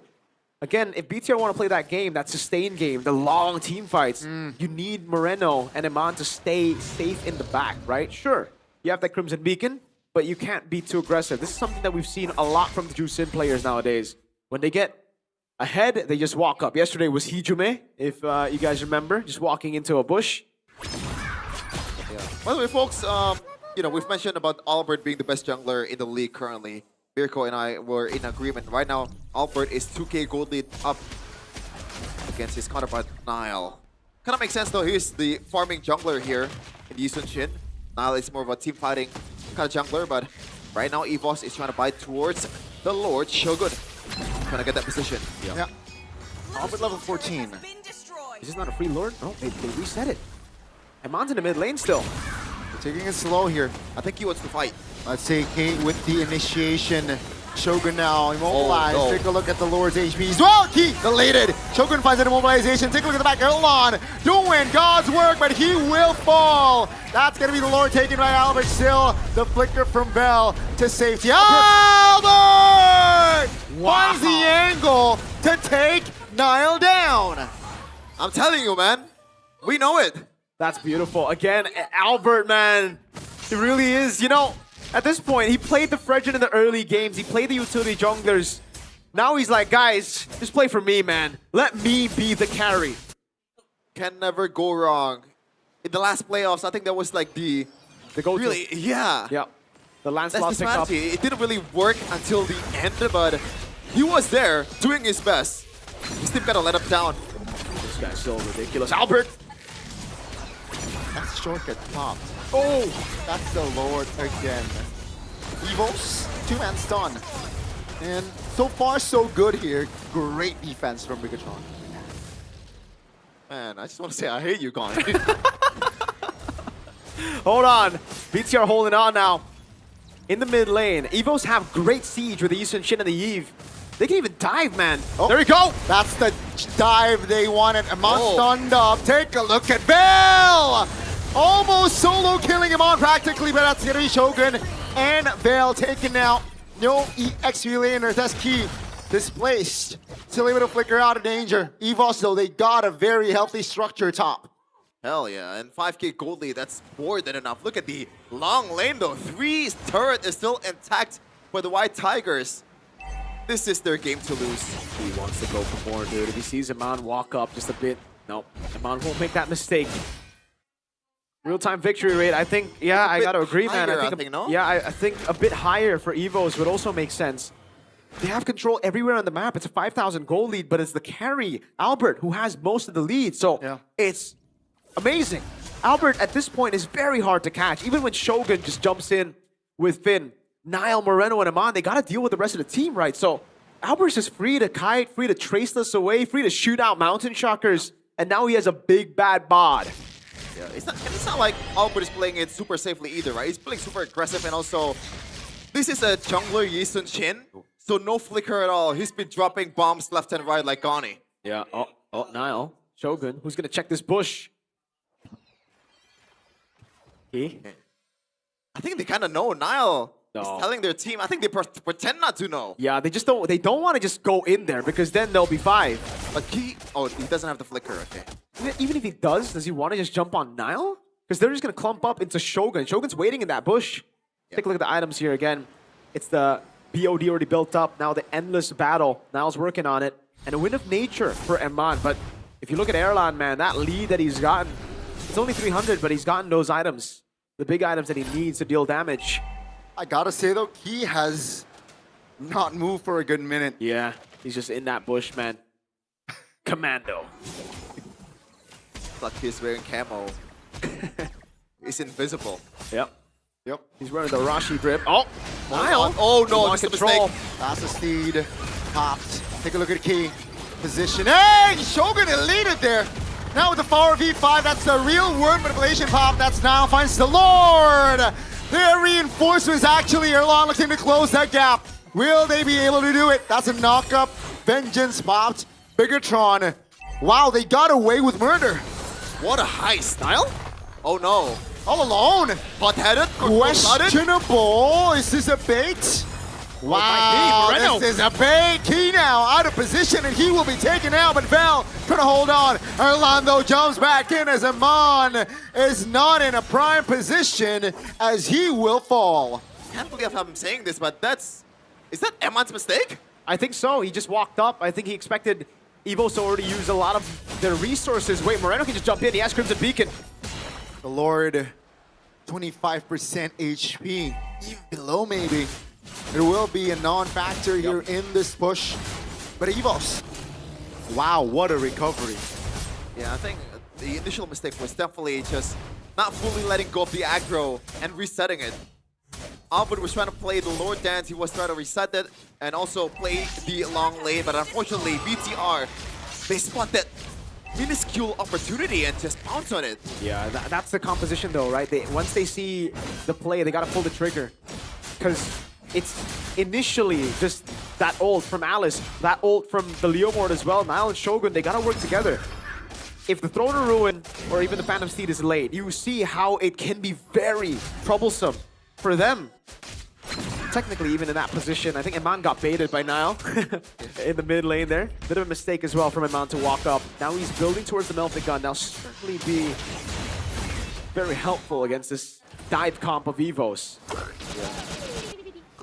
And EVOS gotta realize that Albert is already capped right now. The gold lead is only excess gold lead. It doesn't really matter. It only works for the item swaps. So BTR too all in this game, no? I guess. Their comp? Yeah, they gotta play it way more like discipline, go back and forth. This is the composition. They gotta try to kite away. They already have great utility with Moreno, great re-engage potential with Finn or Shogun, but it's just like they just want to go in instead of going back and forth every time. I think in that exchange earlier where they drive by highs the Lord, that was a glimpse of the composition's potential, right? Yeah. Everyone is just backing away. Eman bought the Wind of Nature. Moreno, especially if he builds that Ice Queen's one, which he actually didn't build, which is surprising, no? Wouldn't that be the perfect item if you want to kite? Yeah. Instead he goes for the Glowing Wand, Sky Piercer, Blood Wings. Now he's building up to... I think it's COD. Yeah. And what is the other one? Is it Wishing Lantern? Could be, that's why, right? Like the Elegant Gem is for sure for the COD. Destiny. But then he's, I mean, in exchange, he's tanky then, right? Yeah. It's not going to be easily to burst. That's the Melfic gun though for Eman, and this is really good for EVOS. They got the far lane control as well. BTR can't react. Yeah, Freya is still top though. That's going to be the shortcut. Oh no. Mobilize. Albert taking the Lord. No contest whatsoever. Biggotron will concede it, and they will choose to defend. Yeah, it is a Wishing Lantern for Moreno. And man, now it's up to them to defend a Lord. It's not the Evolved Lord just yet, so it's not the biggest issue, but it is still an issue. They don't really have good wave clear with this composition. Yeah. At least Shogun can take a lot of beating, man. Yeah. We've seen a lot of times, even though you can see the gate is 0-4-3, but a lot of resources are needed to be able to burst down this Alice. BTR are for sure going to lose out on that base turret, man. I think the 2 base turrets are gone. EVO's got good siege. They can utilize the RWM to zone as well. They still have a Yushin Shin to go. Finn's looking for a flank here. Not too sure if that's really going to give them anything. And good wave management here from EVOS. Yep. 3 waves coming at him. Oh my lord! Take a look at that Never damage, mind. baby. Albert finds the godlike. Now the structure in the bottom side is looking weak, but the mid lane is going to be the priority. Now with the Lord at 50% HP plus, that's going to be the more than enough damage to take the formation of Biggotron down. Take a look at Erlan. Focus on the base. Ladies and gentlemen, round 1 goes to the White Tigers. Biggotron cannot find a solution to win. Well, at least the early game, the very early game, BTR was able to take control, but the chip and also the brilliance, the level that Albert is maintaining in the Season 17 ever since the playoffs is ridiculous. And it's the classic Biggotron making unnecessary moves, right? They had the lead in the early game, they got the first 2 turtles, and then they decided to all-in Albert. Moreno decided to walk up and open up the bush, and they got punished back to back to back. Then a gold lead built up for EVOS, then they took control, and then the layering of skills, man. That was phenomenal. Few started things off with the RWM, and then the instant skill 1 flicker with the Bravest Fighter from Vel to lock him on down. That's the risk you take when you go with the sprint and not a Purify, or not even a flicker, right? Once you get caught by the RWM, you're stuck there for a bit. We get to see it again here. That was beautiful by Few, man. Just pops it right on the edge. Here it is. Few finds the angle. Right on the edge, he pops it. Gets the immobilization instantly, and then it's Vel with the follow-up. It's literally in the edge of the box. Yeah, right? it was perfect in the corner. And I think the fact that he flickers and misses kind of lulls Eman into sleep. Yeah. You know, it's kind of like a false sense of security. And then just fell, going in, boom! Bang! Bada bing! There you go. 3 bombs dropped by Gandhi today. Hey, I'm glad. I'm glad. Gandhi, you really gotta stop, man. This guy was tapping me. He was going, "Yo, you did it again." He's so. Come on, chef. And sometimes you gotta. Why? Why? For what reason? What do you gain from that? It's not even a rage bait. It's not even a cringe bait. Like It's a new type of bait, bro. no, it's not. I'll be inventing new type of baits. Day in and day out. No comment from me, man. No comment. I'm just happy I'm not there. Yeah, on point execution, Albert leads EVOS to win game number 1 over BTR. And For sure. As always, man. Oh, God. Is this like an Albert glazing section? At this point, it is. Dude, Albert was so good that game. Dude, 0 deaths. Okay, 1 death. 1 death, unfortunately. Where did he die? Not sure. Maybe at the end. Towards the end. Towards the end. I think, yeah. Not sure. Towards last the end. dive. Definitely. Maybe.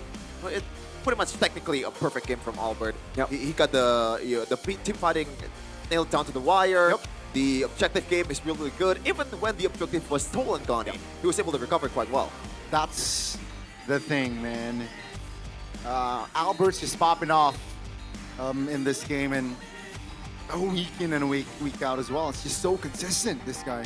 So, you change your mind yet? On Albert. Yeah? No? Is he number 1? Look at that! Look at that play, dude! That's good. He just schooled Nile. Great. That's great, man. Yeah, and I like the individual targeting from Albert. He's not just tapping basic attack. I mean, it's a given as a pro player, but sometimes you just marvel at how precise their execution is. Yeah. I think even Coach Wynot had to, mention Albert in the podcast I did with him, and he was like, "Yo, it's crazy. Like, this guy, he's a player that doesn't really fit in Indonesia, the way he plays. He's not a flashy type of player. He's so smart, he's so efficient. And the fact that he's still maintaining that level right now, back then in M3 days, I believe I remember a clip of Pau, the analyst of RRQ right now, mentioning that Kyrie and Albert is the two best players in the world right now, mechanically.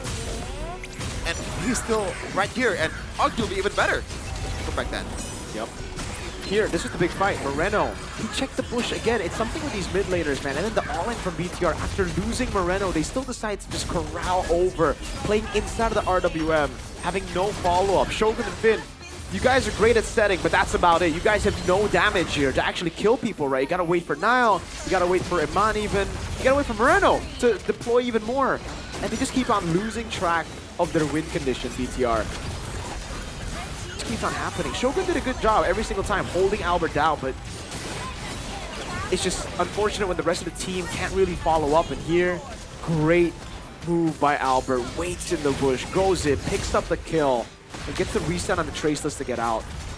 Albert's so clutch, man. And I love the fact that this is a Yusuchi jungle against a Leomord jungle that's picked first, I believe, as a jungler. So right now, all the other teams from now on will not pick just Harley into a Leomord, Suyo into a Leomord. Yusuchi is still viable. Or is it just Albert being different? Not sure, man. And Moreno, I feel like he's always so gun-shy with the ultimate here, with the Crimson Beacon, he just never pops it in. Even here, he doesn't want to pop it in. Yeah. He just never wants to pop the Crimson Beacon, even in the position where he wants to chase. The only time we see him Crimson Beacon is defensively. And I really don't think that's the best move to have when you're on a juice in, You got to try to make those moves. You got to try to bypass these RWMs, the front to back. And even the dive. By putting the stacks on people so you can just lift them up off of Iman. Yeah. 13 to 8, 18 minutes. I just remembered that in the game I said there's going to be a lot of resources being put to be able to burst down Shogun, but now they burst him down in less than a second. Oh my god. That was crazy. That's a full-on Mono Shocker. That is. I did not expect that damage on towards an analyst, man. And now this is a big problem for BTR, right? Because in the last match, it's like, okay, their draft was just bad. That's my opinion.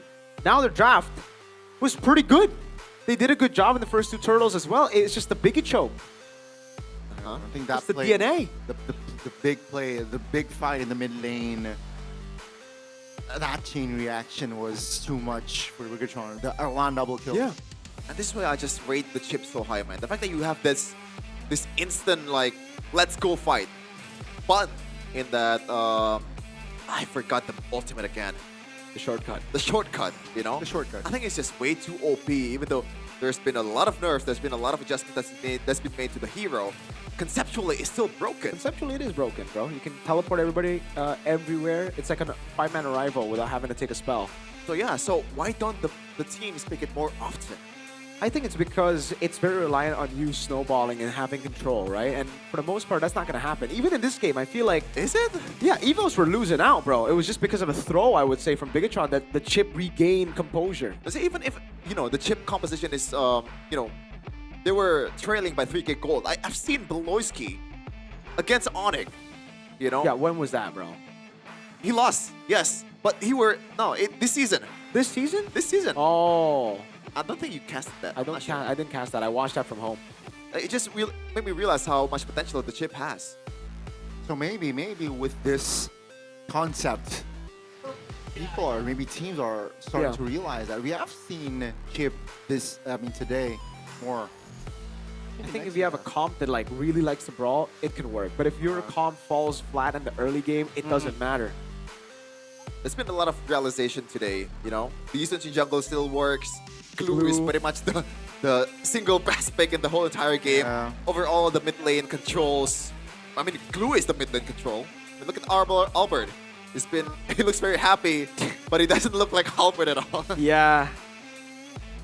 Yeah. I agree. Key, you gotta smile better. That's the fakest smile I've ever seen. What do you mean? That's him. That is the happiest I've seen Key in the last 3 years. Instead of smiling, I think he's just opening his mouth. Maybe he is. Maybe that's how he smiles. Why don't you go out? You gotta judge him, man. I like to judge. I like to hate. You're a hater. Yeah. Rashi always calls you a hater. Storm. Hell yeah. Storm doesn't like you. I don't like Storm either. You don't like Storm? Yeah. Oh. What would you like, you know, the Storm, you know? You're out in the open. You didn't bring your, you know, umbrella and your... That's why. I'm talking about a real Storm. I'm talking about Bryden. Same thing. Okay. This is why though, Chefin always prepare an umbrella beforehand. Do you have an umbrella or a raincoat? Do you guys have that though? Why do you ask that with such concern? You're so concerned. I was waiting for the punchline. Yeah, with me too. I was like, what? Solo. There you go. That's the punchline. It's a really good punchline. You know, this is not a punchline though. This is like full on benefit by you. You know, it's not us by you. It's by you. By you. A unique fighter that's actually real. Real. You can really feel it with gaming gone. A strong telecom signal, no lag, no drama, full 24 internet data, push ranking time, number that stays active forever. Forever? Not like yours. Play non-stop without interruption. Yep. I need to get a Bayou. Bayou. Gaming together gets smoother. Yes, Auto sir. Savage. That's why there's a double Savage by RP. Thank you, Bayou. The cap fell. Let's switch to Bayou now. All right? Yep. Scan the QR code over there. Get There your you go. Bayou. Yes, you can also sir. get DG points. DG. DG, that's Dunia Games. Dunia Games. That's Dunia Games. World of Games if you translate it. What?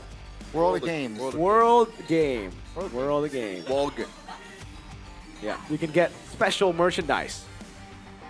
Special merchandise? Such as? Huh? Such as? Such as a Lunox. I can get a Lunox? You can get a Lunox. What is that? You really like Lunox? She's pretty good. Okay, you got Bayou, you got the provider, you got the extra quota. You want to go on an adventure? Yeah. You want to go on an adventure. For all of you RPG addicts out there, I'm one of them, man. I'm one of them, Legends too. Adventure is a relaxing, idle RPG. Collect 100 plus heroes, It's an idle level up one. with ease, and enjoy idle rewards anytime. Bold. Build your strategy in photo battles, explore endless game modes, and fight players worldwide. You can fight Goni. Wow. In internet. Wow. PvP. Download MLA, Mobile Legends Adventure, and start your idle adventure today. Gani? Yeah. Who's your favorite character in Mobile Legends? Bang Bang. Mobile Legends Bang Bang. Favorite character. Favorite character. Why are you laughing? Just give us... Kufra. Okay, you can find out about Kufra's lore in MLA. Oh, fun fact. Yep. I already know some of the lore. All right, drop the lore bomb. So, Kufra is technically a tyrant. He's a tyrant. Just technically, or is he actually a tyrant? He fell in love with Esmeralda. Oh! Was forbidden love. Esmeralda betrayed Kufra. Wow. And then sealed Kufra, and that's why he is like so. Wow, bro. Yeah. Esmeralda. That's such a. I'm not sure if I'm like 100% accurate, but I'm sure that's the plot. Wow, Esmeralda. What? Yeah. How dare you? Why would you do that to Kufra? Esmeralda. What about you? What's your favorite hero? Your Uranus? Favorite hero based on what first? Dude, just your favorite hero, man. It ain't that deep, you know. It doesn't need to It be is like that deep, you know? All right, what is your favorite hero? To play? To play, and then based on lore, and then based on pro Yeah. player, and To then you play. can go on and on. To play is probably Uranus. Like, it's low code, it's low gaming. This guy, what a disgusting human being. What? I never want to be friends with Uranus mains. Why is that? You're disgusting.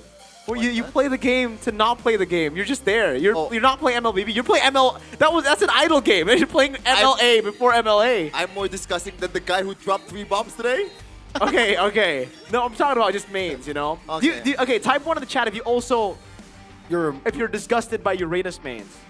Yeah. Gideon hates you. Gideon doesn't like Uranus. For a good reason. Have you seen it? I think he's played with you. Okay. For Melissa main though. You're Melissa main. Yeah, my favorite Back hero then. is like Juan Melissa. I can't choose. It's just short hair, man. Short hair. I like the hair buns from 1-1.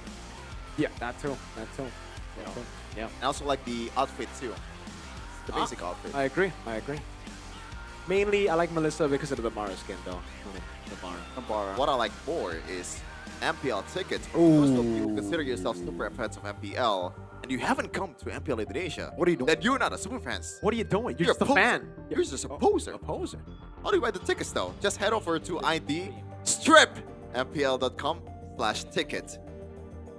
What a guy. It's ID-MPL for all you normal human beings.com/ticket. By the way, everybody agrees, everybody hates you. No one likes Uranus players. Oh my god, the new hero, Hirara. Oh, she's an XP laner, right? I don't I care. gotta check I'm that out. playing I gotta check that out. XP, I'm playing whatever lane. I've seen she's one in, bro. illustration of her, Yes. and it's like, Bro, Moonton? you cooked. Wow. I love you, Moonton. You cooked. I love you. Yeah. It's been a while since I've been excited for a hero.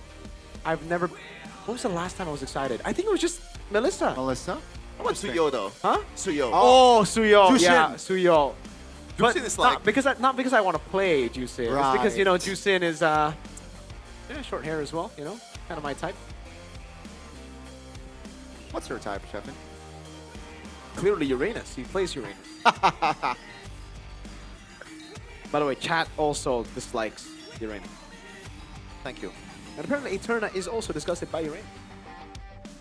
I don't think she's seen it yet. I think she's played with The you, bro. gameplay? Yeah, I mean... Oh, the gameplay. Okay, yeah. Yeah. Well, maybe the pick. Maybe she just doesn't like the pick itself. Oh, maybe why? Maybe she's like Eterna idiot. is in the chat for real? Yeah. Eterna, I'm sorry. Sorry. For what? Sorry for the thing. What? I don't even remember what I said earlier. Okay. But Eterna was flabbergasted. Yeah. You know what Arashi's favorite hero is? You will never guess. What? Do you know this is like for real? For Yeah, real? this is or- for real. It's the only hero he So, plays in give me a role. MLBB, dude. Give me a role. Nana or Arashi. Angela? Mid laner. He only plays mid. Nana or Angela? No. Close. Yeah. Oh, so Eve. Oh, Flora Yes, and Flora. there you go. Oh. Dude. Eve. Not Angela because it's mid No, lane, but it's not rocket science then. I Yeah, thought Eve. I think his favorite hero is Eve. Uh-huh. Or maybe Valir. Maybe Valir. Valir? Yeah, he likes Valir a lot. Really? Oh, he likes Zask a lot too. Whoa, Ah. that's interesting. I think that's So he likes Eve and Zosk. Yeah. He has something with. He really likes purple. Oh, And aliens, And alien. technically. Sure. We got an Oh. L Sheffin spam in the chat, by the way. yeah. Oh no. I'm gonna take that. I'm gonna take that. Okay. Well, this is a horrible win rate for BTR. Hey, I've never seen BTR Say do. it properly. Terrible. This is a terrible win rate for BTR. I've never seen BTR struggle this much in the regular season. This is their domain. This is their thing, you know? They're supposed to be good at this. Maybe they should expand their domain. What is going on, Theo Nile? They gotta expand their domain? Yeah. Ryuki Tenkai? Yeah. Ryoiki Tenkai. Okay. And you Oh, called okay. me the weeb. Like, what is this, bro? Okay, I Sheffin. didn't even watch JJK, bro. Yeah. Do you know I have a confession, okay? you know, in TikTok or in the social media out there, some should people... read the comment. I saw the comment, I saw the comment. You know. That's an interesting way to put it. It doesn't work when you think about it. Yeah. It's grammatically incorrect. I mean, technically it's not. Yeah, back to my confession. Okay. Yeah. A lot of people have been saying that there are JJK fans that only watch JJK from Reels. Oh yeah, yeah. You know? That's like most of them. I can name one of them. all of them. I'm one of them. Wow. I haven't seen a single second of JJK anime. The anime, the real anime. I'm quite disappointed. I heard that we're gonna get a part 2 of that collab. Suyo is gonna be Yuta and Brody Choso. That's pretty cool. That's pretty cool. If Brody that happens. Choso. Oh, right? Oh, really yeah. cool. For a second, I was like, "Oh man, please don't give us another Julian skin." I mean, Geto could probably pass off as Julian again. No, man. Stop it. Just stop it. What else is there? I think that's it. There's just 2. Just 2? There's like Itachi and... It's been a while, man. Come on. No. And we're gonna get like, apparently, Bleach skins. Obviously, Sora is not Luffy, you know? Wait, whoa. Let's hold up here. Hold on. It's been taking a while, no? There's been no leak at all. We'll get a One Piece skin? I mean, look at that's basically Luffy. I don't even watch One Piece, but That's Sora the is thing. literally That's the just thing. made it. Wait. There's a blazing hot don't take in the watch. comments. Fushiguro over Gojo. Now, I'm not into men. But No, I mean, Eterna and her taste in characters, both are fraudulent. Like Fushiguro, that is the number can't- one fraud in I can't JJK. disagree with you on that. I mean, Gojo is just the goat. Bro, Fushiguro, Megumi is literally the fraudulent one. If Gojo is the honored one, Megumi is the fraudulent one. He's potential man. He's the what if man. But what if though? His dad is better. Oh yeah. Yes. Yeah. Way better. Thank God. We're onto the draft pick. Let's go. Thank you so much. Someone in the chat said Sora will not be Luffy. Interesting. That might be the case. It's been a while, man. So they canceled it after releasing the hero? I mean, the hero works just fine, no? I really don't like Sora. I am a daughter of As a Northern Vale. hero, I or swear to what do you mean? protect it Do you till not my last like breath. to play it, or? Both. Okay. Now, to the draft we go. Some adjustments here and there. BTR, ban the chip, and also the Marcel. All right. BTR with the Marcel and the chip. And it's the Jusin ban. So, okay, EVOS. Is it going to be... Okay, is Glue that prio? Is it first pick prio? I think BTR thinks that they can pretty much counter the Glue. Oh, there you go. It's over. You gotta pick the Eve, right? EVOS have won. EVOS have won. I'm going to drop the bomb right there.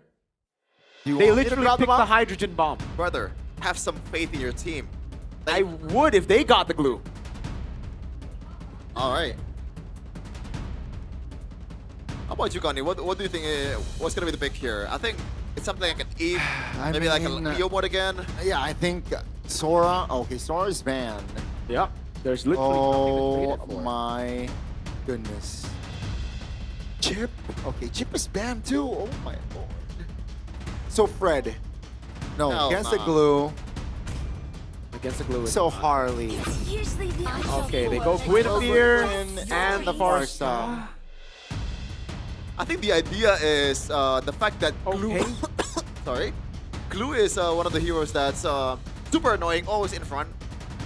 Guinevere is a way to punish those. Yeah. It's a long CC, and you know, add Farsa to the equation, then early game is gonna be harder for the Glue to roam around. Yep. EVOS. What is it gonna be, EVOS? Next 2 picks. Will it just be the Yi, the easy answer? It seems like, you know, they've been very fond of that, having the easy answer. But against a Guinevere, like, especially if the Guinevere is flexed to roll. Oh, airline with the Granger. Okay.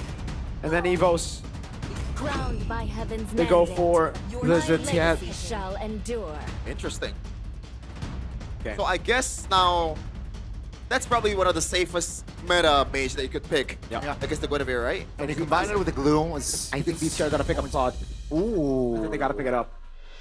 Good against Granger. You get the free stacks against the glue. You need to pick it up here, right? Yeah, I was about to say Harith is still available too, but too much magic damage feels like. Pick up a hero for Eman early. You've been shafting him in the draft. Uh-huh. That's interesting. Let's see here. They're taking their time here. But, yeah. I mean, relentless flow of time's continuing. Oh, I am the okay. constant that breaks Not a bad the- pick, though. They went for another layer of, like, enablers, This right? is they're taking a Dewa route. Dewa beat them with the Arla and the Guinevere. So you know what? I'm okay with this, even if it's not Claude, but the Claude will be banned out. And the beauty of this combo is, it doesn't matter who started the fight. Arlet can follow up Guinevere easily. Guinevere can follow up Arlet easily. And everyone in the XP lane, doesn't matter what it is, the kill pressure is what will always be there if you get knocked up in the air. The Phobius gets banned out here. EVOS, next two bans. I think the Claude is a guarantee. And what's the other one? Sand rises. Oh, Khalid and Claude. Okay. Is banning. Huh. I guess that's a lot of damage.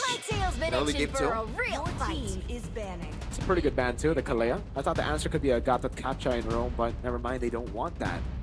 So what is it they are looking for Finn? It's quite interesting that BTR is not convinced that this is a clue Rome. Yeah. I think that's a bit too much of a read, no? It's almost certainly. Yeah, I agree. Or maybe unless the Guinevere just changes the whole thing. Yep. We'll see. We'll see. The Guinevere is still a flex pick, so EVOS, this should just be the Claude ban. It'll be very... Come on, Dexter. Yeah, I was gonna say, it will be very concerning if it's not a Claude ban. BTR. Do they go for the marksman, or do they just... I think they do, right? They flex the Guinevere all the way to the end. Pick up a marksman first. What is the marksman? Yeah, that's the thing, though. With no Claude, I don't know if they want to pick up a marksman. Is it just Moskov? I think it's just Moskov or Harith at this point, right? Not even too sure about the Harith, though. The range from EVOS, the poke that they have is going to be very annoying for the Harith. So yeah, I think the safe choice would probably just be the Moskov. Another way to add CC to the mix for Arlet to get the Vengeance. Reset. I like it. I like the Moskov pick here, but they will delay. Or perhaps they will. They might put the Yi Sun Shin. You guys think the Yi Sun Shin gold is a tad bit overrated? I don't like it, to be quite honest Right? with you. It's. I think it's very situational. It's a very... But it's not like a safe pick, you know? It's like a not like an auto. Like, yeah, I think it's overrated. I think in this case it's decent, no? Like against a Zetian, against a Clue, you gotta have something that can get away from those chain CCs or potential CC that's gonna come at you. And Traceless is pretty much the perfect utility for that. And you also have extra CC on top of like a lot of mountain of CCs that you already have in Arlet, Guinevere, and also Parsa. So now Arlet becomes even stronger. But that's probably a really good answer. Yep, Fredrin and Lapu Lapu, great answers, great ways to lock the Arlet down. The trio mid is kinda disgusting. Yeah. What do they answer this with? I think the only answer is I got the Kracha. Grok? Oh, the Grok. The Grok is a solid answer too, yeah. I keep forgetting about the Grok. Yeah, I think it's either Grok or Gatot. Unless they want to go for Cho. No. Do they want to go Cho? I don't think Cho is a good pick here. So imagine if it's Atlas. I don't like the Gatot Gacha here. Maybe the Grok is slightly better. Has to be the Grok, no? Like it has to be Grok. Wait, Mathilda? Oh no, I don't think so. Yeah, it doesn't really give you a lot in the mid lane. I was like just dreading the potential of the Mathilda Guinevere combo. I mean, I hope it's an interesting pick, but it's just gonna be the Grok. Yeah, it makes the most sense. The Grok. All right, there you go. Again, the glue is a big pick, but I think BTR did a pretty good job recovering from that. They got a good combo themselves. It's just, is it enough? That's the question. This is enough for me. The draft. Yep, the draft. No more changes. Now BTR, they gotta bounce back to force a game number 3. EVOS will surely more happy if they ended it 2. It made this a bit of a consolation after what happened in the previous match against Alter Ego. Lineup rating, Perverse EVOS by just a smidge, 1.0 is the difference. And I gotta say, I kinda agree with that. I agree. It's EVOS with a better draft. But I think BTR have ways to deal with it in this game, but it's very conditional. Yeah. Round 2, this commences BTR EVOS Lanodon. Lanodon, ladies and gentlemen, will this be the final game of the week? Or perhaps Bigatron might force us onto a game 3. Ladies and gentlemen, let's find out. Because EVOS, they're one game away to solidifying themselves in the standings. Yeah. By the way, I just realized Albert picked the Fredrin into the Guinevere. This is usually the counter matchup against the Fredrin, so he's confident, man. And after game number 1, it's hard to see why he isn't confident. Concussive blast there. Nothing too crazy in the emblem department. Everything is pretty normal. I'd love to see it expanded a bit more. Yeah. Now that you mention it, Miracle, now I'm shifted more towards BTR's draft. As we're gonna take a look at the emblems by Bayou here. Yeah, nothing crazy it seems. Oh, Shogun with a vengeance. Master Assassin and the thrill for Iman. Oh, man, yeah. This is the thing about Yusun Shin, though. In the matchup against Ranger, it's still, 50-50. It's tough. It's not... That's why when you're up against a Claude, I can understand why you would go for Yusun Shin. But against this, it's quite tough. Back to the Albert point. I think we saw an example earlier, right? Cars with the Arlen was able to pretty much zone everyone away from the vicinity of the objective fight. Now combine that with a Guinevere and also a Grog. So Albert, really, he has to take the brunt of the damage and also the CC. Yeah. He cannot get away with it. But it's the glue, dude. I think the glue has enough to, push the others back. Look at Vel. Very good awareness. Yeah. He comes up to the map. He's just toast, but we'll see, though. He is very much aware where Nile is. Oh, that's a flicker. Final slash with the combination of the Violet Requiem. Bigatron will strike first on the board now with a Fury of the Phoenix popped early here. So EVOS, no resource here. I feel like to really have a say in the turtle fight. Now I know why Guinevere has been banned so much. So annoying. Yeah. Two-man taunt, feather airstrike though, will land and strike Albert down. Again, I'm not sure why they're forcing this. Final slash again on towards Few, will force Few to pop the flicker, but that's just another kill added, plus the turtle for big ETR. I don't even think that the idea is to force the fight. They want to scout the situation. That only just killed them. But Nile, oh god. No, it's just kills after kills. Nile, he's a different man this game. You happy now? I'm very happy that the Guinevere got picked up. Okay, the Guinevere is a very good pick. You know what? Maybe we forgot about Guinevere. Maybe the glue doesn't really match. I thought Moreno would flicker, knowing that Few doesn't have flicker. Interesting. Few. Get it? Yes. Few, yeah. So is Guinevere just... Okay, we'll wait for it, but Guinevere looks crazy. This combo with Arlet, man. Dude, what a nasty combo. I'm not even blaming Fel for the first kill. That's just so cheesy, it's unfair. Yeah, you get pushed into the Violet Requiem, and then it's the instant reset. Shogun needs a tap skill too. But the chain reaction after that is kind of wild. You get 2 kills, and then you get the turtle, and you get another kill. Yeah, that's why I was surprised that EVOS didn't just go for the trade, right? They lost their XP laner, they didn't go straight to the turtle. Instead, they tried to walk into Nile and Shogun, trying to go for those picks. It's like the BTR move from game 1, but it's EVOS making the moves. 2K in 4 minutes, though. This is ridiculous. Even then, in the previous, the first kill, we've mentioned it over and over again. When you thought that Nile is about to be executed, but be punished by the glue, Temporal Rain is just coming up. Yes. You can just get away easily. And now EVOS is just stuck on their own domain. Yeah, good escape there by Shogun. Good usage of the... Oh. Man, when you are able to get into these positions on Guinevere on dangerous grass, it's just so annoying to deal with. I mean, Few needs to be very careful walking up.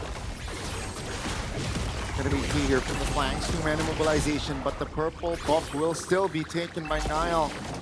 Not a good sign here. Oh, Erlan forced to use that flicker. The drop from that missile strike almost landed as the turtle is going to be touched and started by Nile. I would go as far as to say that there's nothing that EVOS can do unless BTR made a mistake. Right now, it does look that way. Albert. A free one. And Brigatron even stayed disciplined. They do not look for a fight just yet here. They know they're in control. Yep. This BTR that, I mean, again, they were in this position last game too. So you can never really be too sure as a BTR fan. They might pull the old trick from the old book, the bigot choke. Good times. Not really good times for Miracle, but which makes you wonder, like, what the hell was the Atlas draft, man? Because this is marvelous, right? Well, the Guinevere was banned in previous game, no? Yeah, I guess, but like, it's still a good draft nonetheless. Yeah, no, I think last game was a good draft. I don't think BTR got a bad draft last game. Yeah, like I was questioning about the Atlas. Like, what the hell happened in that game? I thought you said Atlas, my bad. Oh, okay. Yeah, the Atlas, yeah, I have no clue. The Juicin ignore as well? I don't know. Sky Pierce stuff for you, man. Yeah, interesting. Usually he doesn't build this, even when he's winning. But there you go, Sky Piercer for Iman. Second item after the Hunter Strike. Dominance Ice for Finn. It's the CE Rush for Nile. Shogun has gone for the straight up Oracle after the Fury Hammer. And Erlan's building towards his own. Sky Piercer. He has taken the Leone route. Cursed Helmet. And it's crazy, right? The fact that you know the game is lopsided in draft. The fact that BTR didn't get a kill in a span of like 2 minutes, but the lead balloon just because of the fact that EVOS is not owning the map at all. Like, BTR has full control of the entire court. Tempo is very important, but I think what's more important is discipline. I think that's really what was lacking from BTR in game number 1. The lead, they had it in the bag, they went for a random fight, and I think both, or 3 of them, all the coaches, Theo Nile, Hair, Airpong, maybe even Panda, got a word in with them. We're like, guys, what the hell? Yeah. All the way from Korea, Panda's definitely calling them after that game. 10 push-ups for every loss, maybe. 10 push-ups for every throw. There you go. Oh no. Oh! Great reaction from Erlan. Yeah, that's a flicker though, still spent. And man, Brigatron now just showing. Yeah, they're looking intimidating here in the land of Dawn, and EVOS, they can't do nothing about it. Yeah. It's sad for EVOS because at the same time, they are fully aware of the composition's potential from both BTR and EVOS, but at the same time, there's really nothing they can do. Like, he is super vulnerable here. And I think he's just baiting out mistakes from BTR, and they haven't made any. The layering of CC is great from BTR too, right? It's obviously the final slash of Valor Requiem, then you have the Grok coming in. Oh, look at the Gwyn. Whoa. Nile. KB! Oh, he has his own heartbeat rate. You're not playing. Why are you more... I guess he's healthier than Nile or something. 117. Is it healthier to have a high BPM? Whoa! Oh, what the heck? No! I wouldn't even do that! RQ are now down in the 10th place, Infinix! Oh, no. Uh-oh. That's a 2-man. The combination, man, KB really distracted me, but Erlan here in the back, that's going to be very low! Albert in a questionable position, he was isolated. 2 kills added, ladies and gentlemen. 8 minutes in, almost 9. It's 5-0. It's just making sure that the passive does not proc for BTR at this point. Like, this is just almost over, no? Hey. It feels like season 15 or something. Nothing's over. Until it's over. Until it's over, especially if it's BTR. I know that for a fact, Sheffin. That's what I said. But I thought you said it can't be Bigot chokeable at this point. You said it's like season 15. Bigatron is so dominating right now. I don't think they can, like, lose this game, Trigo. I don't know. I think is that it's always losable. That's bait for sure, man. He's trying to bait me to curse BTR. Connie's bait is kind of weird. It's like, what are you even baiting? You know? Sometimes, I guess we'll never know. I prefer Ganya. It's like he's baiting on a pond where there's no fish at all. Like, seriously. But now, BTR is definitely very serious. Finn with the Radiant Armor. And the Lotus about to get bursted down. with no contest whatsoever. Well, at least Erlan got the Malefic War. So now, maybe, just maybe, you know, BTR will indeed choke. Whoa. Wins a crown for an... Oh, there you go! See? I told you! Amon mounted, immobilized. Erlan finds the kill. Luckily, though, Amon has no shutdown bounty. But I told you. I told you. I was trying to look for a bait for you, you know, from you. No, you're never going to catch me with BTR, man. Until the game's over, I'll never say it's over. Unfortunately for EVOS, though, like, that's just a kill. Like, really, there's nothing else that they gain from that. It's a Sky Piercer on Erlan, you know? Oh, you're right. It's a kill on Eman. That's Wow. a pretty good kill. 10 stacks. Amazing. Yeah. Hey, that's better than nothing. That's better than Eman playing it disciplined and not walking up. Okay. The small things build up, Shefin. Still Who would 6,000 know? gold low, right? It's still a mountain to climb for EVOS, but yeah, it shows that Bigatron, they're not out of the woods just yet. Out of the woods, you say? They're technically in EVOS' woods right now, the jungle. They're in the land of Dawn. Would like to see that. What? In the land of Dawn? Niall. Blue team turret Shogun. has been destroyed. Oh, no final slash. That's it. Yeah, Holy Shield will be popped in the mid lane and also the bottom, but the Lord will charge once. Yep. I think they're not gonna be super aggressive with this one, right? They gotta wait for another Lord, and They better. It's just making sure that Shogun has the full utility of this flicker. Yep. Lightning truncheon from Moreno. Big pickup with the Divine Glaive and the Glowing Wand already in his inventory. They're gonna try to crack this open, man. The far lane. Yeah. I think they are willing to give up a few bodies as well. That's the final slash! The combination is nasty now. Two-man stun. Take a look at the shutdown points! EVOS, the White Tigers! They defended the structure and they got 3 members to add to that defense. BTR, I'm sorry, I was not familiar I told you. with your choking game. Hey, I know my team better than y'all. Okay, you telling me it's over? Clearly, you don't know the biggest choke. Why would they all in key? They know the Fury of the Phoenix is there. They know there's so many ways for them to come around. What time is it? It's choking time. Man, wow. At this point, it's just funny. I'm sorry. I did not expect... How you've been casting for a while now, Gani. How do you not expect this from BTR? I know. Yeah, but I thought Told they y'all. changed, bro. Like... Oh, no. Oh, no. But hey, still 3K gold. That's a healthy lead still. That is not a healthy lead. No, that's like a good foundation. Like, you know. Don't think so. It is a healthy lead, bro. Look at the turret. Be more optimistic for a second, man. Listen, that just happened. What are you talking about optimistic? That just happened. It was inhibitor turret. Come on, man. Like it's EVOS' advantage. Dude, I'm so good at sensing the choke. I can practically smell it now. I was about to Gani! Yeah, I mean... You did it again? No, I was about to say that Bigatron, if they got the structure, they would be willing to give like a couple of bodies, but what happened was they gave out 3 bodies without taking the structure down. So. Eman? Oh no, Okay, come on, okay. able to get out. So the dance. They know they got the far lane though. So one member will show bot and then they should pull the trigger here.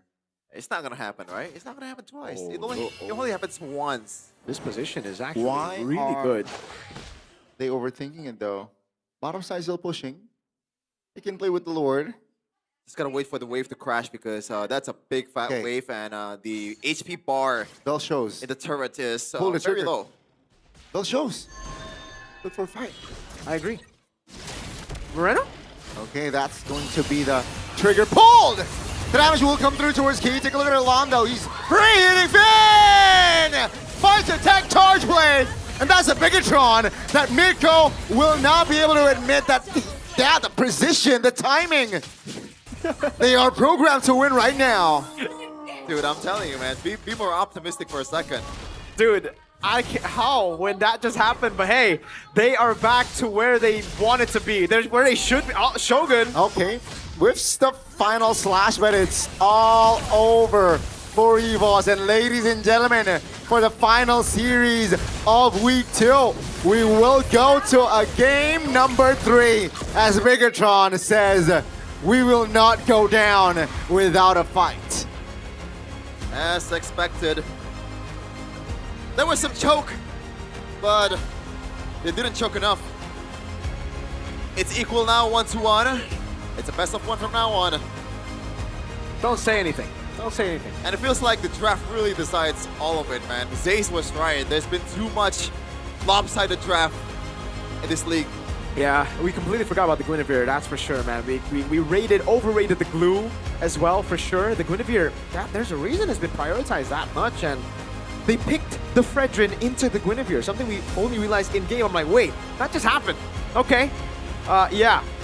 Having all that said, though, maybe Zace wasn't that right, because these very one-sided drafts, it don't matter when BTR is on it, because that 10K gold lead, in a flash, it disappears. Luckily, they were still able to close out the game. But again, that is always a big problem for teams who are striving to be elite. If they want to be elite, they gotta be disciplined, you know.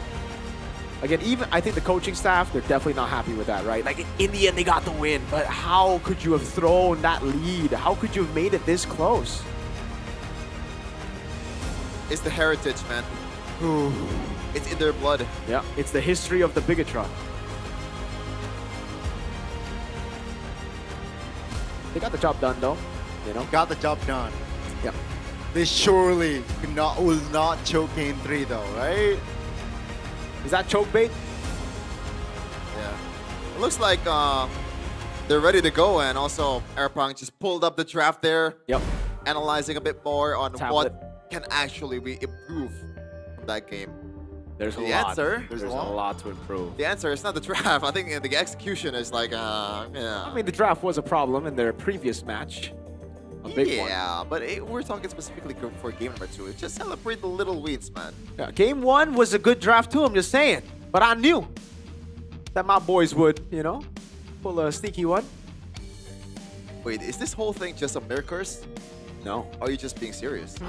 You know, it's very convenient for me, but this time I'm just gonna say I'm being serious. I know this team. I know these players. I know how they perform. And I'm actually very thankful that it's happening now in the regular season. Because if that were to happen again in the playoff. But hey, I believe one of your coaches. You know the meme with the rabbit? TikTok. One of your coaches said that they are focused on the playoffs. Exactly. So maybe that's why. I'm just afraid they don't make it to the playoffs. Can I hate for a second? Yeah, go ahead, man. Yeah, 2 games in a row, Eman. Yeah. It seems when the team's performing, Eman's like, you know what? Let me take a step back. And then when the team's not performing, he's like, all right. I don't know why. If they could like perform together, they'll be such a strong team. Which is not happening. Not now. Maybe game 3. Hopefully game 3. Yeah. I'm hoping. Oh, this time, like, you actually have to save that for the playoffs, man. Like, you can have all the drama, all Listen, the... if they don't start winning here, they're not making it to the playoffs. I mean, they have good enough roster to, like... If we're judging it based on roster, explain TLID, fam. Well, we don't know really the TLID's players' potential yet, right? We're just seeing it now. That's fair. But look at this. It really feels unfair, man. The Harlot and Guinevere combo. And I guess, like, that's why Guinevere has been banned for the most part. It's not the hero itself, even though it's already really good. The flex potential is insane. It's just enabling all the other picks. Yep. And also, Guinevere is easy to enable. Very easy to enable with an Arlet. They just brute forced their way into Vel. First kill, remember? Yeah, MVP instead of the official gaming for Nael. And he's rocking a bit more damage, I gotta say, of the usual Guinevere jump. Almost costed him. Yeah. The CE and the Divine Glaive. Good pickup with the winner crowd, though. Let's take a look at the game again, because I think, yeah, well, it was either Shogun or Nile, because it really was an easy setup. After that, right, Val Requiem is very easy to go for, but I think Niall, a lot of times, he did a great job at spotting out P, Albert going in here as well against Vel. He just has that eye when it comes to these low-pressure situations. When it's high-pressure situations, it can be a very, very concerning all-in from Mr. Niall. And I gotta say, there are two patterns right now. BTR, always choking. That's a pattern we've known for a while. But EVO's always doing really good game 1, but then falling off game 2. Against Altrigo, that was the case as well. Against Navi, that was the case as well. Against TL. Man, if this is ended up being a Bigatron win, then the standing is gonna be pretty interesting, right? I think the standings will be interesting anyways. If BTR loses here, it'll still be very interesting. Yeah, but now it's like 2-2, 2-2. EVOS and Bigatron is literally on the same net match win. They're both 1-2. It's pretty much MPL Indonesia Season 17 is an RQ and Onyx sandwich. Yep. Oh no, a TLID and RQ sandwich. TLID are number 1 right now, bro. Well, let's be honest, bro. Like, they're not. That's what I thought. I don't know if this is hot take. Season 14 PLID is not beating Onyx at that time. They did. In the playoffs, Nah. You heard the chatter, man. I heard the chatter, but scrims are different. Okay. They lost to Geek Fam, dude. And that's shows how good. Give a Nathan, though. Give a Nathan. Let's move on to the actual game that we're casting right now. Geek Fam lost to PTR that season. Just saying, playoff. Wait, I've saved the whole MPL organization because of your stupid take.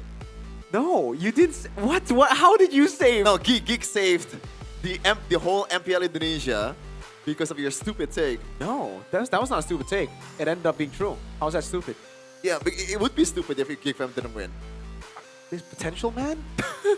Is that you? Megumi Fushiguro? Is that you? If but maybes? What's the maybes? 15 minutes. This it should have been a bigger stomp, I would say, with the lead that they had if they didn't throw it. But it's just, you know, signature BTR stuff. And Man still dealt the most damage. So, yeah, he missed position a couple of times, but still, good damage output. It's said that Moreno is only taking like 6k damage. Kind of shows you that there's really no avenue for EVOS' frontliner or maybe like the one that's responsible to dive to even get close to Moreno, right? This is just an easy Farsa game. You could put Arashi here and they would probably still win. Wow, what does that mean? Arashi is a good player. Okay. Dude, you say Iman disappeared, but hey, he's popping up on the stats. You said you trust stats, right? Yeah. Stats are never wrong. Stats are never wrong. We just have to put it into context. We just have to be smart about it. They never said that back then, no? No. Like, stat is never wrong. It's just the humans are too stupid to interpret it the right way. You know? Yes, he is, you know, easily the best farmer out of all of them. At least the gold lane in Indonesia. Aside from Kellera, maybe. Oh. I'm not even sure. If we're talking about just purely power farming, is it Eman or Kellera? Purely power farming. I don't know. You're not sure, right? Yeah. That's how good Eman is, but obviously overall Kellera is like a whole different breed. Yeah. Why are you laughing, bro? Onyx is so lucky that we have Kellera, man. I feel so lucky. You don't. You're like Man City, dude. You have unlimited money. Because of the multiple trophies, bro. Oh my I remember the apparently- series. Wait, are we reviewing Izace's interview? Whoa. Oh. Okay, Zace. But I think like all Pew needs is just time right now, because what EVOS needs is just like a shock collar, and like with language barriers like that, I think it might take a while. So we'll probably see EVOS like in the slump first, and then like maybe like mid-season, like half season, and then that's when like you'll really like perform. Thanks for the shout out. You're a man of many talents, man. How did you update your YouTube channel while you're casting? Hey, MPL ID, Miracle, we're the same thing, right? Courtesy of Emir. That's Hey, I'll take it. Yeah, but for a like second. that was not my channel. Yeah, for a second, I thought you did a separate interview During the game. No, I mean like during a different time. But then I was like, no, this was the same thing that you like, said earlier. Gotta be honest, I'm disappointed that we didn't get a single, airing time at all in the ID broadcast. I did. Courtesy of Mirko's channel. Hey, I'm gonna take it. Thank you, MPL ID. Thank you for giving me props there. Yeah, I edited that, subtitled that.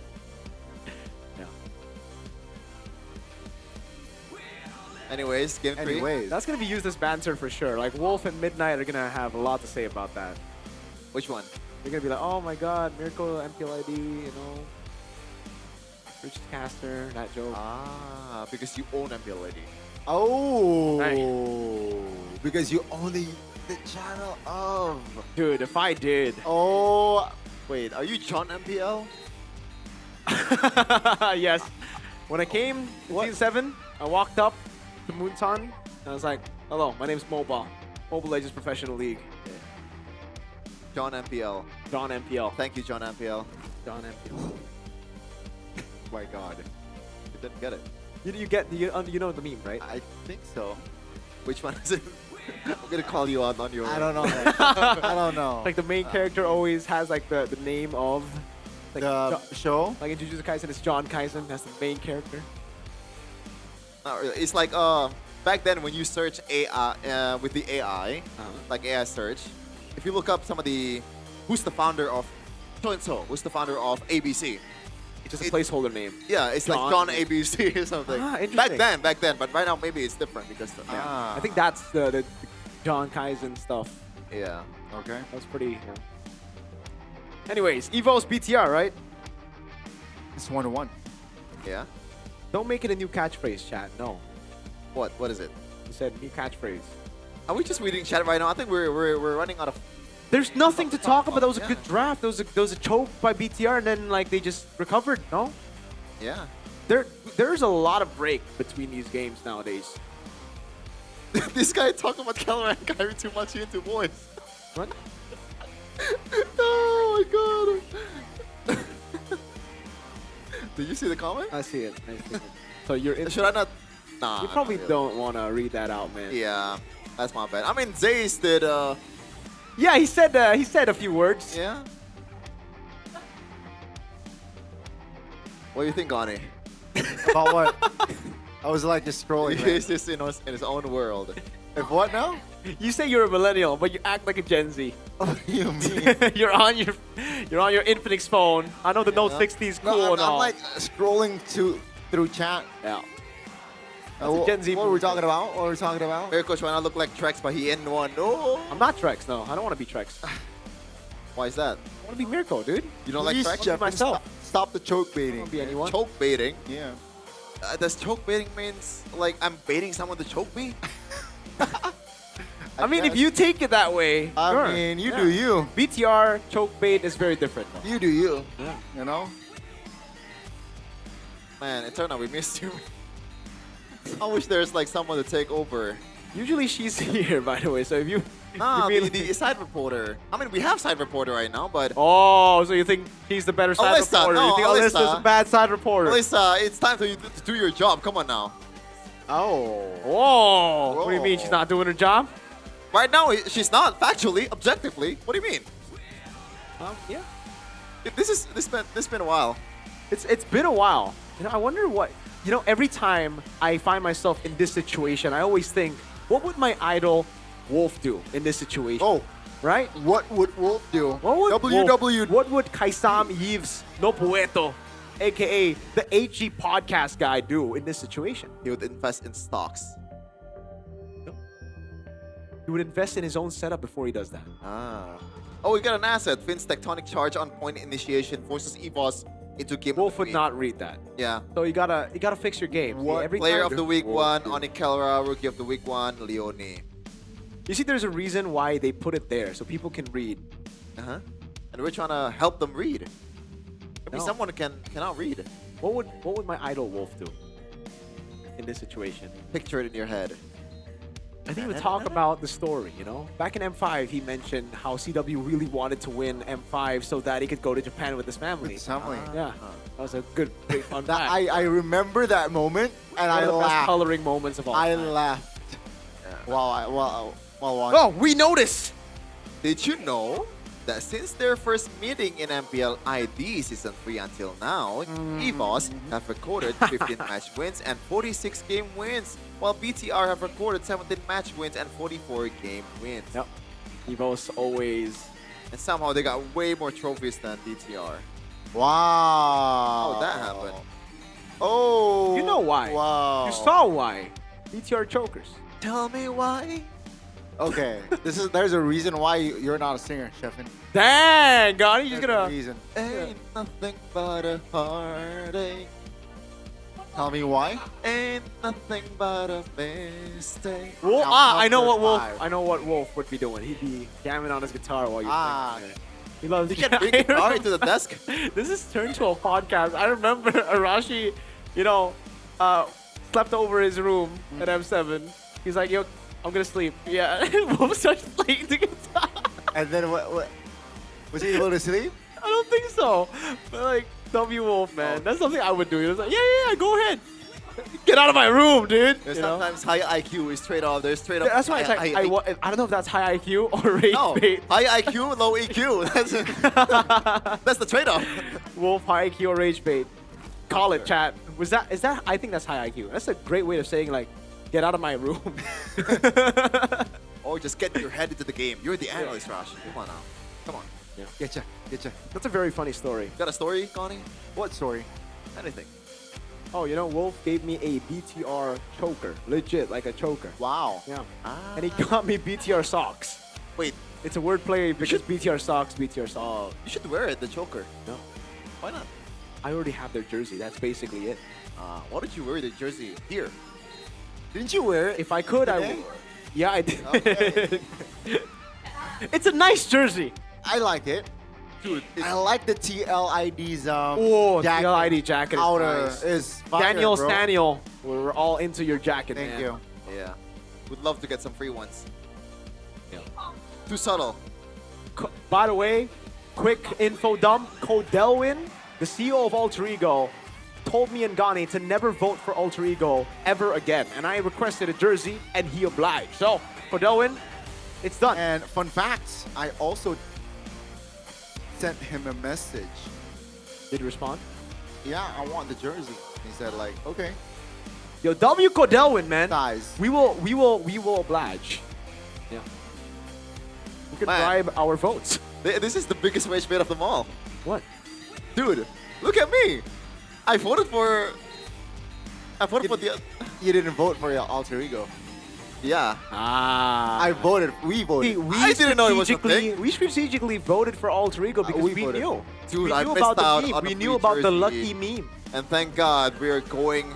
Well, not yet, but we're about to go into the draft. That's a long pep talk, man. That was a long pep talk. It's 10-10 currently in MPL ID. I think 11-10 for UG. Oh, Coed is in the building. Wow. No wonder they almost lost. You know, there's a curse when Coed enters the.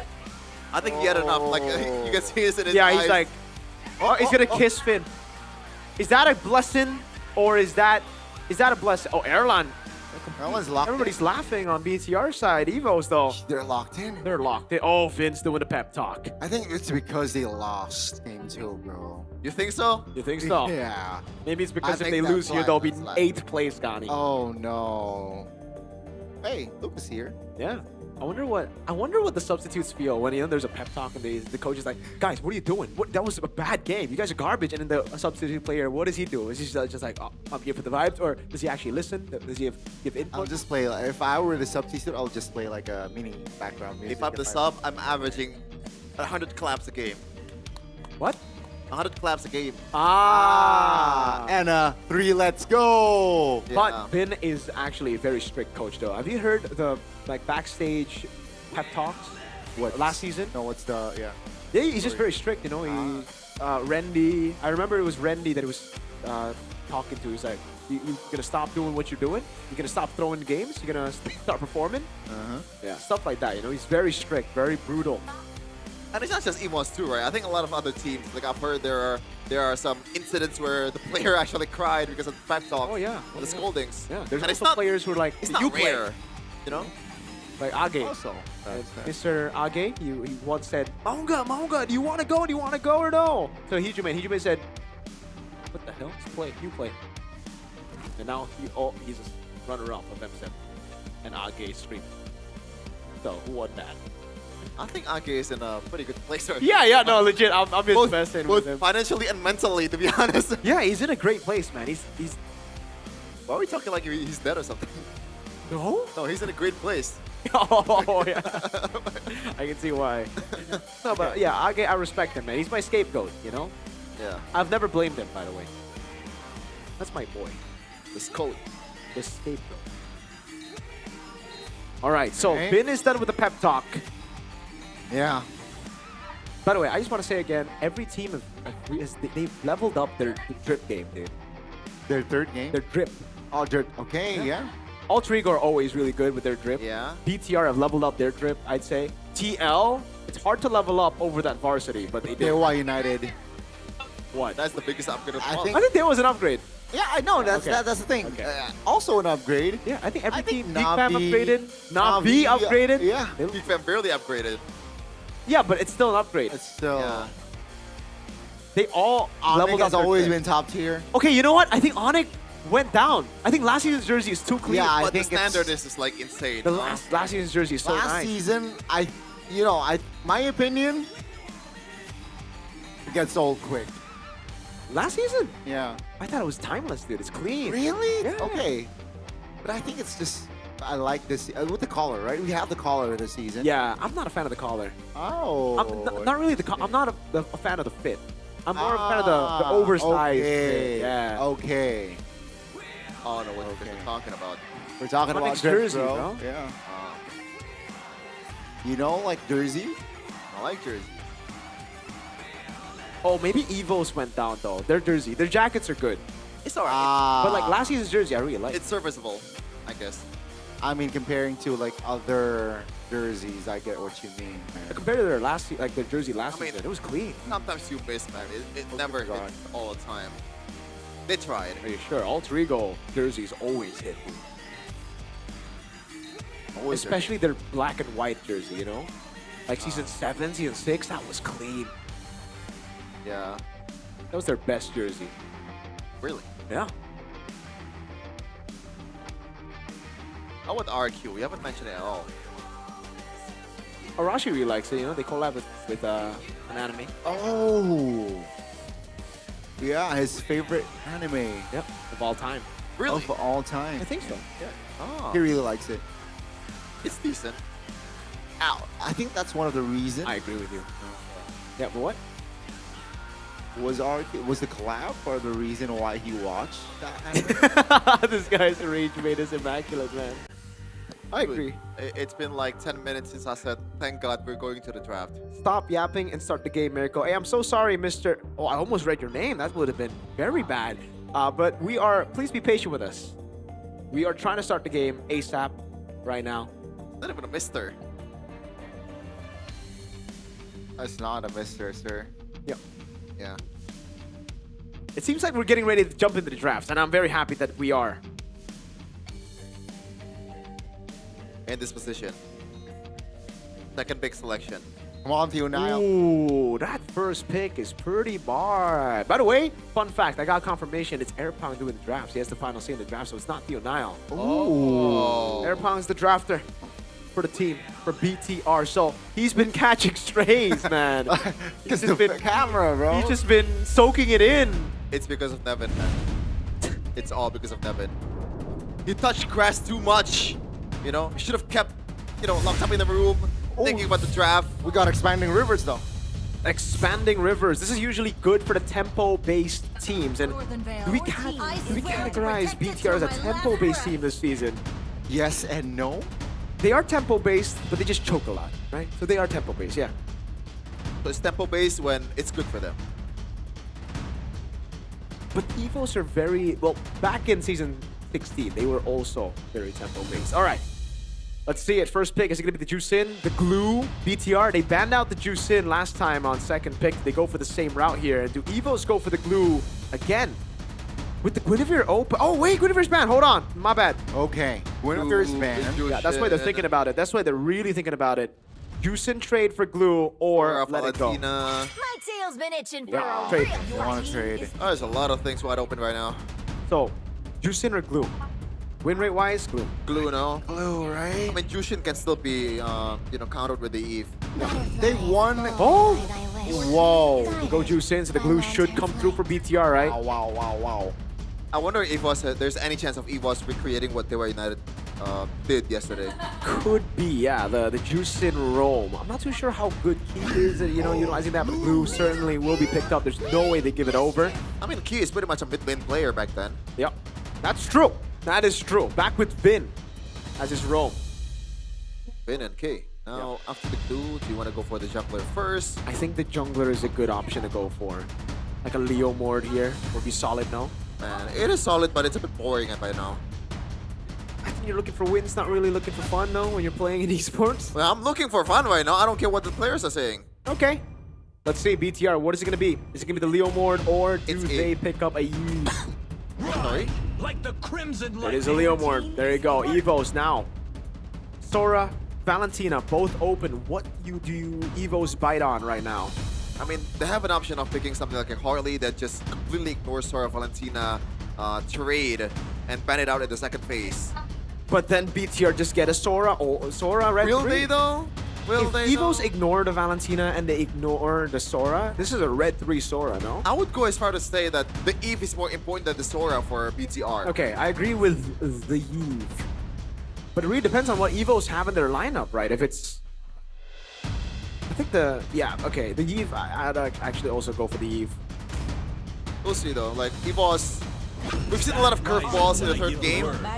Khalid Harley, there you go. So is this the Eve or is it a Sora? That's the question right now. Because I think they still have a lot of different picks that they can go for the mid lane from Moreno later on. And in a way, if you're playing an Eve, you're playing into the Harley and the Khalid pick, right? Yeah, exactly. That's why. It's good against this Juicin, but you have a what Glue else? as well. I think right now you just go Sora.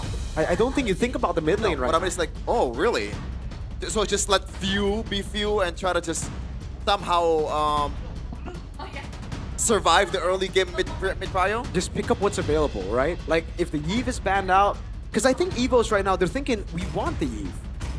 So if they ban it out, it's kind of like, all right, anyways, maybe the Farsa comes through, a bit more ways, to sort of just run around, and it is the Sora, there you go for BTR. They took their time with that, and I honestly understand why. And now the Valentina should be banned out, there you go by BTR. EVOS, I think the smart move is to, see, this is the thing. Is it too broken to let the Eve and the Zetian go? Because the Zetian together with the Sora, Glue, and Leo Mord sounds like a ridiculous combo. Oh, I think those two are heads above the rest of the mid lane picks that's available for few. I guess the closest thing that comes to it is probably like Lilia. Yeah, against the Khalid it'll be solid, but against the Harley, the Juicin, But still, it definitely does not offer the same thing. So it's gonna be an Eve and Zetian, I think. Yeah, I agree. Probably gonna be Vive and Zetian. BTR, do you want to ban the Harith either way? Because there's already too much magic damage. I think they do. I think they do ban out the Harith right now. The Harith is a great ban. They pick up the Claude. It's gonna be a really good pick, safe as well.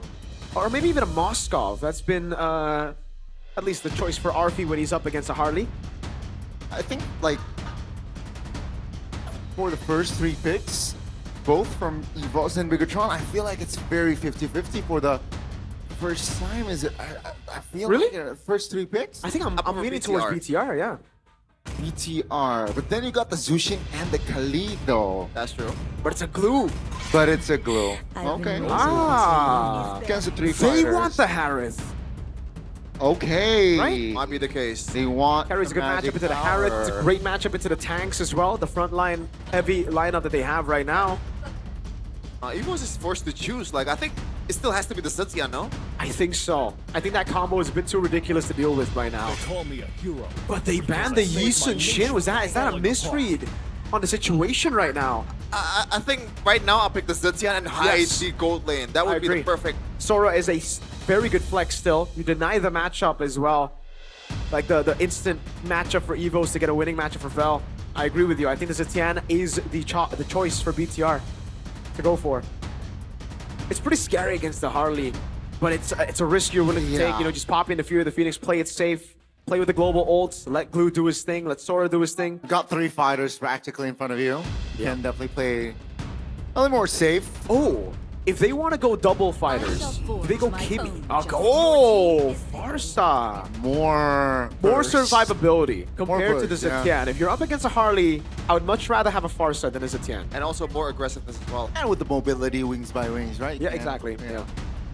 So, EVOS here.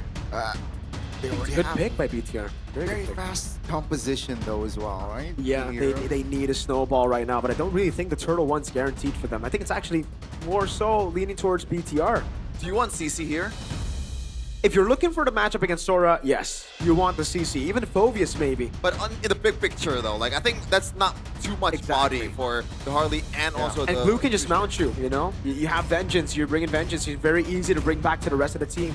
Oh no, I am sovereign of the abyss. So the Obsidia is the option for them, and the CC winning matchup for the Sora. Oh, they're going like Yep. quite squishy heroes here. I think they can flex the Sora into gold, really. They can pick up an XP laner.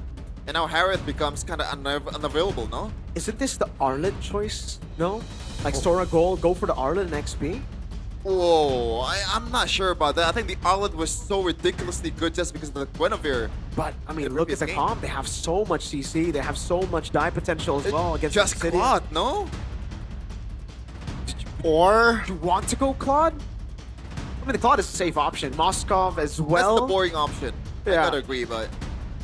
I don't know if you want to go Harith here. You can technically just purify out of the Hanabone. Magic is We're waiting. And it is the Harith. Okay. Ooh. Okay. I guess Purify does a lot of things. Yep. Even with the curtain calls as well. Yep. If Eman is the one that gets targeted, the ultimate is pretty much useless. I think it's a solid draft. Very good.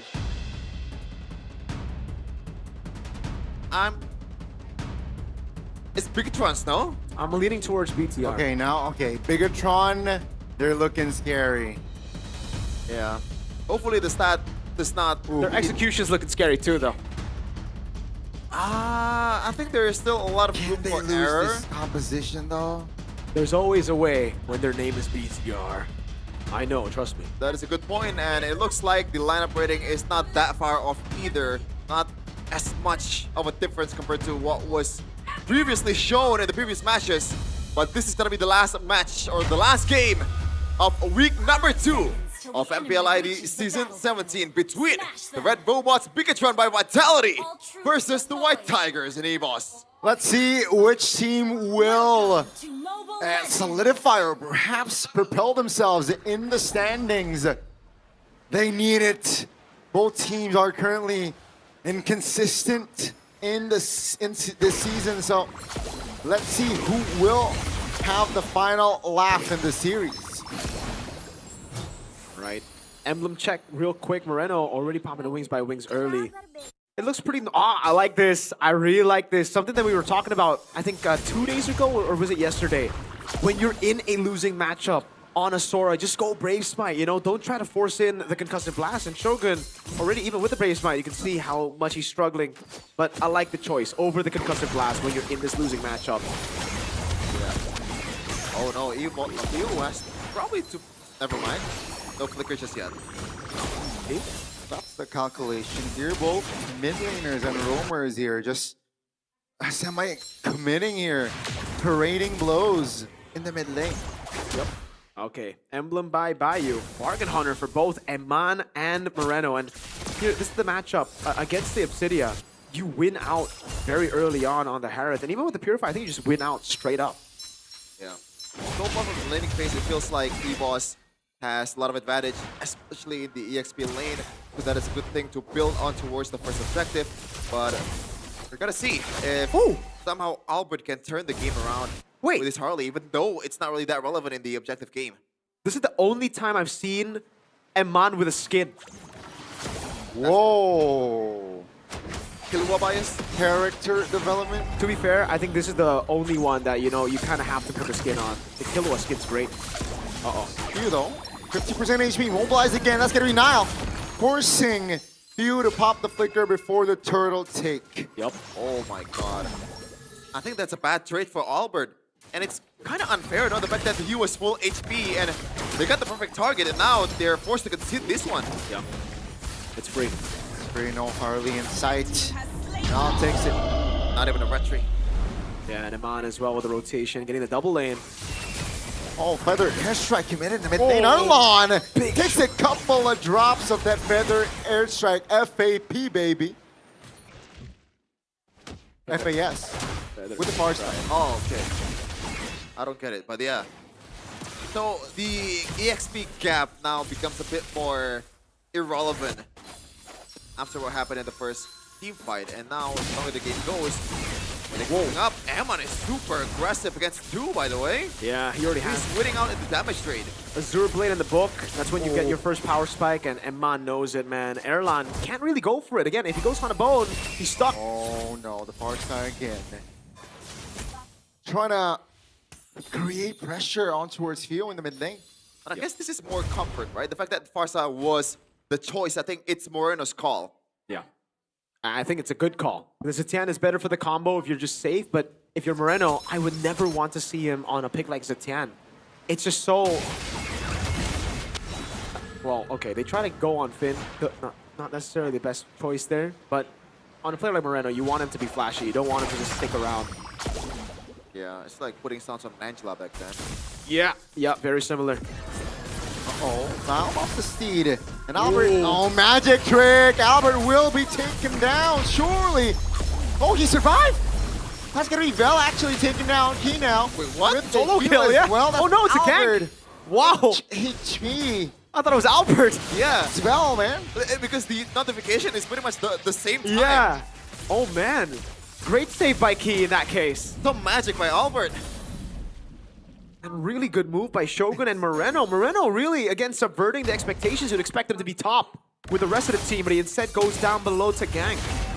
This is just the false sense of security that, oh, Emman, that's a kill. Oh, take a look at the rotation. So aggressive by Bigatron. Fuse anyone needed in the bottom side. That's a solo by Shogun. Shogun showing his guns.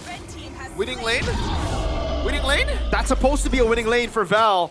But again, the change of Brave Smite, I think I love it. I love it. You know, just having a little bit more sustain to sustain through to get level 4. Once you get level 4, it's much more 50-50 of a matchup. This is tough, especially for Albert here. Like, the only real target available is Moreno. It's been, you know, first of all, snowballing, and he's playing safe at the same time. He's aggressive, but it's only when Albert is not there. Yeah. This is always the play you just have to take when you go for the Juiced first pick and you struggle to pick up either Valen or Sora, right? Because the Sora just comes in red 3, and this is what you have to suffer through. Especially if it's a... Albert? Albert here, mobilized. Whoa! Last time around, when he was in a sticky situation, he was able to get out. And so far, so good. Bigatron again, a healthy lead here, almost 6 minutes in. Yeah, and once again, the only one that's stopping BTR, the victor, is themselves at this point.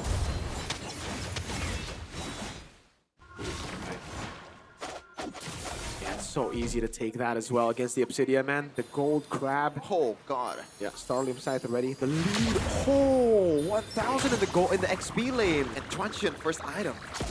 Yeah. They are really leaning into the snowball. No, that's Fio. Pops the ult. Popping the ult. Already an info. But Val, third game here.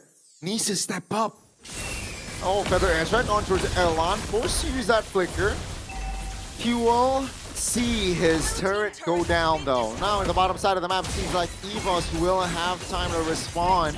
So that's structure for structure. As Bigatron still, it's practically a 2,000 gold lead here.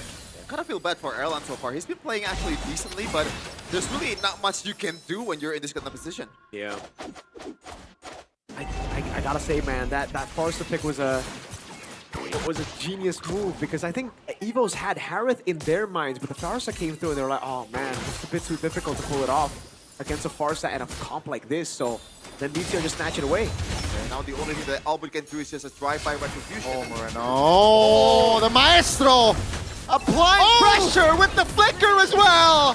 Down goes Erlan. Now Key will be deleted as well in the mid lane view under the turret. But Niall denies the escape, and suddenly 3 members of EVOS are down and out. Yeah, and we're shown once again why Glue is such a menacing pick. How the heck that Finn did not die, but Moreno, the moniker is right, he is the Maestro. Oh man, never give him Zetian ever again. Give him the Jusins, give him the Farses, the Yeeves, the picks to carry the game. Oh my lord, that was beautiful. And yeah, Finn, absolute, not cinema, broken. Absolutely broken. Moreno! Oh, again. Val just taken very low with the wings by wings. He's not able to close that gap. His ex-teammate, his ex-pairing. That's going to be Amon taking Key down. And Megatron in this 3rd game. It's looking like their playground, baby. If you look up the definition of tilt on the internet, you would see the clip, that clip. The clip of Key? Yes. That was very weird, man. He tried to go for Moreno. Oh, Shogun's right there. I thought he was actually going to go in on Albert. But yeah, I agree. That was just very unnecessary. Oh, Albert. Did he show up from outside of the map? Oh, wait, what? My I'd love to see a replay on that. I'd really love to see a replay. I think wings by wings? I did not see him at all. I'm looking at the replay on my Infinix phone. Oh my god. Yeah, he flew. Oh. Yeah, he flew across. Oh my god, he flew over the map. Oh, I'm on now. Looking for a solo in the bottom side of the map. Keep providing cover. Will be able to get out. Raging Sandstorm defensively. Theo in the mid lane. That trying to hold on as Bigatron, man, they're already controlling the jungles of EVOS. Yes, Moreno flew over the map to stay out of vision. That was beautiful. Insane gameplay, man. I miss this Moreno. Yeah, this is Moreno with a swagger. Like, when you get the far side, this is the ceiling, man. Doesn't really matter the players. You had skill back then. Sans obviously like the god of Farside Indonesia, but Moreno is up there too. The Maestro. Oh, second item, Holy Crystal. Moreno. Yeah. He's feeling it for sure. Oh, the Holy Crystal about to be built as well for Iman. That's a Queen's Wings for Niall. These frontliners gonna get tougher and tougher to kill. And I like the fact that Finn is actually prioritizing the Radiant armor here because there's too much damage already. Yeah. And at this point, like, this anti-heal even, you know, there's not much value anti-heal too, right? Yeah. There's too much burst. They're snatching away the purple buffs from Albert too. They're really just taking it away. And Moreno, again, so elusive. Oh. With the wings by wings. That's a word. And that's seed as well? Wow. Okay, and 6,500 goal lead. Technically game number 2. Bigatron, they were in this sort of position, right? And I would argue that the draft before was better. Like, this is... I think this is a bit more playable right now for EVOS. But still, like, it's not even close to being easy. Yeah. 6K gold lead. About to be 7. This is... Oh, man. If you're on a Harley and you're so behind, what can you do? Oh, man, it's hard. Like, Erlan built the Sky Piercer as a second item. Like, no dividend whatsoever. Like, there's no payoff at all. Like, 0 kills across the board except for Val. I think Albert should really just be saving the ult. He's ulting Finn. But, like, who do you use it for? Moreno is unavailable. Yeah, I'd rather just not use it than use it on Finn, no? So once again, wait for a mistake. Yes. Basically it. That has to be. Oh, man, just the Cobra Dash and Synchro Fish. And Niall. I was just seeing it a little bit too soon for my liking, but let's see here. As the Lord will charge top lane. And it seems like they will get most of the structures here. But they will not find a base turret just yet here. Bigatron playing it slow. They know they're in control. Don't need to do anything rash. As EVOS here trying to hold on towards that mid-passive turret, will let it go. Doesn't really matter that much because it's already like 11:30, so I guess it is a bit of a in. There, pull the trigger. Shogun looks for an angle. Feather strike to the back. That's going to be Key taken very low. Dial though will fall first. Now Shogun trying to hold on. Erlan still able to get out. As Megatron, they will lose one, but they get an important structure top lane, as it will be the far lane in the next Lord. Now they disengage fully as Key is still hovering around, but Megatron will escape. Yep. The lack of burst damage and AoE is very significant for EVOS right now. Yeah. Like, oh, Key! Oh, the face check. Take a look at the mounts. You cannot do that, Key. And that's going to be punished easily by the red robots. It's very different than game number 2. Again, it really seems like BTR have woken up. I sense the choke in game number 2, but in this game, they're clean with it. Even the targeting going in there, the trade for Nile, not a shutdown. Plus, they get a far lane base turret right before the Lord spawns the next time. Now, Magic Trinity achieved as well. The Divine Glaive on top of the Holy Crystal and the Lightning Truncheon. Moreno has been dropping bombs on EVOS. It'll be even more powerful now. Vin in the back, a bit disappointed in the performance for sure. But really, I think BTR, they have the scaling, they have, the bombs! The feathered airstrikes. Yeah. If you don't have a single magic defense item, which Albert is actually building brute force breastplate. That's how bad the situation is. It's cooked for EVOS right now. He's not going to deal any damage to Finn, dude. He already has radiant armor. Shogun as well. He just can't crack this front line. I gotta be honest with you, I'm not rocking with the brute force. Like, at this point, you gotta gamble. That's just for swagger, bro. That is just for style points, man. Is it really styled? It is. Come on. Sure. When you're in this position, sure. Moreno has this flank again, man. If he gets just 2 feathered airstrikes on Erlan, he's gonna have to flicker out. Feathered? Oh, yeah, he's holding it. Just doesn't want to reveal anything too early. Lord for free. Just wanna, don't choke. That's it. That's a steed. Moreno looks for an angle with the wings by wings again. There was an attempt, but they will look to push with the Lord here, Bigatron. Yeah, so far the kill distribution for BTR, or at least the ones that's getting killed, is pretty good too. Shogun and Nile are the ones who's getting taken down. Meanwhile, all the important members, Moreno and also Eman, it's almost like it's an unsolvable problem. The only thing that's left for EVOS is once again to wait for a mistake or those dreamlike scenarios that will never happen, the 5-mans. And even then, what do you 5-man with? It's only reaching Sastor. Yeah, they got the scaling as well. But the airstrike is off. Yeah, now though, looking for an angle from the front. The Lord will almost touch the main base of EVOS. They will take care of it. But that's going to be structure bottom side. Very vulnerable. Okay, bursted almost to his death. That's going to be Bigatron now repositioning. EVOS was able to defend the structure bottom side. Yeah, honestly, this is the best they can do for EVOS. But the wave is coming again. I don't think they can hold this one. I don't think this one they will be able to defend, as Amon will lock that turret down. That's going to be Finn now. Amon finds the Shaman Force play, and down goes Bell. Once again, still not that bad. Oh! Now, Emma, look at the damage. Albert's able to escape there barely, but that's going to be the structure in the middle that Bigatron is eyeing for. All 3, they want to strip EVOS off their base turrets. Shogun! That's going to be the delay. That's going to be the distraction. Key now will lose his immortality, surely. That's going to be Nile now under the turret, taken down. They will get the structure, though, but take a look at Finn in the front, trying to hold on to damage. That's Bigatron still able to hold on, but they will lose out on Nile and Finn. EVOS, they lose all their structures, but they stay alive. And it's all just a waiting game. Moreno is still eyeing for a solo kill here. I don't think Albert is available right now, especially with the brute force breastplate. But yeah, Moreno is still, maybe, just maybe, someone is just gonna pass by and getting first down from my bombs.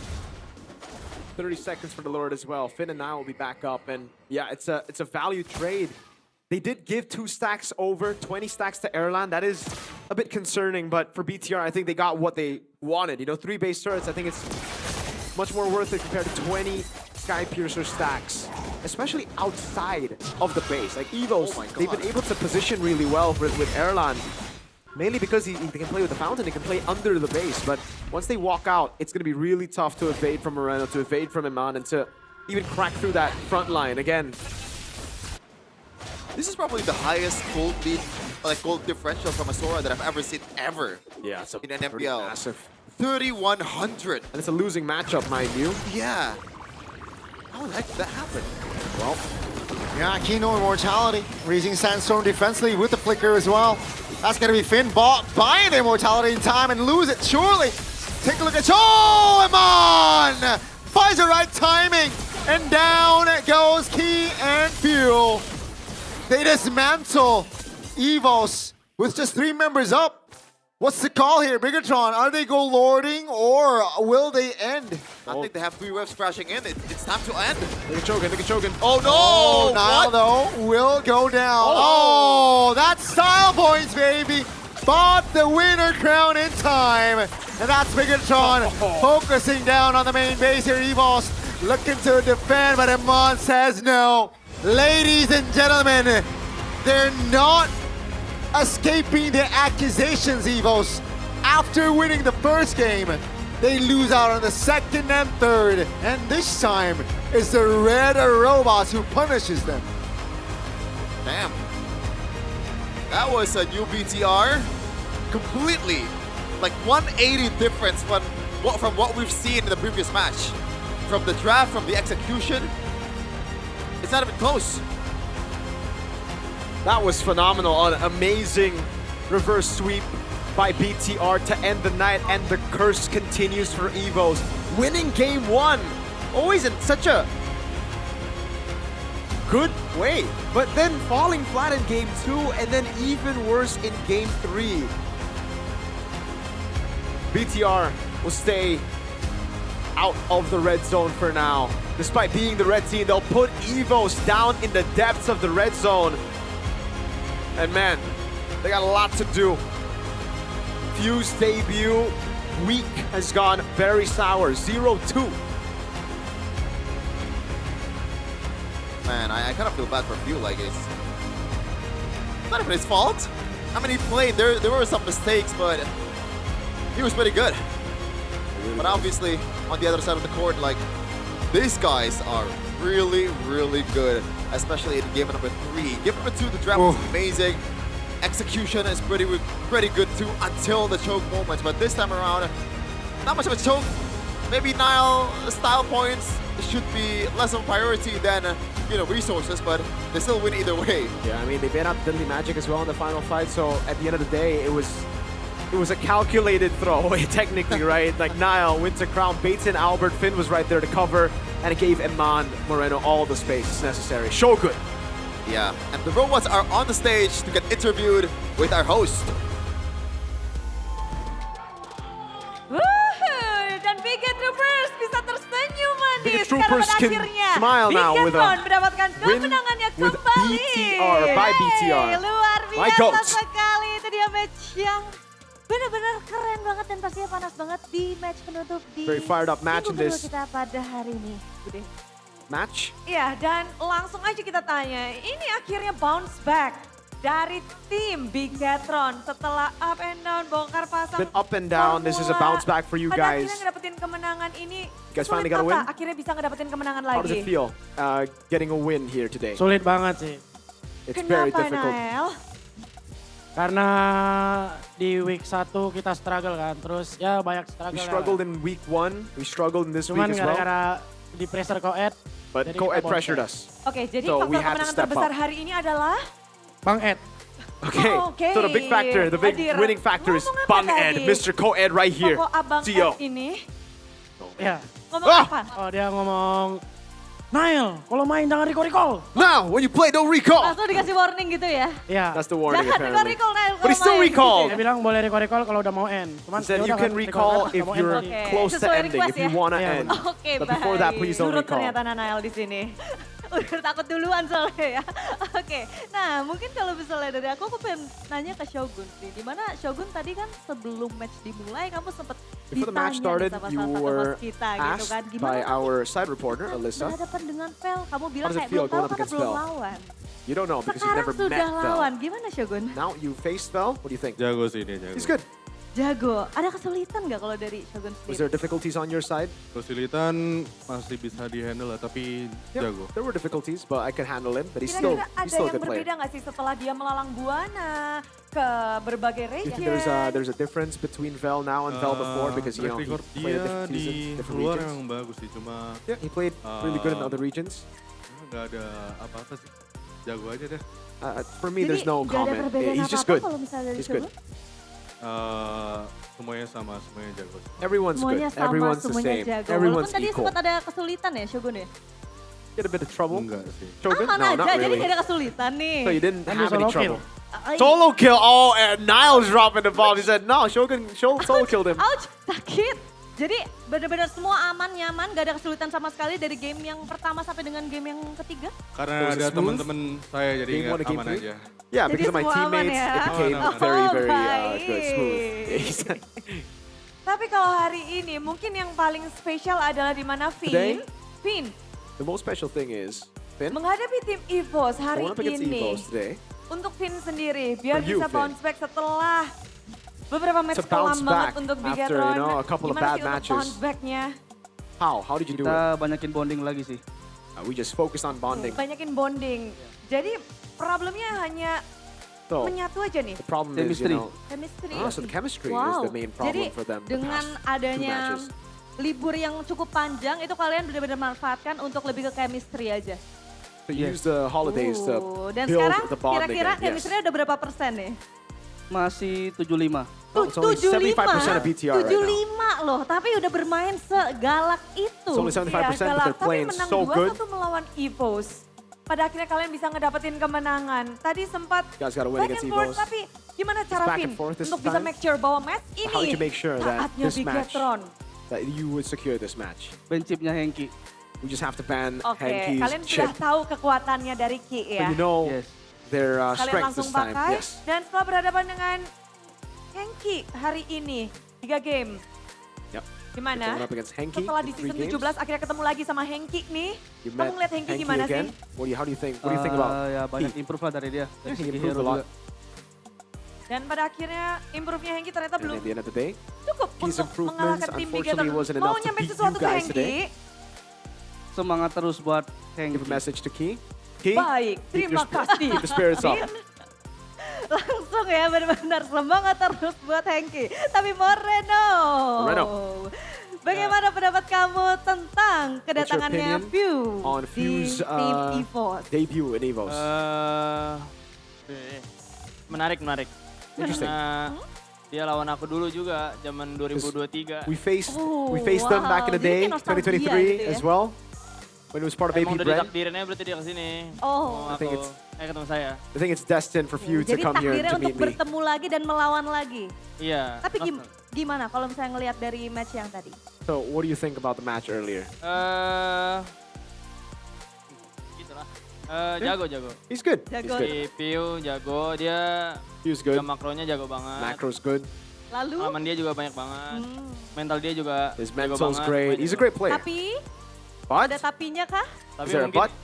Today kita But, play better. yeah, today we played better. Oh, tapi membahas dengan kedatangannya View di EVOS, apakah itu Speaking of mengubah Few's gameplay dari entrance EVOS? to EVOS, did he change EVOS' gameplay? Gak terlalu ini sih, belum terlalu kelihatan sih. Not Karena really, dia I don't baru main really satu see a week kan. change Kayaknya yet. Buat sekarang masih around Albert, I think right now they're still playing around Albert, around Erlan. It's still kind of the same team. Moreno So, full potensialnya View belum keluar nih. so the full potential of Few Kan mungkin dari komunikasi hasn't come juga out masih yet. agak susah, mungkin. Yeah, according to Moreno, communication is jadi still kalau misalnya menurut Moreno pretty nih, difficult, he assumes. Potensialnya View di So what's week the yang potential kedua itu berapa persen? of Untuk View? lihat dari I mean, match yang tadi. Give us a Ya, percentage. Masih around 7-8 per 10 lah. So far, it's like 7 to 8 out of 10. It's not 10 out of 10 yet. Like, there's a lot Baiklah, luar biasa that he can do sekali ya, for the Budi team. ya. Tapi yang kedatangan teman juga ada Eman di sini. Eman. View My come goat. to Indonesia. View datang ke Indonesia You nih. came to Indo.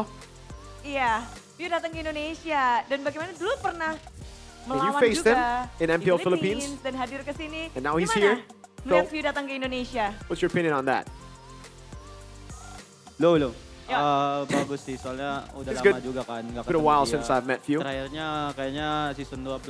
Pas gua Last time I masih met him was DPR. season 12. Gua kangen juga main sama dia. So yeah, I miss playing against him. Maksudnya lawan dia. Miss Ada playing against perubahan him. gameplay nggak sih kalau misalnya dari View sendiri? Kalau menurut gua specific masih style sama of play aja that he sih. has? Mungkin hero poolnya doang sih. No, not Soalnya really. I dulu think it's the hero-nya hero banyak pool. banget. Ya bisa main Gusion gitu. You can play a lot of Ya. different picks, like the Gusion Tapi even. sekarang kan hilang metanya kan. But yeah, like right now it's just not Ya, in the karena meta. itu. Jadi happy karena teman lamanya hadir ke sini. Dan kamu boleh ngebahas tentang Bigetron sendiri, Eman, today, hari ini, Cara lawan Eman. Erlan. 2-1. Eman, you went up against Erlan. Match up kalian 2-1. tadi di lane? Apa? What? Kata Moreno kurang panas karena gak ada Luke katanya. Moreno said this match wasn't as fired up as they expect because there's no Ini Luke. kenapa Luke nggak main ya? Why did Luke Kalian did Luke ini play? nakut-nakutin Luke? Iya. Kagak juga, Bude. Tanya itu coachnya lah. I don't know, ask their coach. Siapa tahu. Tapi kalau misalnya dari kalian sebenarnya pengennya Luke main deh. So you guys wanted Luke Oh to dari play. Moreno nih kayak ini. Moreno. Sebenarnya sama-sama aja sih. Nah, I think it's the Cuma same. karena Luke mantan tim kita. But because Luke is, you semua, know, jadi part ya of penasaran ex-BTR, lah gimana dia sekarang. we really wanted Dia to break face juga kan off against sama him. YouTube, tapi sekarang masuk lagi jadi mau lihat aja gitu. Because he Lu screamed and pengen now lihat he's video back, so I sama really wanted to mantan see how Luke. good he is. Kemana kamu sedang dicari-cari mantan ini? Tapi hari ini memang telah usai, berakhir dengan kemenangan Today yang is manis. ended. Next week, udah baru ngedapetin kemenangan, tapi lawan next kalian, Nanael. Your next match, week. Niall, next Dan week. ada Onyx di depan mata. Menjadi lawan pertama di minggu ketiga untuk Bigetron. Bagaimana nih Nanael harus menghadapi tim Onyx? How does it feel? You're gonna have to go yang up against pastinya Onyx next seru, week. bakal ketemu I think it's gonna be Pasep, fun. Skiboy, Gonna meet Kumar. up against Sans, Tapi Skiboy. Eman pengen bilang sesuatu sama But Kelvin. Eman has a few words to say. Eman says, no, I have nothing to say. Gak ada. Nothing. Tapi kamu kangen He's gak lying. sih berhadapan match up sama Kelra? What do you think about the matchup against Pengen Kelra, Eman? langsung gak sih ketemu Kelra? Rindu Kelra, You miss? rindu atau... Good luck Going up aja. against Kelra? No, just good luck. Di minggu depan. Good luck, Kelra, next week. May the best team win aja. May the best team win. Wow, kata-katanya memang singkat Bude, tapi benar-benar mendalam dan menusuk banget ya. Luar biasa sekali. Baiklah kalau begitu, sekali lagi Bigetroopers, marilah kita sambut. Ini dia, Bigetron by Vitality. Here they are, Bigetron by Vitality.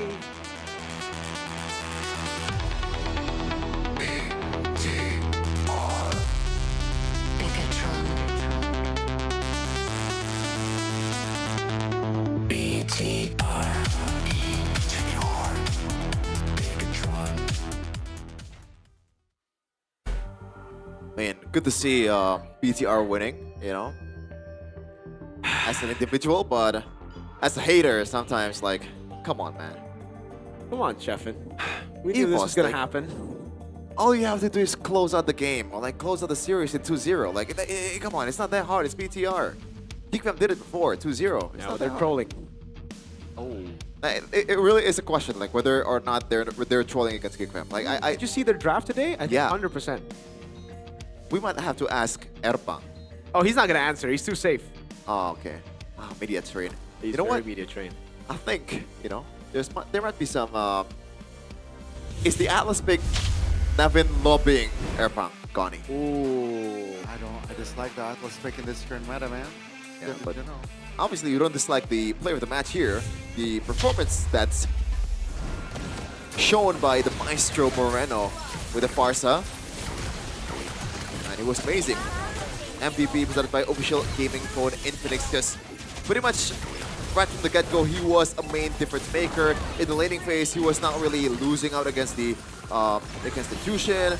There is not much you can do when you're ganking up towards even a winning lane. Bell was getting absolutely demolished by Shogun in the late game, and big part of that is Moreno being the nuisance that he is, using that wings by wings, you know, always being super like flexible with his approach, and there is one of them, very flexible. A solo kill, not really. It's actually a kill for not Shogun. He was solo, still killing that time. Yeah, but the creativity from Moreno was really just phenomenal this game, right? I mean, the itemization as well, knowing when to just go for this glass cannon build, lightning truncheon into the Holy Crystal and a Divine Glaive. That trinity was completed so early. And you could see the bombs that he was dropping. This is the thing about the Farsa. It's also, you got to give props to Airpower. The draft was phenomenal, right? The last 2 picks really sealed the deal. They already had a great first phase, but the last 2 picks, it was brilliant. The Farsa to deny the Harith. The Obsidia came around, the Harith gets picked up, and it's just beautiful. Here as well, it really looked like Finn got baited, but he had the immortality, so at the end of the day, it was EVOS that got baited to play into the Feathered Airstrike, and Bell, he tried to maneuver in. Shogun knows exactly what to do. Plays around it. Nile with this flare. I thought it was a throw from him. It was about to be the biggest choke that I was going to call, but nope, it's the winner crown. It's the classic recall that Coed now lets him do when he's about to end the game. That's about it. Erlan made it to late game, but unfortunately, too much damage, too many tanks for this Obsidia to deal with. Yeah, only 4 kills. Like, EVOS were only left with crumbs until the late game, you know. The kill count is just not even funny. Albert cannot do anything, and one of the reasons why is, or maybe like, you know, it's a necessary adjustment, the Brute Force breastplate, but it comes with a trade-off. Like, you can't really burst down anything, especially in the front line.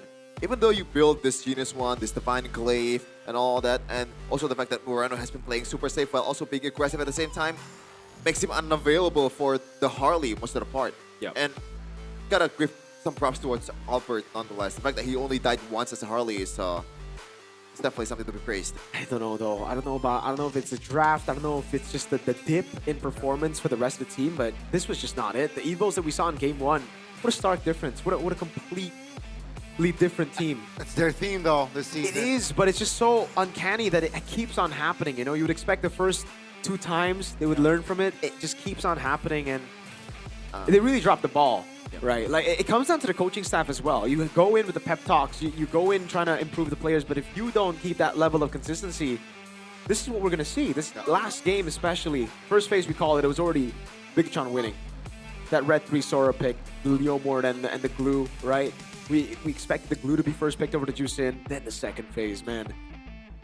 I think the main idea for EVOS is, right from the get-go, is the Khalid and the Jushin, right? That's the core principle of EVOS identity in the early game, but there's not much conversion when you're not really winning against the Farsa and also the Glue at the same time. And also Moreno, not only he equaled this amazing mid-prio composition from EVOS, he also was being a difference maker on other lanes as well, which few cannot do. He is limited by the ceiling as a Jushin. Like, he is more of a, you know, let me react or let me just build up my stacks. It's not like a burst damage kind of mage that Moreno brings to the table. Man, it's, yeah. People are going to blame Few for this because, you know, they love to hate, but in this game, there's nothing you could do really, right? When you're in a tough spot like this, when the team's just so much, they have so much damage. It's utility mid and Khalid, and then everybody else is damage. You usually want to have a good balance. When you have a Harley, when you have an Obsidia, you want to have an XP lane to enable the team, but they instead went for another winning lane, which can work, by the way. I'm not saying this composition couldn't work, but you needed to win those lanes, and clearly, Vel couldn't win that lane. I really like the adjustment from Shogun. We've seen so many different Soras just still force their way into Concussive Blast. Why force it when you're losing in the lane, right? Just change it. Brave's my choice for Shogun. Phenomenal. Just that little thing to get them. And Iman, hey, whether you think he's, you know, didn't do too well positioning bad, or even when he's positioning really good, he still is the top guy when it comes to the stats, man. The carry, rich guy, especially this game. Some fantastic moves by him. Yeah, when you see this kind of like performance from Bigatron by Vitality, like you always hope to see that, well, like hope that this team might be able to challenge Onyx, right? Because the ceiling is so high, but the consistency is just not there at all. For? Bigatron. Oh. I think for both teams. Yeah. No, for both teams, yeah. Consistency. Bigatron by Vitality. I'm quite surprised. Third game, smooth. I'll be honest with you, I think game 1 should have been a win for BTR. If we're just looking at drafts, if we're just looking at the first few moments of the game, what happened game 1? They randomly fought mid after losing Moreno. Yeah. They were winning, they were leading 2K. That's been the same story all the way to game 3, right? They were the ones leading, they were the ones building. Game 2, we saw a bit of that big choke as well. So it's really just a discipline for me to look at Bigatron. That's really what they need to change to be an elite team. I thought with Panda coming in, now with Hair, they would fix that with Theo Nile, but it's just, something's got to get to them, right? And it can't just be game wins, or game losses rather, from the opposing team. Something's got to wake them up before the playoffs because, okay, we're saying all these things, the cope of like, okay, it's happening now, it's happening early in the season. But that's the thing for BTR, it just happens every time. It happens early in the season, and it happened in the playoffs too. What will be the stop? What will be the final, like, okay, guys, enough. When? When is it going to be enough? Not even sure. Right? Like early to mid game execution is already like super crisp from Pikachu by Vitality. Even in the third game, I feel like we did say that Pikachu has the advantage in terms of draft, but it's not like EVOS' draft is like terrible. Like they have some idea, and there is some, you know, winning ways for EVOS, even though it's harder in this game. But Pikachu by Vitality just completely denied that. Yeah. So it's just tough. For EVOS though. Yeah. 2 times by now. We're first swept. What's the problem? But we're gonna hold for that. Yeah. You know, because we gotta check the mic check from a Bigatron by Vitality. Let's see the comms. Wak, tugas lu ini sih, Wak. Lu ngilang, Wak, cari Granger, Wak. Iya, aman, gue tau. Dia mau ngilang itu Granger. Oh, jadi gue nggak all in depan sih, gue aman aja. Boleh. Lu aja man yang pukul depan, man ya. Gue susah juga ulti. Lapu. Mau cari orang, guys, sekarang, guys. Ambil ulti. Tarik. Ayo, guys. Ini bisa. Keluar, Mor, ya. Belum show. Gas Freddy-nya sih, guys. Oh, glue. Lihat gua glue, dapat glue, guys. Mor, siap Granger, Mor. Ulti. Lihat gua. Bisa dapat flicker. Nice, Wak. Mati. Mati, guys. Nice, Gopok ini. Guys, gak ada orang, guys. Bisa nggak nih? Kalitnya, Wak. Dari kalit bisa. Bisa mati itu sama gua. Bisa. Dapat lagi flicker. Gue dulu, guys. Udah, kat, balik, guys. Gue neker. Bisa majuin, guys. Mati, guys. Gas, man. Arli, kalit. Nice, santai, guys. Bisa mid. Ghost aman, Cil. Taruh lu, Cil. Gak lompat itu, Gon. Aman kok. Lompat. Putih opsi dia. Orang dulu, guys. Bisa tower ya, bisa lock. Lock aja. Nothing special there, like just the usual BTR, I guess. Yep. Just the usual Nile as well with the flare, with the swag. Sometimes like you just gotta live through it. You just gotta, you know, maybe what's the word? Tolerate it. You know, tolerate it. Sometimes a genius comes with some craziness as well. There's a thin line there, Gani. I wonder how the standings will. That's true. I'm really excited to see the standings now. I think you're third now. Fifth. Oh, wait, you're fifth? Yep. Wow. Man, look at the moves. TL #1. I can't believe it. Stop the count. I can't believe RQ #9, dude. 0-3. Oh man, Geek #7. EVOS dropping down to 6. I thought they would drop down to 8th. Okay, but they got still the what's it called? Alphabetical. Still can't believe that RQ didn't get a single game, man.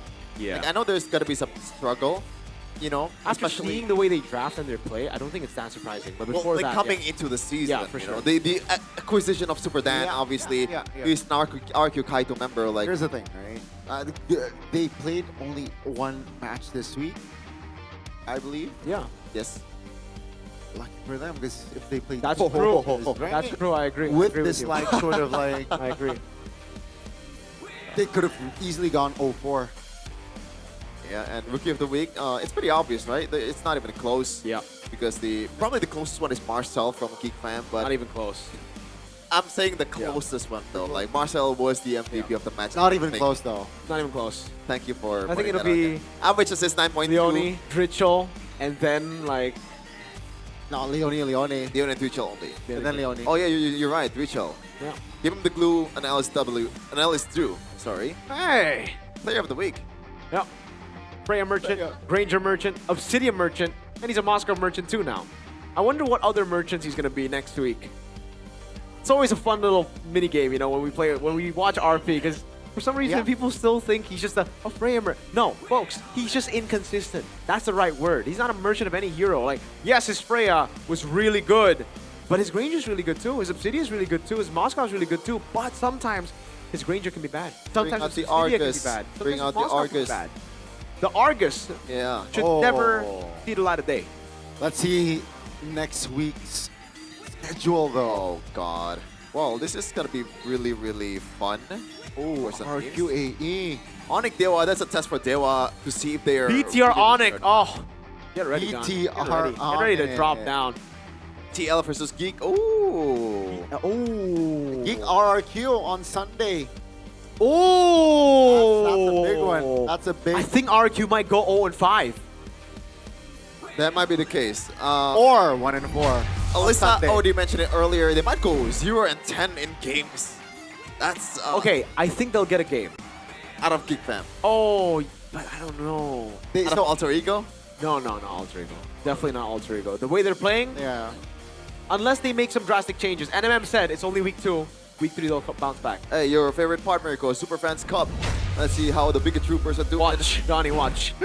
Look. Oh no, what? Hey, how the heck? Hey, you dropped, bro. I can't believe it. I can't believe it.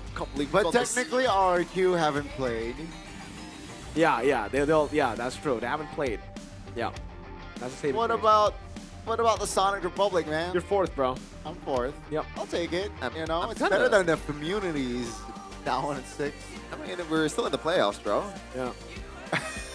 I'm kind of Hey, disappointed the with Kingdom Alter though, Champs. right? It's their #1. Wait, okay, I have a question. Do the people who make it top 6 make it to the playoffs in the Superfans Cup, or do the I don't know. teams that make it to the playoffs, do their fans go? That's a separate. I don't even think there's a playoffs. I'm just making things up. There is. There was There a is? Superfans Cup, yeah, in the playoffs last I season. think So it's based on performance. relevant.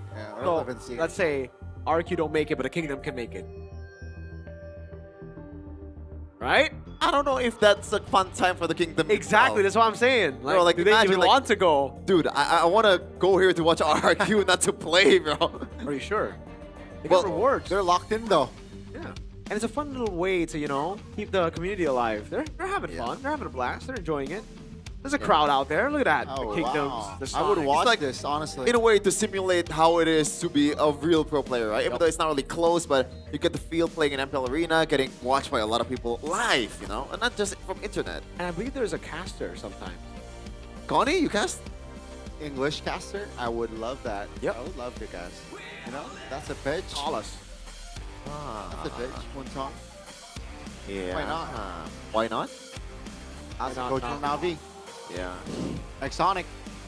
Fortunate. Onyx. Why not? There. It's fortunate for all of us. Onyx versus Dewa. Ooh. Fortunately. Is there gonna be a chance for a 2-1? I'm not saying Dewa's gonna win. I think there's a chance think for a 2-1, yes. Yeah. Okay. Unlikely, though. Unlikely for Onyx to drop games, aside Yeah. from against BTR. It really is, man. Like, the Kelra edition is just so unfair. Back then, you play CW in the weak lane, Skylar in the weak lane, but Kelra, even though he's in a weak lane, he's probably gonna win the lane either way. Ooh, this is a good matchup. EVOS Navi. I like it. Two struggling teams in a way. Yep. Both are 1-3, right? Yep. Yeah. Both are 1-3, same points and all. Ah. This is gonna be the tiebreaker. Next match, please. But I don't want to bet against Albert. Like, that's the guy. RQ. Oh, RQ. No, this is the 2 matches on Friday. Isn't ID-MPL.com/ticket. Isn't it crazy how star power can only get you so much, you know, in today's league? Wow. Yeah. What do you mean, Onyx? No, what I mean is like Albert's. We agreed, at least 2 of us, that he is the best jungler in the league. But they're 1-3 right now. Yeah. Makes you wonder, like, chemistry. Yep. Like pretty much everything else really matters. Oh yeah, for sure. I think chemistry matters more than star power. Look Yeah. at TL. And you got both. You win the league, just like TL season 14. Yep. Yep. Exactly. TL14. You make stars out of the team when they win, you know? So it's all about looking for that special formula. And I really like what Zay said. They have the privilege to go up and scrim against TL, PH. So that's so much that they How can that learn. working out in last season? I don't know. Some components need. But yeah, we're gonna bounce out MPL Indonesia season 17. We own this. baby.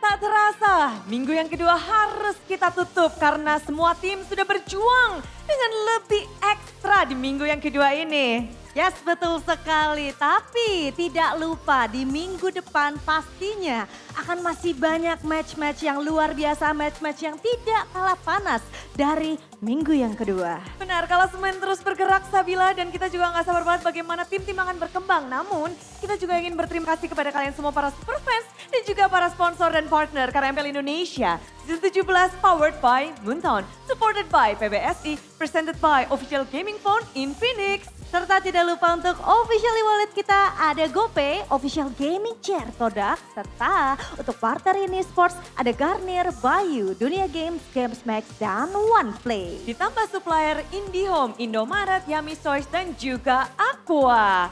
Yes, itu dia pastinya keseruan kita di minggu yang kedua. Dan kita berdua pengen ingetin nih super fans yang ada di rumah untuk ikutan juga keseruan di minggu yang ketiga. Dan pastikan kalian menjadi saksi perjalanan dari para tim di MPL Indonesia Season 17. We on this!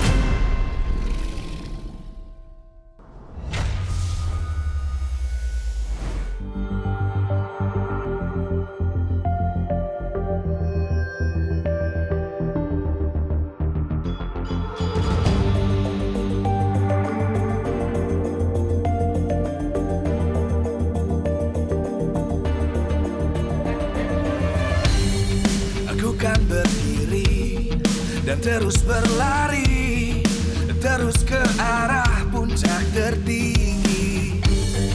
Ku takkan berhenti, hanya sampai di sini.